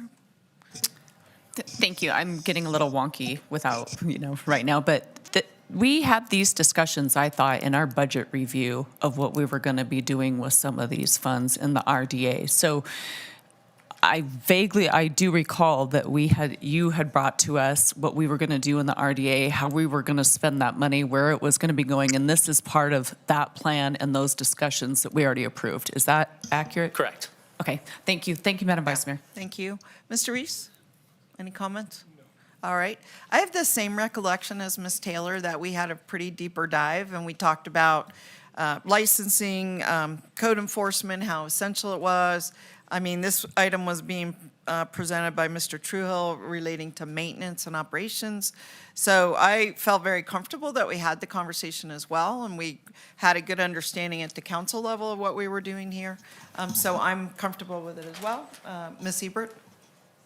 And she says she's fine too. Back to you, Ms. Breckus. Yeah, you know, in all due respect to my colleagues, and I know I wasn't there at the budget moment, but this is, you know, who has experience here with working as the redevelopment agency in a substantive manner? No one here. No. Except for me, because I do, here and in another state. And this is not the way you would do it. It's not even consistent with the NRS 279A, which every redevelopment plan must show, you know, all sorts of things, approximate number of dwelling units. We're relying upon a 1990 plan for the dwelling unit count, property to be devoted to public purposes, and the nature of those purposes. We're about to do below a fire station. We haven't not about a fire station. We haven't updated the plan to show that. This is so far abreast from the norms of functioning redevelopment agency. The attorneys seem to be, you know, I don't know. I'm very surprised because they've seen redevelopment agencies in dire conditions, like going down. I mean, how bad Reno's redevelopment agency got in the 2000s, 1990s was, you know, verge of bankruptcy, going down to the legislature and asking for bailout, and to not go through the proper channels. And, you know, Sparks is a great example. They would not even change one little thing of public property in their redevelopment area without amending their plan. Okay, and here you're coming through and amending, you know, setting up new programs, not having a board, using public buildings for another purpose. I mean, do you really think that this is, one, legally appropriate? I seriously doubt it, because I see no reference to 279. I see no reference to the plan. And two, good practice or policy. It is not. Okay. It is not. And not only that, if I could, the memory of how bad redevelopment agency went in Reno, everyone seems to forget, you know, but we're still paying debt on one. We're paying debt on one over to two, or on two over to one. But to not go through the proper steps and channels is just incredibly poor policy, questionably legal. And whose back does it come off of? It comes off of the school district's back. It comes off of our own general fund back. It really is a tragedy that, oh, we had it as a 10-minute conversation in budget, and that's what it is. Have any of you ever read the redevelopment plan? The 1990. Yeah. Who? Not the Let's show a 1990. hand of who's read the 1990 plan. Who would know where to find it? Have you read it, Mr. McCardle? I have, yes. And where does it live? It was in files. You cannot find it currently online. Yeah. But it is in files, Yeah, referenced yeah. multiple places. Don't you think before you start to spend $3 million and stand up programs that you should get a briefing on the plan, the content? Okay.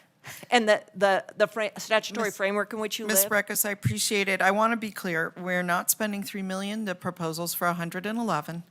I want to say you're not wrong, that, you know, for example, in contrast over at the Truckee River Flood Project, we have to adopt a plan per NRS, and we live by that plan. And so I would like to advise staff that that would be a good thing to bring back. We did discuss it in depth at the budget, not in 10 minutes, but you had a much longer conversation.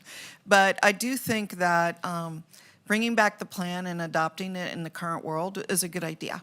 And I've done it at various other agencies that require an NRS adopted plan to marry up with a expenditure plan. So I think that's reasonable.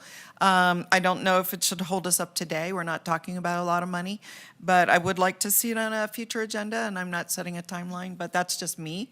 We'll leave that up to the mayor since she sets the agenda, but let me ask, does anyone else have any questions? I'm looking for a motion at this point. I move to approve staff recommendation. Second. Okay, I have a motion from Ms. Taylor and a second from Mr. Reese. All in favor, please say aye. Aye. Aye. Any opposed? Opposed. All right, Ms. Breckus says opposed, please mark that. And just a word of advice that it is good to update these plans, even if we don't change them. So thank you very much. We're going to move on to item C2. Excuse me, over on C2 on the redevelopment agency. And, let me see, and D3? No, Charlie 2 and Charlie Oh, yes, Charlie 2 and Charlie 3. Now, this is about Reno Fire, so if we could have a staff presentation.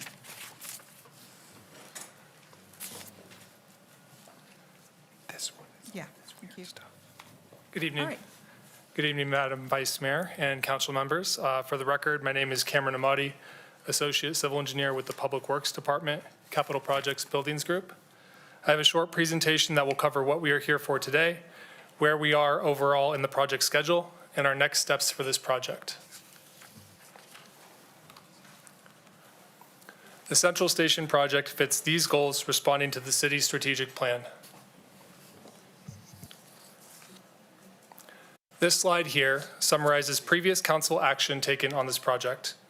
Council adopted bond resolutions for funding to be utilized on this project, approved consultant agreements for preliminary design and the site selection, approved the selection of Core Construction to be the construction manager at risk for this project, and on May 22nd, Council adopted the fiscal year 2024-25 final budget for redevelopment agency number 2, which included $10 million allocated to the RFD Central Station for the final design and initial site work of Central Station in the abatement and demolition of the existing police station at 455 East 2nd Street.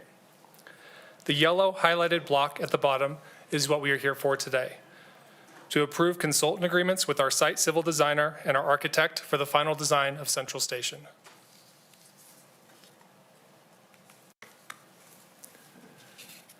This is the overall Central Station project schedule that we have shared with council previously.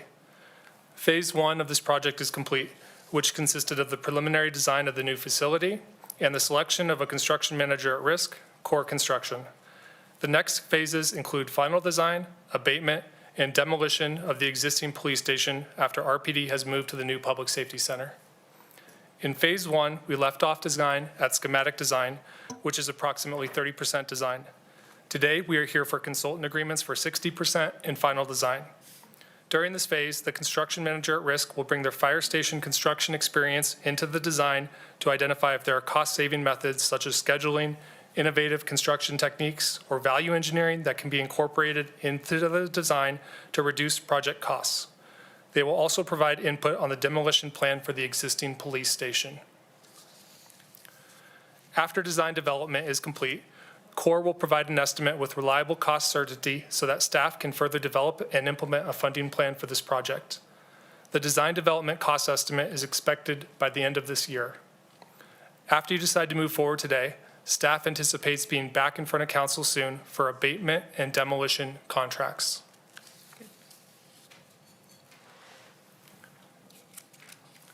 The items before you today are for approval of consultant agreements for site civil and architectural design development and final design. This is a very complex project with a lot to accomplish. And as you can see here, the scope of work for each consultant are very different and look at the project from different points of views. In short, the site civil scope of services is for horizontal work, which is from the utilities in the street up to the building foundation. The architect's scope of services is for the vertical work, from the foundation upwards. To ensure smooth project delivery, staff has found success with hiring site civil engineers and architects under separate consultant agreements. Over the next year, the site civil engineer and architect will work together in collaboration with Core Construction, the fire department, and Public Works to finalize the design of Central Station. And that concludes my presentation. Okay. Thank you again very much for your time. Thank you. Per our last conversation, there was conversation about a plan, and we do have a plan, the 1990 plan for the RDA, and until that is taken over by a new plan, that's the existing plan. I want to say, just as an example, over in flood, we had a plan from the 80s that was adopted by the Corps, and we used that plan until we adopted a plan in the mid-2000s for flood, as an example. So the plan stands until it's replaced by another plan. So let me ask a question. This is about remediation of a site and blight mitigation is how I'm reading this, whatever the future use. We haven't approved a future use or spent money, we're designing a fire station, which we've expended money, but what I want to know is from our staff, is site management, blight mitigation in the old plan, the 1990 plan for the RDA? Maybe Mr. McCardle could answer that. Brian McCardle, Revitalization Manager. Yeah, so actually the intent of redevelopment is the removal of blight from any area. Okay. And as we have aging buildings downtown, especially with hazardous materials, we want to remove that blight, period. And so this is the removal of blight and prepping the site for any future use. Okay, all right. Let me ask Mr. Reese, any questions? Thank you, Madam Vice Mayor. Can we go back, Mr. Ahmadi, to the slide that had the timeline on it? It's not coming up. This one? One more back, I think. Yes, this, okay.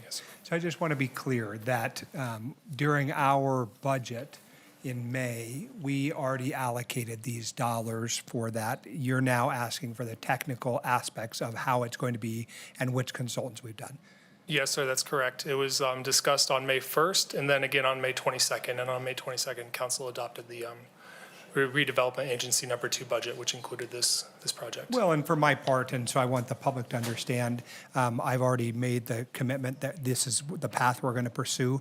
Obviously, I'm happy to see the consultant agreements with DOWL and TSK Architects that you brought before us today, but I don't have a lot of questions because I've already agreed to do it. I just think we're sort of at that next step. So thank you so much for the presentation and for providing a clear path for us at the appropriate time. Of course, I'm prepared to move on each item. All right. Councilmember Taylor.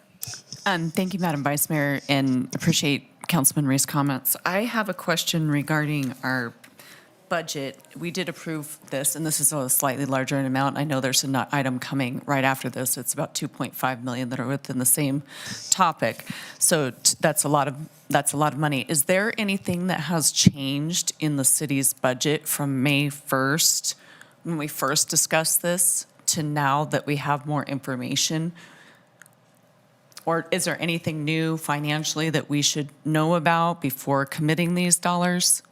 So this was, the 10 million was allocated on May 22nd in the RDA number 2 budget. Sure, but Not I that guess we are what I'm aware saying of as a anything's city, changed as a since May. financially, for the city as a whole, not just in RDA too, because this 3 million is part of a bigger project, right? Correct. I'm trying to understand if financially, if the city, if we have any more information that would make us change our mind in that space. Carrie Koski, Director of Public Works. Not that we are aware of at this point. There's nothing that would make us think that there would be another path that we would be going down. Not another path. Is there anything, I'm not looking for any more money. I'm just wondering, is there anything, has any of the projections for revenue come in differently? Have we seen any expenditures differently from the budget that we approved? Not that I'm aware of. Okay. And Is that Ms. what- Taylor, you're talking about the RDA budget, right? Yeah, that's what I was. Because this Well, comes I'm out of talking about the RDA. RDA budget, but my concern, this is my concern. We have C2 and C3 is a $3 million item. Correct. For the fire station. Correct. Out of RDA. However, we're going to need more money to build that fire station. Correct. That's not going to come out of RDA. Correct. So to finish the project, we're going to have to go out of I'm sorry. RDA money. I don't want to start something that we're not going to be able to finish and commit resources to it if we don't have the financial wherewithal based on our budget. So I guess I'm just saying, has anything changed majorly within the city that you might not be the person to answer it right away? Correct. I follow what you're saying. The path that we will need to go forward to fund the actual construction and the furnishes and the finishes of the project will be a larger discussion. And as Mr. Amati said, the actual cost estimates will be delivered to the city by the end of this year. Sure, and we will but I take guess those cost estimates to. I'm trying to look at this as a bigger picture. I don't want to commit $3 million if we aren't going to be able to finish this project that we think. I mean, we've always thought going forward we're going to be able to commit resources, we're going to be able to bond, we're going to be able to do this project. Has anything changed within the city that we should know about before committing $3 million to this project? Councilmember Taylor, I think I can help. So I just want to clarify, for purposes of this particular item, isn't it true that this is to demo the land and do some design?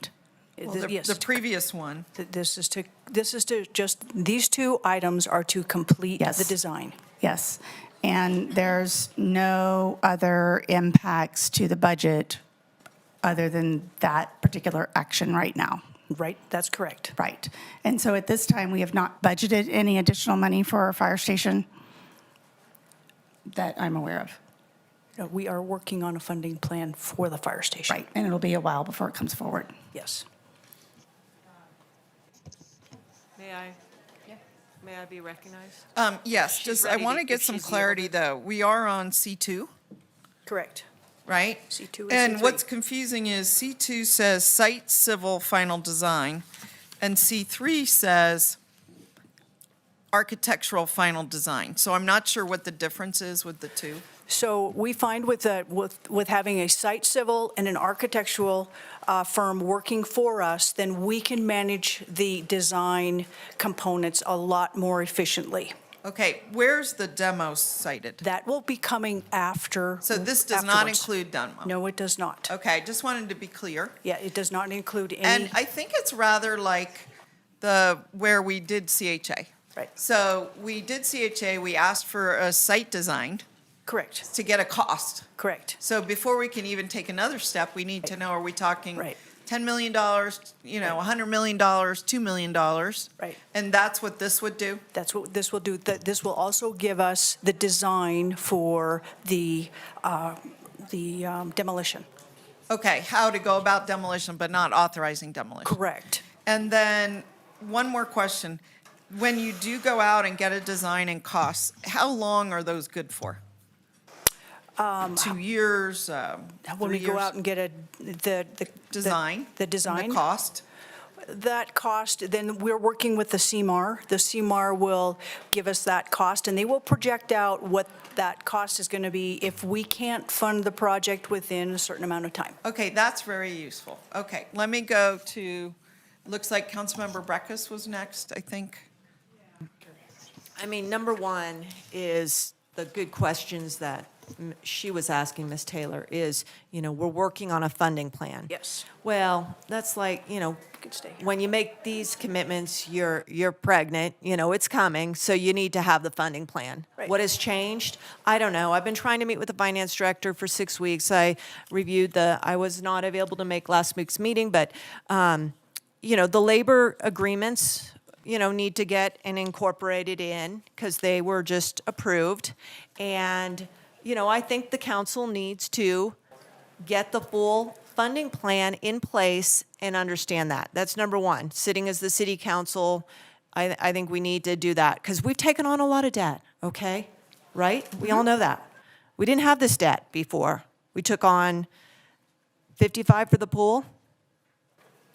We took on $60 million for the pool and for the public safety center. Okay. And $2 million for the fire station. Okay, so we're at 62 million of general fund. We've added positions. We've done labor agreements. Where's the finance director? I haven't been able to talk to her. I want to see that. So I think she's bringing legitimate questions, but more so to the redevelopment agency use, okay? Because that's where you seem to be getting this money out of. And I think there was budgeted $10 million out of redevelopment agency. Correct. That's money that we have never had before.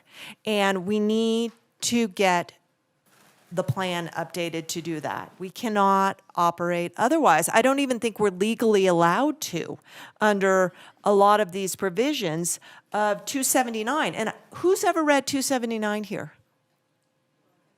Okay, but you haven't read the plan. Haven't read the plan.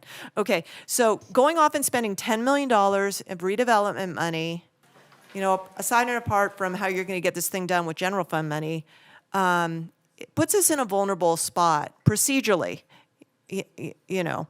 So we got to redo the plan. So I think we need to hold on this, and we need to work on the general fund obligations for this in context of the budget forecast, the 10-year forecast, and everyone needs to come up to speed on 279 and what 10 million out of redevelopment looks like, and what are our priorities. Thank you, Madam. Thank you, Councilmember Breckus. And let me see, I don't think we've heard from Councilmember Martinez yet. Yeah, thanks so much, Madam Vice Mayor, and thank you, Mr. Amadi, for the presentation. Similarly, I do have some concerns. I know we have a lot of expenses that are coming up within our budget, and I see there's some finance staff here providing that clarity. I don't know if you have any responses, Mr. Taylor, to any of the questions that have been asked. Matt Taylor, Assistant Finance Director for the City of Reno. At this time, the full $10 million is budgeted in RDA2, and those funds are not available to be used for salaries and changes that are going on at this time in the general fund, so they wouldn't be able to be moved over at that point. Only for work in the Only for work RDA. in the RDA. So right now, this work all fits in with the RDA. It's allowed. So that's why those funds have been set aside specifically for this project. So instead of using general funds, we're using the RDA2 to help in the specific ways to get this project, which we've committed to, across the finish line. Correct. Okay, thank you. Okay. All right, I am, just in the interest of time, we have the audience starting to fill up for our next item. So I'm interested in getting a motion on item C2. Madam Vice Mayor, as to item Charlie 2, I'll move to approve. All right, is there a second? Second. All right, we have a motion by Mr. Reese, second by Mr. Martinez. Is there further conversation? All right, seeing none, all in favor, please say aye. Aye. Aye. Any Opposed? opposed? All right, it is 4-1, so motion passes. Madam Vice Mayor, on item Charlie 3, I move to approve the consultant agreement with TSK Architects. Second. All right, we have a motion from Mr. Reese, second from Mr. Martinez. Comments on this one? All right, all in favor, please say aye. Aye. Aye. Any opposed? All right, motion passes. What did you say, Ms. Breckus? Opposed. So motion passes 4-1. We also have the final item on redevelopment, item D1. you. And that is any announcements regarding the redevelopment board?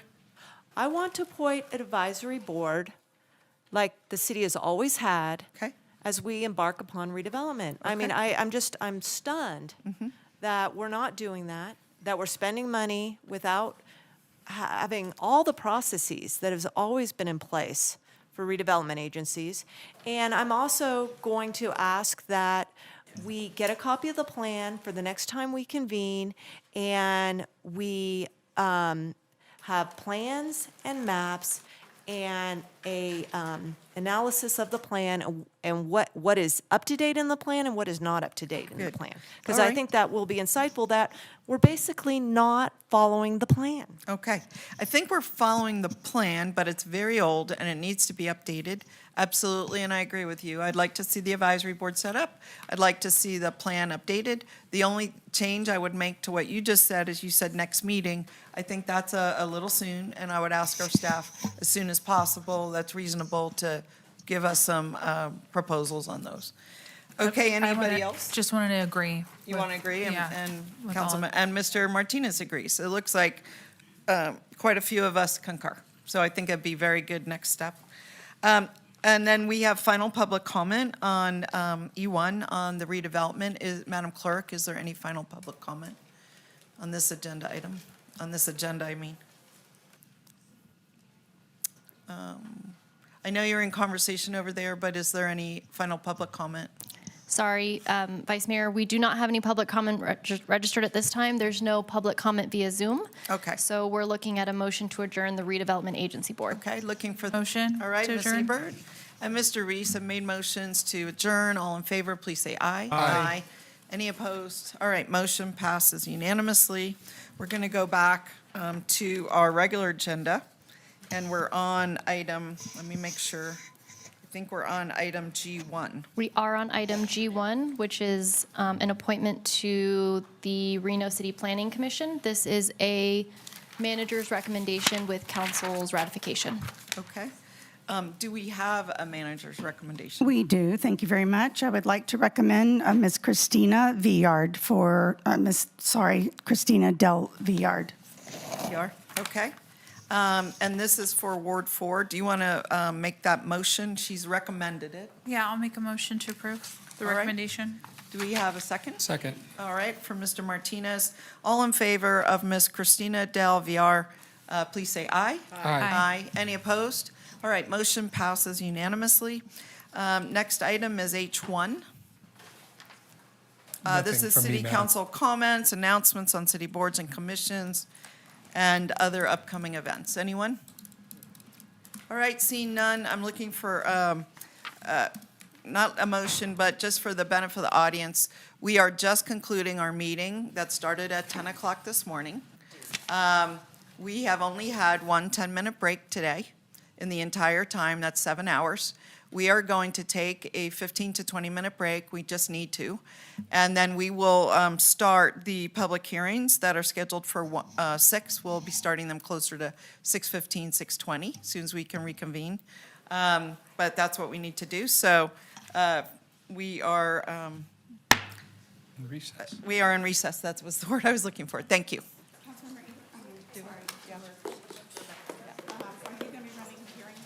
Until the mayor gets back. Okay, can you come with me? Yeah, of course. To talk to the attorneys? Yeah.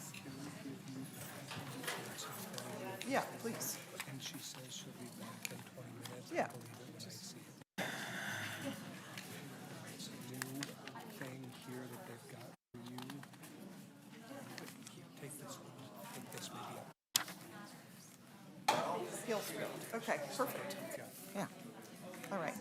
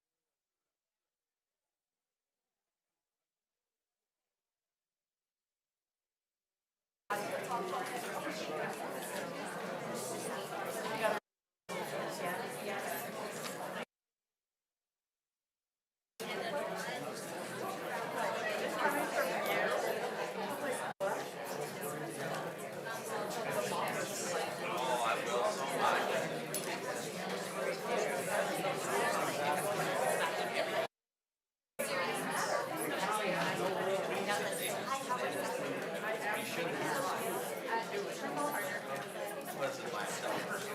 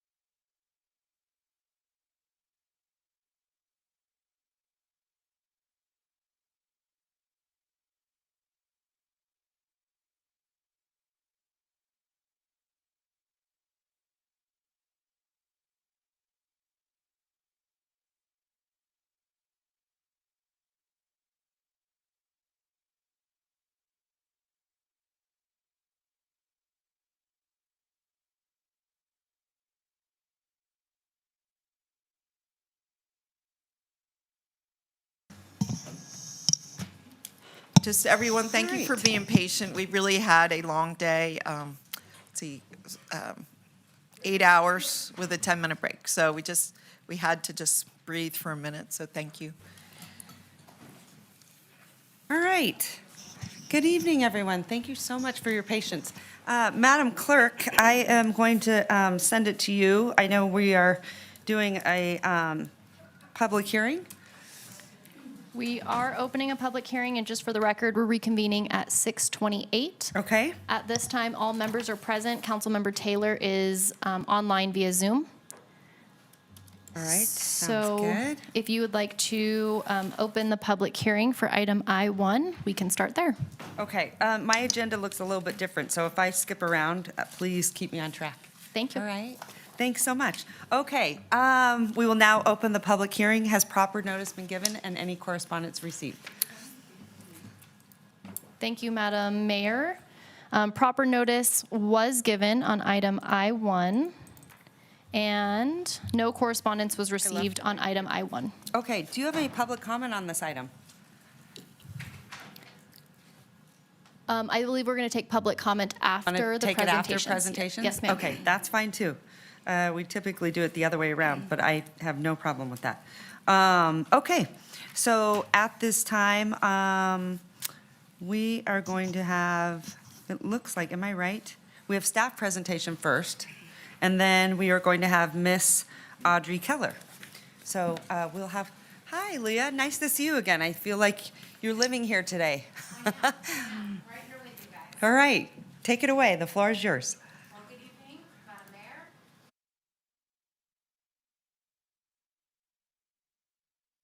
Could you pull the mic a little, Leah? I'm sorry. Development Services. Better, thank you.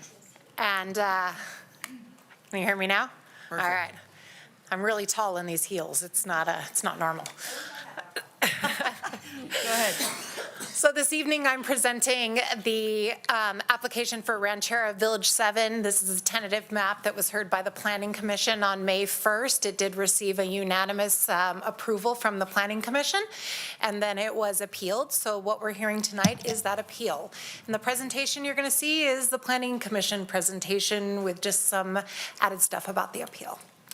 So project information. This particular site is located within Ranchera, which is just sort of southwest of the intersection of McCarran and Kitski. It's at the end of Talbot, just south of Sierra Rose. The site is just over 12 acres, and this is a tentative map to allow for a 59-lot, single-family detached subdivision. The zoning district here is the Ranchera Planned Unit Development, which has been approved by the city for several years and gone through some amendments, with the most recent being in 2018. Key issues that we analyzed in this request are the overall site design of the tentative map, compatibility with the surrounding developments and uses, parking, and access and circulation. To give you a little bit of background, I know most of you are familiar with Ranchera, but the tentative maps have been approved for villages 1, 2, 3, 4, 5, 6A and 6B. 7 is kind of the final one here. So Village 7 was originally approved in the 2018 amendment to allow for 310 units. This would have allowed for single family or multifamily, so it could have been developed as either single-family residences, townhouses, condominiums, or even apartments in this location. So approved for 310 units. Regarding the overall site design, you can see that tentative map site plan on your screen there. What we looked at here for the overall site design, or the typical things that we look at in the Ranchera PUD, we follow that handbook. That handbook guides us and tells us what's allowed and what's required, and any standards that are not outlined in that handbook default to Reno Municipal Code. So we've implemented condition number 6 here. This is that the HOA shall maintain the common areas. That is common for tentative maps. Condition number 11 will require that sidewalks are placed on both sides of the roadway and connecting the entrance of each resident. That is Reno Municipal Code under connectivity. And condition number 14 requires a public utility easement that's along the northern portion of the parcel to be relinquished prior to any development. Regarding compatibility, we have condition number 9, which requires additional setbacks adjacent to the existing buildings that are on the north and the east. The tentative map didn't exactly reflect these setbacks, so we conditioned it. We also conditioned the days and hours of construction.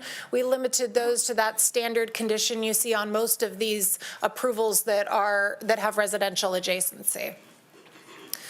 I know parking was a concern in Rancheras, so we implemented condition number 7, which requires 3 parking spaces per unit. Generally, single-family residences under 2,500 square feet require 2 parking spaces. Over 2,500 square feet would require 3 parking spaces. At this point, we don't know what the exact size of these are going to be, so we just went ahead and added some extra parking. So condition number 7 requires 3 parking spaces per unit, and condition number 18th conditions that driveway length at a minimum of 19 feet, which is again a standard that is in the PUD handbook. There was quite a bit of a concern about the existing sales pavilion and the existing parking area being demolished for this tentative map. So I want to back up and give a little bit of history from what I can see on the city's perspective here. So back about, I think, 8 years ago, right around the time that the 2018 amendment went on, we received, this all used to be one parcel, and we got a boundary line adjustment to remove the sales pavilion from the rest of Village 7. So that was approved several years ago. And subsequently, what happened in that approval is that the parking area was separated from the sales pavilion, so they were on separate parcels. I can't tell you exactly why, but it happened. It's been that way for several years. So this proposal wants to demolish that existing parking area and rebuild a parking area on the southern portion of the parcel. It was conditioned by the Planning Commission that the northern parking area not be demolished until that southern parking area has been developed per Reno Municipal Code standards. So I just want to make sure that everybody understands that that parking lot cannot be demolished until the parking lot to the south is developed and meets our code standards. Regarding access and circulation, now you're going to hear tonight that the traffic study is outdated. And the traffic study that goes along with the Ranchera PUD was from 2015. A traffic study update was submitted in 2018 along with that amendment. That 2015 study assumed that there would be 310 multifamily apartments in this location. So when they did the traffic study, they estimated 3,100 trips a day from Village 7. The actual proposed is 59 units, so we're only looking at about 590 trips per day, which is about a 77% reduction in the traffic that was assumed in that 2015 traffic study. Regarding the appeal, I know there was some concern about traffic and limited access in and out. Again, the proposed use anticipated basically 77% less daily trips than what was anticipated in that traffic study. There's concern about the gated emergency access on Sierra Rose. Well, that was originally assumed for 310 units, which is why emergency access would have been required. It's not required for 59 units. Narrow roadways. All the roadways in Ranchera have been designed to meet the minimum standards per not just the PUD handbook, but also per Public Works and Reno Municipal Code. These roads that are proposed are exactly the same as all of the rest of the roads in Ranchera. And there will be no on-street parking permitted, just as there has been no on-street parking permitted in any of the other villages. I know there's some concern about a lack of HOA or COA and CC&R enforcement. As you all know, this is a civil issue. The city does not have any power to enforce CC&Rs. Regarding lack of parking in Village 7, again, Reno Municipal Code requires 2 spaces. We have conditioned 3 spaces per unit. And the concern about the demolition of the existing parking lot, as I just went over, prior to the demolition of the existing parking lot, the parking lot to the south has to be developed to meet the code standards, and it has to have enough parking spaces for the current use, which is sales office. On the board are the tentative map findings. Staff did review these findings and was able to find that this project met all of our, all the findings. Again, the Planning Commission heard this item on May 1st and got a unanimous approval from the Planning Commission.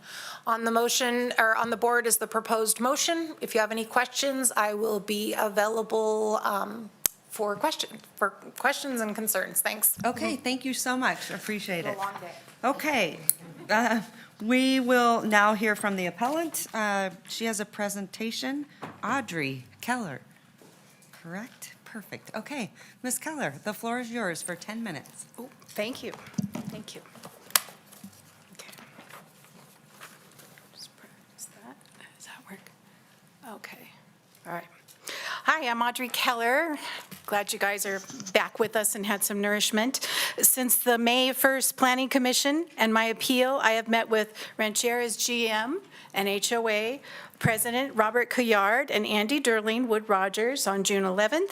At this meeting, I was told that you, the City Council, would deny my appeal, 6-0 or 7-0, flat out deny.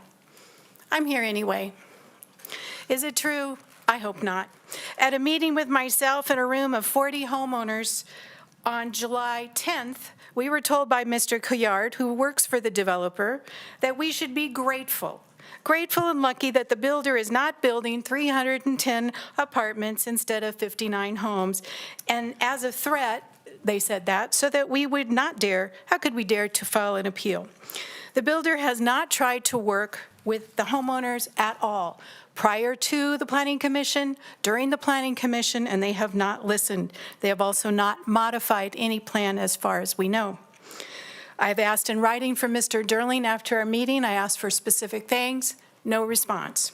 So let me play something for you. I'm not quite sure how the technology will work, but I'd like to play something from the Planning Commission meeting.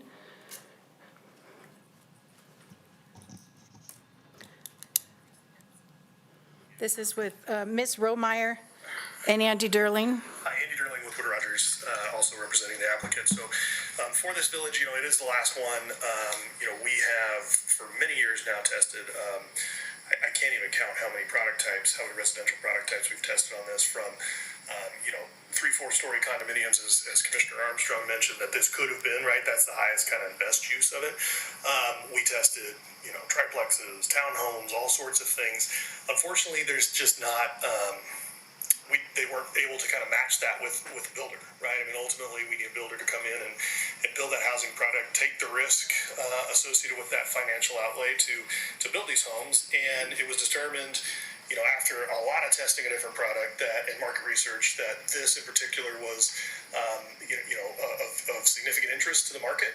It's pretty unique, this patio home concept, where there's a handful of these types of communities around town, and they're very popular. The resale on them is very popular.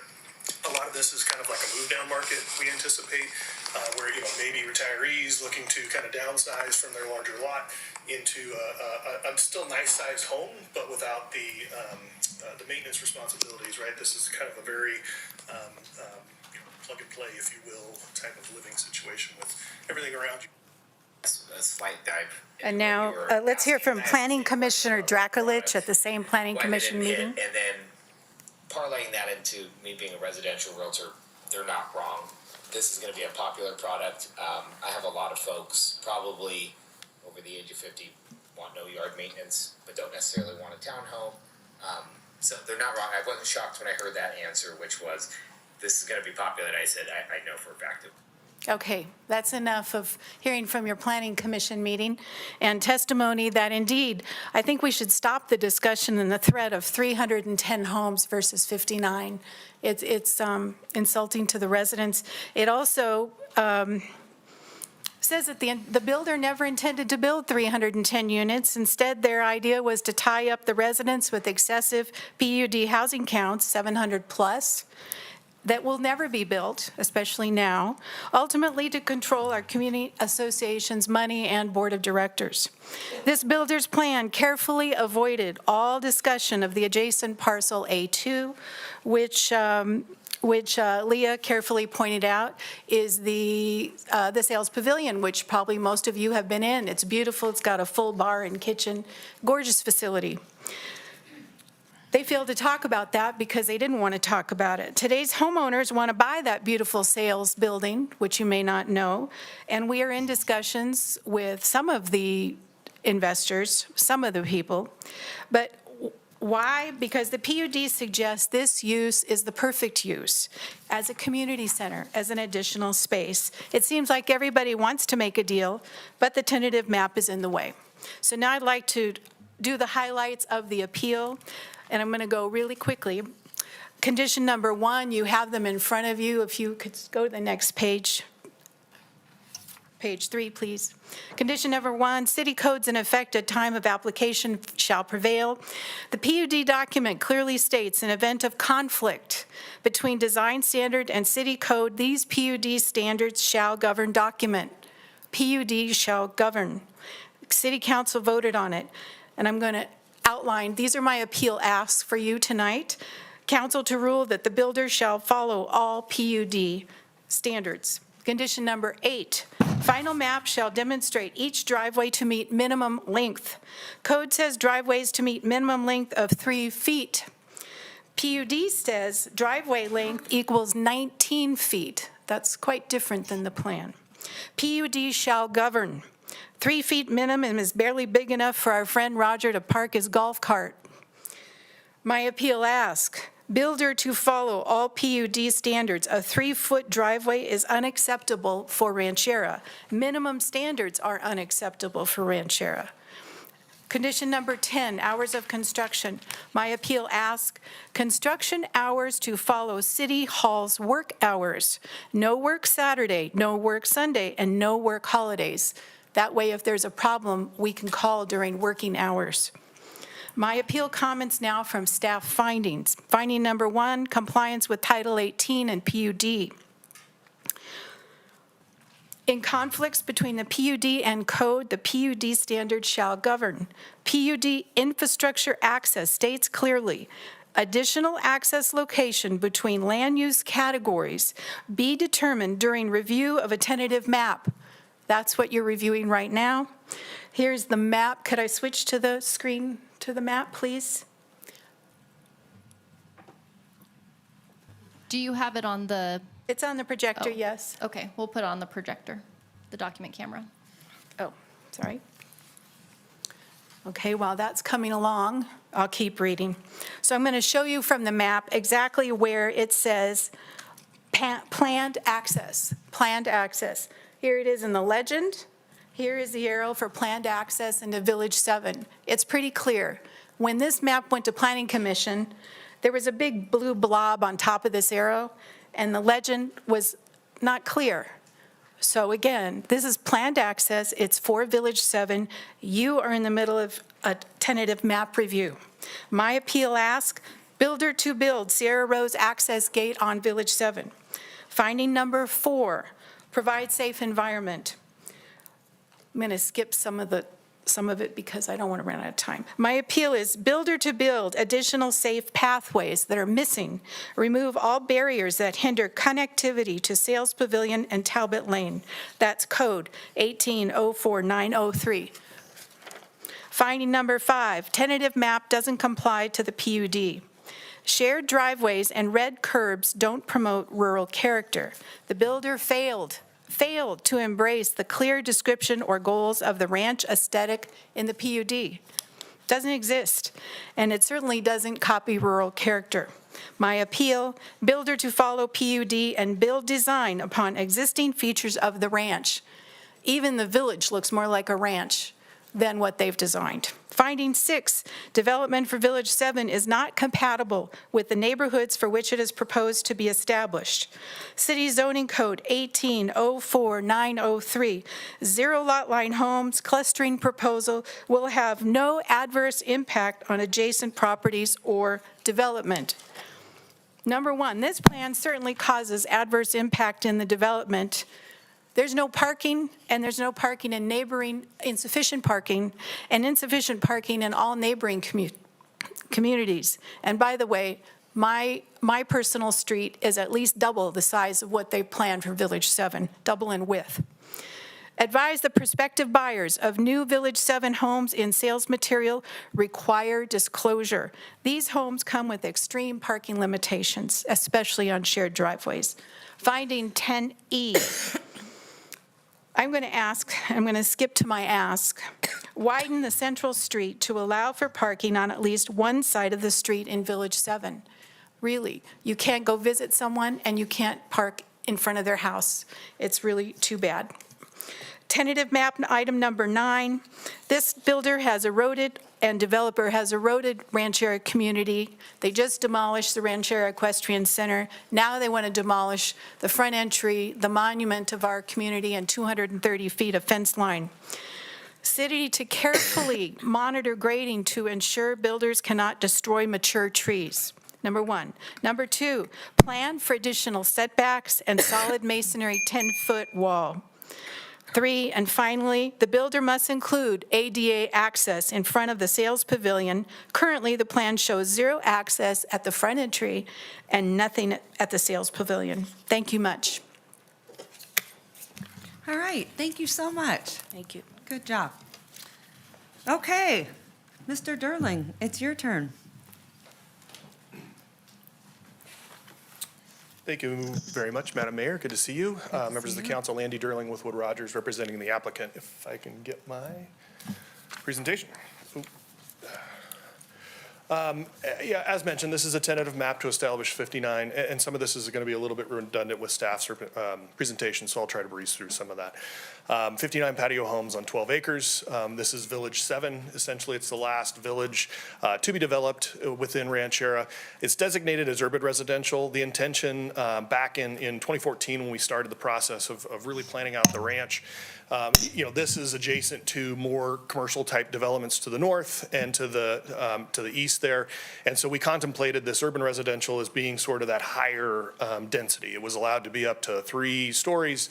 And as was played, my own words from the Planning Commission, yes, we tested a number of different residential products on this and ultimately didn't find one that stuck with a builder that actually wanted to build it, right? You don't see a lot of multi-story condos outside of downtown right now. It's a very expensive product to build, and unfortunately, while I think that would be the desire, that is the highest and best use, it wasn't something that we could find to be feasible with an actual builder. And so this is, we feel, a good alternative. Obviously, it's less dense, but it's a product that I think is really different within the context of the ranch, but also in the community at large. There's not a lot of these kind of patio homes throughout the Reno Sparks area. And so essentially this is a significant down zoning, if you will, of the allowable units that can be built. Ranchera is entitled to have 722 units.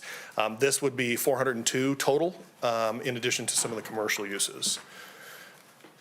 So that all conforms with the land use portions of the PUD. Looking at the traffic, I know this has been brought up a few times from the appellant. The master traffic study was performed, and it was performed and analyzed based on the full build out of Ranchera with 722 units and all of the commercial and office uses that are out on Kitski.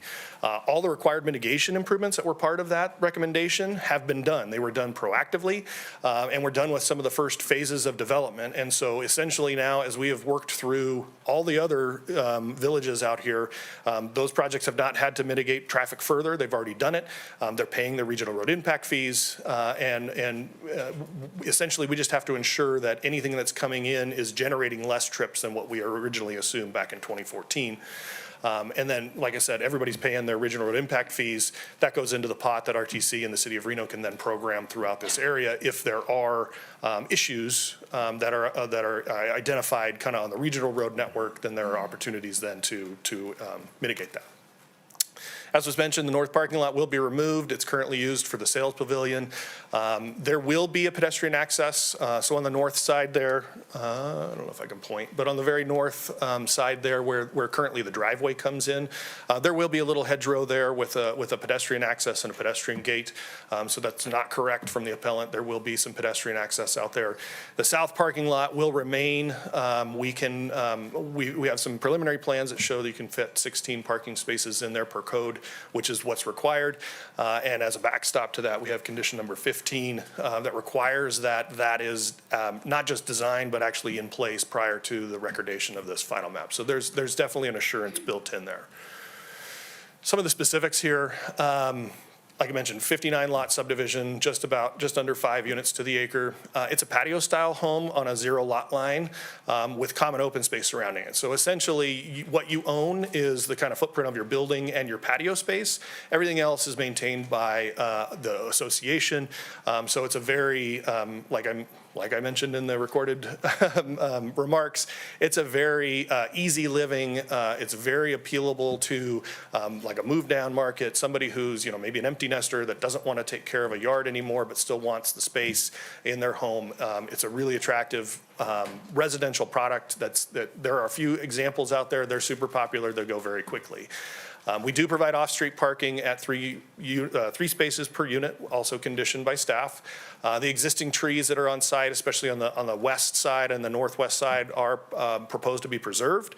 Those will be preserved on the final improvement plans with a tree protection plan as well. We have done that throughout Ranchera when we have saved trees, and we have saved hundreds, if not thousands, out there.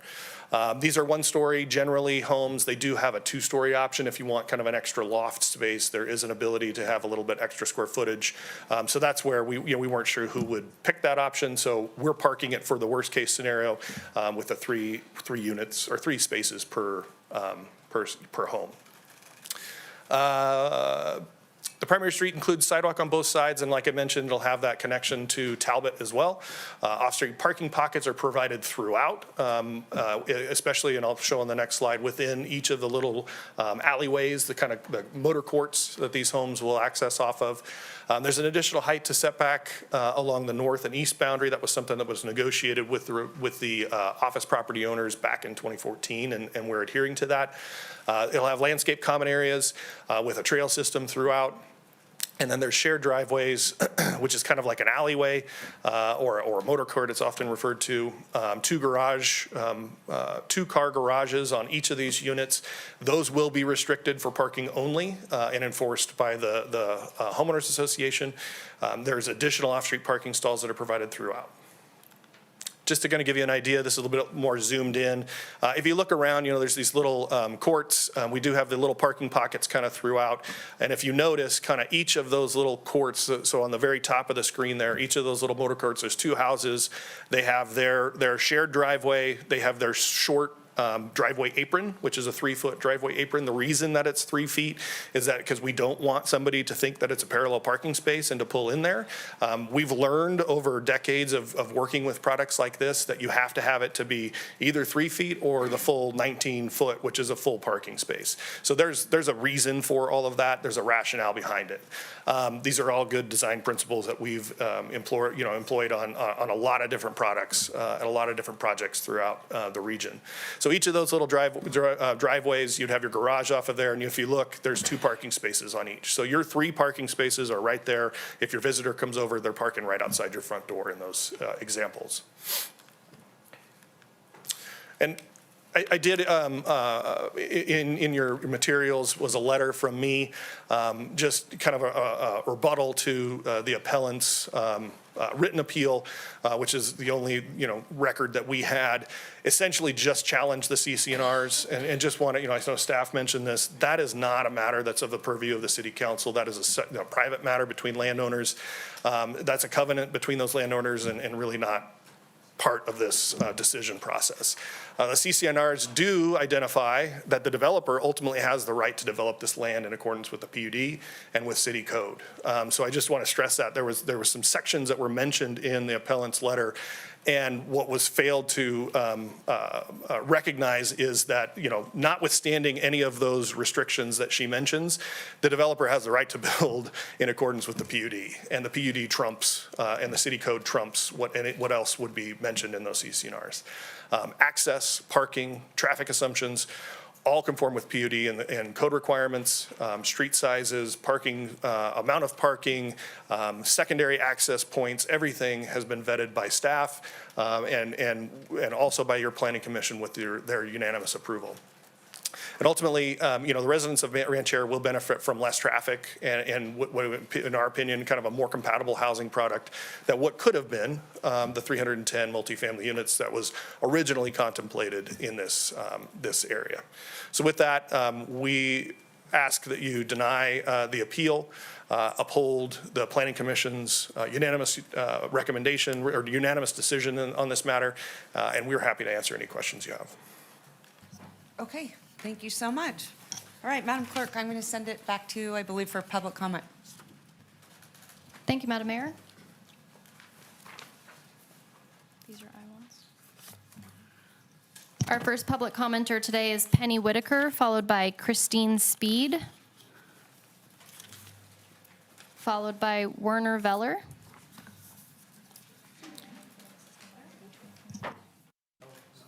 Hello. My name is Penny Whitaker, and I'm a Ranchera resident. The RHH, the developer, ignored our own CCNR as declarant by planning the demolition and the modification of the entry features at the main entry gate of Talbot Lane. Our CCNRs are very clear. Without limiting, this is what they say, without limiting any other right or privilege wherein there shall be no permanent construction, erection, installation, and modification of any portion of the project entry features, including without limitation to the entry monument and landscaping and or the guard houses, nor shall the exterior appearance of the project entry feature for any improvement be permanently modified. The key element of the Talbot Main entry gate are for our homecoming special. The developer will destroy our property and enjoyment of it. These items are what will be destroyed in the Talbot Lane gate. The curved entry monument and the lighting of the monument, the entry landscaping, and the entry brick columns and the wood railing fencing. I realize this may be a homeowner's issue, not a city issue, but there is no agent to defend me as a single resident against the developer and the declarant, because they control all the money, and yet we pay the HOA dues monthly. We need our city council to block this destruction of property value by stepping up and just saying no. That's it. All right, thank you so much. Good job. Thank you. Christine Speed, followed by Werner Keller, followed by Amy Horvath. Good evening. My name is Christine Speed. I live in Cantero, in the Cantero section of Ranchera. I'd like to align myself with Audrey Keller's presentation. Due to our declarant-controlled HOA, she represents the true interests of homeowners and has invested significant time and energy into understanding your arcane ways of an order to improve Village 7 for everyone and make her appeal worth your attention. My issue has to do with the failed quality of life traffic planning through Cantero that occurred when Latigo 2 was built. With no direct and dedicated exit for Latigo 2, they've been reduced to having to drive through our neighborhood on the narrow 22-foot minimum wide lane that was never designed to be a through street. That street's called Dapple Gray Way. This current traffic failure will be compounded when Village 7 gets developed unless you restore Village 7's direct exit driveway onto Sierra Rose Parkway. That exit was originally included in the developer's 2018 map, but then omitted in their 2024 tentative map. So here's the map. Okay, thanks. I don't know what happens here. Okay. So this is Village 7, and this is Latigo 2, and right now they have to come up, and then they come through Cantero right here. And Village 7 is going to do the same thing. And what is kind of failing here is the conceptual context of just what Village 7 is going, how it's going to impact all of us. So if this crucial exit does not get built, what happens is we're going to continue to be stuck with this kind of a situation on Dapple Gray. I mean, it is just outrageous. And that is our daily life, and it's going to be even worse. So thank you so much for listening. It's the sort of the context I'm interested in. Thank you so much.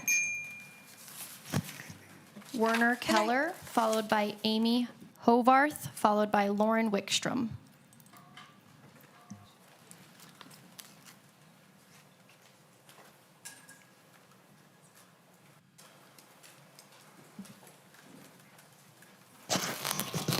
Good evening, members of the council. Werner Keller, Ranchera resident, as you probably have figured out. I want to make an appeal on behalf of a building. On the map, you remember this whole project is a big rectangle with a piece missing in the lower left-hand corner as I'm looking at it. That piece is a sales pavilion. And we've mentioned the PUD handbook a few times. This is page 48.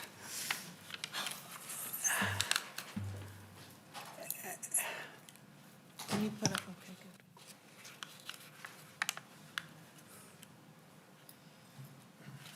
Okay, that's just to show you that it is page 48. It says urban residential, so it discusses this zoning approach. Can you just And then- rotate that, Werner? I'm sorry? Just rotate it, and it'll be Oh, right I'm side sorry. up. There you go. This way, okay. So in the handbook, which has high standing in all of our minds, potential community center is proposed in the western, you can probably read it yourself, and it's talking with more than one sentence about this sales pavilion. And it says it would be a wonderful community center, and we agree. It's got a great kitchen, it's the right size, and it's sort of a legacy building at Ranchera. If you've seen it, it's the same design as the mansion, that green and white motif.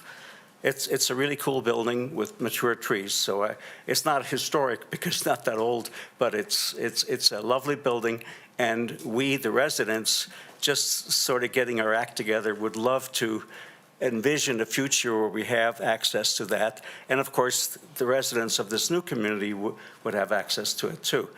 The moment you take that north parking lot out, which is what will happen if you give permission for them to proceed, so you have to sort of remember the map. The moment you take that north parking lot out, that's off the table, because you come out of the front door of that sales pavilion, that magnificent, I don't know, 6,000, 7,000 square building, and you're looking at the back of houses. So thank you, and appreciate the time. Thank you so much.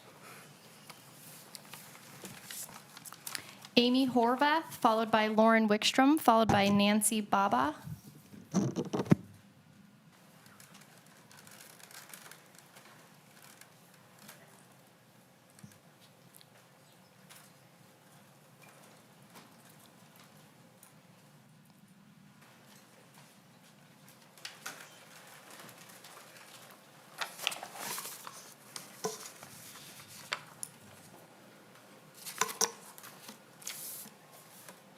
I just want to make sure that this is up there accurately. Awesome. Can you blow this up too, Nikki? I'm going to have some others that go up as well, just so you know.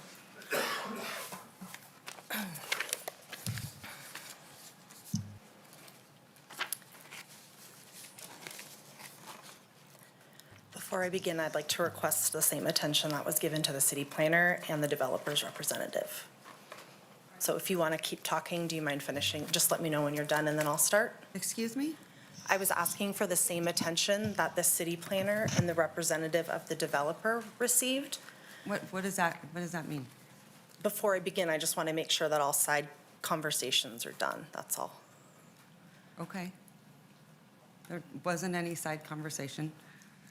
Just wanted to check. Just wondering if his monitor is working. Mine goes in and out. Awesome. I want to make sure everyone's good before I start. I just want the same attention that was given to the city and the developer. Ms. Horvath, go ahead and begin, please. Okay. My name is Amy Horvath. I'm asking the city to go ahead and approve what the developer has in front, but with 4 additional conditions for approval. 1, requiring the preservation of healthy trees, not just the word of the developer that they will be preserved. 2, requiring a like-for-like security wall along Talbot Lane. 3, requiring additional setbacks. And 4, amending the PUD with the passage of this village. So why should the city care about amending the PUD? That's because only the city or the developer can amend the PUD. The PUD affects our HOA board, which in turn decides what happens in our community, how money is spent, how the community continues in the future, and ultimately our property values. Currently, we only have 1 resident that is representing the residents. The city can change the PUD.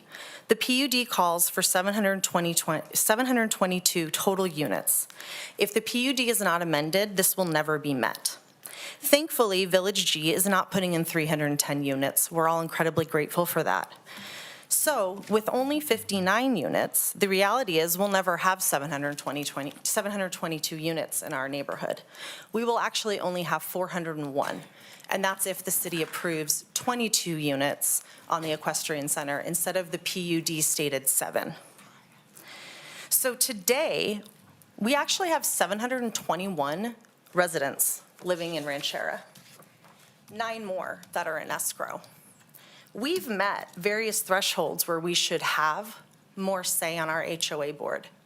67.58 as of today. I understand that the developer wants a seat at the table, but this is an egregious outreach of power, and we're asking the city to help us with this. This HOA needs to reflect the residents, not just the developer. My next ask is that you require the developer of this village to have a like-for-like security wall along Talbot Lane. Currently, there's this wall. We would like it matched on the other side. Next, preserving the trees. You can see all these trees. These are all pictures of our trees. Aerial views. The demolition plan does not call for trees. Please don't allow them to. Please require this as a condition for approval. Thank you very much. Lauren Wickstrom, followed by Nancy Podwills Baba, followed by Terry Lanaconis. Blackness.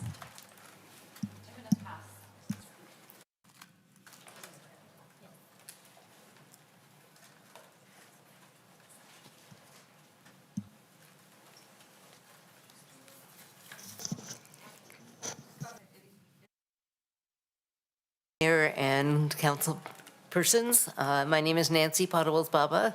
I've been a resident of Ranchera, Latigo 1, since December of 2020. And it's a beautiful community, but I'm concerned, as some of the others have indicated, with some of the proposals. Certainly, the developer has a right to develop. We just would like the entry area to be preserved in its aesthetic appeal, and to not overtax the gate at Talbot. Already it's an elderly gate that is being used a lot. And if there is not an exit on Sierra Rose and everybody has to go through Talbot, I think that it may cause some harm. So please consider allowing the community center to come where the sales pavilion has been, to be developed where the sales pavilion has been, the trees to remain, the basic integrity of the entrance, and additional egress from the new development. Thank you. Terry Iaconis, followed by Roy Cage.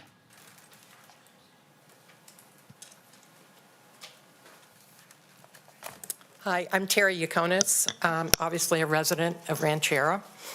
I won't bore you with any diagrams here. You've seen enough of them, I'm sure. I have two considerations I would like to voice.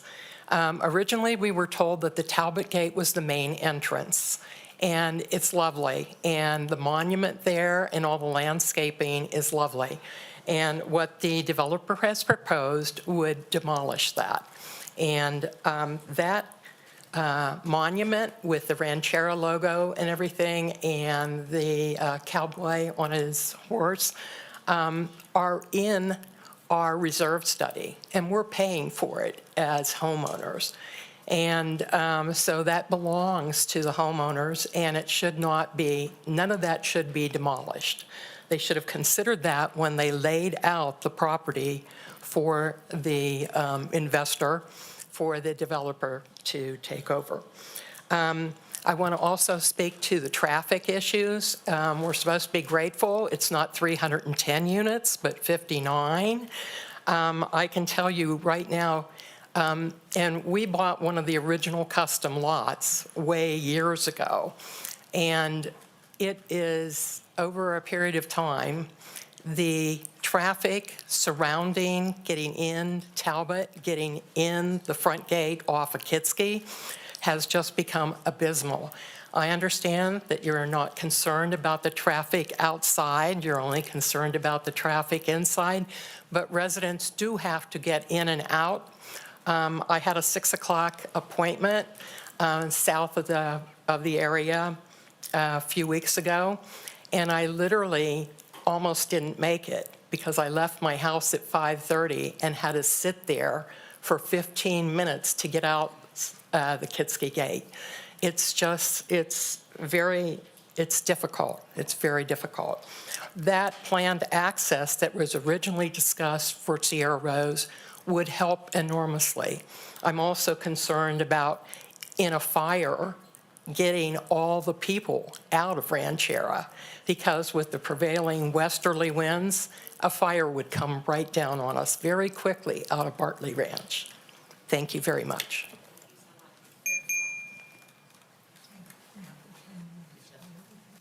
Roy Cage.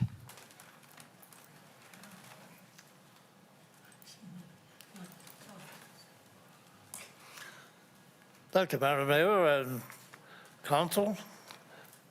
I'm not going to repeat all of the great things that my neighbors have come up with or show you any pictures that are any different. What I am going to do is lend my support to what they are requesting, which is to deal with the density of this new development. Christine showed you the picture of a garbage truck passing a utility truck. Maybe it was a fire truck, who cares? And these streets that they're proposing are going to be even narrower. The question is, how the hell is people going to get through? You know, I lived in Europe for 7 years, and the streets there in some villages and towns are very small. And they are cobblestone. They've been there for 100 years. And they were originally designed for mules and wheelbarrows to roll through, not cars. I remember at the last meeting, one of the people said, gosh, we got a parking problem in Reno. I'll tell you why you got a parking problem. You got a planning problem. You can't, the first rule of problem solving, you make the causes go away, the problem goes away. And that's what we have here. We have in Reno a problem. We're getting ready to exasperate it with building a new development that has inadequate streets and parking. And if we're lucky, I can't understand why this plan was originally designed for 319 units. I don't know why the hell you would put 319 cars on 12 acres, you know, at all. I mean, is anybody even thinking when they do this stuff? Anyway, I want to lend my support. I'll wrap it up. Thank you very much. I hope we can modify this to be something a little more civil and decent, to make Reno a great place, make Rancho a great place as well. Thank you very I much. love it. Thank you, sir. Great job. Madam Mayor, with that, we have no additional public comment registered at this time. Okay, thank you so much, Madam Clerk. Okay, I'm going to send it back to the body. I typically will start with the board representative. So, but before we do that, I am very sensitive. I know you, this whole body is very sensitive that whenever it comes to collaboration with each other. Mr. Durling, would you like to get up so I can ask you a couple of questions? First of all, projects turn out so much better whenever you're collaborating with the residents. Can you speak to when you met? I would like to know what kind of ongoing communication that you've had with them. It's always so critical because they live there every single day. You come in and, you know, do what you do, but they have to live there. So I want to hear how you've been working with the residents. Sure. My experience, and I know there's some other meetings that have gone on that I wasn't a party to, but myself reached out to Ms. Keller, and we ultimately met. We had a 2-hour meeting at Ranchera with the head of the club HOA there, and talked through a number of different things. A lot of her issues dealt with the HOA and the CCNRs, which I don't. Like I mentioned, I kind of deal in the realm of city codes and ordinances, and that's not something that is in that realm, right? So there wasn't much I could add there. And so she asked, she said, what can you do for us? I said, I don't know. We've designed a subdivision that's so much less dense. We've done it in a way that's, you know, similar to the rest of the whole ranch. Why are we going to treat this one differently? And I said, yeah, I don't think there's much I can offer you. I said, we've come from 310 units down to 59 units. I said, I think that's the biggest give that this builder is willing to do. And then she did. She reached out via email and said, is there any other thing that you can do? And I reached out to the client, and you know, unfortunately, my fault, I didn't respond. But no, there, you know, it was essentially, it's the same response. Well, I also think that you have to be responsive. Agreed. Because then otherwise, it's the same thing that we have up here when, and I know we all get busy, but then when we don't respond, they always think there's some there or something, you know, that is not being transparent. I think that that's super, super important. I do think from what I heard, and I don't know, I would have to ask Carl Hall or, because this also involves CCNRs and what our purview is, because typically, we don't deal with a lot, of CCNRs whenever it sort of comes to this. So, but at the same time, I have a lot of sympathy for these residents. I do think there is a few things that you can do. Certainly, I want to hear, and I know Councilwoman Dewar is going to ask it too. We want to hear about the trees. I think there's a few things I'm going to ask about fire access. Sure. I think that that's really critical.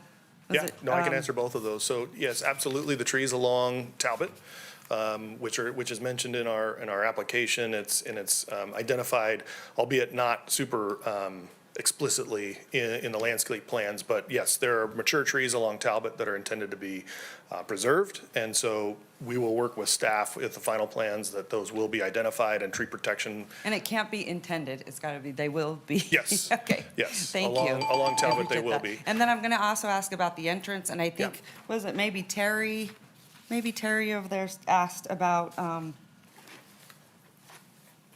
what was it? I think that there was possibly planned a second access. Sure, so that. Can you please yes. speak to that? Yes, I can, and actually, I think the clerk is pulling up my presentation, maybe help to look at a picture. Yeah, can we see that? Thanks, Madam Clerk.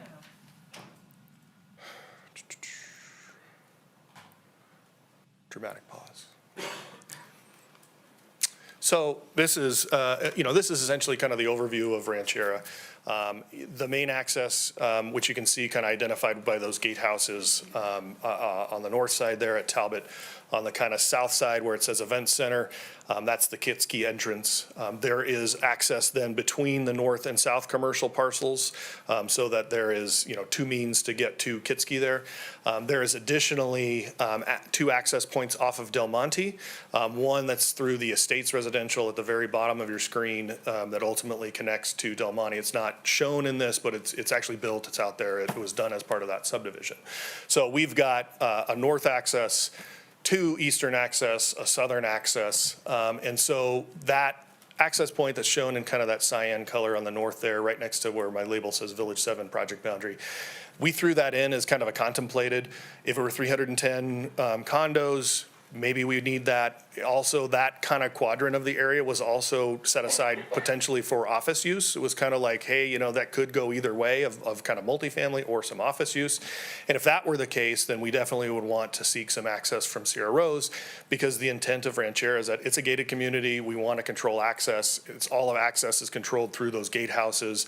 And so that was very purposeful that we wanted to do it that way. Now that we're going to a very less dense product, we want that access to go through the gates.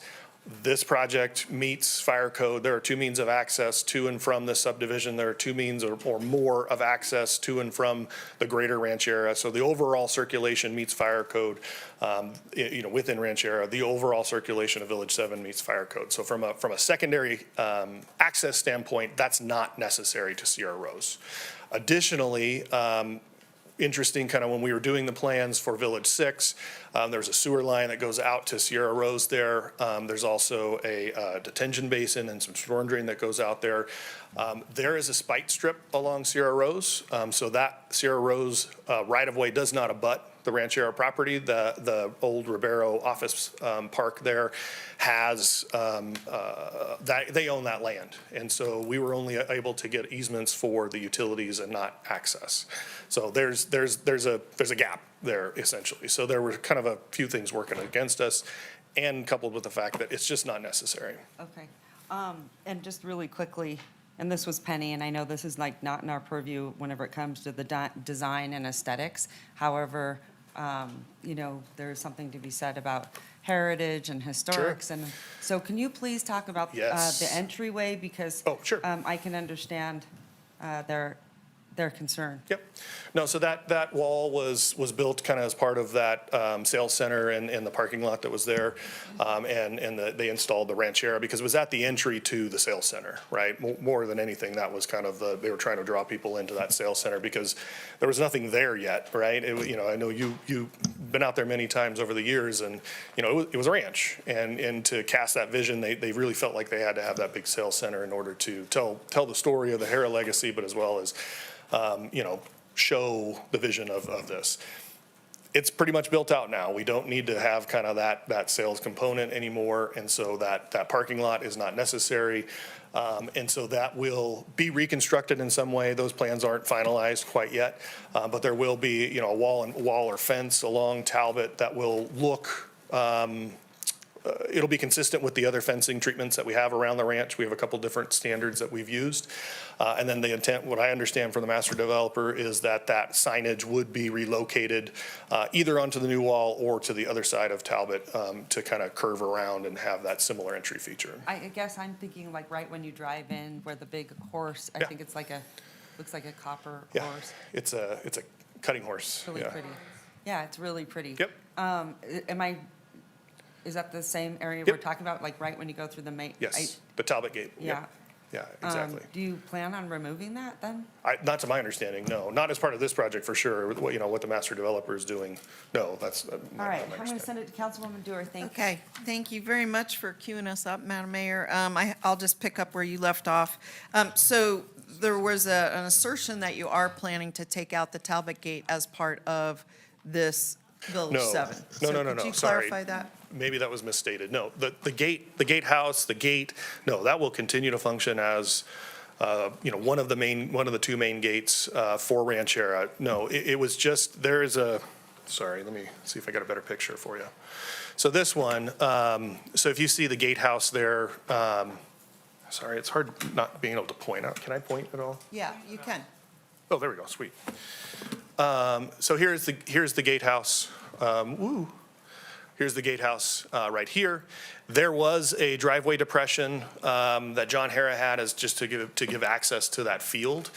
This used to be just one of the pastures. And so we utilized that existing curb cut to have it come into this temporary parking lot. That parking lot doesn't have curb and gutter. It really was intended to be a temporary parking lot. And so they jazzed it up with, this kind of decorative wall and some landscaping and lighting in order to, to have that be an entry feature into the sales center. So that's what you're planning to demo? Yes, this will get demoed. The signage on there will get relocated, possibly over onto the walls over here or onto a newly rebuilt wall. Oops, But what sorry. about the trees that you're pointing at right now? Yeah, so those trees would be saved. Okay. But why would you take down the wall? I guess I don't really even get it. So it's the wall, it's not quite, it's hard because the trees there, the canopy is much larger than where the trunk is, right? So the wall's going to move over closer to the trees. Like 3 feet? I don't know what that exact Okay, measurement well, is. it seems like there's some interest in retaining it as one of the architectural features, and it seems like that's something that you could work with. When I met with staff on this, there's a condition that they placed on your permit that you create 16 parking spots, and you mentioned it yourself. Yep. And so it sounded like there's an intent to retain the sales building as a community center, and that no? No, not necessarily as a community center. It's to retain the building and for some future use. Right now, it's been a sales center and the offices of the master developer Right. that has been there. So as long as it kind of continues to be used as that office use, that's where the 16 parking spaces is derived from. Well, but you did have in your plan the PUD, and that's where I'm going back to have a community center here. Is that off the No, table, in the table? It was reserved as a potential, and I think what was not highlighted in that is that, I'm sorry, I can get to that section in the handbook, but essentially there was no obligation. There was a statement at the end of that paragraph that there was no obligation for the master developer to actually construct it as a community center. As we were going through, and again, going back to this concept of if it were going to be 310 condos, for example, then there was an assertion like, hey, if we have that many units, we're going to need an additional amenity for that specifically. And so that was kind of the context of that at the time. Well, this is one of those things, Andy, where there's an opportunity to work with the residents that are there. They have lost the equestrian center. I acknowledge that 59 patio homes is better than 310 apartments, given the density. So kudos to you and the other members of the team.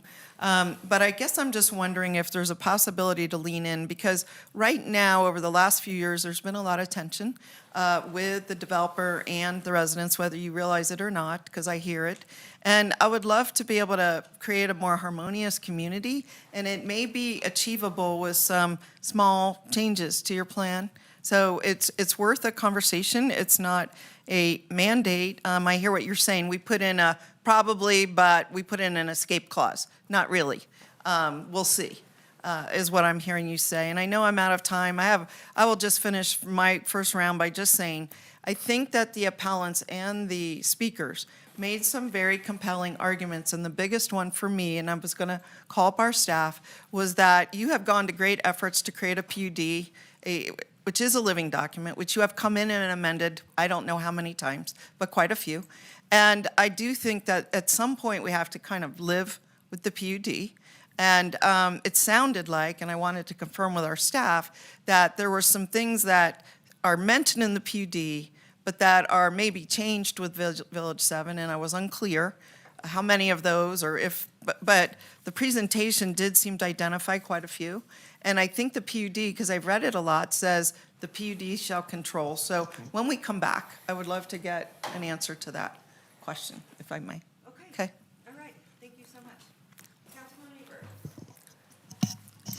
Yeah, I had some questions as to, why so many changes to the PUD? I mean, if that's the plan, why? So there actually have not been a ton of changes to the PUD. Just, by kind of the history of it. So in 1997, John Hara had the original planned unit development. It was for kind of a estate slots subdivision. I forget how many, lots were in there, a couple hundred maybe. Never enacted it, right? And then in 2011, I actually worked on the first revision to that, so the second amendment. And that we established the commercial uses out on Kitski, as well as the potential for a commercial use in actually Village 7. And established his former mansion as a potential for an event center. There was a large amphitheater. There was a lot of stuff included in that as kind of this big events center. Fast forward to 2014, he decided to sell the entire ranch to Reno Land Development. Reno Land then did a third amendment to establish basically the plan as it stands now. And then 2018, we had an additional, the fourth amendment, and it was a relatively small cleanup. For the life of me, I can't remember the exact nature of that, but it was just kind of some more minor tweaks at that time. So there's been 4 amendments, and going back to 1997. Okay, so the barn has been demolished now, right? Yes, the equestrian center, which, again, not a part of this application tonight. Okay, But okay. yes, that's been So demolished. that's a pretty significant change. And now there's some proposed changes to the driveways. Was that accurate? Driveway lengths? No, Some of the so the public driveway comments lengths, we have elsewhere so Village 4, which is behind the club, has these shortened driveways, the driveway aprons, we would refer to them. They're usually about 3 feet, like I mentioned earlier. And then, no, the other driveways, so it has to be either 3 feet or the full length driveway. Okay. There's no in between. That Okay. creates confusion for people thinking they can park in it when they really shouldn't. Okay, so for the new proposed development, it would have the full? It has a combination. There's both in this subdivision. We have some that have the shortened driveway aprons and some that are full-length driveways. Okay, so would that be a modification to the PUD? No, it's not. Okay. I do have some concerns just for the residents there. There does seem to be some significant changes, even if it's maybe not technically a change to the PUD. I can understand their frustration with moving into a place, buying a home based off of certain criteria, and then just having that slowly chipped away. So, I have concerns on their behalf. I'll, have another round probably. Thank you so much. Okay, I'm going to head down to Councilwoman Breckus. Yeah, thank you. I want to thank everyone, and I'm going to be very specific in my comments. NRS 278A 400, enforcement by residents. All provisions of the plan shall run in favor of the residents of the planned unit residential development, but only to the extent expressly provided in the plan in accordance with the terms of the plan. Okay, and then it goes on. So they've got rights, and Which they? residents. Okay, Until there's not residents, John Hara owned it for 25 years, no one has residents. These folks, you know, they sold off lots, they have rights of enforcement. 278A 400. No one's ever enforced that before, but I've seen amendments come through for years now saying, boy, the residents don't seem to be liking this. It seems to be a substantial change to what they bought into. 278A 400 gives them a lot of power. Not here, but otherwise. And so I've always listened to them. The question I have for Mrs. Picotti is this minor amendment to, or this amendment that shrunk down Village 7, pulling out the parking lot, because it is irregularly shaped now. When did that amendment come in? It wasn't an amendment, it was just a parcel map or a boundary line adjustment, one or the other. So it's still in Village 7 then? It's still part of Village 7, yes. So what village does it live in, and what are the land uses allowed on it? It's part of the urban residential Village 7 land use designation. Okay, so it's still part of Village 7? Yes. Okay, got that. The design I'm comfortable with. I think it's a proven thing. But this planned access is very bothersome to me. And the fact that the applicant is saying, well, we had 400 units and the traffic study was going to provide it, or if we went commercial, we went there. No, it is shown as an access, and it is a way to relieve, if you will, trips in other parts of the PUD where people may not, you know, their quality of life may be reduced if that secondary access is not there. The fact that Mr. Durling said, well, there's a spite strip by the Ribeiro Company, too bad. I mean, you showed it on the PUD. And so I don't know why, you know, and maybe it's a question for our staff, why would you approve an access that doesn't exist? But they're certainly showing it, and I think absolutely that this thing needs to get remanded back to the Planning Commission, and that access needs to be put into place. That's number one. Number two, because I do want to move this on, remand this back to the Planning Commission to look at, you know, this parking lot provision. And I understand that language, that they're not bound to have that, but I think the parking lot design needs to be shown as and the whole Village 7 needs to be shown, or they need to come through for a PUD amendment to make that not part of Village 7. Because I'm not comfortable with doing a tentative map and then having this remainder left out.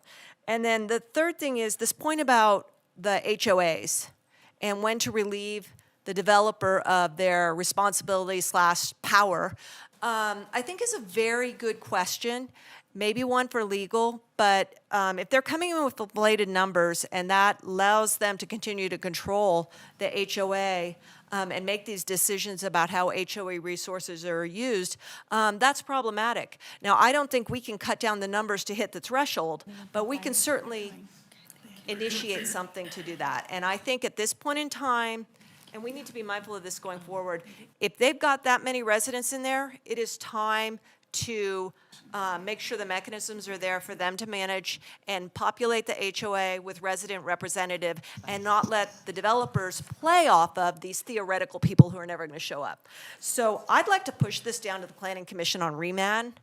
Those are the issues that I see. But and I'm not so sure about the Talbot Wall, because the Talbot Wall appears to me to be in the rear of those medical buildings. And so they're not? No. I mean, the Sierra Rose Wall that she wanted. Does she want the Sierra Rose Wall? Okay.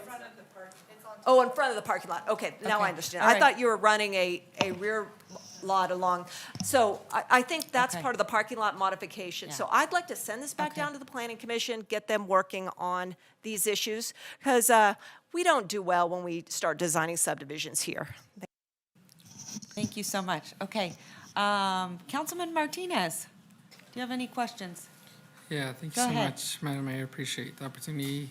Thanks again, everybody, for being here. Thanks, Mr. Durling, for being here. Thank you to the appellants for the information that you provided. I think on my behalf, I'm trying to figure out where the CCNRs and the city's jurisdiction lies and what we can actually look at. And I do sympathize with the appeals that were being asked, the protections, the upholding of the PUDs and what you all are asking for. I'm just having some difficulty figuring out if we're able to kind of in there. So I'd love to go back to your presentation, Ms. McCarty, and look at, sorry, I'm pulling up the slide deck on my end so I can give you the number. Slide 10 on staff's presentation. If we can pull that up. On it right now, one moment. Thank you. In the meantime, I can tell you that I'm going to defer to legal for the CCNR questions about what the purview of the council is for that. And Yeah, I don't know actually, if that they'd love to. probably would be good. I'd love to hear them opine on some of that. City Attorney Shipman. Yeah, for the city attorney's office, John Shipman. Yeah, for CCNRs, those are actually private agreements between landowners. Those are not the type of thing that the city has the ability to enforce or has any desire to enforce or can enforce. So we cannot play in that. The residents, the owners of those lands can affect those, can affect remedies by going to court and by, effectively suing if somebody is in violation of those private land use covenants. So just to make that clear, that's not our purview, that's not our jurisdiction. Councilman Martinez, if that was the question, yeah. Yeah, that was the question. I appreciate that. I do understand your concerns again, and I think that the representation that you all are asking for on the board is something that has a lot of merit, and you all should continue to pursue that. I want to go back to the presentation and see if you can address the Sierra Rose gated emergency access and some of the concerns that were just brought up from council member from Ward 1. Yes, I can. So let me get to here. So yes, you saw the picture where there's a little blue arrow that says planned access. And then as part of this PUD, that traffic impact study from 2015 is in the appendix. It's part of the approved PUD. And when you reference that section where it says that there's a planned access in the traffic impact study, this is what it says. It says access for the residential development areas will be provided via Talbot Lane and Kitski. The retail, commercial, office, medical areas would have access points on Kitski Lane. Note that only gated emergency access is assumed to Del Monte Lane and Sierra Rose Drive. So I read that, and that it was gated emergency access that was planned for that per the traffic impact study. And then I referred over to the fire department, who determines whether or not the emergency access is required. And they said for 59 units, it's not required. So my understanding based on the traffic impact study is that that was never supposed to be an actual access point. It was always a gated emergency access. Okay, I know I'm over time, Madam Mayor, but I just had a quick question for Mr. Durling, if I may. Please go right ahead. I've allowed everyone to go over by 2 minutes. Okay. But I'm keeping track, and go ahead, please. Yeah, I just want to be mindful of our rules. No, Thank you so much. and I appreciate it so much. Yeah. So go for it. Thank you. I think in passing, you sort of mentioned that you have tried to work something out with the Riviera group that is just north of there, or maybe it's for Ribeiro. the emergency access. That's what I'm getting to. And so just wanted to follow up on those conversations that you may have had or the builder had for. Yeah, so not for that me, it emergency was access. kind of the developer at that time, had those developer. conversations, and they were able to secure utility access, or, I'm sorry, utility easements across there. And, there was some, if memory serves, or the rationale, there's a number of mature trees along there that those property owners to the north did not want, destroyed or and so there was a lot of care just to be able to kind of thread the needle for the utilities to get their access, again, was not necessarily contemplated as, the traffic study, thank you for the reminder on that, we were just looking at that for emergency access, as my kind of statement said, right? Main access is through the Talbot Gate and the Kitski Gate. That was always kind of the plan for this gated community. Okay, thank you. That's all I Okay. had for now. All right, Councilwoman Taylor, are you on the phone? I'm I'm here, Madam Mayor. Thank you. I would like to just talk a little bit or ask some questions about the access while we're still here. And I think I understand it, but my question is probably for Ms. Bacati. In what accesses were planned? And I think they're Talbot and Kitski, and then there was a fire access. And what access, what was approved, what is approved now, and why? And if we're eliminating a fire access, is there somebody from fire there that might be able to confirm that that is part of the approval process? Councilwoman Taylor, I have asked the same question. I don't believe we have anyone here from fire right now, but I understand that they are coming because I have the same question. So Jackie is doing her magic, and we will have someone, a fire marshal, come and address that because you and I are on the same page. So yeah, I guess I don't want to overcomplicate things, but I just want to make sure that I'm comprehending. There were 3 accesses, one on Talbot, one on Kitski, and then one was a fire access. And with this new development or change, we're removing the fire access because it's not needed because of the reduction in units or homes. Essentially correct. So there were 2 accesses always planned for the residential area, and that's the one on Talbot and the one down off of Kitski. And then there's a secondary emergency, there's 2 secondary emergency accesses to the south of the development. And as you saw in the plan, this was just marked as that planned access. And when you refer to the traffic study, it says it's gated emergency access only. Okay, thank you. I think I understand that. Appreciate that. And then I just wanted to clarify again what our attorney said. When it comes to HOAs and CCNRs and who should be on it and who shouldn't be on, the council has no consideration or purview in that space. Is that accurate? Yes, Councilmember Taylor, John Shipman for the City Attorney's Office, yes, confirmed. Thank you. Thank you, Madam Mayor. All right, thank you so much. Okay. Okay. Madam Mayor. I'm gonna, sorry? just go in the I didn't know direction. he had Okay. to go. Go ahead, Councilman Reese. Jumping ahead. Thank you so much. I suppose I agree with Ms. Breckus in that we do a very poor job of planning subdivisions from the dais. In that regard, I'm trying to focus my energy on understanding some of the legal issues, and you can tell that each of the council members have a great deal of respect for the residents who have come tonight and who have a lot of very valid concerns. I think part of the problem is we try to stay in the lane that we have, and so we're trying to figure out which area can we hook into those concerns on your behalf. And so as far as I can tell tonight, and Mr. Shipman, you can interject if I am incorrect, we are looking at the tentative map application process.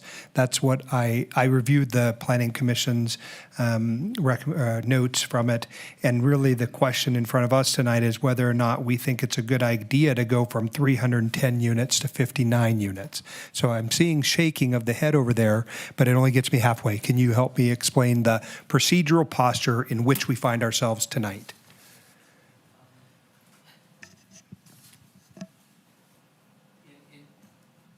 So it's a tentative map. It has gone to the Planning Commission. The Planning Commission has heard the proposed map, and then there was an appeal on it.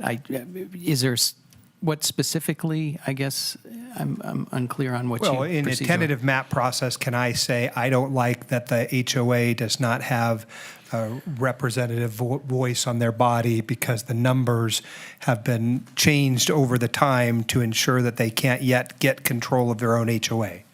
No, it does not. And apologies because my staff report is not coming up, so I'm just trying to cheat a little bit and look at the.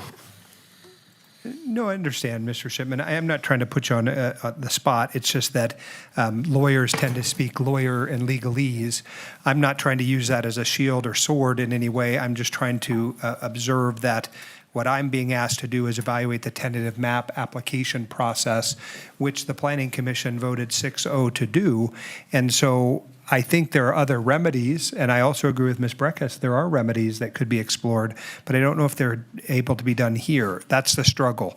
We all want to help these residents have the best quality of life they can have in their development. we may all not agree on which one is important, whether it's a tree here or a rock wall there or a sculptural element. Again, we don't plan subdivisions well here, but what I do think is true and what I am coming back to is that the tentative map is really asking for a significant reduction from 310 units to 59.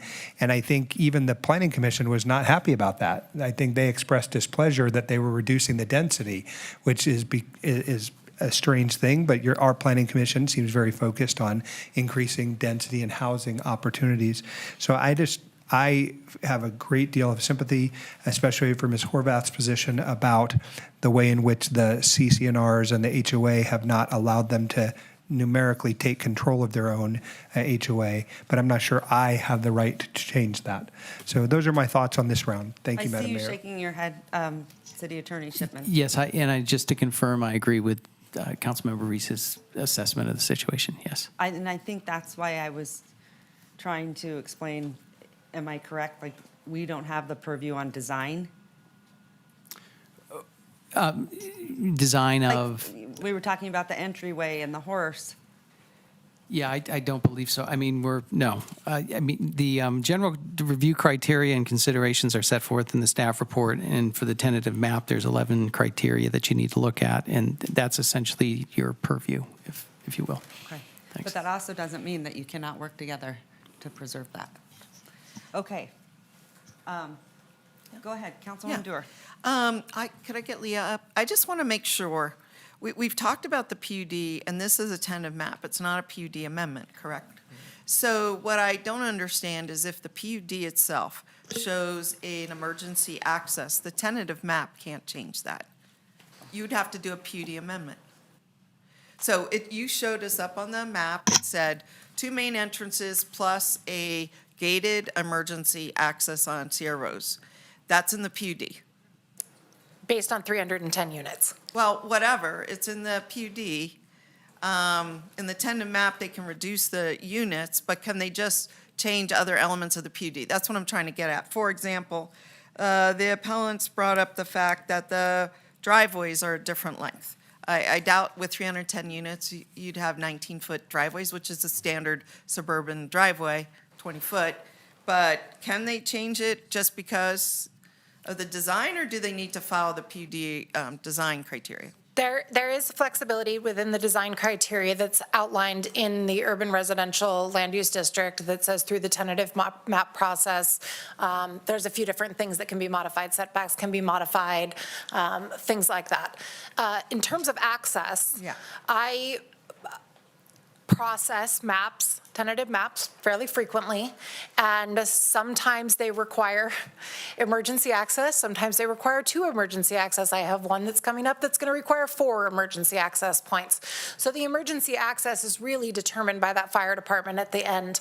And while they did contemplate that there could be that planned gated access off of Sierra Rose, my interpretation, staff's interpretation of that was that that was for emergency access for 310 units or the potential offices that could have gone on. Well, it does sound like they have internal traffic challenges now where the roads are very narrow. People are having to thread their way through the development. They're not like our standard suburbia roads that are 35 feet, let's say. They're 22 feet, it sounds like. And that has created some challenges. We've seen the waste management trucks, the delivery trucks, et cetera. And so what I'm wondering is sometimes you need a relief valve, and I think that's what's called for here. It's not about the 310 units, it's more about how the development is functioning today. How the development is functioning today, add about 59 more, it could benefit from this access. So that's one thing to think about. I like the direction. I agree with my colleagues. We are not prepared here to go through every detail. That I think they've made a very good case on a number of these issues, including construction hours. Those are always set in the what are the construction hours now currently? We limit it, if it's adjacent to residential, we limit it from 7 a.m. to 6 p.m. Monday through Friday, and then I think it's 8 to 6 on Saturdays, nothing on Sundays, nothing on the holidays. Okay, so the only change here would maybe be deleting Saturday construction that they're asking for. I mean, that's a reasonable thing. You've already taken out Sundays. I don't know about holidays. I don't know how that works, but it sounds like no. Anyway, I think there's a number of points they've made, and I don't want to beleaguer this or weigh us down. I, too, like Councilmember Brækhus, think a remand is appropriate with the specific guidance of the things we're interested in. I'm interested in maintaining the character of the development. I'm interested in evaluating this as an escape valve, even in today's conditions. You know, it's, once you get in, you realize how something's functioning. We have a lot of theories about how it might work, but the reality is we have numerous members of the public here testifying it's challenging today. And so I think it's something worth reviewing at the Planning Commission. I do think that they've asked to widen the central street, you know, to allow parking. You and I had talked, and you mentioned there was originally only 2 parking spots per home. I think you mentioned they added a third. Could you speak to that? Yeah, so when we originally looked at it, there was less parking than what there is now. And through working with the applicant and I think a couple sets of revisions, we ended up with those 3 parking spaces per unit. Okay, so would those be built in the driveways? They're only 3 feet. I'm unclear how that happens, or along the road, or in a separate guest parking, or? Yes, so let me be clear about something. Can we pull my presentation up? I just want to be clear about these driveways, and I'll pull up the parking plan while we're at it, so we can look at this together. But the way that we define driveway is from the street to the house. So these driveways are built in clusters with 4, 5, or 6 homes per driveway. So that apron, that 3-foot apron that we're talking about, that's not the driveway per Reno Municipal Code's definition. Reno Municipal Code's definition is from the street on up. But can you park in a 3-foot? I don't get it, like. No. No, But there cars is typically 10 parking feet at least, I mean. in the driveways. Okay, so this is the parking plan you see here. And in yellow are all of the garage parking spaces. In green are the off-street parking spaces. So what you can see here is that at the ends of these multifamily driveways, there are somewhere between 2 and 3 or 4 parking spaces. So the idea is that there are enough parking spaces to accommodate the 4, 5, or 6 houses. However, one might be short one, and one might have an increase of one. So you might have to go up to your neighbor's driveway and park in one of their parking spaces, like you would in any typical Okay. Well, you do have as a condition patio that home. they have to have their 16 parking spots around this building. Yes, they do have to have 16 parking spaces for the office use, and I did look up community center, and if this changes to a community center in the future, it's exactly the same number of parking spaces. So what I'm really worried about is just if they build homes, as they've shown, just north of the parking lot, they'll take out the ability to park there, and they will foreclose the ability to have a community center. So I'm worried about that kind of change as well if we send it back to the Planning Commission. Understood. Okay? So I think just an action now forecloses a future opportunity. Okay. Well, Madam Mayor, that's it for me. I mean, I don't know if there's others. Thank you. Do we have Chief Cochran yet on the line? He is coming. I just got a text back from him, so he should be here just in a moment. Okay, thank you so much. Because someone mentioned, and I can't remember, I'm so sorry if I don't have it correctly, but Penny, I think, might have mentioned it, or actually, the original presentation about the red curbs. I believe under fire, and this one is like always a big one for me, is that I believe someone had stated they didn't want red curbs, correct? No, it's all red curbs. It's all red curbs right now. All of this is red curb. And so is all the rest of Ranchera.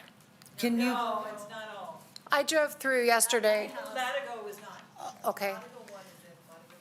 Cantero is all. So I guess that's what I was curious about with Chief Cochran looking at that. I guess I'm trying to understand, if it's red curb, there still is ample amount of parking that is required, correct? Correct. Even with the red curbs, they're still offering 3 parking spaces per residence, which exceeds code. Okay. And then, was I correct that someone asked to have the red curb taken out? No, you didn't, On one side was two. you wanted the red, They asked for a road to be wide enough where the red curb could come out and parking could be along the main street. Got it. is that possible? I mean, I don't know. I'd have to defer to the applicant. Because I'm trying to figure out on the red curb side, because typically it is red curb at this point, right? Currently, right now. That's what I'm wondering. I think a lot of times that's fire required. So, but that's what I wanted to hear from our fire marshal. Yes, Andy Durling for the record. So yes, all of the curbs within this subdivision, as well as the one to the south, have red curbs, which is the fire department requires that because there's no on-street parking. So they don't want it to be unclear that you can park on the street. So the curbs are painted red. Okay, so I understand. Or dyed red in Okay. this case. And then talk a little bit about, it sounds like originally you had 3 access points, am I right? So, yeah. And tell me For this why you village, couldn't, yeah, why and you couldn't keep that other access point. From a fire secondary access standpoint, it is not necessary. And it was just in the way that we designed this subdivision. If you look at the screen here, right, you have on the south side of the subdivision, Falabella Way provides access to Ranchera Parkway, which you can go to the north through the Talbot Gate, you can go south through the Kitski Gate. That's the main access. We have 2 points of access on that. It's a looped road. And then there are further secondary access through the village 6A and 6B to the south. So all of the interconnectedness of the streets within Ranchera provide all the secondary access necessary for code for the individual subdivisions themselves, as well as the community as a whole, right? All of Ranchera, all 140 acres of Ranchera meets the secondary access also. So with the Talbot entrance, the Kitski entrances, as well as emergency access to Del Monte, we have north, east, and south. There's nothing to the west because of the lake ditch. Is that also because of exclusivity and safety? I don't know. I mean, it was, the Talbot Gate was there already, so that was, kind of existing infrastructure. We built, the road through to connect to Kitski and the commercial village that's down there. And so that was kind of purposeful in making that connection. And then just, as the subdivisions kind of evolve and, we kind of worked through all of them have connectivity throughout, right? And you can go from Village 1 to Village 3 and over to, across to Village 6, right? There's an interconnectedness of all of the streets within Ranchera. And then there's additionally, then looking outside of Ranchera, right, there's those access points that provide access to the city streets, Talbot, Kitski, Del Monte, that, then get people off of Ranchera in an emergency or emergency services if necessary. Okay. I just want to be clear, we meet emergency access requirements. We do not need that access to Sierra Hope Rose. so. Yes. Okay, thank you. You bet. And just maybe, if you don't mind, ma'am. Yeah, please, I go know the ahead. parking has kind of come up over and over again, and it's sort of like discussed in sort of 2 factions here, right? One is the parking within the subdivision, which Leah has done a very good job of explaining, right? It's this mix of garages and off-street parking spaces. Looking at the exhibit on the screen, right, we've dispersed them throughout and tried to make it very convenient for the future residents here. Second issue is parking for the current sales center. As staff mentioned, right, we have the ability, we have demonstrated to them preliminarily, and we would have to finalize that with actual improvement plans prior to anything happening here, that we can provide 16 parking spaces on the south side of the existing sales center and get rid of the parking on the north side. And that 16 spaces meets the parking requirement for the existing uses that's in there. It's kind of that office use. It also, as staff just provided in testimony, those 16 parking spaces on the south side also provide the necessary parking if it were to be a community center. It may not be a community center. That's a proposal that's been raised by them. It was an idea that was raised by the master developer years ago if this was a condo development, but that's not a guarantee. That's not a requirement of the PUD. It's very specific that it's not. Okay. But I just want to be clear, the parking can be dealt with and is dealt with. This is not something that needs to get remanded back to planning commission. We have dealt with this. The planning commission already reviewed it. Staff has reviewed it and conditioned it appropriately. I'm not sure you're far off too. I think with some communication and sitting down with the residents, I mean, they seem very reasonable. So I think that that would be helpful. The fire access always bothers me, so let me ask Chief Cochran. Chief Cochran, can you hear us? Can, Mayor. Thank you. Can you hear me? I sure can. Thank you so much for jumping on. Yeah, absolutely. Councilwoman Taylor and I assume that you've looked at this project? I have. All right, thank you so much. Can you talk a little bit what you believe the access points should be? Are they sufficient enough? I just was always under the impression that we should have more access points, but I also get that it's a gated community, so sometimes there can be a lot of apprehension to that. And I understand that that's one of the reasons why residents buy in gated communities. I totally get that. However, can you Happy to speak talk to that. about, So, is two sufficient? And I know that, I know it's a touchy subject because that's why people buy in gated communities, for that exclusive access. But please let me know what your thoughts are. yeah, absolutely. So thank you. And the short answer to jump to the end is 2 is sufficient. The key for us is the separation of the 2 entrances/exits to make sure that one incident can't block both points of access. I know, and this may be what generated some anxiety over this. There was an issue about the access to one of the points for an incident we had a little while back, but we've resolved that.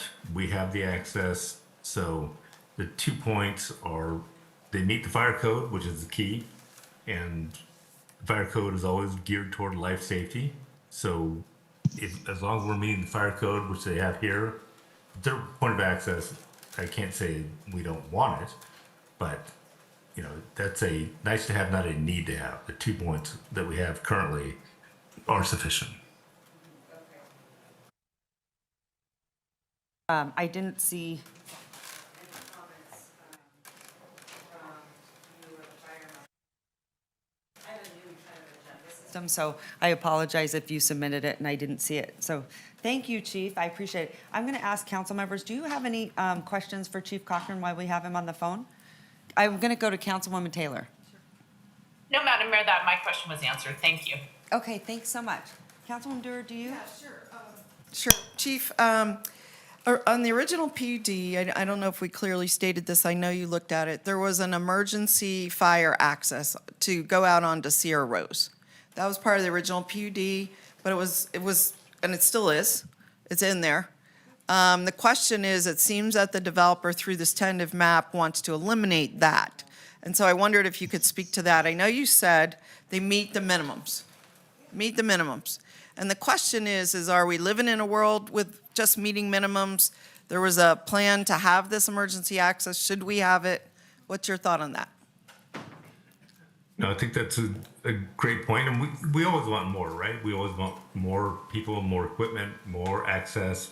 But that third access is really, that third access point is not necessary for our purposes because we can serve that area with the 2 access points that we have now. So it meets code. We're happy with that. And I think they're more worried, Chief, about evacuation than you being able to come in, because you've demonstrated you can come in through Talbot Gate or Kitsky Gate when they're working. But the question is, that was brought up to us by the residents, is if there was an emergency, if they all had to evacuate, would it be better, not mandatory, but better, that they have it? That's what it was about, not your access so much, their exit. No, I appreciate that. And our consideration is both egress and ingress. We want them to be able to get out because the same complications apply. If there was an incident that blocked both accesses, it would block us from getting in, but also them from getting out. So that's why we're okay with it. Okay. Madam Mayor? Yeah, I want to bring this up. This is Jenny's day.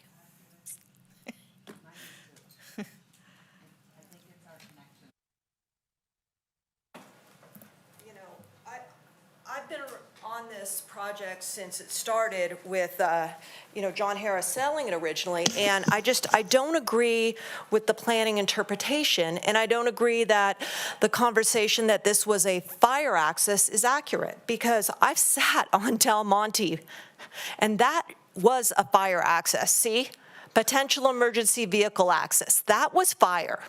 These ones, which I walked through from Bartley Ranch, were recreational accesses, okay? This one up here, it was not fire. We're not talking about a fire access. We are talking about a planned access, and it doesn't matter if it's 340 condominiums or an office. It is one to take the load off. And gated or not gated, they can throw a gate on there, and it can just be for Village 7. So my recommendation is to remand this to the Planning Commission, require this Sierra Rose access. I'd like to see Village 7 designed in its entirety. I don't like this out parcel. Yeah, I think it needs to be designed in its entirety through this tentative. If we can't do that, then at minimum, we need to see the standards for the parking lot. And then, the whole discussion about the CCNRs, that's not the point. The point is that staff always has a unit count. So once this Village 7 is done, let us know what the outstanding unit count mathematically is. Everyone will know. If the residents say, you don't have, in theory, any more units, it's our turn, let them deal with it. But staff always keeps a unit count. And so that I wanted to come up here because I don't think it's accurately being reflected what this, when you read it in concert with the legend, what this access was. And I think it should be required, and I would uphold the appeal on that point. Thank you. Okay. So, Madam Mayor, where would you like to go?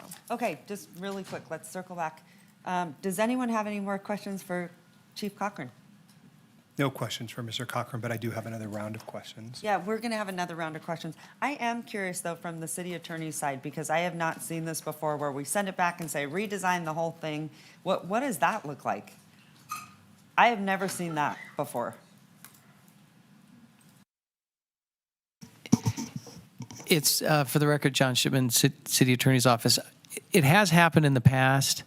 It's probably not a process we'd recommend, simply because it tends to go back to the Planning Commission, and they've got some idea of what council wants, but not a clear idea. So it becomes kind of one of these discussions that is kind of without a rudder, of sorts. So you, as a council, have the ability to modify the conditions.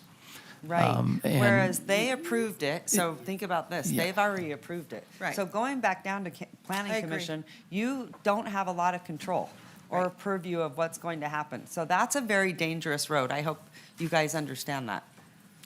Madam Mayor, what I might I propose. don't love, but that's sort of the reality. We've already seen that they've had it. So I think that's where I have heartburn sending it back down. I agree, actually. I was going to say, and it sounds like we have more questions and comments, but one idea to consider, and we've done this on almost every appeal, is we've sent them back to work together, possibly with the council member, to come up with a compromise plan and bring it back to us to sign off on the appeal. And if they end up modifying conditions, we'll incorporate those. If they don't, we won't. But I mean, that is a process we've used over and over and over again. So just something to consider. All right, can I just ask any more questions? Councilwoman Ebert, anything? No? Okay, Councilwoman Taylor, I don't mean to skip over you, but I forget that you're on. No, Madam Mayor, I'm good, thank Zoom. you. Okay, thanks so much. Councilman Martinez is not here either. Okay, Councilman Reese, go ahead. Thank you, Madam Mayor. Mr. Durling, if you could come up. I want to ask, sort of getting to some basics, because it sounds like maybe what the direction might be is some modifications here based on some things raised tonight. What is the reason why your client, and I don't mean to say you, but you're representing your clients, is reluctant to agree to maintaining this access point? I understand it's not required in your opinion. You don't need it. The fire folks have told us it's not necessary, but you have some very upset residents. So is it that you're going to do something there that would interfere with? Is it a cost factor? I mean, tell us why the reluctance. So a number of different reasons, right? There is no access easement across that. So there is no legal access to Sierra Rose that we currently have. So that's an issue. Secondly, while it was kind of contemplated, meaning planned, it was not a requirement, right? And I think what staff has demonstrated to you, it was not identified in the traffic study as carrying Well, any Mr. type of Durling, we've traffic. gotten past that. I understand it's not required, and you're not inclined to do it, but I wanted to understand. So you've said So- one is the easement question. Yes. Okay. There's also existing infrastructure that was built with parts, with Villages 6, A and B. So there's a large detention basin that is already constructed there that we're working around where that access is shown. So that's a physical constraint of the property. That's the low point, right? We kind of have to put drainage features like that at the low point of the property. That's where it is. So that's another constraint in that area. So from a number of these different standpoints, what I think you heard, right, in the testimony from Chief Cochran and others, right, it's not necessary, right? It does not improve traffic. Mr. Durling, I know, I've moved beyond that. Let me ask another question. So the parking lot you intend to remove, that the desire is to remove, what happens there once it's removed? So the parking lot on the north side of the existing sales center would be Yes. removed, and there would be 4 or 5 houses. Units there, okay. Constructed. So then the question is, the residents have asked really about the preservation of some aesthetic items, whether it's a horse sculpture. I'm not as familiar with that area as my colleagues are. I don't drive in that area. So is there any objection to you all to some preservation of those items? It sounds like you've decided to move some of the signage onto the wall on the other side. And where does the horse go? So I think the horse is in an island in the middle of the street, so that's not a part of this. Yeah, that's not a part of That's this not builder's. going anywhere, right? And it's, Okay, yeah. all right. And then there was- But as I love far it. as I think it's beautiful, so good. what the wall looks like and Yeah. future signage, that's up to the master developer. Okay, I good, understand. thank you. And again, Mr. Durling, please understand that I know that you're frustrated. You can hear us being frustrated. They're frustrated. A lot of frustrated people tonight. We're trying to help navigate through that as best we can. I, like my colleagues, am not inclined to send it back down to the Planning Commission. I think the Planning Commission already heard it. They heard all of these same arguments raised below, and they found that they were not relevant to the determination about the tentative map application process. So I am happy to try to hazard a motion when the time comes. Okay, all right, any further questions? Yeah, I just have. Go ahead. You know, we have remanded in the past. Maybe the code change hasn't done it. I've always been happy with remands because to the person, they watch this video and they get it and they do their job. And I think, it's really how we craft it. It's nice for attorneys to say it, but procedurally, from planning process, it does work very well. Everybody sends things back to their planning commission. If you don't want to do that, that's fine, but, think about this. They created their own problem. Who made them design their hydrology to put the detention basin right where they showed access?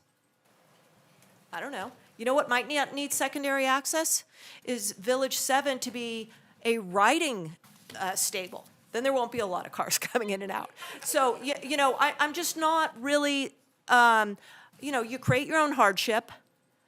That's your issue, your problem. It shouldn't be other people's problems. And I just don't see the reading that access wasn't contemplated. And this callousness that we always have about, it's fire, it's level of service. No, people buy into a PUD. They don't see traffic loads coming in circuitously through their neighborhoods and their streets that they walk in. They look at the PUD and they see an access and they think traffic loads are going onto the closest street. So hardship for them. Let's just affirm the appeal and let them come back through with a substantively redesigned tentative map. All right, thank you, Councilwoman Breckus. Okay. Anyone else? Councilwoman Taylor, Councilwoman Martinez, anything? All right, Councilwoman Stewart. Yeah, the go only ahead. thing I want to comment on is I was going to say basically what Ms. Breckus said about the unit count. We set how many units can max out on a particular property. And when they do less, it's like a workaround to get to maintain control on a HOA. And I just think it's important to acknowledge this. If this is a process that's happening over and over, and I have heard from other residents and other developments that, what if we said the max count was 2,000 and they only ever moved in 700? Does that mean the residents are never in control of the HOA? I mean, it's like a made-up thing, and they always say, this is a max count, we're never going to build that. I mean, they know, they say it over and over. For 10 years, they've said it. So I just wanted to get that on the record. We do have a role. We should modify. They've just said Village 7 is the last. They want 59. The max count should be changed to 59 homes, not another 300. So that's just a thought. I'm ready to make a motion, Madam Mayor, if that's what you're asking. Yeah, Is that what I was just trying to think in my head if there was something else I wanted to ask. Okay, yeah. There was, I don't know, there's a lot. There's a But lot. go ahead. Go ahead. Well, I am persuaded by the appeal. I think they did an excellent job in laying out the issues. I don't think they overcomplicated it. They're very straightforward. I guess I will make a motion to affirm the appeal and see where that goes. And then the staff, they would have to come back, work with staff to implement those things. Second.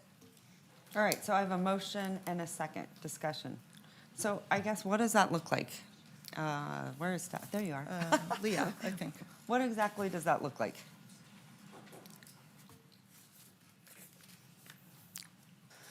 Well, this is the first time I've had to deal with this, Leah Yeah. Picotti, for the record. I believe that if the appeal is affirmed, then that reverses the decision of the Planning Commission, and I believe that they would have to come forward with a new application.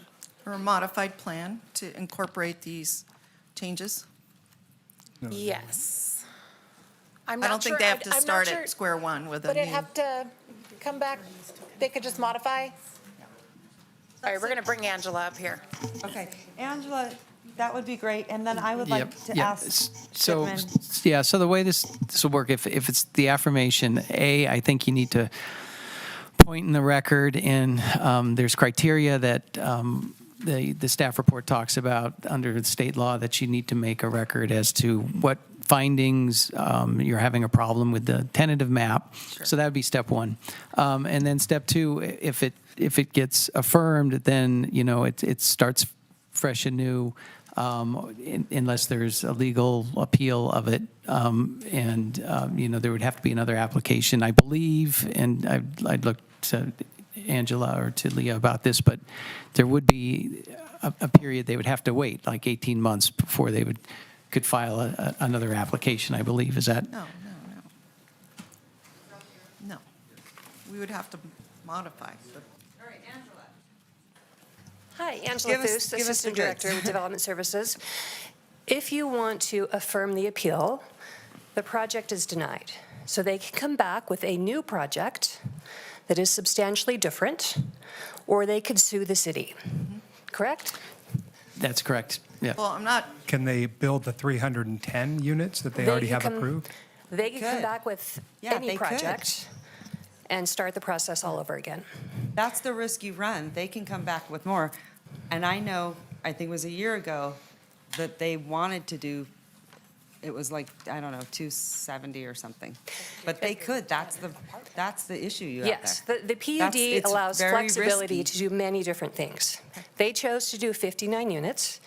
You are choosing to deny the project. No, let me if you be vote clear. in favor of the appeal.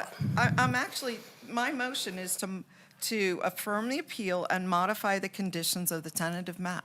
It's item B. I'm not recommending to affirm the Planning Commission decision or reverse it. I'm not recommending denying it at all. I think it's mostly very good. What I'm recommending is that in a few instances, we modify the conditions.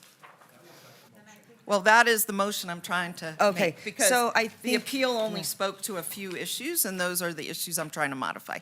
And they may choose to agree and redesign the project, or they may choose to sue the city. Okay, I understand. I think bringing that forward, that is extra out of Title 18 is not relative, suing. I think Just it's. so we're all clear on what our options are before you make a Yeah. decision. We all know Thank you. that, but I think that's not a process in Title 18. Yeah. Listen, okay, Councilwoman, do you have any more comments? Because I'm going to take this motion. Councilwoman Breckus? It was the motion, because I She heard two wanted things. to- What is the motion again? 'Cause I My seconded- motion, Hold the appeal, then that means they would have to go back and come in No, with a new no, project. no, there's- But that's how I perceived it. Did you too? Okay. no. All All right. Can My- you explain, Councilwoman Dewar? Yes. Okay. My motion is to affirm the appeal and modify the conditions of the tentative map in concert with the issues that were identified in the appeal. And I can go right through them if you would like, and I don't need to address everyone. There's probably 2 or 3 I could leave out. So if they brought up, I think, 9 points, there's probably 6 that I think are appropriate to be modified. From my experience, and I am a city planner, is if we create a new map, we really need the map in front of us drawn out. Okay. That's not in anyone's interest to, you know, we got to get the map, you know. Well, I am The willing. map has to be designed. I am also willing, as I offered, to go work with the appellants and the applicant to find out which of these we could move forward with and which are no-go and not appropriate and not acceptable, and bring that back to council as we have done so many times. Unless they So agree to the that's my plan, actual proposal. So your motion is to It's approve modifying it. with they work together with modifications. Okay, I'm going to modify my motion. Okay.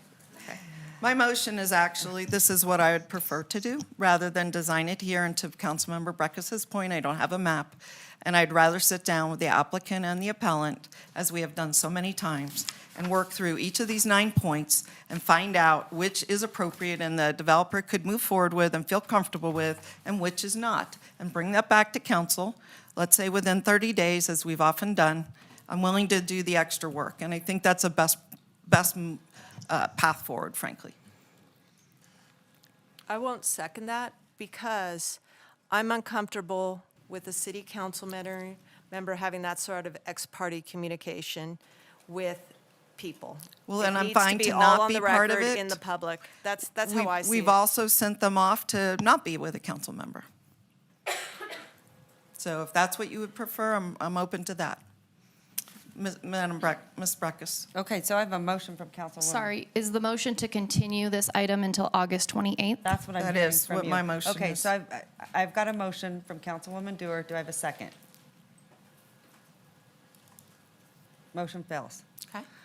Madam Mayor, regarding the appeal of LDC 24-0046, the Ranchera Village 7 tentative map, based on this council review and the staff report, the record on appeal, and information presented at the public hearing, I move to affirm the appeal and modify the decision of the Planning Commission as follows. First, that the applicant or the developer will use best efforts reasonably certain to do so to preserve the trees that have been identified by the appeal. Second, that the developer would make all efforts to preserve the aesthetic nature of the statues and the signage that have been identified in the appeal. Third, that the developer would match the wall as requested by the appeal with something of like character and quality as identified. And fourth, that the tentative map would so indicate the unit count as 59 and cannot be modified with that. As modified, I can make all of the required findings as listed in the staff report, and I move to approve the tentative map subject to the conditions stated in the Planning Commission decision letter and modified by this council and my motion. The city clerk would then be instructed to prepare and file an order. All right, so I have a motion from Councilmember Reese. Do I have a second? Second. I have a second. I was going to second for discussion. Any discussion? Councilwoman I won't Breckus? support because it does not involve the Sierra Rose access, and that's central for me. And secondly, I think that we need to get a map up back in front of us. I don't think that condition language is adequate enough because then, you know, a true tentative has been redesigned so much that no one has seen it. And I think the bodies of approval need to see the tentative map. So those are the 2 reasons why I'm not supporting the motion. All right, thank you. I appreciate that. I would just say with that access, I worry a little bit in the sense, because I know, again, gated communities, we've seen people where they buy because they feel safer, and they're, I completely understand that. So, and I also don't know how your CCNRs work and how much voting power you have. They all work, and that's so unfortunate, and it works different in every CCNR. And isn't that so true? Like, read those things like the back of your hand when you see them, because they're really interesting. We, as Councilwoman Breckus knows, we've looked at some from decades and decades ago, and you would just shake your head that they're still in process today. It's unbelievable. And I don't know how that is, because you might have some residents with that access having heartburn over it because they buy for that exclusivity and the safety of a gated community. So it's just that's a tough one. Madam Mayor? Go right ahead. Yeah, I could support the motion, and I'm like Councilmember Breckus. I think if we just simply added some similar language to use best efforts to implement the gate, and it would be a gated gate, so I think they still have a gated community. But I think it's not a must, but you said use best efforts, and I think that's appropriate language. No, but typically, I think what I've seen is people have heartburn the more access they have, right? So, I'm just saying, we've typically seen that when you live in a gated community, they don't want a lot of access points. I don't agree with that. I'm just saying, typically, we see that. Yeah. Okay. So anyway, I would Yeah. like to add that. I would ask It does, Councilmember Reese, I mean, you basically got where I wanted to get, which was, I said an appeal with a modification, and I said there was about 6 things that I could concur with, so thank you for putting it into words. All right. You only left out one for me, so if you could consider that, that'd be great. So I just am not going to modify it this time, Okay. but we'll see what happens for the motion. Okay.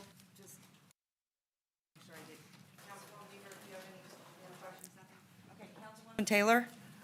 Madam Mayor, I would just ask if the applicant is okay with these conditions as presented by Councilman Reese before we vote on it. Andy or?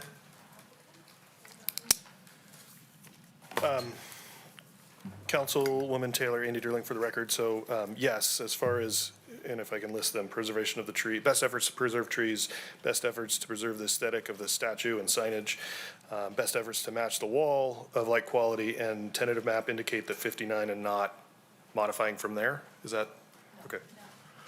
Was that the 4th one? I'm sorry. Okay, then yes, we feel like those are fair Okay. and would be agreeable. So you will work with them? Yes. Thank you, I appreciate that. All right, we are ending the comment period. The only thing I would say is that I was heartbroken over the stable, and then I was really displeased to hear that you were going to build about 300 homes. So, you know, I appreciate you and your willingness to work with the residents, but I would say sending it back to the Planning Commission, you're going to get a lot less. And we've already seen where they have denied this, or they've approved this. So I would rather get those modifications. So I have a motion, I have a second. All those in favor say aye. Aye. All those Aye. opposed? Motion carries. All right, thank you so much. We have another appeal, Madam Clerk. Can we take a short? And I would like to take a quick break, 10 minutes. Can we Fine. do 10 minutes? So everyone can get up and get something to drink. Thank And you. go to the bathroom. Thanks.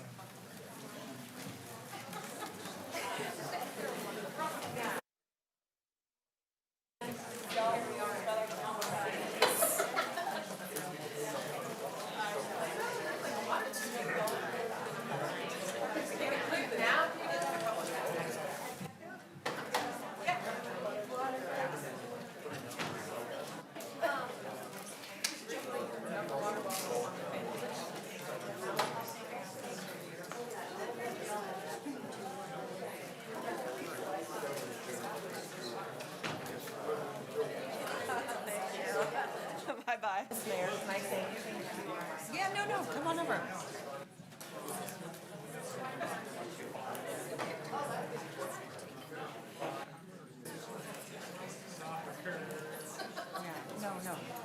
No, it's totally fine. My monitor wasn't working, so I said, how come your monitor's on and mine's not? So, no, it's fine. It's fine. Don't worry about it. But I would tell you this. If you plan this through, because they could come back and say, here's what I think, I'll tell you what she did. But they could easily rescind it. And that's where it was really dicey, where they come back.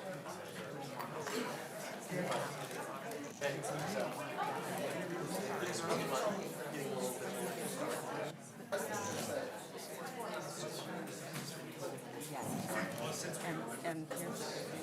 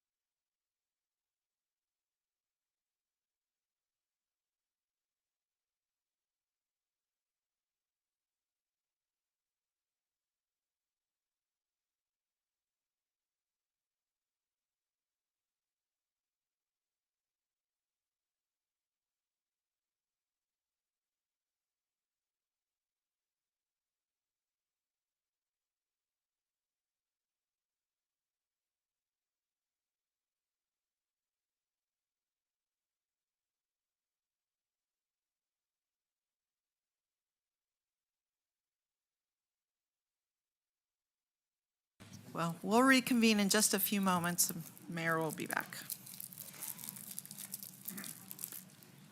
Let me get the script. Do we have a script? Do I?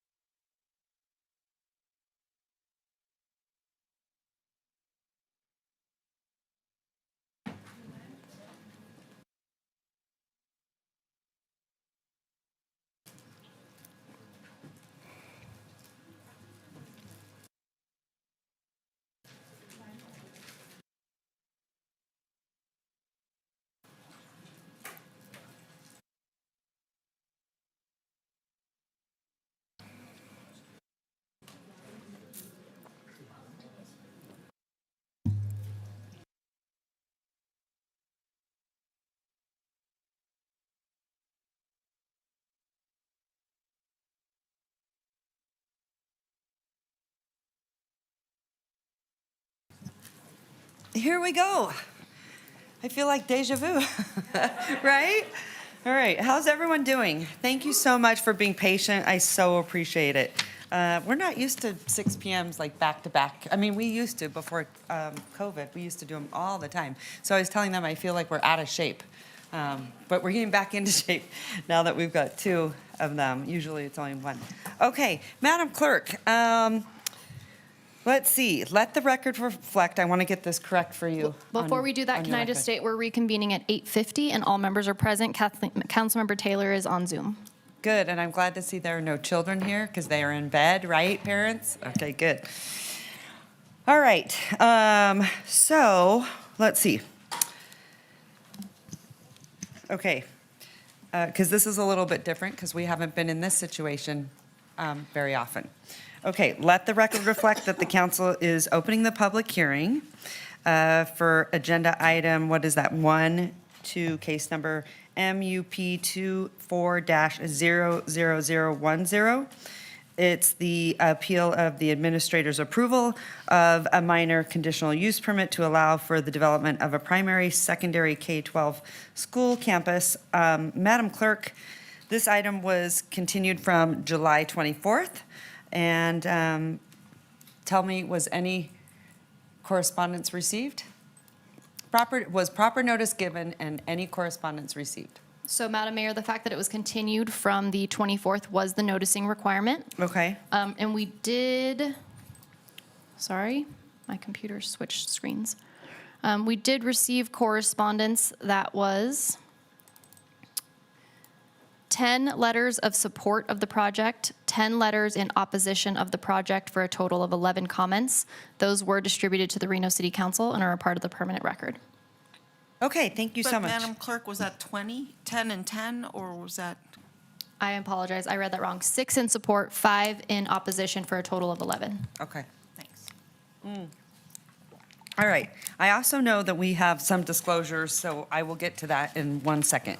But before I do that, I would like to ask our city attorney, John Shipman, can you weigh in on or advise what is tonight's process? Because I think, again, this is a little uncharted territory. Yes, thank you, Madam Mayor. Yeah, it's been a while since we've had one of these. So as the council may recall, last meeting, we had essentially a 3-3 vote. There wasn't a main motion that was approved by City Council, so that under Rule 8.12 of the City Council rules, that kicked the hearing over till this meeting. So now we have a full body to hear the item. Generally, when these happen, what happens is, I'll ask Councilmember Breckus, and I assume that you had the chance to review the meeting. Is that a fair statement, Council? Make all my disclosures. Okay. But generally, the way the format will work is that the presentations have been given. It is now back to the council. If council has additional questions that they want to ask of the appellants, of the respondent, this would be their opportunity to do that. Again, this would be Councilmember Brækhus' opportunity if she has some additional things that she needs on the record. And then at that point, you would have the discussion, and then ideally you'd be in a position to vote. There will be public comment, but there won't be either presentations by the appellant or by the respondent unless directed by the city council. So. Appreciate the clarification. Okay, so with that being said, what I'm going to do is have, Madam Clerk, I assume you would like me to get disclosures first and then public comment? Yes, please. It probably doesn't make a difference, but let's go with your recommendation. Let's start with Okay, disclosures. I'm going to start with Councilwoman Ebert. Go ahead. Just to be consistent, I'm going to read the same disclosure I read last hearing. Hold on one sec. Sorry. Of course, now it's updating. Okay. If you want to do somebody you want me to else's come back? first. Yeah. Okay, no problem. All right, Councilman Reese, go ahead. Thank you, Madam Mayor, fellow city council members and city staff. I am a partner at the law firm of Reese Ring Velto, and my law firm represents 2 labor groups within the Washoe County School District on matters personal to them. Neither client is an appellant on item I-2, or nor to my knowledge has either taken a position for or against the item. On this basis, I have sought the guidance from the city attorney's office and been advised that I do not have a conflict. Well, go ahead, Councilwoman Ebert. In preparation for this item, I sought legal guidance from the city attorney's office. I understand that the city council is acting in a quasi-judicial capacity as opposed to a legislative capacity. As a council member, I understand that in cases like these, I have a legal duty to be neutral and unbiased in in voting on the matter. If I cannot be neutral and unbiased, I've been advised that I should not participate. I want the record to be clear that I can and will be neutral and unbiased in hearing this case and other cases in Ward 4. I have not made up my mind, nor have I prejudiced the specific facts of this case or any other upcoming or potential case. I am open to hearing the evidence, applying the facts to the law, and voting accordingly. Madam Clerk, please lodge this disclosure in the record. Thank you. All right, thank you so much. Is there anyone else? Councilwoman Yeah, Beard, go ahead. thanks. In the intervening time, this last week, I had an opportunity to both speak to the applicant and the appellant, or Okay. representatives of both, Okay, one time. all right, thank you so much. Okay, I'm going to send it back to you, Madam Clerk, go ahead. I have a Oh, disclosure. sorry, go ahead, Councilwoman Brækhus, sorry. Yeah. Since this matter began and got calendared and came to my attention, some people have reached out to me. One of them was Paul Klein, one of them was Heather Goulding, one of them was Natha Anderson, and one of them was Kaylin Evans. For each, I told people that I follow the city attorney's advice. When we sit up here, we're sitting like judges, quasi-judicial. You don't see judges out having conversations with people that aren't out in the open. And so I don't have any ex parte conversations with anyone on matters. If someone wants me to know something to help me make a decision, they put it in the record or they come and tell it to the meeting. That's how I ensure that due process is provided to all. Otherwise, I think we could get into the arena of having tainted proceedings. I have had conversations after the meeting with one of my colleagues, but more general. Ms. Ebert just kind of filled me in on the meeting last week that I was unable to make on a number of items, and I appreciate that courtesy. That's not ex parte, that's just colleagues helping each other come up to speed with what we're doing when we miss things. And I also, this week, staff is not ex parte communication. That's what I've always learned. And I spoke to staff, and the staff I spoke to was Dr. Jeremy Smith at Regional Planning, who provided me some background information on city school siting facilities, the Washoe County Facilities Plan, as related to help me understand some of the claims that have been made about by some of the parties in the record. So had conversations substantively with a staff member, but and that's not ex parte. Thank you. Okay, and just for the record, because I just asked Jonathan Shipman, I spoke briefly to a representative from Matter Academy. Is that how you say it? I mean, we're all back there going, Matter, what? Well, how do you guys pronounce it? Matter. See, it does matter. Okay. And so I spoke very briefly. That was probably, I don't know, maybe 4 weeks ago. I don't remember, but it was super brief. I was running in and out. And then I also want to say the school district, or Mr. first name, Kalen? That's you. Okay. Nice to meet you. He reached out to me on a Friday, and we were hearing it on a Wednesday, so I apologize. It just wasn't enough time. Okay. All right. Or I would have loved to have met with you. So, okay. That being said, I'm going to go right back to you, Madam Clerk. Thank you, Madam Mayor. We're going to move into public comment at this time. Our first public commenter is Shannon Moreland, followed by Gia Maracini, followed by Ann Silver.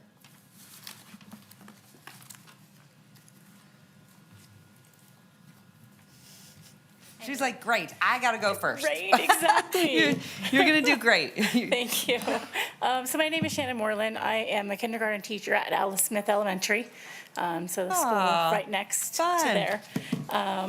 And my school will share a fence with Matter Academy, sorry. And in sharing the fence, we'll also be sharing the street and the traffic and the chaos that comes with that. We are always lots and lots of traffic out our school, you know, and we're such a small area with lots of buildings and lots of houses and everything around. I've often done crosswalk duty, holding the stop sign and the neon vest out there, and I've gotten almost hit numerous times by people speeding through the school zones.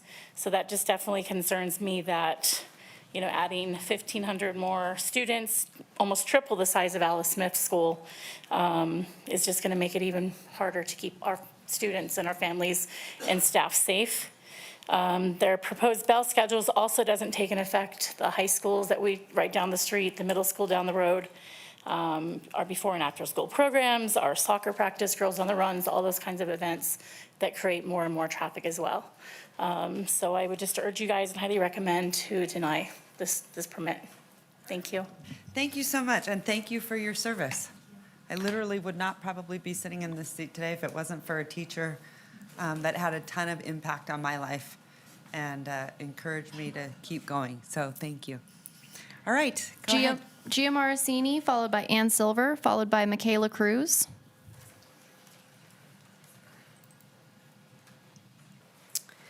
Mayor Sheevy and City Council members, thank you for this opportunity to address you tonight about Matter Academy of Northern Nevada.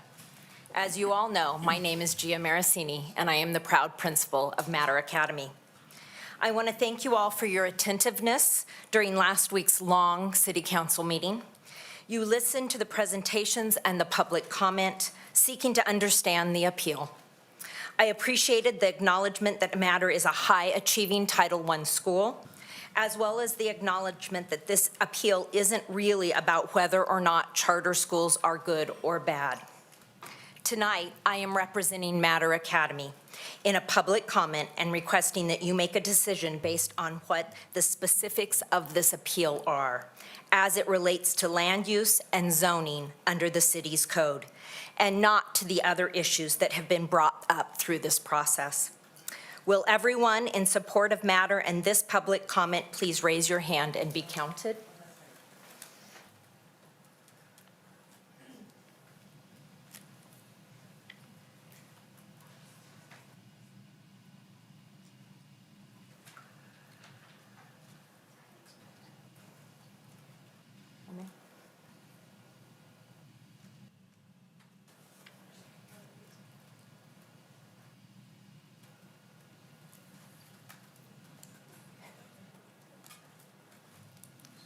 Counting.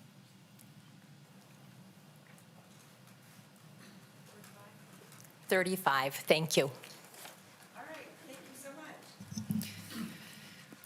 Ann Silver, followed by Michaela Cruz, followed by Kaylee Krentz. Well, hello. Hello. How are you? All right, it's late. Good evening, Mayor Sheevy and members of the Reno City Council. My name is Ann Silver, and I serve as the CEO of the Reno Sparks Chamber of Commerce. You are aware that on Monday, July 22nd, the Reno Sparks Chamber of Commerce requested that a letter in support of Matter Academy's proposed site be rescinded, and it was. That action was taken at the request of the Washoe County School District, and I take full responsibility for not fully understanding the complex and nuanced situation that now requires deliberate and thoughtful consideration for both the support of and opposition to Mater Academy in the North Valleys. With the approval of the Chamber's Executive Committee, I'm here to provide a quote contained in the Chamber's 2024 Public Policy Platform, approved by our full board, which was mailed to each of you in January of this year. Quote, "The Chamber supports increased K-12 school options, including but not limited to public charter schools, school vouchers, and equal access to education." Thank you. Thank you very much. I appreciate that. Michaela Cruz, followed by Kaylee Krentz, followed by Luke Welmerink.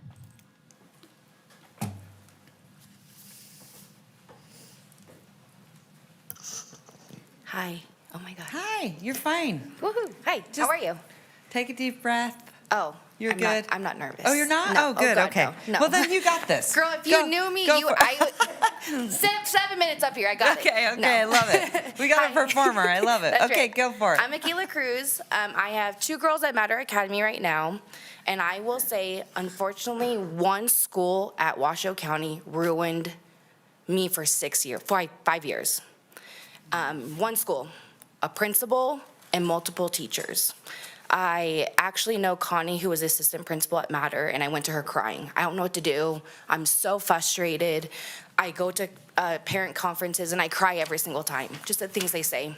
And what broke the camel's back was in 4th grade, my daughter had 34 kids with one teacher, and she was buried alive. Her grades got bad. It was horrible, okay? So Connie said, "Come check out the school, Michaela." And I'm like, well, what is Matter Academy? Like, I don't understand, because I was told where you live, you have to go to that school. There's no other options. And Washoe County is one child, all children, all have to learn the same way. My child didn't learn the way those teachers taught. She didn't learn the way Washoe County taught. So when she went to Matter, her grades came up. She came up to grade level. They were able to teach her in a different way that Washoe County teachers probably aren't given the resources. And it's not the teachers. It's also Washoe County themselves not providing these teachers with what they need, the help. 34 kids with one teacher, that is hard. I work at a preschool and I have 24 4-year-olds and we have 2 teachers and it's hard. It's hard. They need extra help. I get it. I work with children. I understand they should be provided this help. But with it being determined based off of traffic on whether my daughter could get a better education makes me sad. I feel bad for Alice Smith saying that they don't feel safe. Well, they need to talk to their parents and tell those parents, listen up.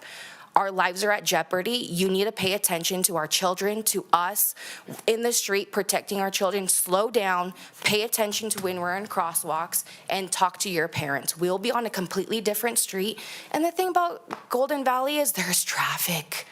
The construction doesn't help, the building the houses doesn't help, but just like the meeting before us, they also have traffic, and they also complained about it, and it's on a different end of town. But out in Matter in the Golden Valleys, half of us that live out there, whether it's teachers or kids, we won't be in that traffic heading south down the 395, because we'll already be out there. And the people going up to the valleys to the new school will be going the opposite direction of traffic. And I get it, we're a big growing city, and we can't keep up with it as fast as it is growing, but we're trying. But there's construction on every street, so you have to be patient. It will eventually work out. They are trying to build the street wider and make it work, but no matter what, in the valleys, no matter what, you will hit traffic. Down South Reno, Double Diamond, you will hit traffic. Our pickup and drop-off line does not go longer than 10 to 15 minutes. So yeah, you might have to wait a little bit, but it's no different than sitting in that freeway, heading into town or heading back home in the evening. Please vote for us. Look at you. Look at you, like literally, Do like I have, like, I've 10 never more seen it minutes? like it was just I right got on. it. I got 10 more minutes. What else do you want? Just kidding. Thank you. All right, thanks so much. Kaylee Krentz, followed by Luke Welmerink, followed by Stephanie Gump. I'm going to go ahead and look at my phone so I make sure I make all my points. Okay. Good evening, council members and Mayor Sheevy. My name is Kaylee Krentz, and I'm a constituent of Ward 4. I am here tonight to urge the City Council to approve the appeal of Mater Academy's request to build their charter facility in the North Valleys community.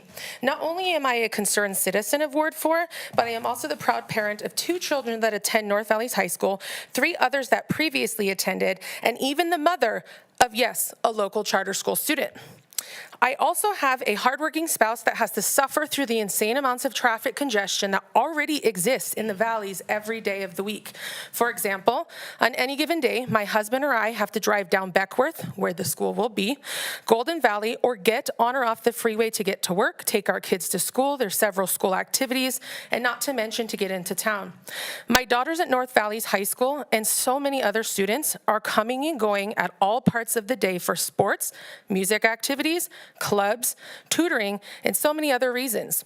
Atlas Smith Elementary has a before and after school programming where parents are in and out as well before and after school as early as 6 a.m. and as late as 6 p.m. There are already 2 schools, and not to mention several shopping areas in that part of town, which causes traffic congestion most of the day at any given time. No amount of staggering school releases, traffic lights, or turn lanes will change this. This area is already severely congested to the point where NDOT is expanding the freeway, probably several too late to be honest, but because even with this expansion, this does not address the congestion in the North Hills, Beckworth, Golden Valley intersections. Driving through this area is already a nightmare, and the plan is to add more to that. In addition to my traffic concerns, I am also a Washoe County School District public school teacher in Ward 4.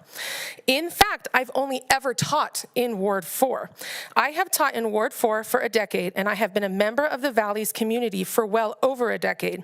So if you haven't figured it out yet, this topic affects me in many ways and genuinely affects my everyday life. As a result, I have major concerns with Mater, or should I say Academia's, current building plan. Each day, not only my children, but several other students, which include so many kids that I've taught or coached in the area, are walking down these roads where they have to put themselves at risk due to the existing traffic, not always parents, often community members. These are my kids, my friends' kids, my former students that this infrastructure project is adding risk to. Adding another school to this area would create additional congestion and in turn, additional safety hazards for our kids. As I already mentioned, I am the proud mother of a charter school student. I believe that when a charter school provides alternatives to education that our district doesn't offer, it could be extremely beneficial. For example, the school my son attends provides a niche program that our district doesn't offer. I love having this for my children. His school helps him thrive. However, charter schools and EMOs are not created equal. All right. Thank you. Thank you so much. And you were right on too, almost. Well, I had more, but it's okay. No, that's fine. Madam Clerk, how many more public comments do you have? 9. Okay. Can I just say one thing I would just ask to please be respectful of each school, because that's the other thing that kind of hurt my heart in the last hearing. And then tonight, this isn't about the other school. I think, they offer children learn in different ways. So I don't want to hear when you tell me that the Washoe County School District is bad. I don't want to hear that you tell me that Mater is bad. I think people in this room are going to take it very personal. And I can see why. If I was a teacher, I would feel very attacked. So let's not do that because that's really doing this. So I would just ask if you could be respectful and not negative about, some of the getting into the, the feelings and, I think we can leave that part out. So I just asked that. Thank you. All right, well, good. You get to come up now. So he's all great. I got to take this out. No, I'm just kidding. I'm kidding. That's right. Yeah, no. It's, yeah. No, it's my 14th wedding anniversary with my wife, and I chose to be here tonight with you instead. So, well, congratulations. I appreciate you putting in your time to be here as well. For the record, my name is Luke Welmerink. I am the board chair of Mater Academy. I put enough of my comments on the record last week, but there were some comments and questions raised at last week's meeting that I thought we could give a little history to provide a little more background on. Primarily the comments around how this specific site may not be suitable for a school of this size. It's difficult to envision on such a small parcel a primary school, a middle school, and a high school So I thought I'd share a little bit of our history. When Matter Academy was started as a charter back in 2016, 2017, we had fewer than 200 students located inside the Boys and Girls Club on 9th Street. And if you've been there, it's a wonderful facility, but it's not designed and organized like a Washoe County School District building. So we had to co-share space with classrooms. We were co-sharing spaces with their lunchrooms and their gyms and their outdoor facilities.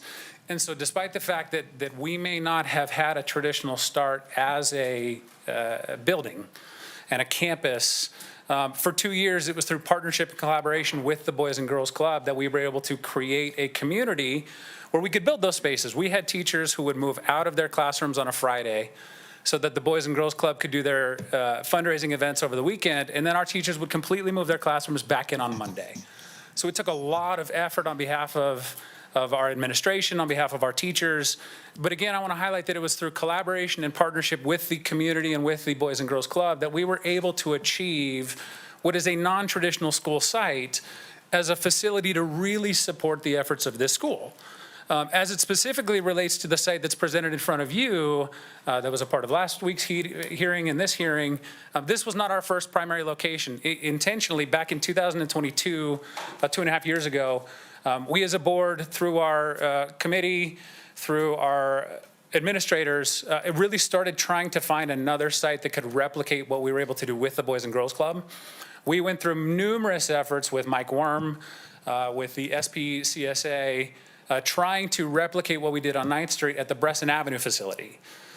But after months of going through those efforts and looking at the traffic issues and the construction projects that were already in place in that neighborhood, we determined that we weren't able to mitigate all of those concerns sufficient to make that the best possible site for this expansion. So while this wasn't our primary site, it's been 2.5 years on our process of looking through all of our available options, the last 7 months working with staff and the city engineers and our engineers to really make sure that we did address all of those mitigating factors.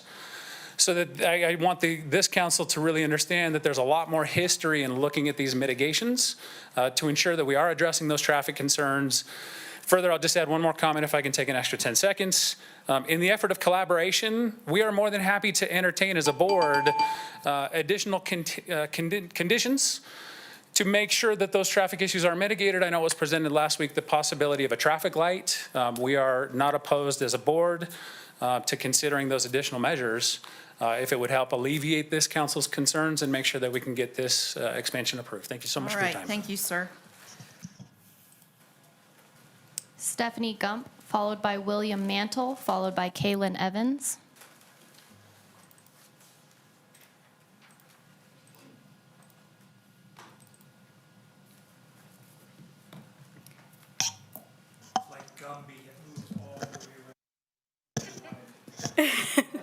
Okay, can you hear me?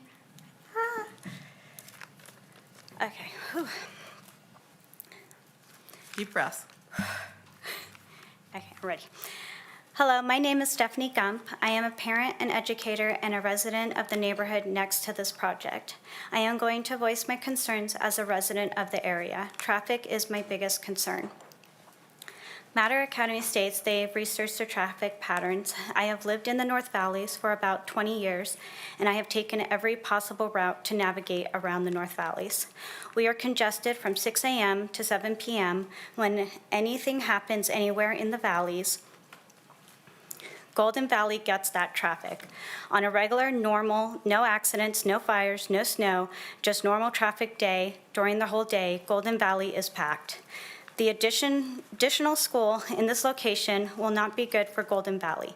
The amount of traffic that accumulates in Golden Valley has a domino effect on the rest of the North Valleys. I'm not against the school coming to the North Valleys, but the location needs to be better suited for the traffic we have. If a location cannot be found, then it can't be done. I feel the same about businesses and homes. I think this location is too small to have a school. Even if you are able to accommodate all the vehicles, those vehicles have to get there somehow, and the neighborhood and streets around it will be crowded with so many more cars. Putting a school zone on North Hill will now slow down an already congested streets And I will guarantee people use Rutherford as a shortcut, which is located in the Cabernet Heights neighborhood across from Alice Smith Elementary School. My neighborhood has narrow streets with parked cars along it, so it's already packed with cars cutting through. This school will add more traffic and danger because there are cars driving down the center of the street to avoid the North Hills traffic.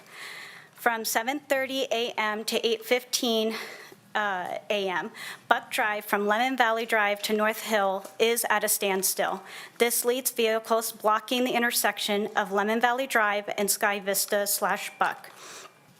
I'm just pointing out all the areas that are major traffic. Golden Valley Drive off-ramp southbound turns left, has a stop sign. The cars coming from Golden Valley go straight with no stop and turn left onto the southbound with no stop.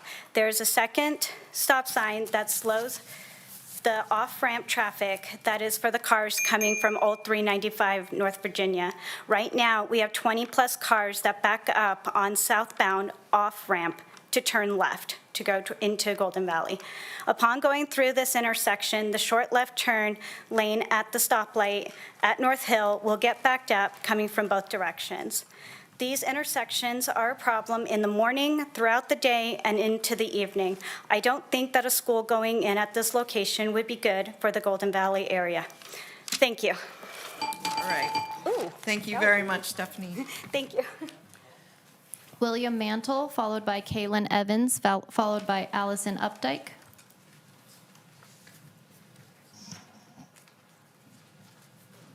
Doesn't look like Mr. Mantle's with us. Kaylin Evans, followed by Allison Updike, followed by Gilbert Lenz.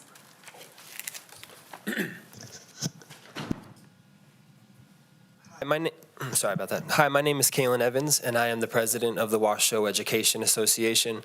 Prior to this position, I spent over a decade teaching Title I in Washoe County School District. I also started and led Empower Nevada Teachers, which is a nonprofit organization that advocated for public education across the state, and actually started that nonprofit with an amazing Matter Academy employee that's in this room today. I want to focus in specifically on 2.4K of the city's master plan, which states, collaborate with the Washoe County School District in planning for the design and location of new public schools in areas that advance the city's growth priorities, as well as the disposition and reuse of any schools that might become redundant in the city and its SOI. Before I start in my remarks, to be candid, I wish that we weren't here today.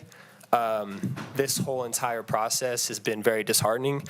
The divisiveness within the community is very disheartening. Myself, my board members, we are lifelong educators. We are doing what we feel is best for our students and our community. And the reality is that all of the educators from Matter that are in here today feel the exact same way, and that we are all educators. And overarching has been a discouraging, and this, I will say, has been one of the least enjoyable portions of my job so far.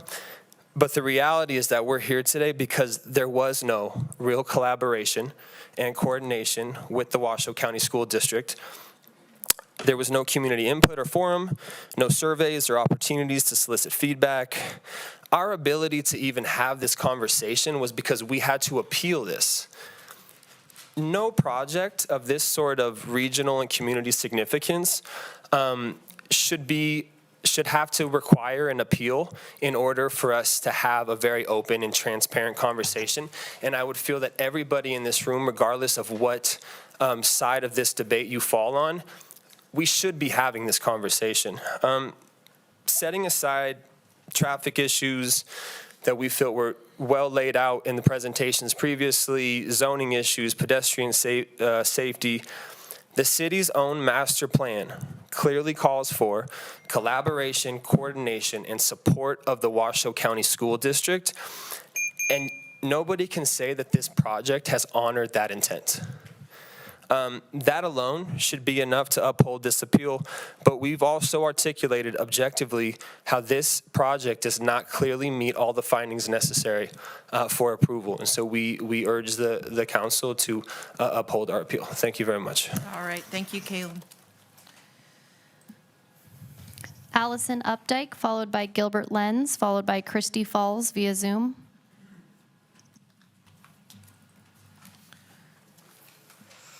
Hi, my name is Allison Updike, and I am a teacher at Alice Smith Elementary. I come before you today as someone deeply concerned about the safety and well-being of our community. I've witnessed firsthand the terrible traffic congestion that occurs both before and after school. Cars back up extensively, not only on Beckworth Drive, but also along the main artery of Golden Valley Road. This situation causes significant frustration for both our dedicated staff and the families we serve. Over the last 4 years, I've had the duty and sometimes the misfortune of doing crosswalk duty several times. In that time, I've seen not only negligent driving, but also alarming instances of road rage. I've been yelled at, I've been flipped off, and nearly hit while standing in the middle of a crosswalk, wearing a neon vest and holding a stop sign. This hazardous situation will only worsen with the addition of a massive new school just a few yards away from ours. Currently, our area is already extremely busy before and after school due to our proximity to North Valley's high school. The traffic flow is already challenging to manage, and adding another large school will only exacerbate these issues. The proposed new charter school will significantly increase traffic in this area, as families will have to commute into the neighborhood for drop-offs and pickups. This influx of vehicles will create an absolute mess right outside of our school, posing increased risks and dangers to our staff, students, and families. Even if the charter school attempts to stagger its bell schedule to mitigate congestion, it will only extend the period of traffic congestion already experienced by community members who live in the area. Students frequently arrive well before their allotted time, and they are often still dropped off after the bell has rung. The safety of our community is at stake. We are already struggling to manage the current traffic situation, and the addition of a new school will only heighten the chaos. I urge you to consider the severe impact this will have on our traffic and pedestrian safety. The well-being of our children, their families, and our staff should be a top priority. As someone who deeply cares about the safety of our children and the cohesiveness of our community, I sincerely ask you to reconsider the placement of this new school. We need to ensure that our neighborhoods remain safe and that our roads are navigable for everyone who calls this area home. Thank you for your attention to this critical issue. Okay. Thank you, Allison. Gilbert Lenz, followed by Christy Falls via Zoom. Howdy. I'm Gilbert Lenz. Real quick to start mine, raise your hand if you live and work in the North Valleys. Hey, thank you.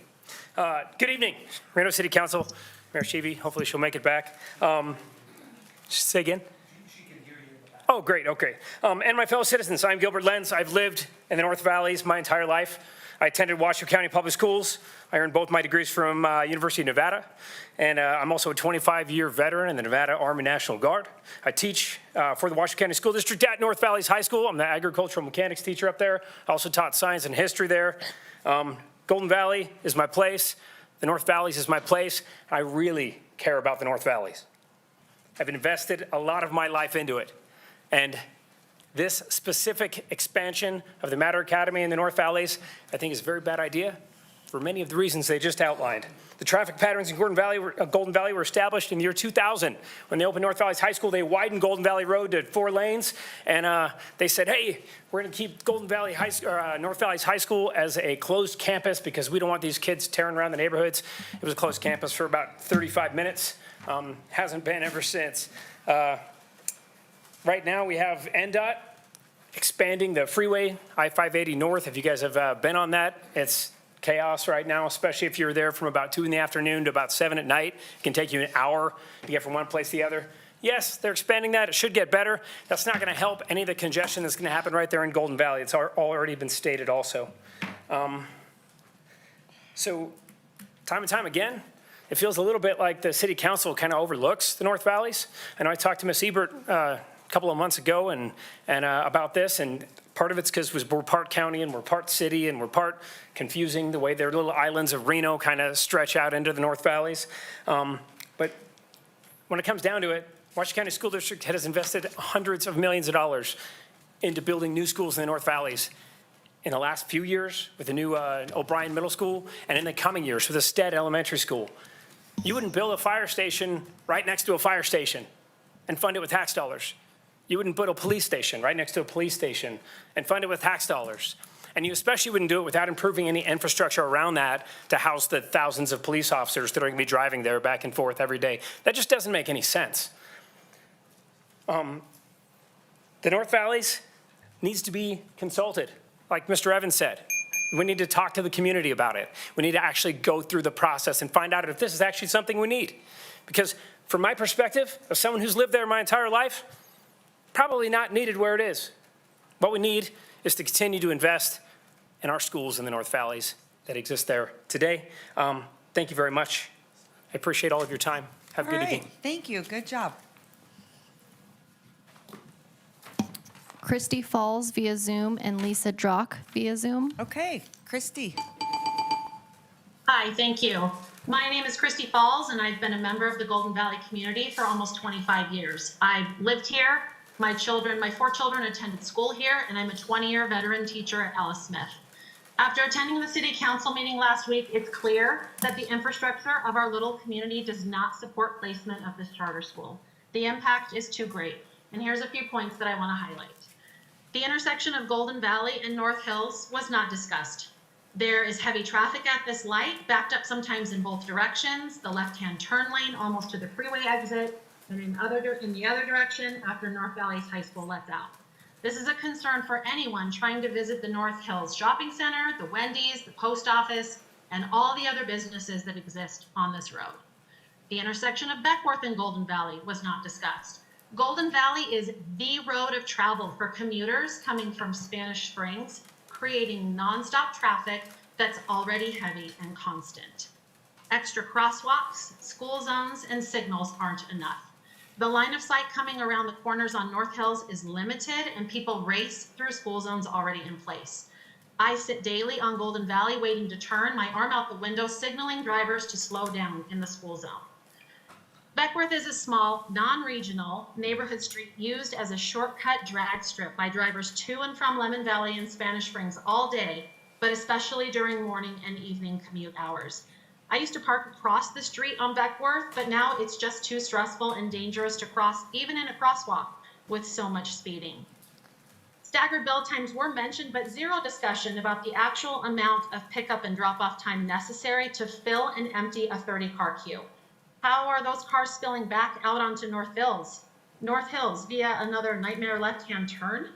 My grandchildren attended a charter school in Florida with this exact model, and it sometimes took up to 45 minutes every day for drop-off and pickup. My daughter often felt like a hostage sitting there waiting to get into that queue.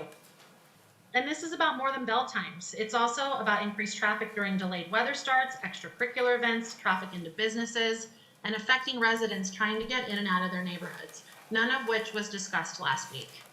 Here's a snapshot of phrases on social media from Golden Valley community members. Extra cars cutting through my neighborhood. Location will be a disaster. Weather delays will be a mess. I literally can't get out of my neighborhood for half an hour during start and release.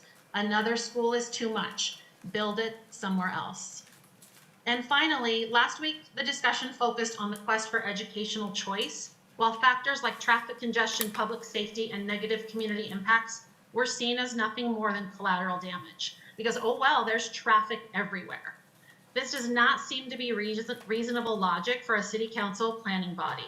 I appeal to every one of you to please truly set aside your views about public versus charter school and ask yourselves if this school on this site in this location is truly what is best for our little community. Thank you for your time. Lisa Drock via Zoom.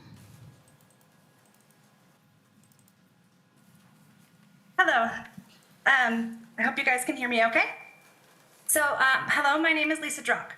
I am a parent of a child at Alice Smith Elementary School. I'm the music teacher at Alice Elementary School and a resident of the North Valleys community. Our normal commute on a good weather day averages about 10 minutes in the morning. However, any kind of weather will drastically change this. For example, one day last year when the roads were icy, our commute took an hour and 45 minutes. This was with the current amount of commuters. I can't even imagine the time it would have taken with the additional commuters that this charter school will add. This massive charter school is being built in an already very congested area on a very small lot relative to the number of people that will be at the school. It's not just students that will be attending the school, but also the faculty and at times their families for their own events.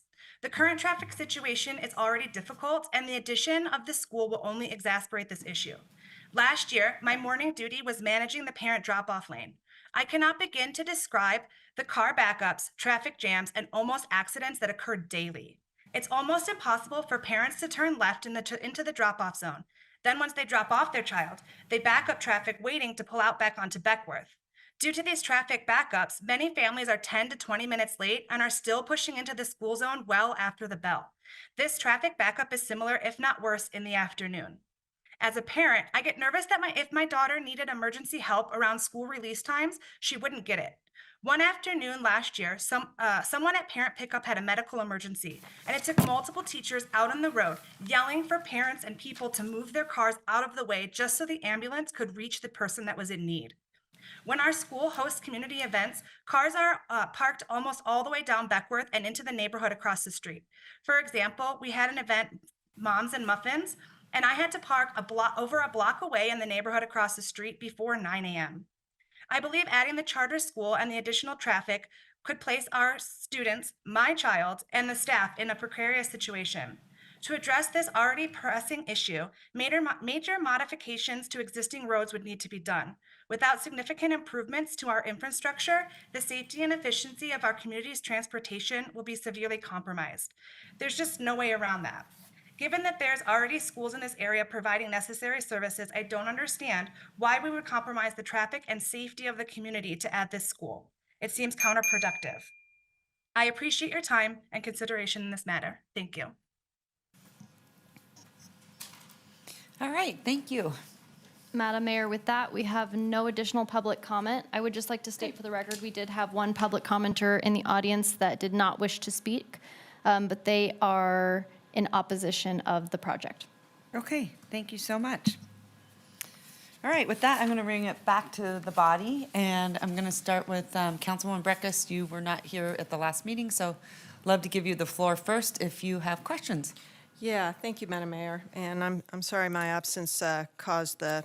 No, it's fine. I just want you to have the opportunity. I want to disclose that I have watched the video of the meeting from last week. I've read the entire record, and I have some very pointed questions. I'm going to be very quick and ask those of the people who I think can give me the answers. If I don't key into issues you've brought as a commentator or you know, as someone who's participated in this, it's not that I don't think the points that you're bringing to the discussion are important. It's just I need certain information that I know I've zeroed in on, and but I want to thank everyone for their participation. So, in reading the letter of decision that is prepared by our planning staff, who administratively had the authority that we gave to them when we redid the zoning code very recently, streamlined it to make this decision, we're the appeal body. And I need to decide if they were well-grounded in finding consistency with the Reno Master Plan, compliance with Title 18, that the project mitigates traffic impacts, provides a safe environment, and is a rational phasing plan. So, those are how I'm couching my questions. Number one for staff. In your letter of decision, you discussed a major drainage way that the project is on. I think somewhere on that of your staff report, and I don't know that you signed it, Ms. McCuddy, I think it was Planning Manager Rayleigh, but if you're the one to answer, that's great. And sometimes, you know, things go over different names, but I just want to let you know that it was under Mr. Rayleigh's name, so that's why I'm bringing up. Pure Reno Code, all drainage ways shall be the width of a 100-year floodplain with a minimum 15 wide area on each side. In interest of time, the applicant requested the avoidance of the major drainage way to be a condition of approval. I think somewhere it said they only showed 5 feet. So you conditioned it. Correct. Yeah. And I've seen this done where someone comes in with something and it's 15 feet and you don't show a design of 15 feet off, you know, we're not going to approve it. We're not going to condition it. You're going to redesign it, and that's how it's going to go to hearing. So in the interest of whose time, why didn't you make them show a compliant design of 15 feet off that drainage way? Because this wasn't an application for disturbance of a major drainage way. They But- were avoiding it. So Okay. if they come back and they can't avoid it, they're going to have to apply for disturbance of a major drainage way, which is a major site plan review that would be heard by the Planning Commission. Oh, so this administrative approval would go then with the planning commission? Correct. But, you know, if the code is you have to be out of it, why didn't they have a site design that showed that? I'm not sure. Okay.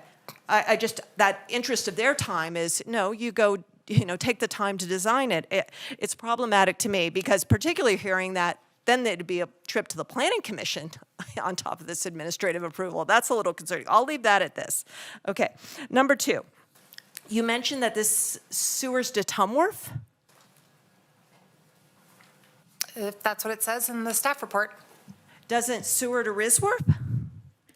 I can double check for you. That would be good because, you know, the sewer capacity up there has been a big issue for many years since the flooding of the 18, you know. Then we had a jury tell us we had to pay out for the flooding caused by Risworth. And so that's why every month we have reports on capacity of Risworth. The last one was in June. And I have voted 3 times against projects in this area when they come to me that don't show adequate sewer capacity up there. And I like to be very consistent in my views. I voted against 2 industrial projects on North Virginia, and the basis for my denial of the North Hills apartment complex was sewer capacity. So I've received the most recent sewer memo, and you're saying it doesn't sewer to Risworth, and also you didn't do a calculation. There wasn't a calculation in the report of what these schools kick off in terms of sewer. What do these sewers? What is the sewer capacity of a school? Like, because we have residential equivalents and all that. Have you seen what a residential equivalent is? All right, we're 2 minutes over, so let me check in with everyone else. And Leah, I think you're doing a great job. I just want to clarify, it does go to Tumworth. Oh, it Just so does we're go to clear. Tumworth. Yes. Okay. And then, I don't know, Chris, is there anything you want to have on the record? I don't know. If you do, it's fine, whatever you want to do. But let me ask other council members if they have any questions. And I'm so sorry, I keep forgetting Councilwoman Taylor is up in the sky. I don't mean to skip up. Okay. All right, thanks so much. And then, Councilman Martinez, nothing? Okay, all right, go ahead, Councilman Devin Reese. Actually, Madam Mayor, I'm just interested to hear my colleagues' comments because I've heard the rest of the comments. So I'm willing to like pass mine Okay. around to Thank come you. back. All right, Councilwoman Dorr. Same. I'd like to hear what Councilman Brecka says. Well, you just have your lights on, so. Oh, I'm sorry. No, it's okay. I just wanted to make sure I wasn't skipping over you. How about you, Councilmember Ebert? Yeah, I have some things You to don't have say. your light on. Now Yeah, you do. Yeah, I do now. Okay. So I just wanted to make some comments in regards to all the public comments, and I really appreciate everybody that came down. I know it's a late night for everyone, and I just really want to thank everybody for engaging in this process and for everybody's feedback. It's really helpful for us to make an informed decision. But I also wanted to just highlight to the rest of my fellow council members how bad the traffic is currently in my area. And this didn't happen overnight. This is a product of a series of poor planning on many different levels. I'm hearing about people getting almost hit in school zones currently. So whether or not this school gets built or approved, I just want you guys to really pay attention to what's happening out there. And the reality is this is all over my ward. So whether or not this school goes in, if we try and find another site, because of the way it's been planned out there, we will have a very difficult time finding any location that doesn't have these issues. And this is as much a failure of just planning and development and also enforcement of traffic laws. I've asked several times for additional enforcement in the area for school zones. I know that we have limited resources, but this is a testament to the fact that we need more services in Ward 4. We need more patrol around our school zones. I should not have teachers and crossing guards dodging cars with children. It's unacceptable, regardless of the outcome of this vote tonight. I'm just so upset to hear so many of the same stories and to be dismissed when I bring up concerns about traffic and other votes. So I just wanted to call that out, first of all. Okay, thank you. Another thing, so now that we got that off of my chest, some factual data that I received from Mr. Searcy a couple of weeks ago at my request regarding Ward 4 schools. Alice Smith is currently at 74% of capacity, or projected to be at 74% of capacity next school year. O'Brien is projected to be at 84% of capacity next school year. It was built in 2022-2023 school year, so it's almost at full capacity already. We're in the second school year. Stead Elementary is at 85% of capacity next year. Lemon Valley Elementary is at 89% of capacity this year and next year projected. North Valley's High School is projected to be at 98% capacity next year. It's at 99% capacity now. Hug High School is projected to be at 96% capacity next year. It's at 98% capacity now. We need more schools. We are high level of capacity. We already rezoned and started busing our kids further away from home in the 2022-2023 school year. Whether or not this school goes through, we need to make sure that we are not failing our students in Ward 4. We need to make sure that we have enough space for our students, that we're not busing them all over town. We need to make sure that we have patrol in our school zones. We built a brand new O'Brien Middle School. It's a huge facility. It's great. The heating and the air conditioning didn't work for a time, didn't work properly. And it's already at 84% capacity. So this is the struggle that I have. We have a ward that is overflowing with traffic continually, that doesn't have the patrol that it needs. And I'm faced with the challenge of providing the educational resources that our children deserve up against not having a place to put it. So that's the choice that's on my plate right now. And I'm very disappointed in the lack of support that my community has gotten overall from the city, from the Washoe County School District, just in general, that things have gotten this bad, that this is what we have to talk about right now. It's people dodging cars, schools being at or almost over capacity, and arguing about whether or not it's worth it to put another school in because traffic is so bad. Well, we're gonna have to have another school regardless if it's this one or not. And please tell me where we can put it where we're not gonna have a traffic impact, because we've done a piss poor job planning it out so that we don't have traffic everywhere. And we have people on this body that are on the RTC board that could have an effect on how we plan our roads and what resources we have and what access we have. So to say that traffic is a concern for you at this point while you've let things get to this level is infuriating to me. So that aside, I will have more questions, but I'll let Councilmember Breckus. Our last round, okay? So I'm gonna, Well, that was my first round, so if okay. But let me just say, Councilmember 'cause I want to Breckus. address that, because you brought up RTC. Let me just tell you something.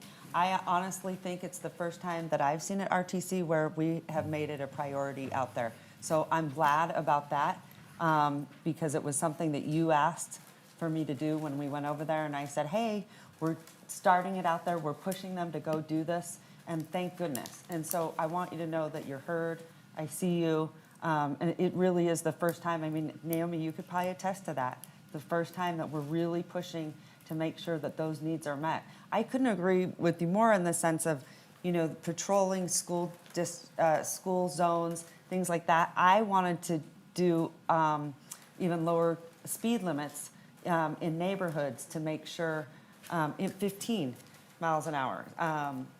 we got some stuff, but I think, again, there needs to be a lot more work when it does come to child safety. You know, that's the other thing over at RTC. I would like to see, and Councilman Reese, you were leading the charge, is 0 cars at school drop-offs.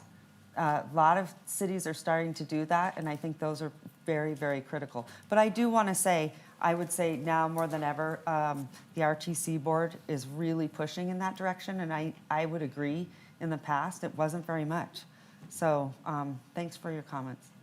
Okay, Councilwoman Breckus. Yeah, you know, just back to sewer is, I think it's probably going to Tumworth through the flow shave.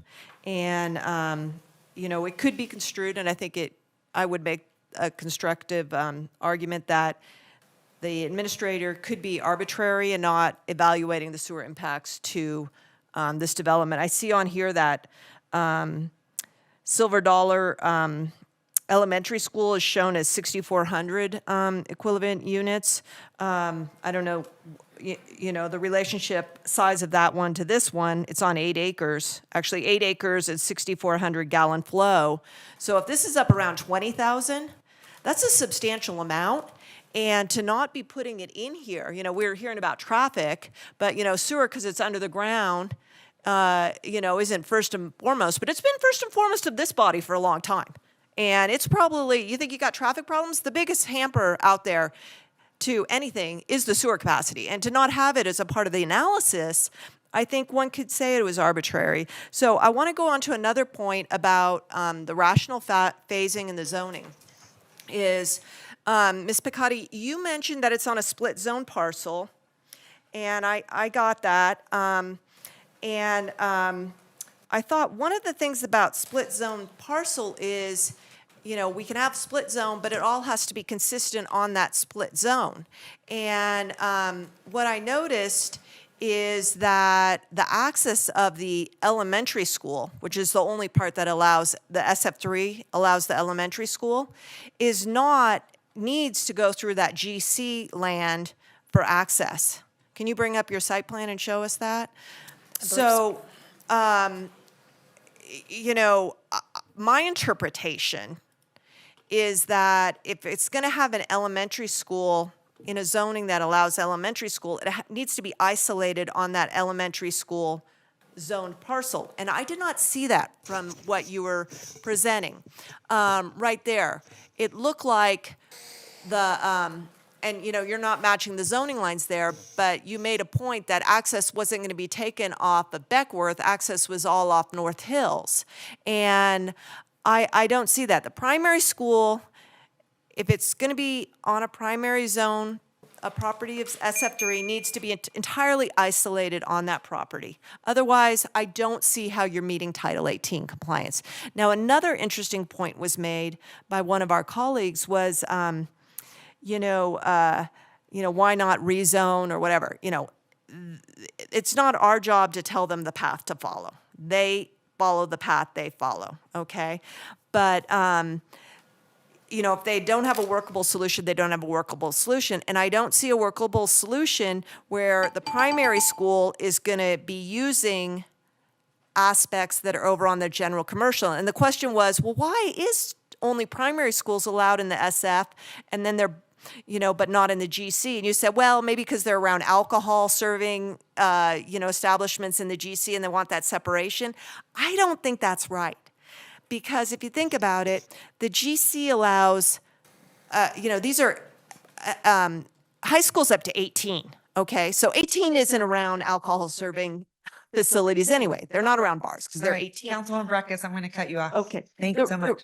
Well, if I could just, 10 seconds. you know, Madam Mayor, I want to let everyone know, these rules do not allow for due process. And I think we need to take a vote to waive the rules today because we're already in procedurally, you know, questionable area. So I'm going to make a motion so to waive the rules. Second, and call for the vote, I have please, a Mayor. motion and a second, but hold on. I want to explain to everyone why we do this. Because otherwise, if we don't, then council members will monopolize the entire time and other people don't get their questions and answers onto the record. So that's why we try to time it. And also, it's much more fair and equitable. And so I'm sorry that you feel that way, but there is a reason that we do that. And we have been doing it, I don't know, at least for 8 years, 9 years now. We have a handbook. That's what we had agreed to, the process. So I want everyone to know. And I also, the other thing is I also let council members go over by 2 and 3 minutes. And so I'm not singling anyone out. So I want to make sure everyone knows that. I think I'm pretty fair on, doesn't matter who it is. And I always let council go over. So, but I think it's only fair that we ask every council member up here if you have any questions that you would like to have on the record so that you get those concerns and thoughts on to the record, or otherwise it's only one council member that does. So that's why we do it. We have a motion and a second. I have comment on the motion, Madam Mayor. Go ahead. We've been here a long time, and so I won't belabor the point, but my intention is that still at the direct discretion of the mayor in terms of how long it would go. I don't think it's okay for one person to speak for 10 minutes, for example. I think you're absolutely right, Ms. Breckus, that on this issue and because of your superior knowledge, I am interested to hear from you. And so that's why I would not normally support such a motion, but in this case, I am happy to do so. Thank you. I don't feel I have superior notice. I didn't get rounds before, but also, due process is not served if we don't have the opportunity to make all the issues. And that is creating a good record when someone else has 5 other issues they want to bring up and answers from people to make a decision. It is not good due process. Yeah. Madam Mayor, just a quick comment too. Last week, you were very generous and gave us a lot of time individually and even extra rounds. We had to explore a lot of issues. A lot of issues. So I know you were on, actually you were on, I guess I think Mr. Reason, you were on the Zoom and I was running the hearing. Right now, I can't even remember. I'm very tired, but I just think we've been very generous. This is complicated. It is very important to the community. So I'm very willing to hear Councilmember have, even if it's a third round. An extra round. That's what we did last time. And I apologize that Councilwoman Breckus wasn't at the last meeting when we did hear it, because we gave a lot of time and attention to this matter. I'll grant another round, but the reason that I stop you after you're over a minute is so that everyone else can have their questions and comments put onto the record. I think it's only fair. And, some of us have a tendency, not all of us, but it depends. Some of us get passionate. I get passionate. And we can just keep going and going and going. And so sometimes even I can do it too. So, all right. So I have a motion and a second. All those in favor say aye. What was the motion? I'm sorry. Allow to waive the 3-minute So rule. that. Oh, yeah. I'm gonna Got give it. her more Okay. time. Okay. All right. Motion and a second. All those in favor say aye. Aye. All those opposed. Thank you. And I would just ask this, if you would also have the same courtesy, Councilwoman Breckus, it has been a long night. It's 10 now. If you would just also give the same courtesy to support the council on measures where we can collaborate together and get the best outcome. Well, I'm just talking about tonight, so know, but I would we can just have a ask- conversation later. Okay, But I would just- I hear you, Thank you. but I want to Thank get you, back to because the item sometimes it ahead just of us. helps whenever you Yeah. reciprocate. Thank you. Okay. Sorry, Leah, are you okay? I am All right. a little bit Deep tired. breath. You're doing great. You're doing great. And I'm so sorry. It's 10 o'clock. You're doing great. Don't worry about I it. just want to make sure I'm answering all of the questions and they were Thank you. kind of just coming at me fast there. Yeah, So- that's why I want you to just take a deep breath and you're doing fine. Any other council have any questions? If not, I'm going to go back to Councilman Breckus for 3 minutes. Yeah. Okay, go ahead, Councilmember Martinez. Much, Madam Mayor. I think, I know you mentioned that like split parcel zoning is common, but in my time on the dais, this is probably the first time I've seen it. So I'm just wondering how it occurred and really how normal it is to see a parcel split like this. Thank you for the question, Councilman Martinez, Leah Picotti for the record. In my time in the city of Reno, I've been here almost 3 years. I've run across it maybe half a dozen times or so. I believe that it usually occurs because somebody purchases adjoining parcels and they don't realize that they're in separate zoning districts and they apply for, a combination. And we grant that. There's no reason why we wouldn't. And we just require that development be on the zoning district where it's allowed. Now, to go back a little bit further, what we could have required here is that they split the property down the GC and the SF parcels, and they divide it out. And then in that case, they could have built the elementary school entirely on the SF parcel, and we would have required a reciprocal access agreement for them to drive through the GC parcel to get to that SF parcel. So it still would have been allowed if the parcels were split. We would just require that reciprocal access agreement.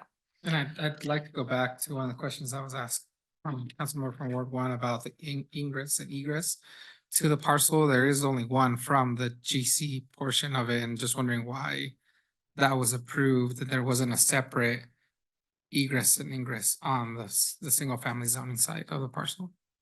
Because like I said, it's all just one parcel. So it would have been permitted this way, even if it had been split and it became two separate parcels. Like I said, it would have just been a reciprocal access agreement. Okay.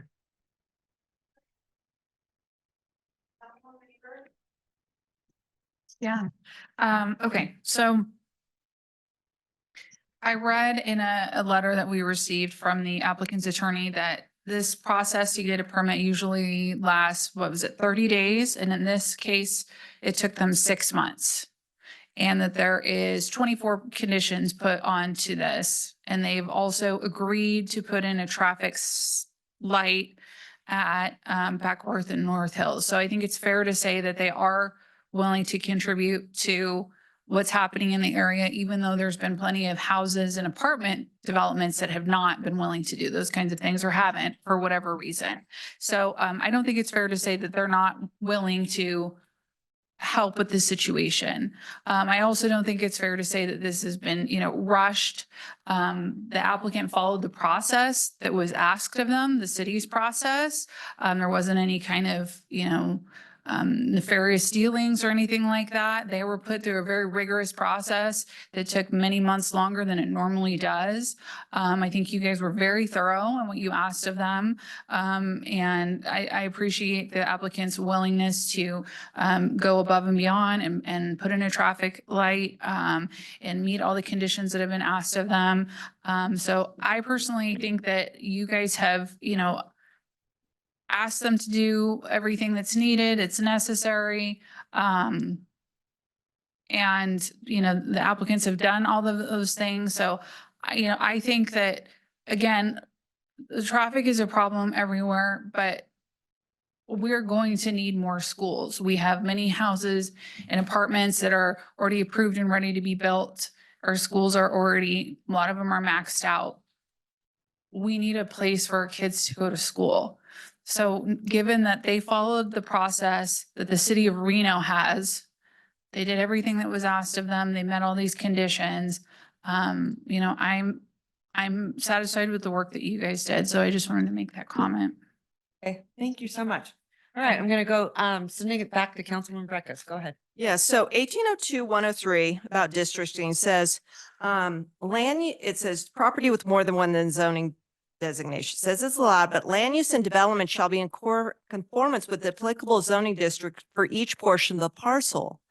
And my problem is, well, one, we're not seeing the zoning here, we're seeing the phasing plan, but the primary school activities appear to also involve use of the GC property. And so I don't see that the title is met, whether it's just the access easements or the gymnasium.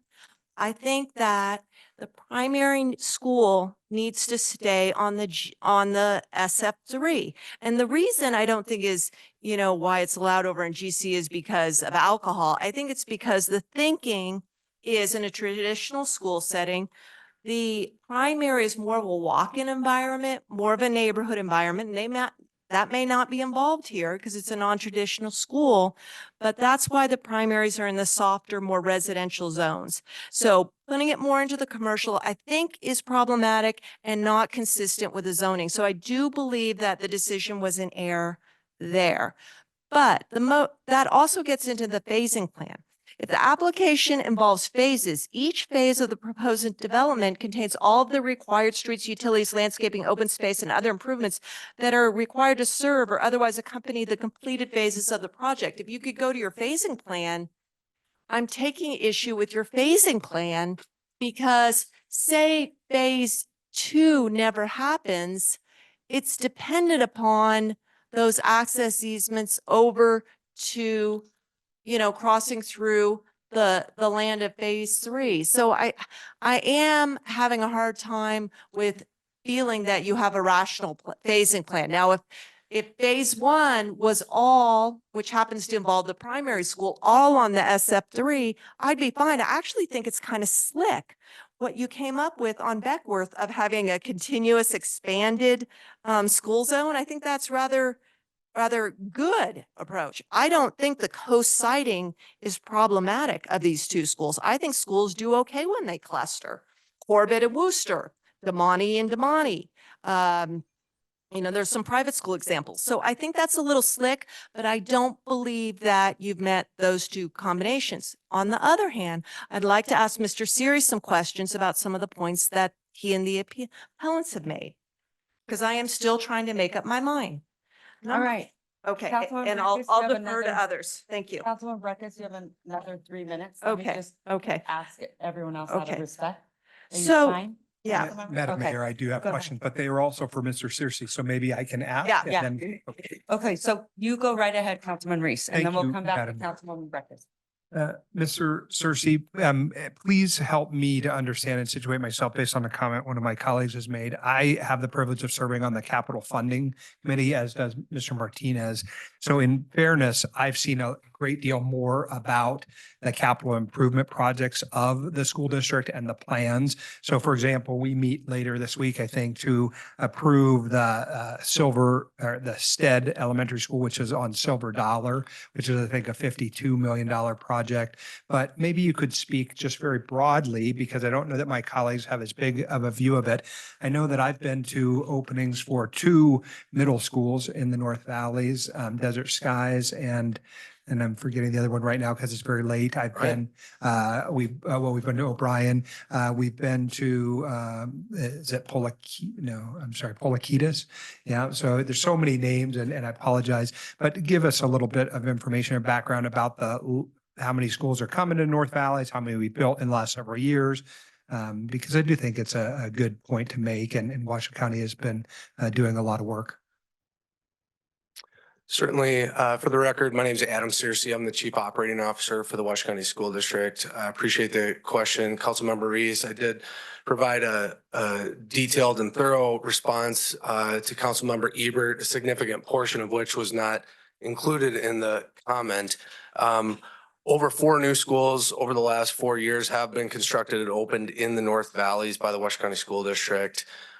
Immediately pending is a brand new and expanded Stead Elementary School. The Capital Funding Protection Committee is agendized to consider that tomorrow evening, actually, as well as within Ward 4, the new additional Debbie Smith CTE Academy High School.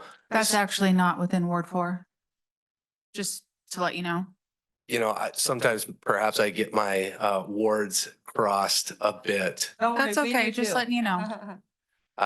But these are capacity expansions that have been or are in the process of being constructed. All told, I should also mention over $100 million modernization and expansion of North Valleys High School has been approved within our 5-year CIP and is under design as we speak. So all told, is about $500 million worth of investments into schools that are either located in or significantly serve enrollment zones within Ward 4 over the last 5 years.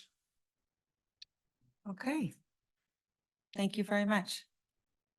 Councilwoman Ebert, go ahead. Yeah, I do have some comments. So, I didn't mention that one school because, as I said, it's not in Ward 4, and I didn't mention the new Stud Elementary School because it's, a couple years out. But I did mention the brand new O'Brien Junior High and the fact that it's its second year open, second school year, and it's already at 84% capacity. So that's why I mentioned that, to say that it is brand new. It's a big facility, and we're already over, halfway full. So anyhow, I just wanted to say that, one of the first things I did on the city council was I got an allocation of ARPA funds. I had $70,000 and I used 100% of that to put crosswalk flashing beacons at schools in my ward because there was a need for them. I also used 10,000 of my council discretionary funds to help pay for them as well, because safety around school zones is very important to me. And what I'm hearing from my constituents is the existing Washoe County school districts in my ward are not safe. So I want to know what plans you have to make sure that our school zones are going to be safe. What are you going to do now that you've heard all these people talking about how unsafe these things are? Are you going to do anything to address these traffic concerns, or am I going to have to use my discretionary funds to fill the gaps in traffic safety around our school zones? Certainly, safety is a complicated and critical issue. One significant action that the school board took just this last school year was to fund the decrease of the walk zone and actually increase the level of service of school bus transportation to all of our elementary and middle schools, providing thousands of additional elementary and middle school students with a safe, free ride to and from school on a daily basis. So that's just one measure, in addition to a number of on-campus safety and security measures. It's always a partnership between the RTC, the city of Reno, and the school district on and off of our discrete properties as people flow to and from their homes. Okay, because, the concerns about traffic in this area where the school's proposed, North Valley's High is not that far away. And the CIP project, coming down the pike to do expansions there. If you have major concerns about traffic safety, what are you going to do to make that area safer in that expansion? Or is that part of the plan? Because from what I'm hearing, that entire area is very unsafe right now for my people that are working as crossing guards, for parents coming and going the school zone. Per your argument that this is not a safe location for a new school, you already have schools in these areas that are not safe. So I guess what I'm asking is, why is it okay for your school zones to not be safe, but you're using that argument against another school coming in to say that they're not going to be safe? It's going to be an unsafe traffic area. There's not enough accommodations when they're willing to put in a traffic light and make all of these changes to the roads. Meanwhile, I'm using discretionary funds to put in crosswalk flashing beacons for Washoe County School District schools. So Madam, I apologize, Councilmember Ebert. If we could just bring it back to the item and to the actual property, I'm just a little concerned. This is going a little far afield. I totally understand the sentiment and where you're going, but if we could just bring it back to the project a little bit. Okay. All right. I guess if I can maybe dial it back a little bit.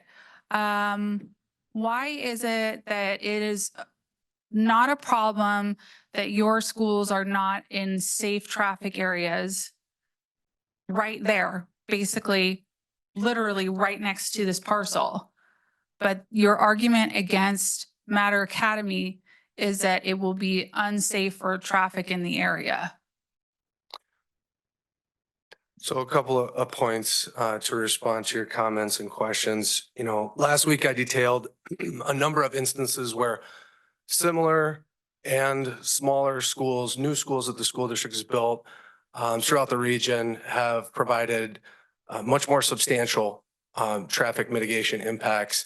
And the argument was that the traffic mitigation and the resulting level of service, which the traffic study indicated as being a level of service F at the primary intersection of Beckworth and Northhurst Boulevard. And that's what would it is not meet currently now, findings. right? It's at F right now, right? I don't believe it is currently now, post-project and 20 years out. It remains a level of service F immediately adjacent to the project. And The argument was that that simply doesn't meet findings, that additional mitigation should be required, and really that it is possible, and that continued coordination and effort might be made to find a more appropriate solution. This is the first I had heard about any traffic signal. I have no idea if that's a suitable mitigation or not, but with respect to traffic, it was really just to point out that currently, as proposed and conditioned, it does not appear to meet the findings, and to just ask the council to reconsider that point specifically. Okay, so maybe this is a question for staff or the applicant. What is the rating of that area now that he says will be an F? What is it currently at? Yeah.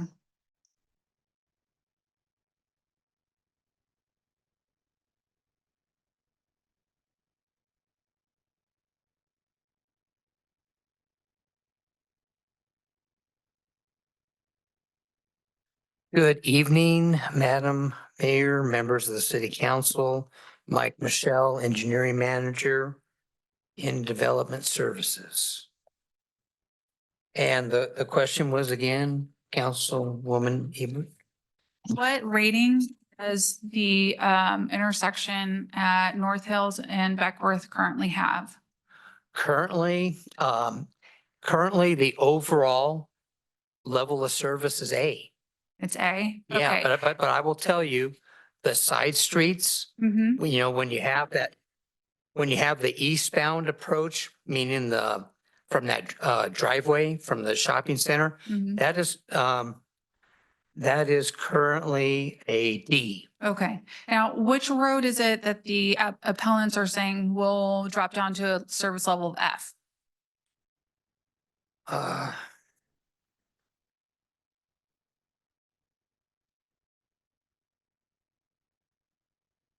I believe they are talking about that same side street, the driveway from the shopping center, Okay. heading eastbound. Okay, so it's at a D now. They're saying it'll be at an F if this project goes through, correct? That is correct. Okay, and if we put a light in there, that would improve the level of service there? Well,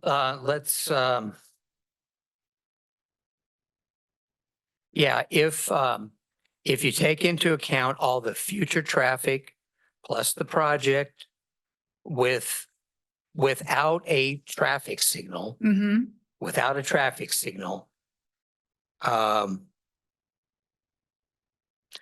that same side street will be F. And the westbound approach will be F, talking about the side streets. Yeah, But overall, it would be a B. okay. Now, if you put a traffic signal in, that F becomes D. For the side streets, that F becomes a D. So Which it's at currently, right? So that meets standard. Okay, Yes, that's what it's currently at. okay. All right, thank you for that.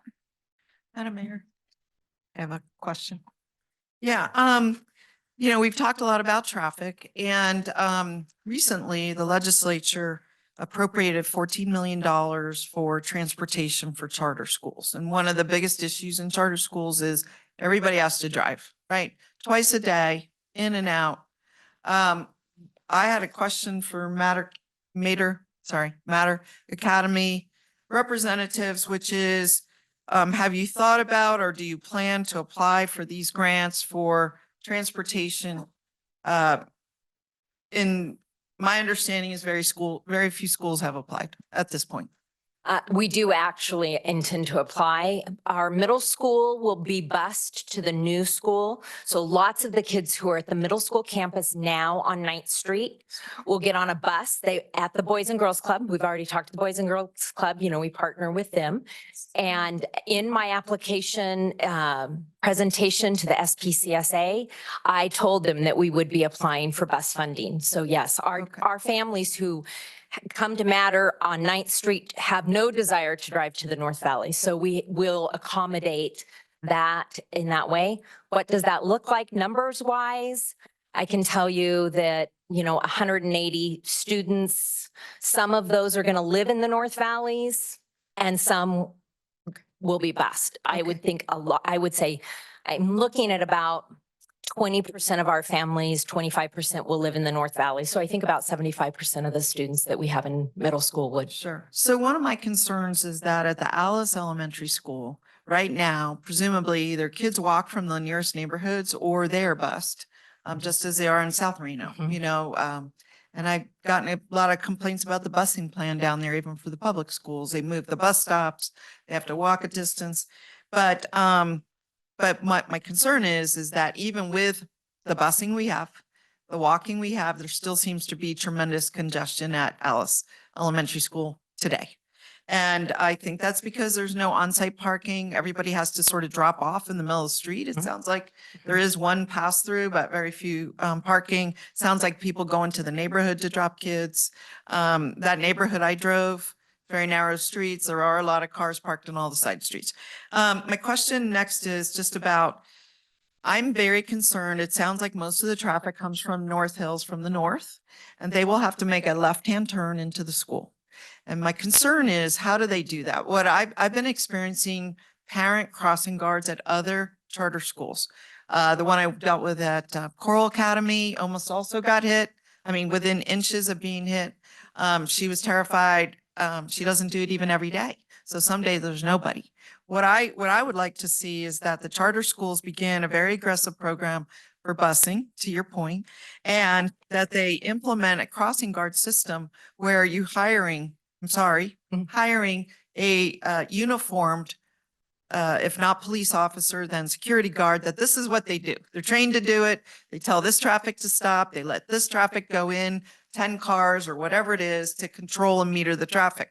The only other option is having those kind of lights that we have to enter the freeway now, where it turns yellow and it says, okay, it's your turn to enter the freeway. We even have that metered access. So this has been a major concern of mine. Any thoughts? Well, a concern for us too, and we actually hired a retired police officer last year to help us with traffic, and health issues got in the way and he had to quit, but that was what we looked at. So it's not anything that we're ever opposed to. We do, our leadership team is pretty skilled at moving traffic on 9th Street because we had to get that way. We also communicate very clearly with our families. So our families on 9th Street really know the expectations and the procedures, but we're not ever opposed to doing something like that, have looked at it.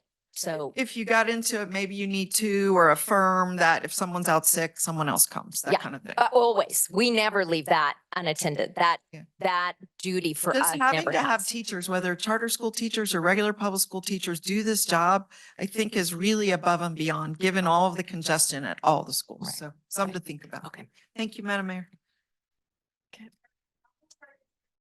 Yeah, I just really want to, thank you. I just really want to center back on, the issues raised by the appellants and the parameters in which we must decide. So Mr. Searcy, you and I think others of the appellants, and I think Mr. Evans today mentioned, something like support, collaborate with Washoe County, master plan language. And I want to share my thoughts on that. I think when we're here at a point of administrative approval, we know we look to the zoning code specifically because those are ordinances, and then the guidance of the master plan. But my interpretation of that, support, collaborate with Washoe County, is really the effort that I've been trying and others to do at regional planning in the broader planning framework of the Washoe County Utilities Plan, when something is a project of regional significance, which would even lead to, the charters and knowing where they're going to be. So we know within neighborhoods what the parameters of the school infrastructure is going to be. And we've been trying to do that since 2021. And a holdup has been the school districts, frankly, from my view. And so that's how I see it. And it was my idea to kind of move down in that direction. So I want to throw that out there. I don't find merit in those arguments. I do in some of the other arguments of notice, you might not like the ordinance that we have, that we streamlined, the approval, and we don't have meetings, but that's what we did. I'm clear on my voting record. I didn't think we wanted to make that many things administratively. I didn't think it was a good handoff to staff, but we kept saying streamline, but we did it. You can't fight against the the ordinances. I know some people on Vassar Street who are, excuse me, next to Bond Elementary School, who I've spent couple hours with this summer, hearing their complaints about the processes that the school district went through and not notifying them about the high-rise building going on the east boundary of the Vaughn Middle School property. And you don't have ordinances, but you have direction. And I think things were done correctly here in terms of, working within the parameters of the ordinance and the notice. But, you raised another point was you didn't get the notice. You made an appearance, you gave comment, and you're an important party to hear. But then when the decision was made, they didn't notice you back again that the decision had been made. Is that correct? Only upon our request. Okay. And I think that's an administrative law. I think that if someone makes an appearance, there should be notice back out, but that's more administrative, not ordinance. I think some of the points of the master plan arguments are not relevant to this discussion. They're certainly relevant to other work tasks that we have to do, but I don't find those relevant in the appellant's arguments, frankly. But I want to ask one other question is, do we have a joint use agreement with Alice Smith to use it also for, park facilities like we do for many other school districts? Does the city, because I think there may be some relevance to that site then for other reasons. Is it one of our sites that we have a joint use agreement with you? If I could also just respond a little bit to some of the statements you just made, specifically the master plan, degree of coordination, that technically wasn't a point that the school district per se represented in our appeal. Rather, it was the compliance specifically with 1803, 203B Bravo and the allowable uses table in which this very unique use on this split zoned singular parcel must be considered, we feel is actually prohibited. Okay, And those there- are the points I brought up a few minutes ago. Subtly different. I just want, that's Yeah. why I really want to tease this out in Okay. detail because it is Okay. very clear in the table. It's very wonky, but for better or worse, as you well know, that Title 18 is there for a reason. Okay, I So agree with that. Okay, That yeah. said, and we can dive into that in more detail if you prefer, but specifically to answer your question, while we do have a joint use agreement up at O'Brien on that larger campus, Alice Smith, we do not have a joint use agreement with the city Okay, of Reno.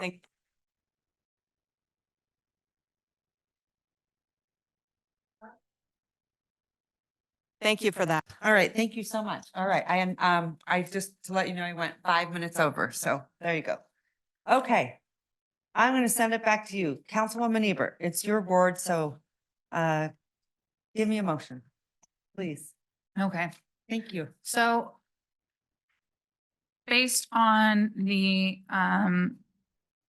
facts provided from both sides, the opinions given by public commenters, the school district, my fellow council members, and the opinions of city staff and the conditions put on this project, and the applicant's willingness to help with the road safety in the area and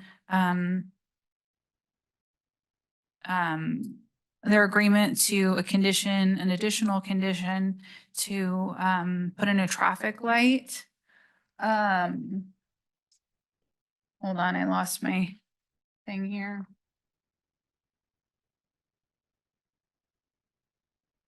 I'd like to make a motion to approve the project with the additional condition that the applicant pay for a traffic light at the intersection of Beckworth and North Hills.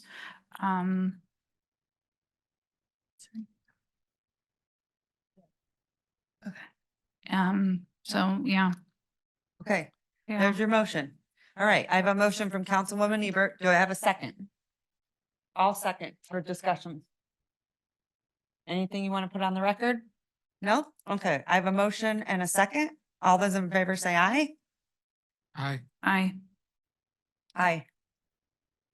So we probably should do a roll call vote. I'm thinking, Madam Clerk. Okay? Okay, can I have clarification from legal too? Is that a sufficient motion for this appeal? Yeah, just for clarification, the motion, as I understand it, is to deny the appeal consistent with staff recommendation. So, Yes, yeah, Okay. with the added condition of the traffic light. with the added condition of the traffic light that and if we could just have the applicant confirm that that was offered. Good evening, Madam Mayor, members of the council. Sev Carlson for the record on behalf of the applicant. We've offered the traffic light at our expense. We'll work with RTC on RIF. If that works out, great, but we'll accept the condition at our expense for the traffic light at North Hills and Beckworth. Okay. I'm so sorry. I probably should have asked you. I think that's a great question, Shipman. So thank you. Sorry, it's just getting so late. That's right. I bet Thank you guys Mr. are all Gifford. tired too. Ugh. Okay. Okay, so roll call vote. Yeah, could you Councilmember please? Breckus, No. Dewar, No. Martinez, Yes. Ebert, Yes. Taylor, No. Reese, Shivi. Yes. All right, motion fails. Okay. Would you like to make a motion, I guess? Maybe Ms. Breckus. No, I'm looking over Oh, here. Devin. Oh, Madam Mayor, I'll move to reverse the administrator's decision regarding the appeal of MUP 24-001 Matter Academy based on the council review of the administrative decision letter and its analysis, the record on appeal and information presented at the public hearing.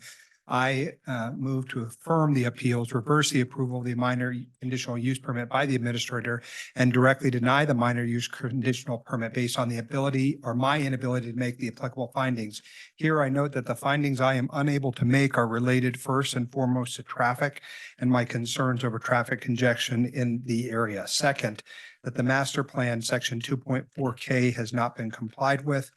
And finally, that I am not convinced that the zoning complies with Title 18.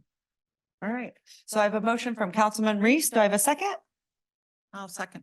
Second, all those in. No oh, discussion. Go ahead. Sorry. I'm not Go going to ahead. support this motion either. I find an inconsistency in the council's deliberations should this item be overturned based upon traffic.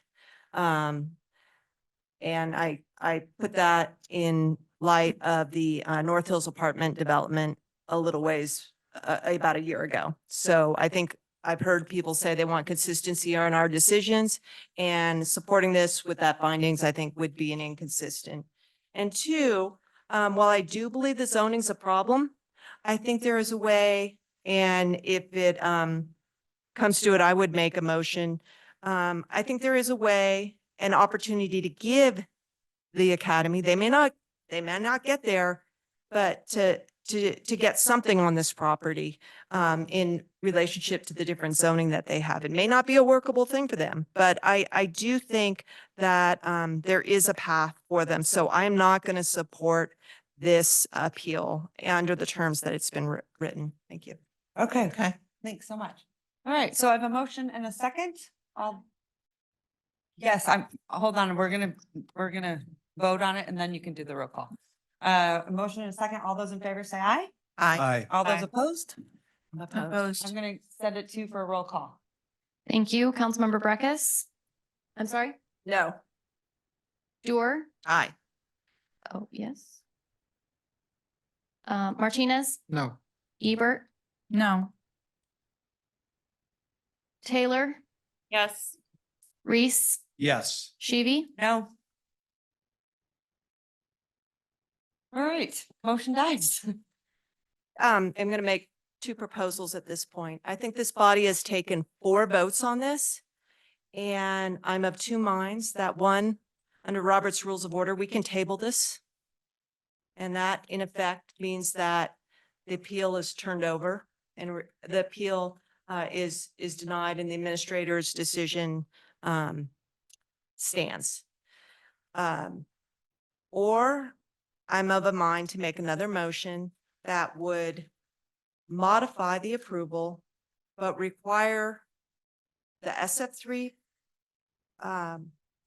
zone property to be fully encompassing the primary school, with all primary use access from that parcel and no joint use of any structures by primary students in the GC zone.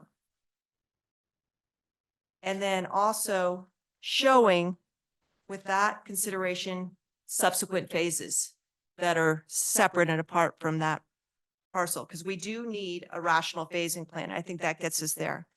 I'd also like to modify it by showing sewer capacity for this property, whether it's part of the shade flow or the RISWRF, and demonstration that there is capacity reserved.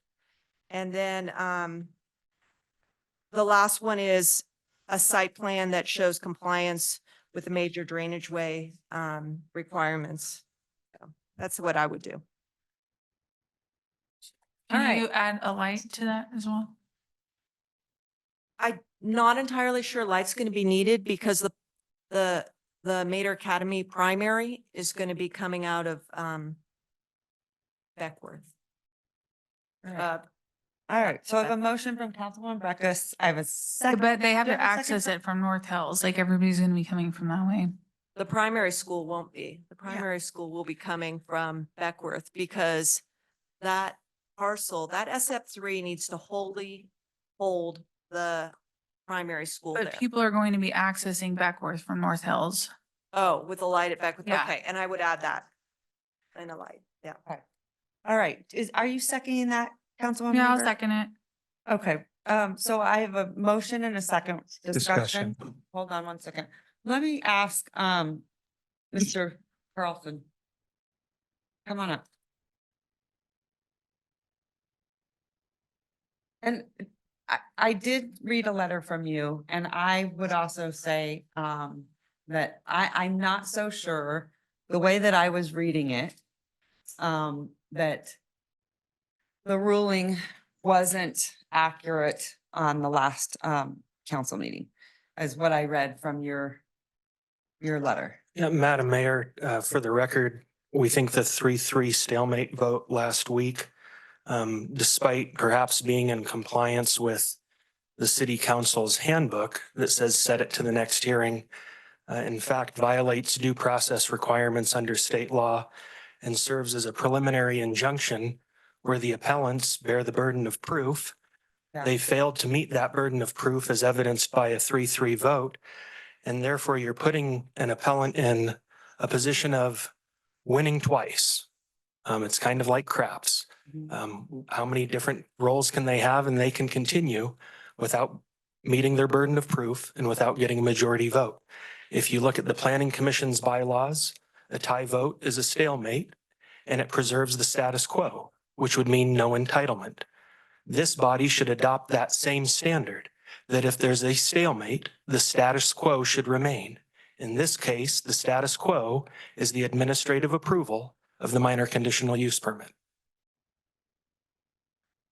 Okay, I got you. I guess in the past, I believe that it was, that it did not prevail, that would stay, but it would stay at the administrative level, administrator's level. Right, so in my mind, right, if an applicant comes before the Planning Commission, they're seeking an entitlement or a modification to an entitlement. Right. If the Planning Commission has a tie vote, there's no entitlement that's approved. Yeah. In this case, we have an entitlement that's approved by the administrator, and a tie vote should again leave the status quo in place, the administrative approval. A tie vote should not serve as an injunction against my client being able to move forward. That's what it does. A 4-3 vote to affirm the appeal, my client loses, the appellants win. A 4-3 vote denying the appeal, my clients prevail. But a tie vote should not serve as an injunction. The status quo, the administrator's approval, should move forward. And I agree with you. So I'm curious to know, is this a motion that you can get to? I would love to have a council member make that motion. No, the one that was. The one that was just put on the table. You know, I don't, I appreciate Councilwoman Breakfast thinking through a way to get there. I don't have my full technical team. Yeah. You know, we've Yeah. spent the last 7 months working through various options, considering what the impacts might be on Beckworth, and then also considering them on North Hills. When you look at the Nolan-Dolan nexus cases, we feel that we've mitigated the impacts that our project has relative to traffic. And we've had our traffic engineer offer that. And we've gone beyond mitigating beyond what we believe that Nolan-Dolan nexus requires by offering the signal. Okay. But we might be able to get there. I don't have a definite answer on whether we could Yeah. meet the conditions Yeah. of Then- Councilwoman Breakfast's motion. Okay. And I don't know where we're at because we still have a motion out there, and I guess I would ask Councilwoman Breckus. Yeah. You mentioned tabling it. I think that's what you mentioned. What? Yeah. I'm sorry. I'm it's not getting of a so- mind to table it. No, but you had put it out there. Yeah, but a table. But what was your reasoning? Well, I think procedurally, I think that. What was the reasoning? Well, sometimes the council cannot make a decision. I think there's been a presumption that it's 3-3 ties that can't get you to a decision, but a body is sitting of an odd number cannot get to a decision, and it does happen. And it has happened tonight. And I'm not. And it happened last Well, that meeting. was a tie. And I've never That was seen a- it in that was a- all That was a tie. of my time on council. That was a tie. And so in an instance like this. It wouldn't have been. Well, an instance like this is, a body can table it, but a table lets the administrative decision stand. And I'm not comfortable with letting the administrative decision stand. So I was trying to get an approval with some modifications that I think make the decision, which I believe is arbitrary and inconsistent with code, not inconsistent and arbitrary with code. Okay. Anyway, okay, I'm gonna move I think forward. Mr. Reese had comment I'm on gonna it. move forward with the motion. I think there's a motion on the floor, but I have comment. Yes. Go Ms. right ahead. Ms. Breckus, in fairness, I don't fully understand the motion, and so perhaps I will just say it in this way. I fundamentally believe that this is the wrong location.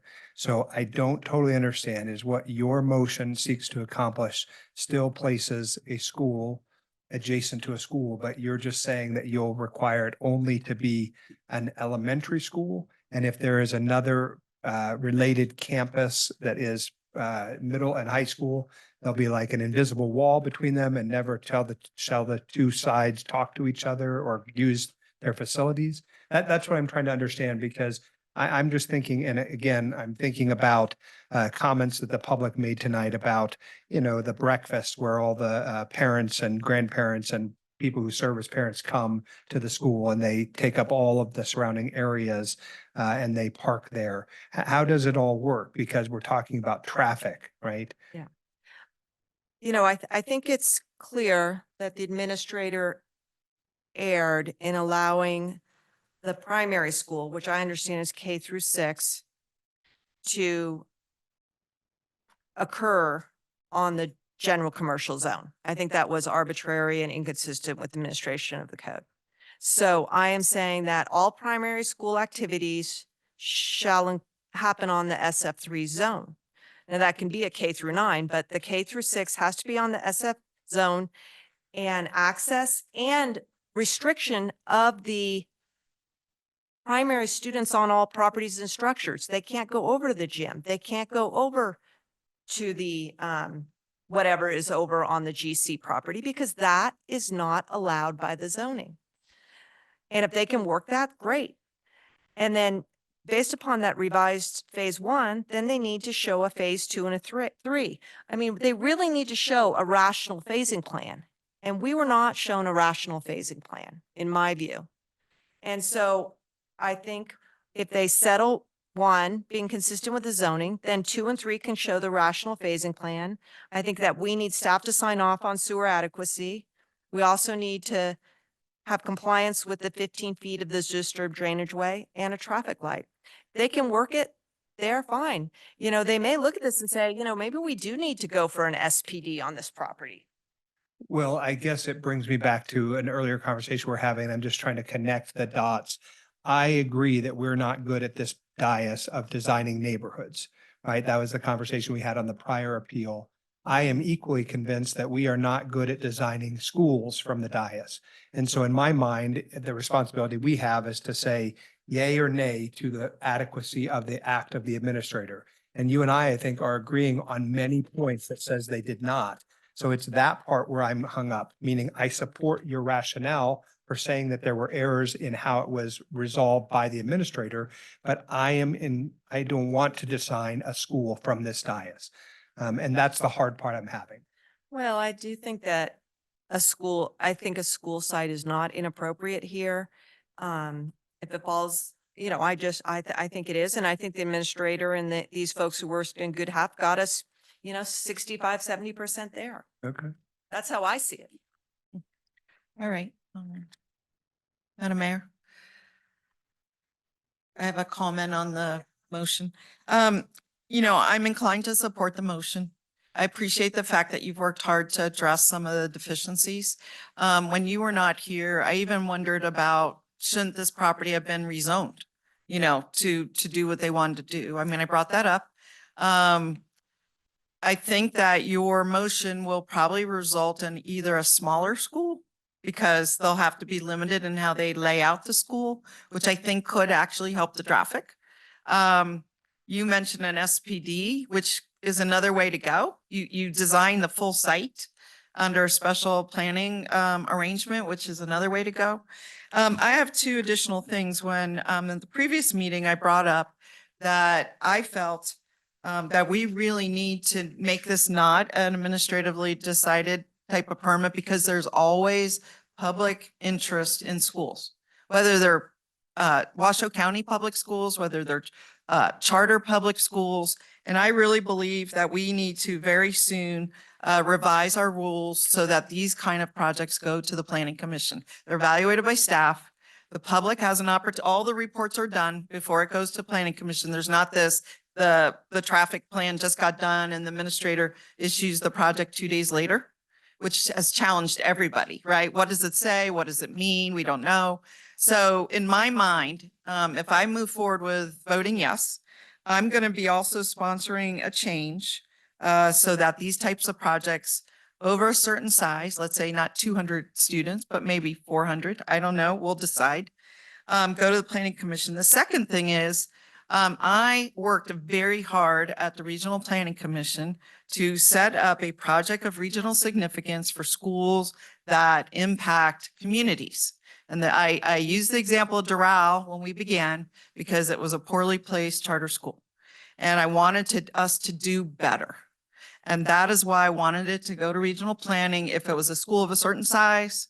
And I continue to desire that. We did send it from the Planning Commission Governing Board to the Planning Commission to implement a rule. However, that got held up. Even though there was initial opposition by the Washoe County School District, there's now opposition by Academica at that level saying, we don't think you can, we will sue you. Jeremy Smith over at Regional Planning and our attorney over there are spinning their wheels trying to figure out how to get out of this box and how to come up with a rational number. And I'm going to continue to push for both of those, what I think are improved planning processes to help us to not get to this kind of thing. And thirdly, I do think the school district had a very good point, whether it's the appropriate time or not. I want to see collaboration on these schools. I want to see the charter community working with the public schools before they ever come to a planning body and working out some of the major details that they can. Maybe the minor details they can't agree on, but the major details they should be able to get to. We are going to have charter schools, both private and public. We are going to continue to expand our Washoe County School District. one of the most challenging things I realized in the intervening week was this comment that someone made that about $10,000, I think it was $9,600, goes with a student when they go to a charter school. That was the right number, $9,600. Let's just round it to $10,000. That means for a school of 1,500, $15 million is leaving the Washoe County School District. 15 million. I did the math 5 times because I couldn't believe the number. I think it actually, if 9,600 comes out to $14,500,000. That's a lot of money to be moving from one system to another. I mean, we should all pay attention to that. So I'm inclined again to support the motion, but I am planning to go work on the bigger fixes so we don't end up here again. Councilman Reese. Thank you, Madam Mayor. I have a question for Mr. Hall or Mr. Shipman. Earlier in the evening, there was this question like broadly phrased that said, if we deny it, what happens next? And Ms. Foose was able to come up to the podium and explained it here. I have the similar question here. It would seem to me that it would be better to deny it and let the applicant come back with whatever fix Ms. Breckus is suggesting is the thing, rather than through a conditional process here from the dais. So I'm just trying to figure out if that is the way to solve it.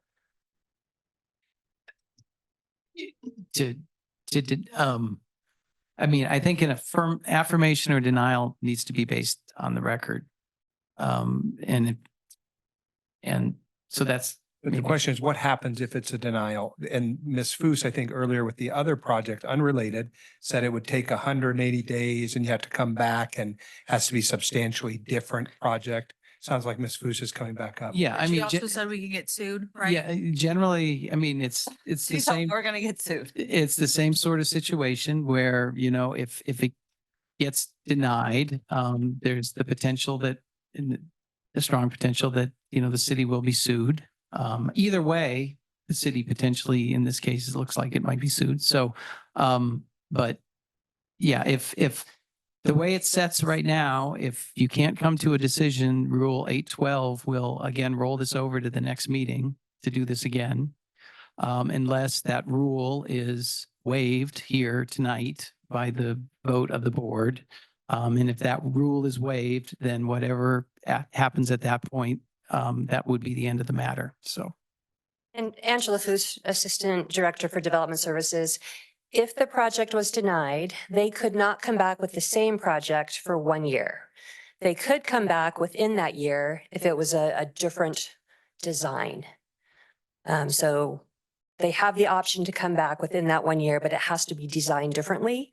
It can't be, oh, we took out 15 parking spaces. It would have to be a substantially different type of project for us to start the review process over again. Like the suggestion that they place the elementary school on one side and not allow it to use joint facilities. Is that sufficient? And I think what we're also hearing is from Ms. Breckus is the access would also be substantially different. The parking would have to be separated. It would have to be 2 completely separate schools, I think is where Ms. Breckus was going, which would be a complete redesign of the entire project. Or they could sue us.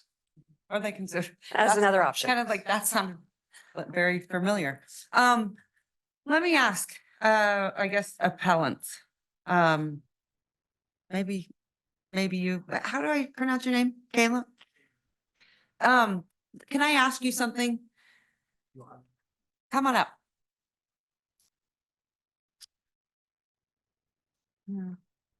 I think, or maybe, sorry, it's so late. My brain is fried. Maybe it was Mr. Searcy. One of you had mentioned that they had not worked with you in any capacity. Was there any discussion with Mr. Carlson in any way? With us, no. And overarching, looking at the fact that we never would have even been able to have this discussion publicly without an appeal, right? And so the idea that something, again, of this sort of significance of an impact in that neighborhood, we have to go through this appeal process, that's more so illustrates the lack of collaboration. Do you believe that children should only have one way to learn? No, not at all. But I also feel that when you place any school, that school should be placed in a manner that supports the ecosystem, the educational ecosystem that exists. Right. Wait, but then you're saying the ecosystem that exists is the only one ecosystem. No, Isn't I'm it should saying be that- for children for all, or learning for all, or education for all? Yeah, right? absolutely, Okay. absolutely. I guess I'm not understanding what you're saying. No, I guess I'm not quite understanding what you're asking. I mean, are Well, you said saying it that we should don't one support? ecosystem, so. No, I'm So you saying just- all of these charters, whether it's a district sponsored charter or a state the district has a number of sponsored charters, as you guys are aware, right? This isn't a charter versus public, but the school district is going to be very forward thinking and thoughtful as to where they place a school so that we aren't necessarily impacting negatively the existing establishments that are already there. Okay. And that's the larger discussion around when we talk about collaboration and making sure that, again, these schools should be supporting each other. They should be supporting the neighborhood communities, not necessarily impacting the adjacent school in a negative manner. Okay, thank you. Yeah. Now I got, okay. Okay. I think I'm on a better track. All right, go ahead, Mr. Carlson. Madam Mayor, I have to pardon the interruption, but That's I all have to right. make a record this evening. Yes, please. With respect please to that do. last question. We followed the public process as laid out in the code. I hear the school district wishing there was more opportunity to participate. The code doesn't afford that. We followed the code. It also pains me to say that I think any attempt to collaborate with the school district and with the Nevada State Education Association would be futile. And by that, I mean a legal term of art of it would be pointless. Because when you look at the efforts that the NSEA and its members have taken in Carson City over the years is to put moratoriums on public charter schools. So the claim that we didn't reach out is without merit. It would have been a pointless outreach on our part. And in fact, with this process having taken 6 to 7 months, with the school district being noticed directly from staff to other agencies, and through the mail, because of Alice Smith's proximity to the property, they had 6 to 7 months to interject in the process. They only chose to at the time of the appeal. So no, I did not reach out to the school district, and the school district did not reach out to us. Sir, wait, come on. Okay, hold on a second. Now, listen. I don't love that answer at all in any way, Mr. Carlson, because I think that it continues the narrative. But I also have watched the school district, or who do you represent, the teachers union or? Sorry, Madam Mayor, Chris Daly, Nevada State Education Association. I figured if the project sponsor needed to speak to the record, since he called us out, that we also should be available to speak to the record. Yeah, I don't have any problem with that. But it hurts my heart that at the end of the day, this is about children and their education, and one is not better than the other. Every child needs an opportunity, and some learn completely differently, and parents need to have that choice. I believe you know your children best. I could see with some of the overcrowding, I've visited a lot of our schools, the Washoe County school system, and it's with like every community, it's tough, right? And now more than ever. So I have a lot of respect for everyone at the Washoe County School District on many, many, many levels. But it does hurt my heart to see sort of this us against them. I don't think that that is healthy at all. And we're not a big enough community to have that divide. At this time, and I can't remember, it's so late, Carl, maybe you can help me, or Madam, maybe Madam Clerk, where we're at in this process. I'd like to take a recess for 10 minutes and see if we can get some collaboration between the two. And if we Madam can't- Mayor, just less than a minute Go. in response to the project sponsors. Sure, go right Comments ahead. about the Nevada State Education Association's record. For the record, Chris Daly, Nevada State Education Association. I believe project sponsor is referring to a 2019 legislation that we offered to have a moratorium on new charter schools.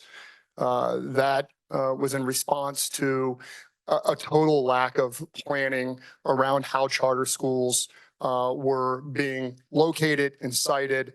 Ultimately, what the legislature passed in 2019 was a 5-year growth management plan for charters that the State Public Charter School Authority was to develop and administer. We're now at the end of that 5-year growth plan. And unfortunately, it has had, I think, some positive impacts, but also a limited effect at dealing with the exact issue that you've been dealing with, or we've been dealing with here over the last 2 weeks, in terms of making sure that when charters get cited, that it makes sense, as President Evans said, with the overall ecosystem of education and what's best for all of the students in a place like the city of Reno. So thank you. I do appreciate your clarity. I do. It just, and I hate to sort of generalize, like I just told Mr. Carlson, the comment's not helpful. Sorry.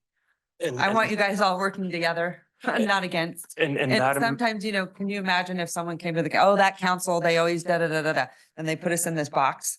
and So I'm Madam just Mayor, saying. I'll make a correction on my statement.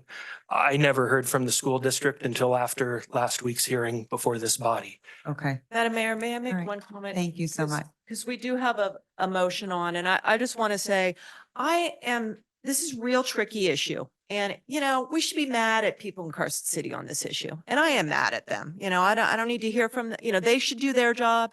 But, 2-3 years ago, I reached out to Mr. Evans. I met him once, maybe we had a Zoom meeting. I said, regional planning is the place to start talking about these ecosystems for schools and siting and the charters. Got to get on table. We're doing this. Washoe County's at the board. The teachers unions need to come on board. And, that thing has stalled.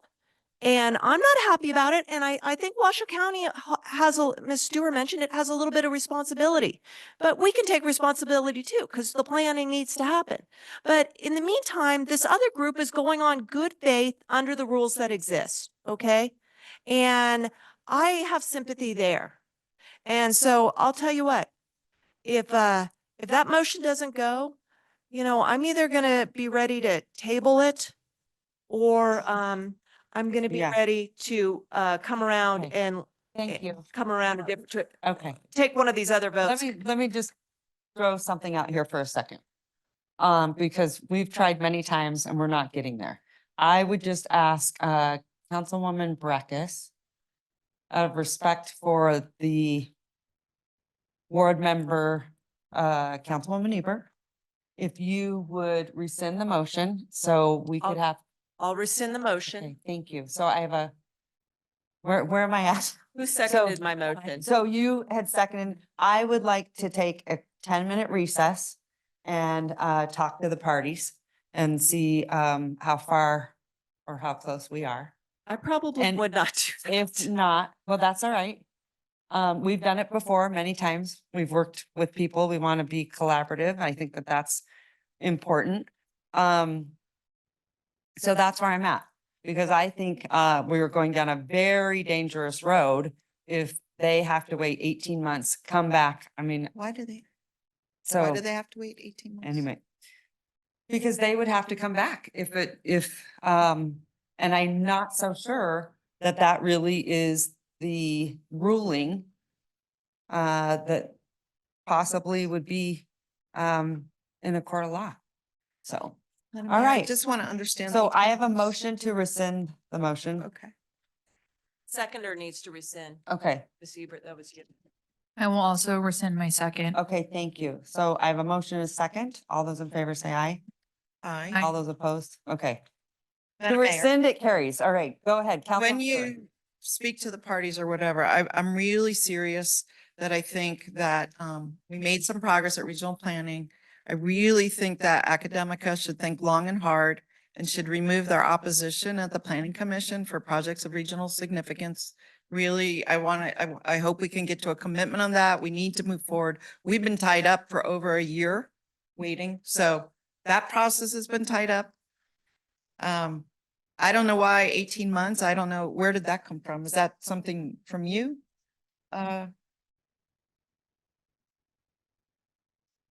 What is 18 months? It's if an item is, sorry, it's a little late, Leah Picati for the record.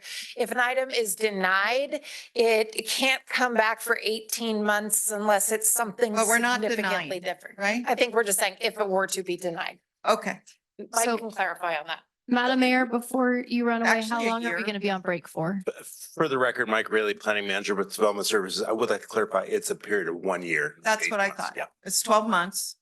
That's to come back with the same project, but they are allowed to come back right away with a different project. And usually it's perceived to be 20% different, 30% different. That might be numbers of students, traffic, parking, design, significantly different. You could come back right away.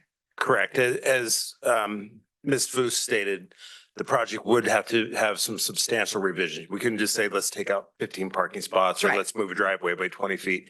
It would have to be substantially different. Okay, so just so we're clear, if this is denied through the process, they could come back in 1 year with the same project. If they want to come back sooner, they could come back with a revised project, significantly revised project, right? That is correct. Okay, just and- getting that. And if I could, just one real quick. So what's happening now is like a momentary adjournment for the parties to confer. This is not a city council conferring with the parties. I just want to make sure that that's not, and I spoke to the mayor about this. The notion is the parties will talk to each other and report back to the council when the meeting comes back together, but it is not like Okay. a work session between the council and the parties. So thank you. Okay, so with that being said, we're going to take a 10-minute break and we'll just return at 11:15. All right, and to the parties, Jackie Bryant is right behind you. Thanks, Sev.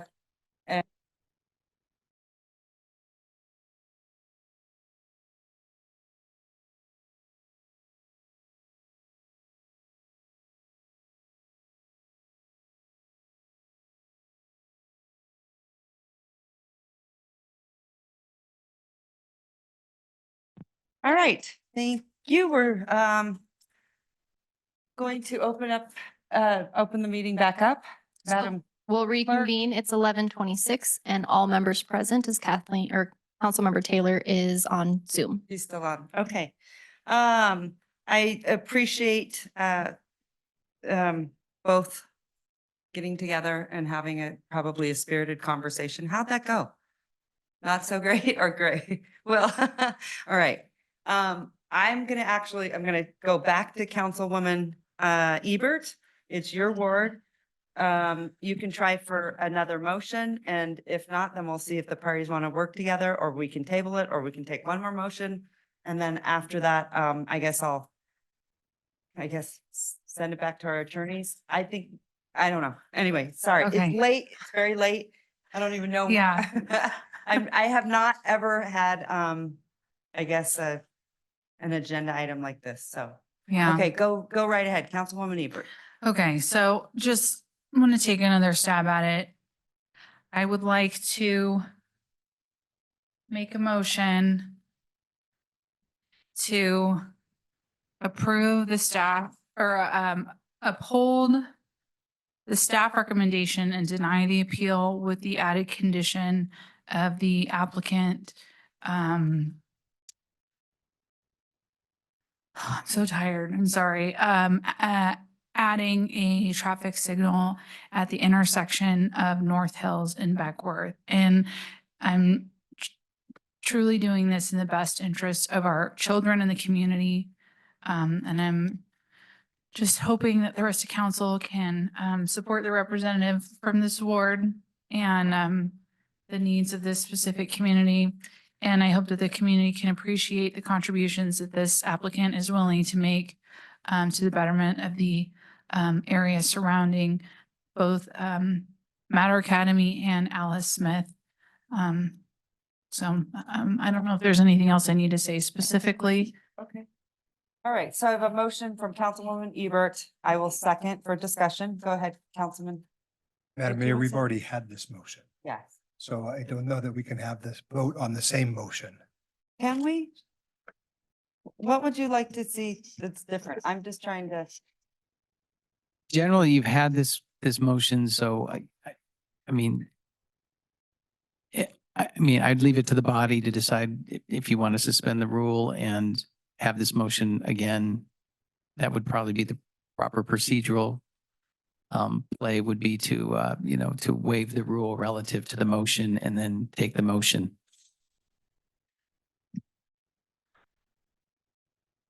I'm trying to think. What would you suggest? Share something. If the will of the body is to hear the motion again, because there's a belief that the motion might pass, then, I would I'd make a motion to waive the rule and then hear the motion and May I ask a question? So there is a prohibition in the rule to have a motion, the same motion come back twice? yeah, generally, once a main motion has been made and it fails, you're done. Okay. Would it be cleaner to waive the rules to then, under Robert's rules, table the item?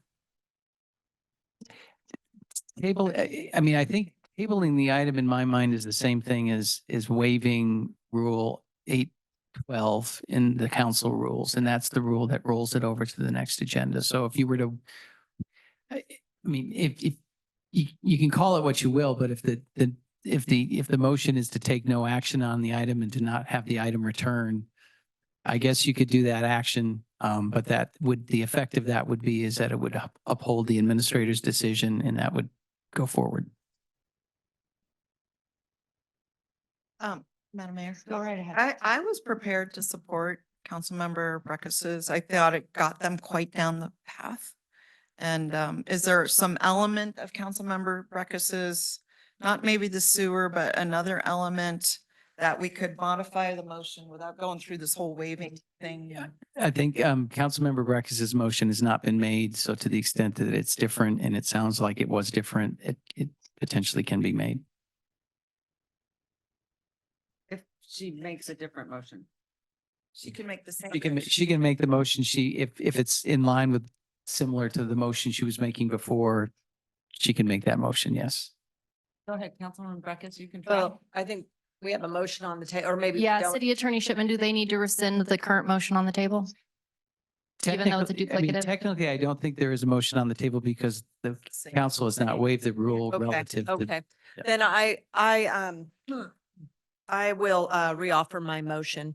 And in lateness of it, unless another member wants, I won't repeat that motion. But I do have it written down and I will, and staff, did you get it? Okay, so between what I have written down and you've written down, I think we have an understanding of the motion. So I will reoffer that motion. I don't have any understanding. So you're gonna want to bring that. That motion was number one.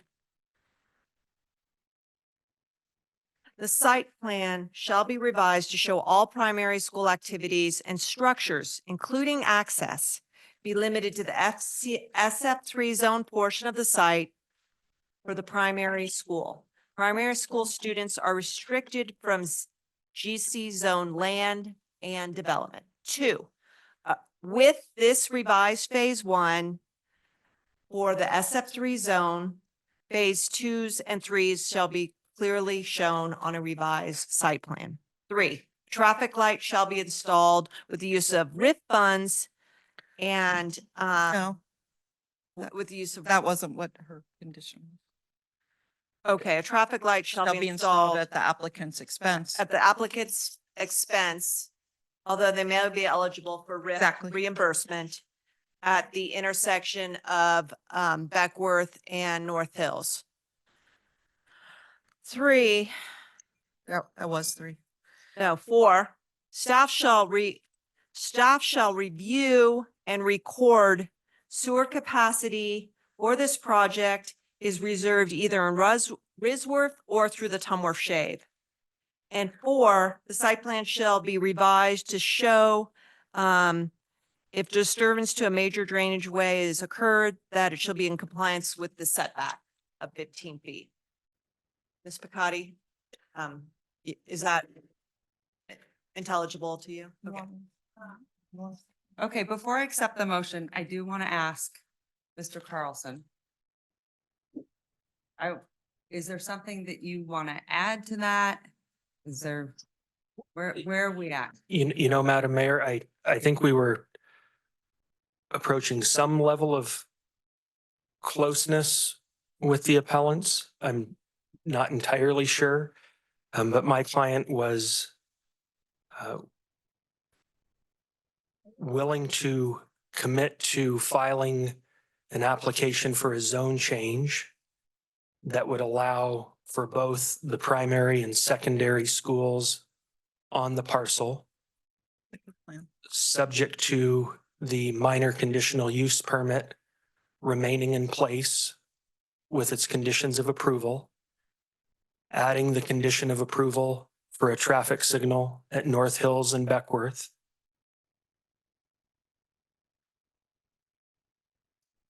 We'd work through to make sure that we're not in the drainage way. And we understand that that would, if we can't avoid it, that would result in a major site plan review, if I'm not mistaken. It sounded like the appellants, but I'm not going to speak for them, so you can bring them up, indicated, or at least the school district appellant indicated that if we went through the zone change process, they wouldn't oppose that zone change. And would withdraw the appeal?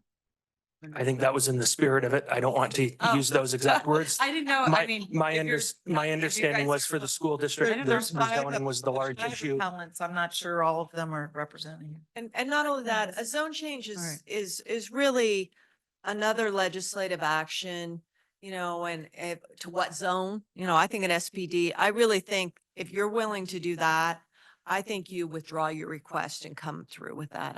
I think that's how you do that. I really, you know, any other condition like, you know, landscape 20 feet, that's it. But, you know, a zone change conditioning, you know, that's just not a thing that's conditioned. No, we're not going to sign off on a legislative, you No, know. and pardon my interruption, Councilwoman Breckus, we would come through with a zone change application.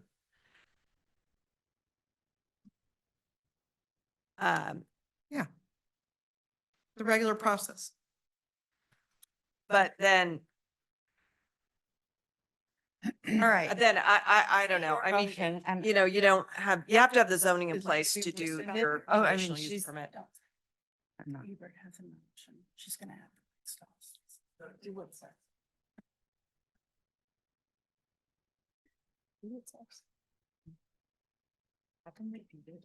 Okay. That's the thing. I'm all, where are we?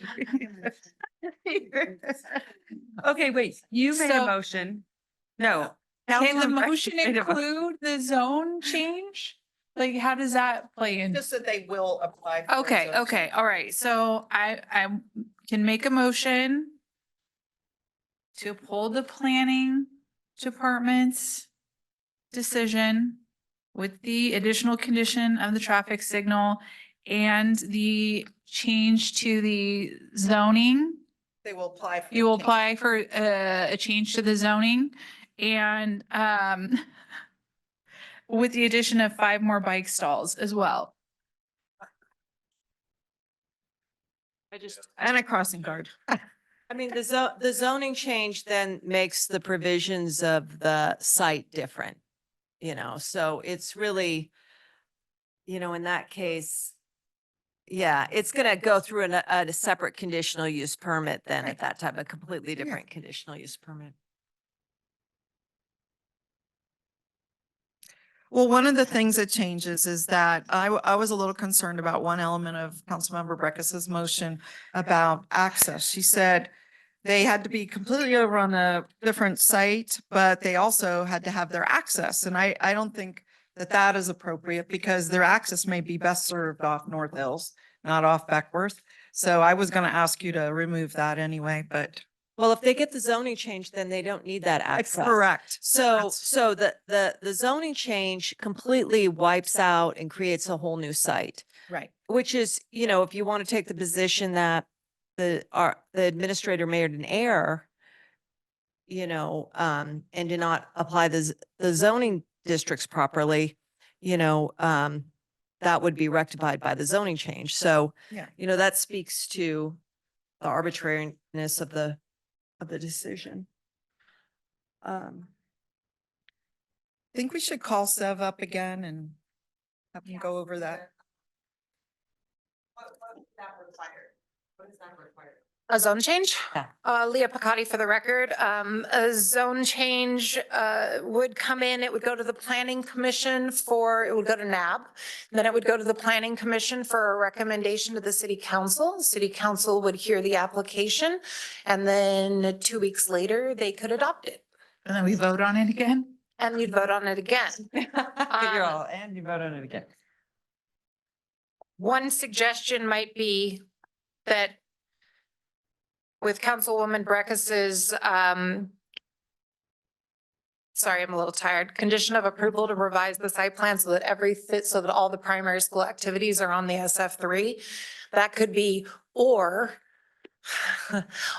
obtain a zoning map change to PF or SPD. They have options. That's just something I thought of that, midnight. And then, if I may, an SPD would really allow for very customization of this plan. And, I think one could say, since they hear willingness on behalf of the applicant to go through a procedure, they should go through the proper procedure. And in that way, the concerns are put to rest of the arbitrariness of the decision, which I think does have consideration. So in that case, do we have a motion on the table? You were making one. No, she made one and it died. No one seconded. Then you came in, Councilwoman Ebert, and made a motion. So There's Can I- just for the, John Shipman for the record. So right now there is no motion on the table. And it was left with Councilmember Breckis making a motion if she so desires. Okay, at this point, with this new information coming forward, that the applicant is ready to go through a new procedure, a separate procedure, I am prepared to ask to waive the rules on multiple motions. Can I get a second on that? What do you mean? Because I'm going to make a repeat motion that we've already heard today. Or I think you're changing it a little bit. No, I'm going to ask you to waive the rules so that a motion that's already been voted on can be voted upon We again. haven't voted on your motion. And I won't do that. We haven't voted on your motion. Well, you have to waive the rules to get a motion. That is one do you understand? Will you second? Second for discussion Okay, purposes. okay. Yeah. So with that second, we're going to waive the rules. I will make a motion that we have already heard today with the new information, and that motion is to uphold the appeal. Because the better route is to come forward with an SPD and cure all the arbitrary nature of the administrator. All right, so the first motion I think you made was to suspend or waive Suspend the rules. Suspend the rules. Okay. So I have a motion and a second from Councilman Martinez. All those in favor say aye. Aye. Motion fails. Okay. Go ahead, Mr. Carlson. If that motion fails, then I don't have a comment to make for the record. Thank you. Madam Mayor, point of Okay, order. I have one more, right? I am going to, let me see, hold on one second. It's a little bit different. I don't know if we'll get there, but I would like to make a motion to uphold the administrator's decision and add well, I would like to add a condition of a light. Okay. He's saying yes. Okay, that's good. And Light's still good, Madam Mayor. and how many bike stalls can you give me?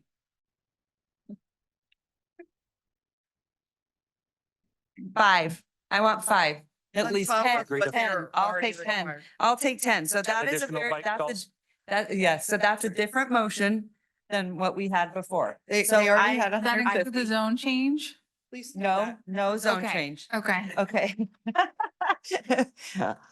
I'll give you one, you give me, what is that where they, like, Anyway, okay, that's my motion. All right. Okay. Do I have a second? And that included the traffic light at Yeah. Beckworth. Yeah. Yeah. I'll second. Okay, so I have a motion, I have a second discussion. No discussion. All those in favor say aye.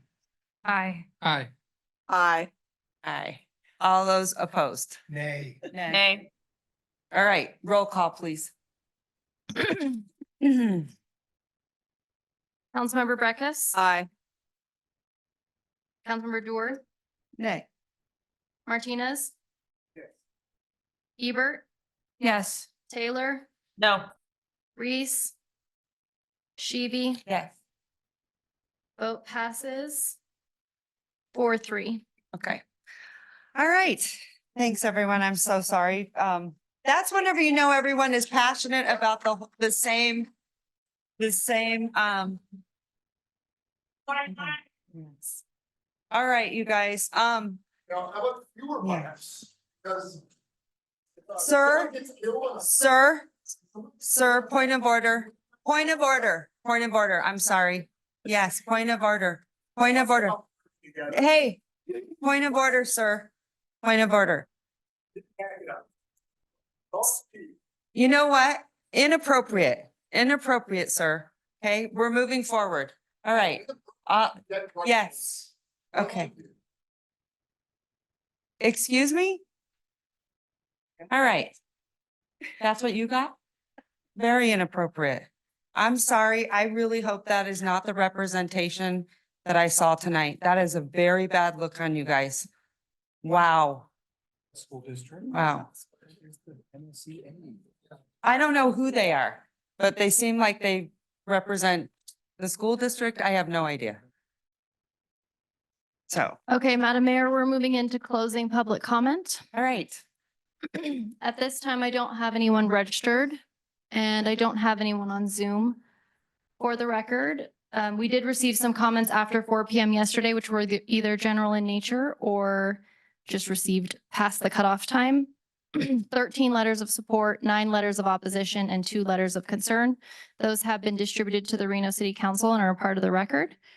And now we're on item K for adjournment. I'll move to adjourn. Second.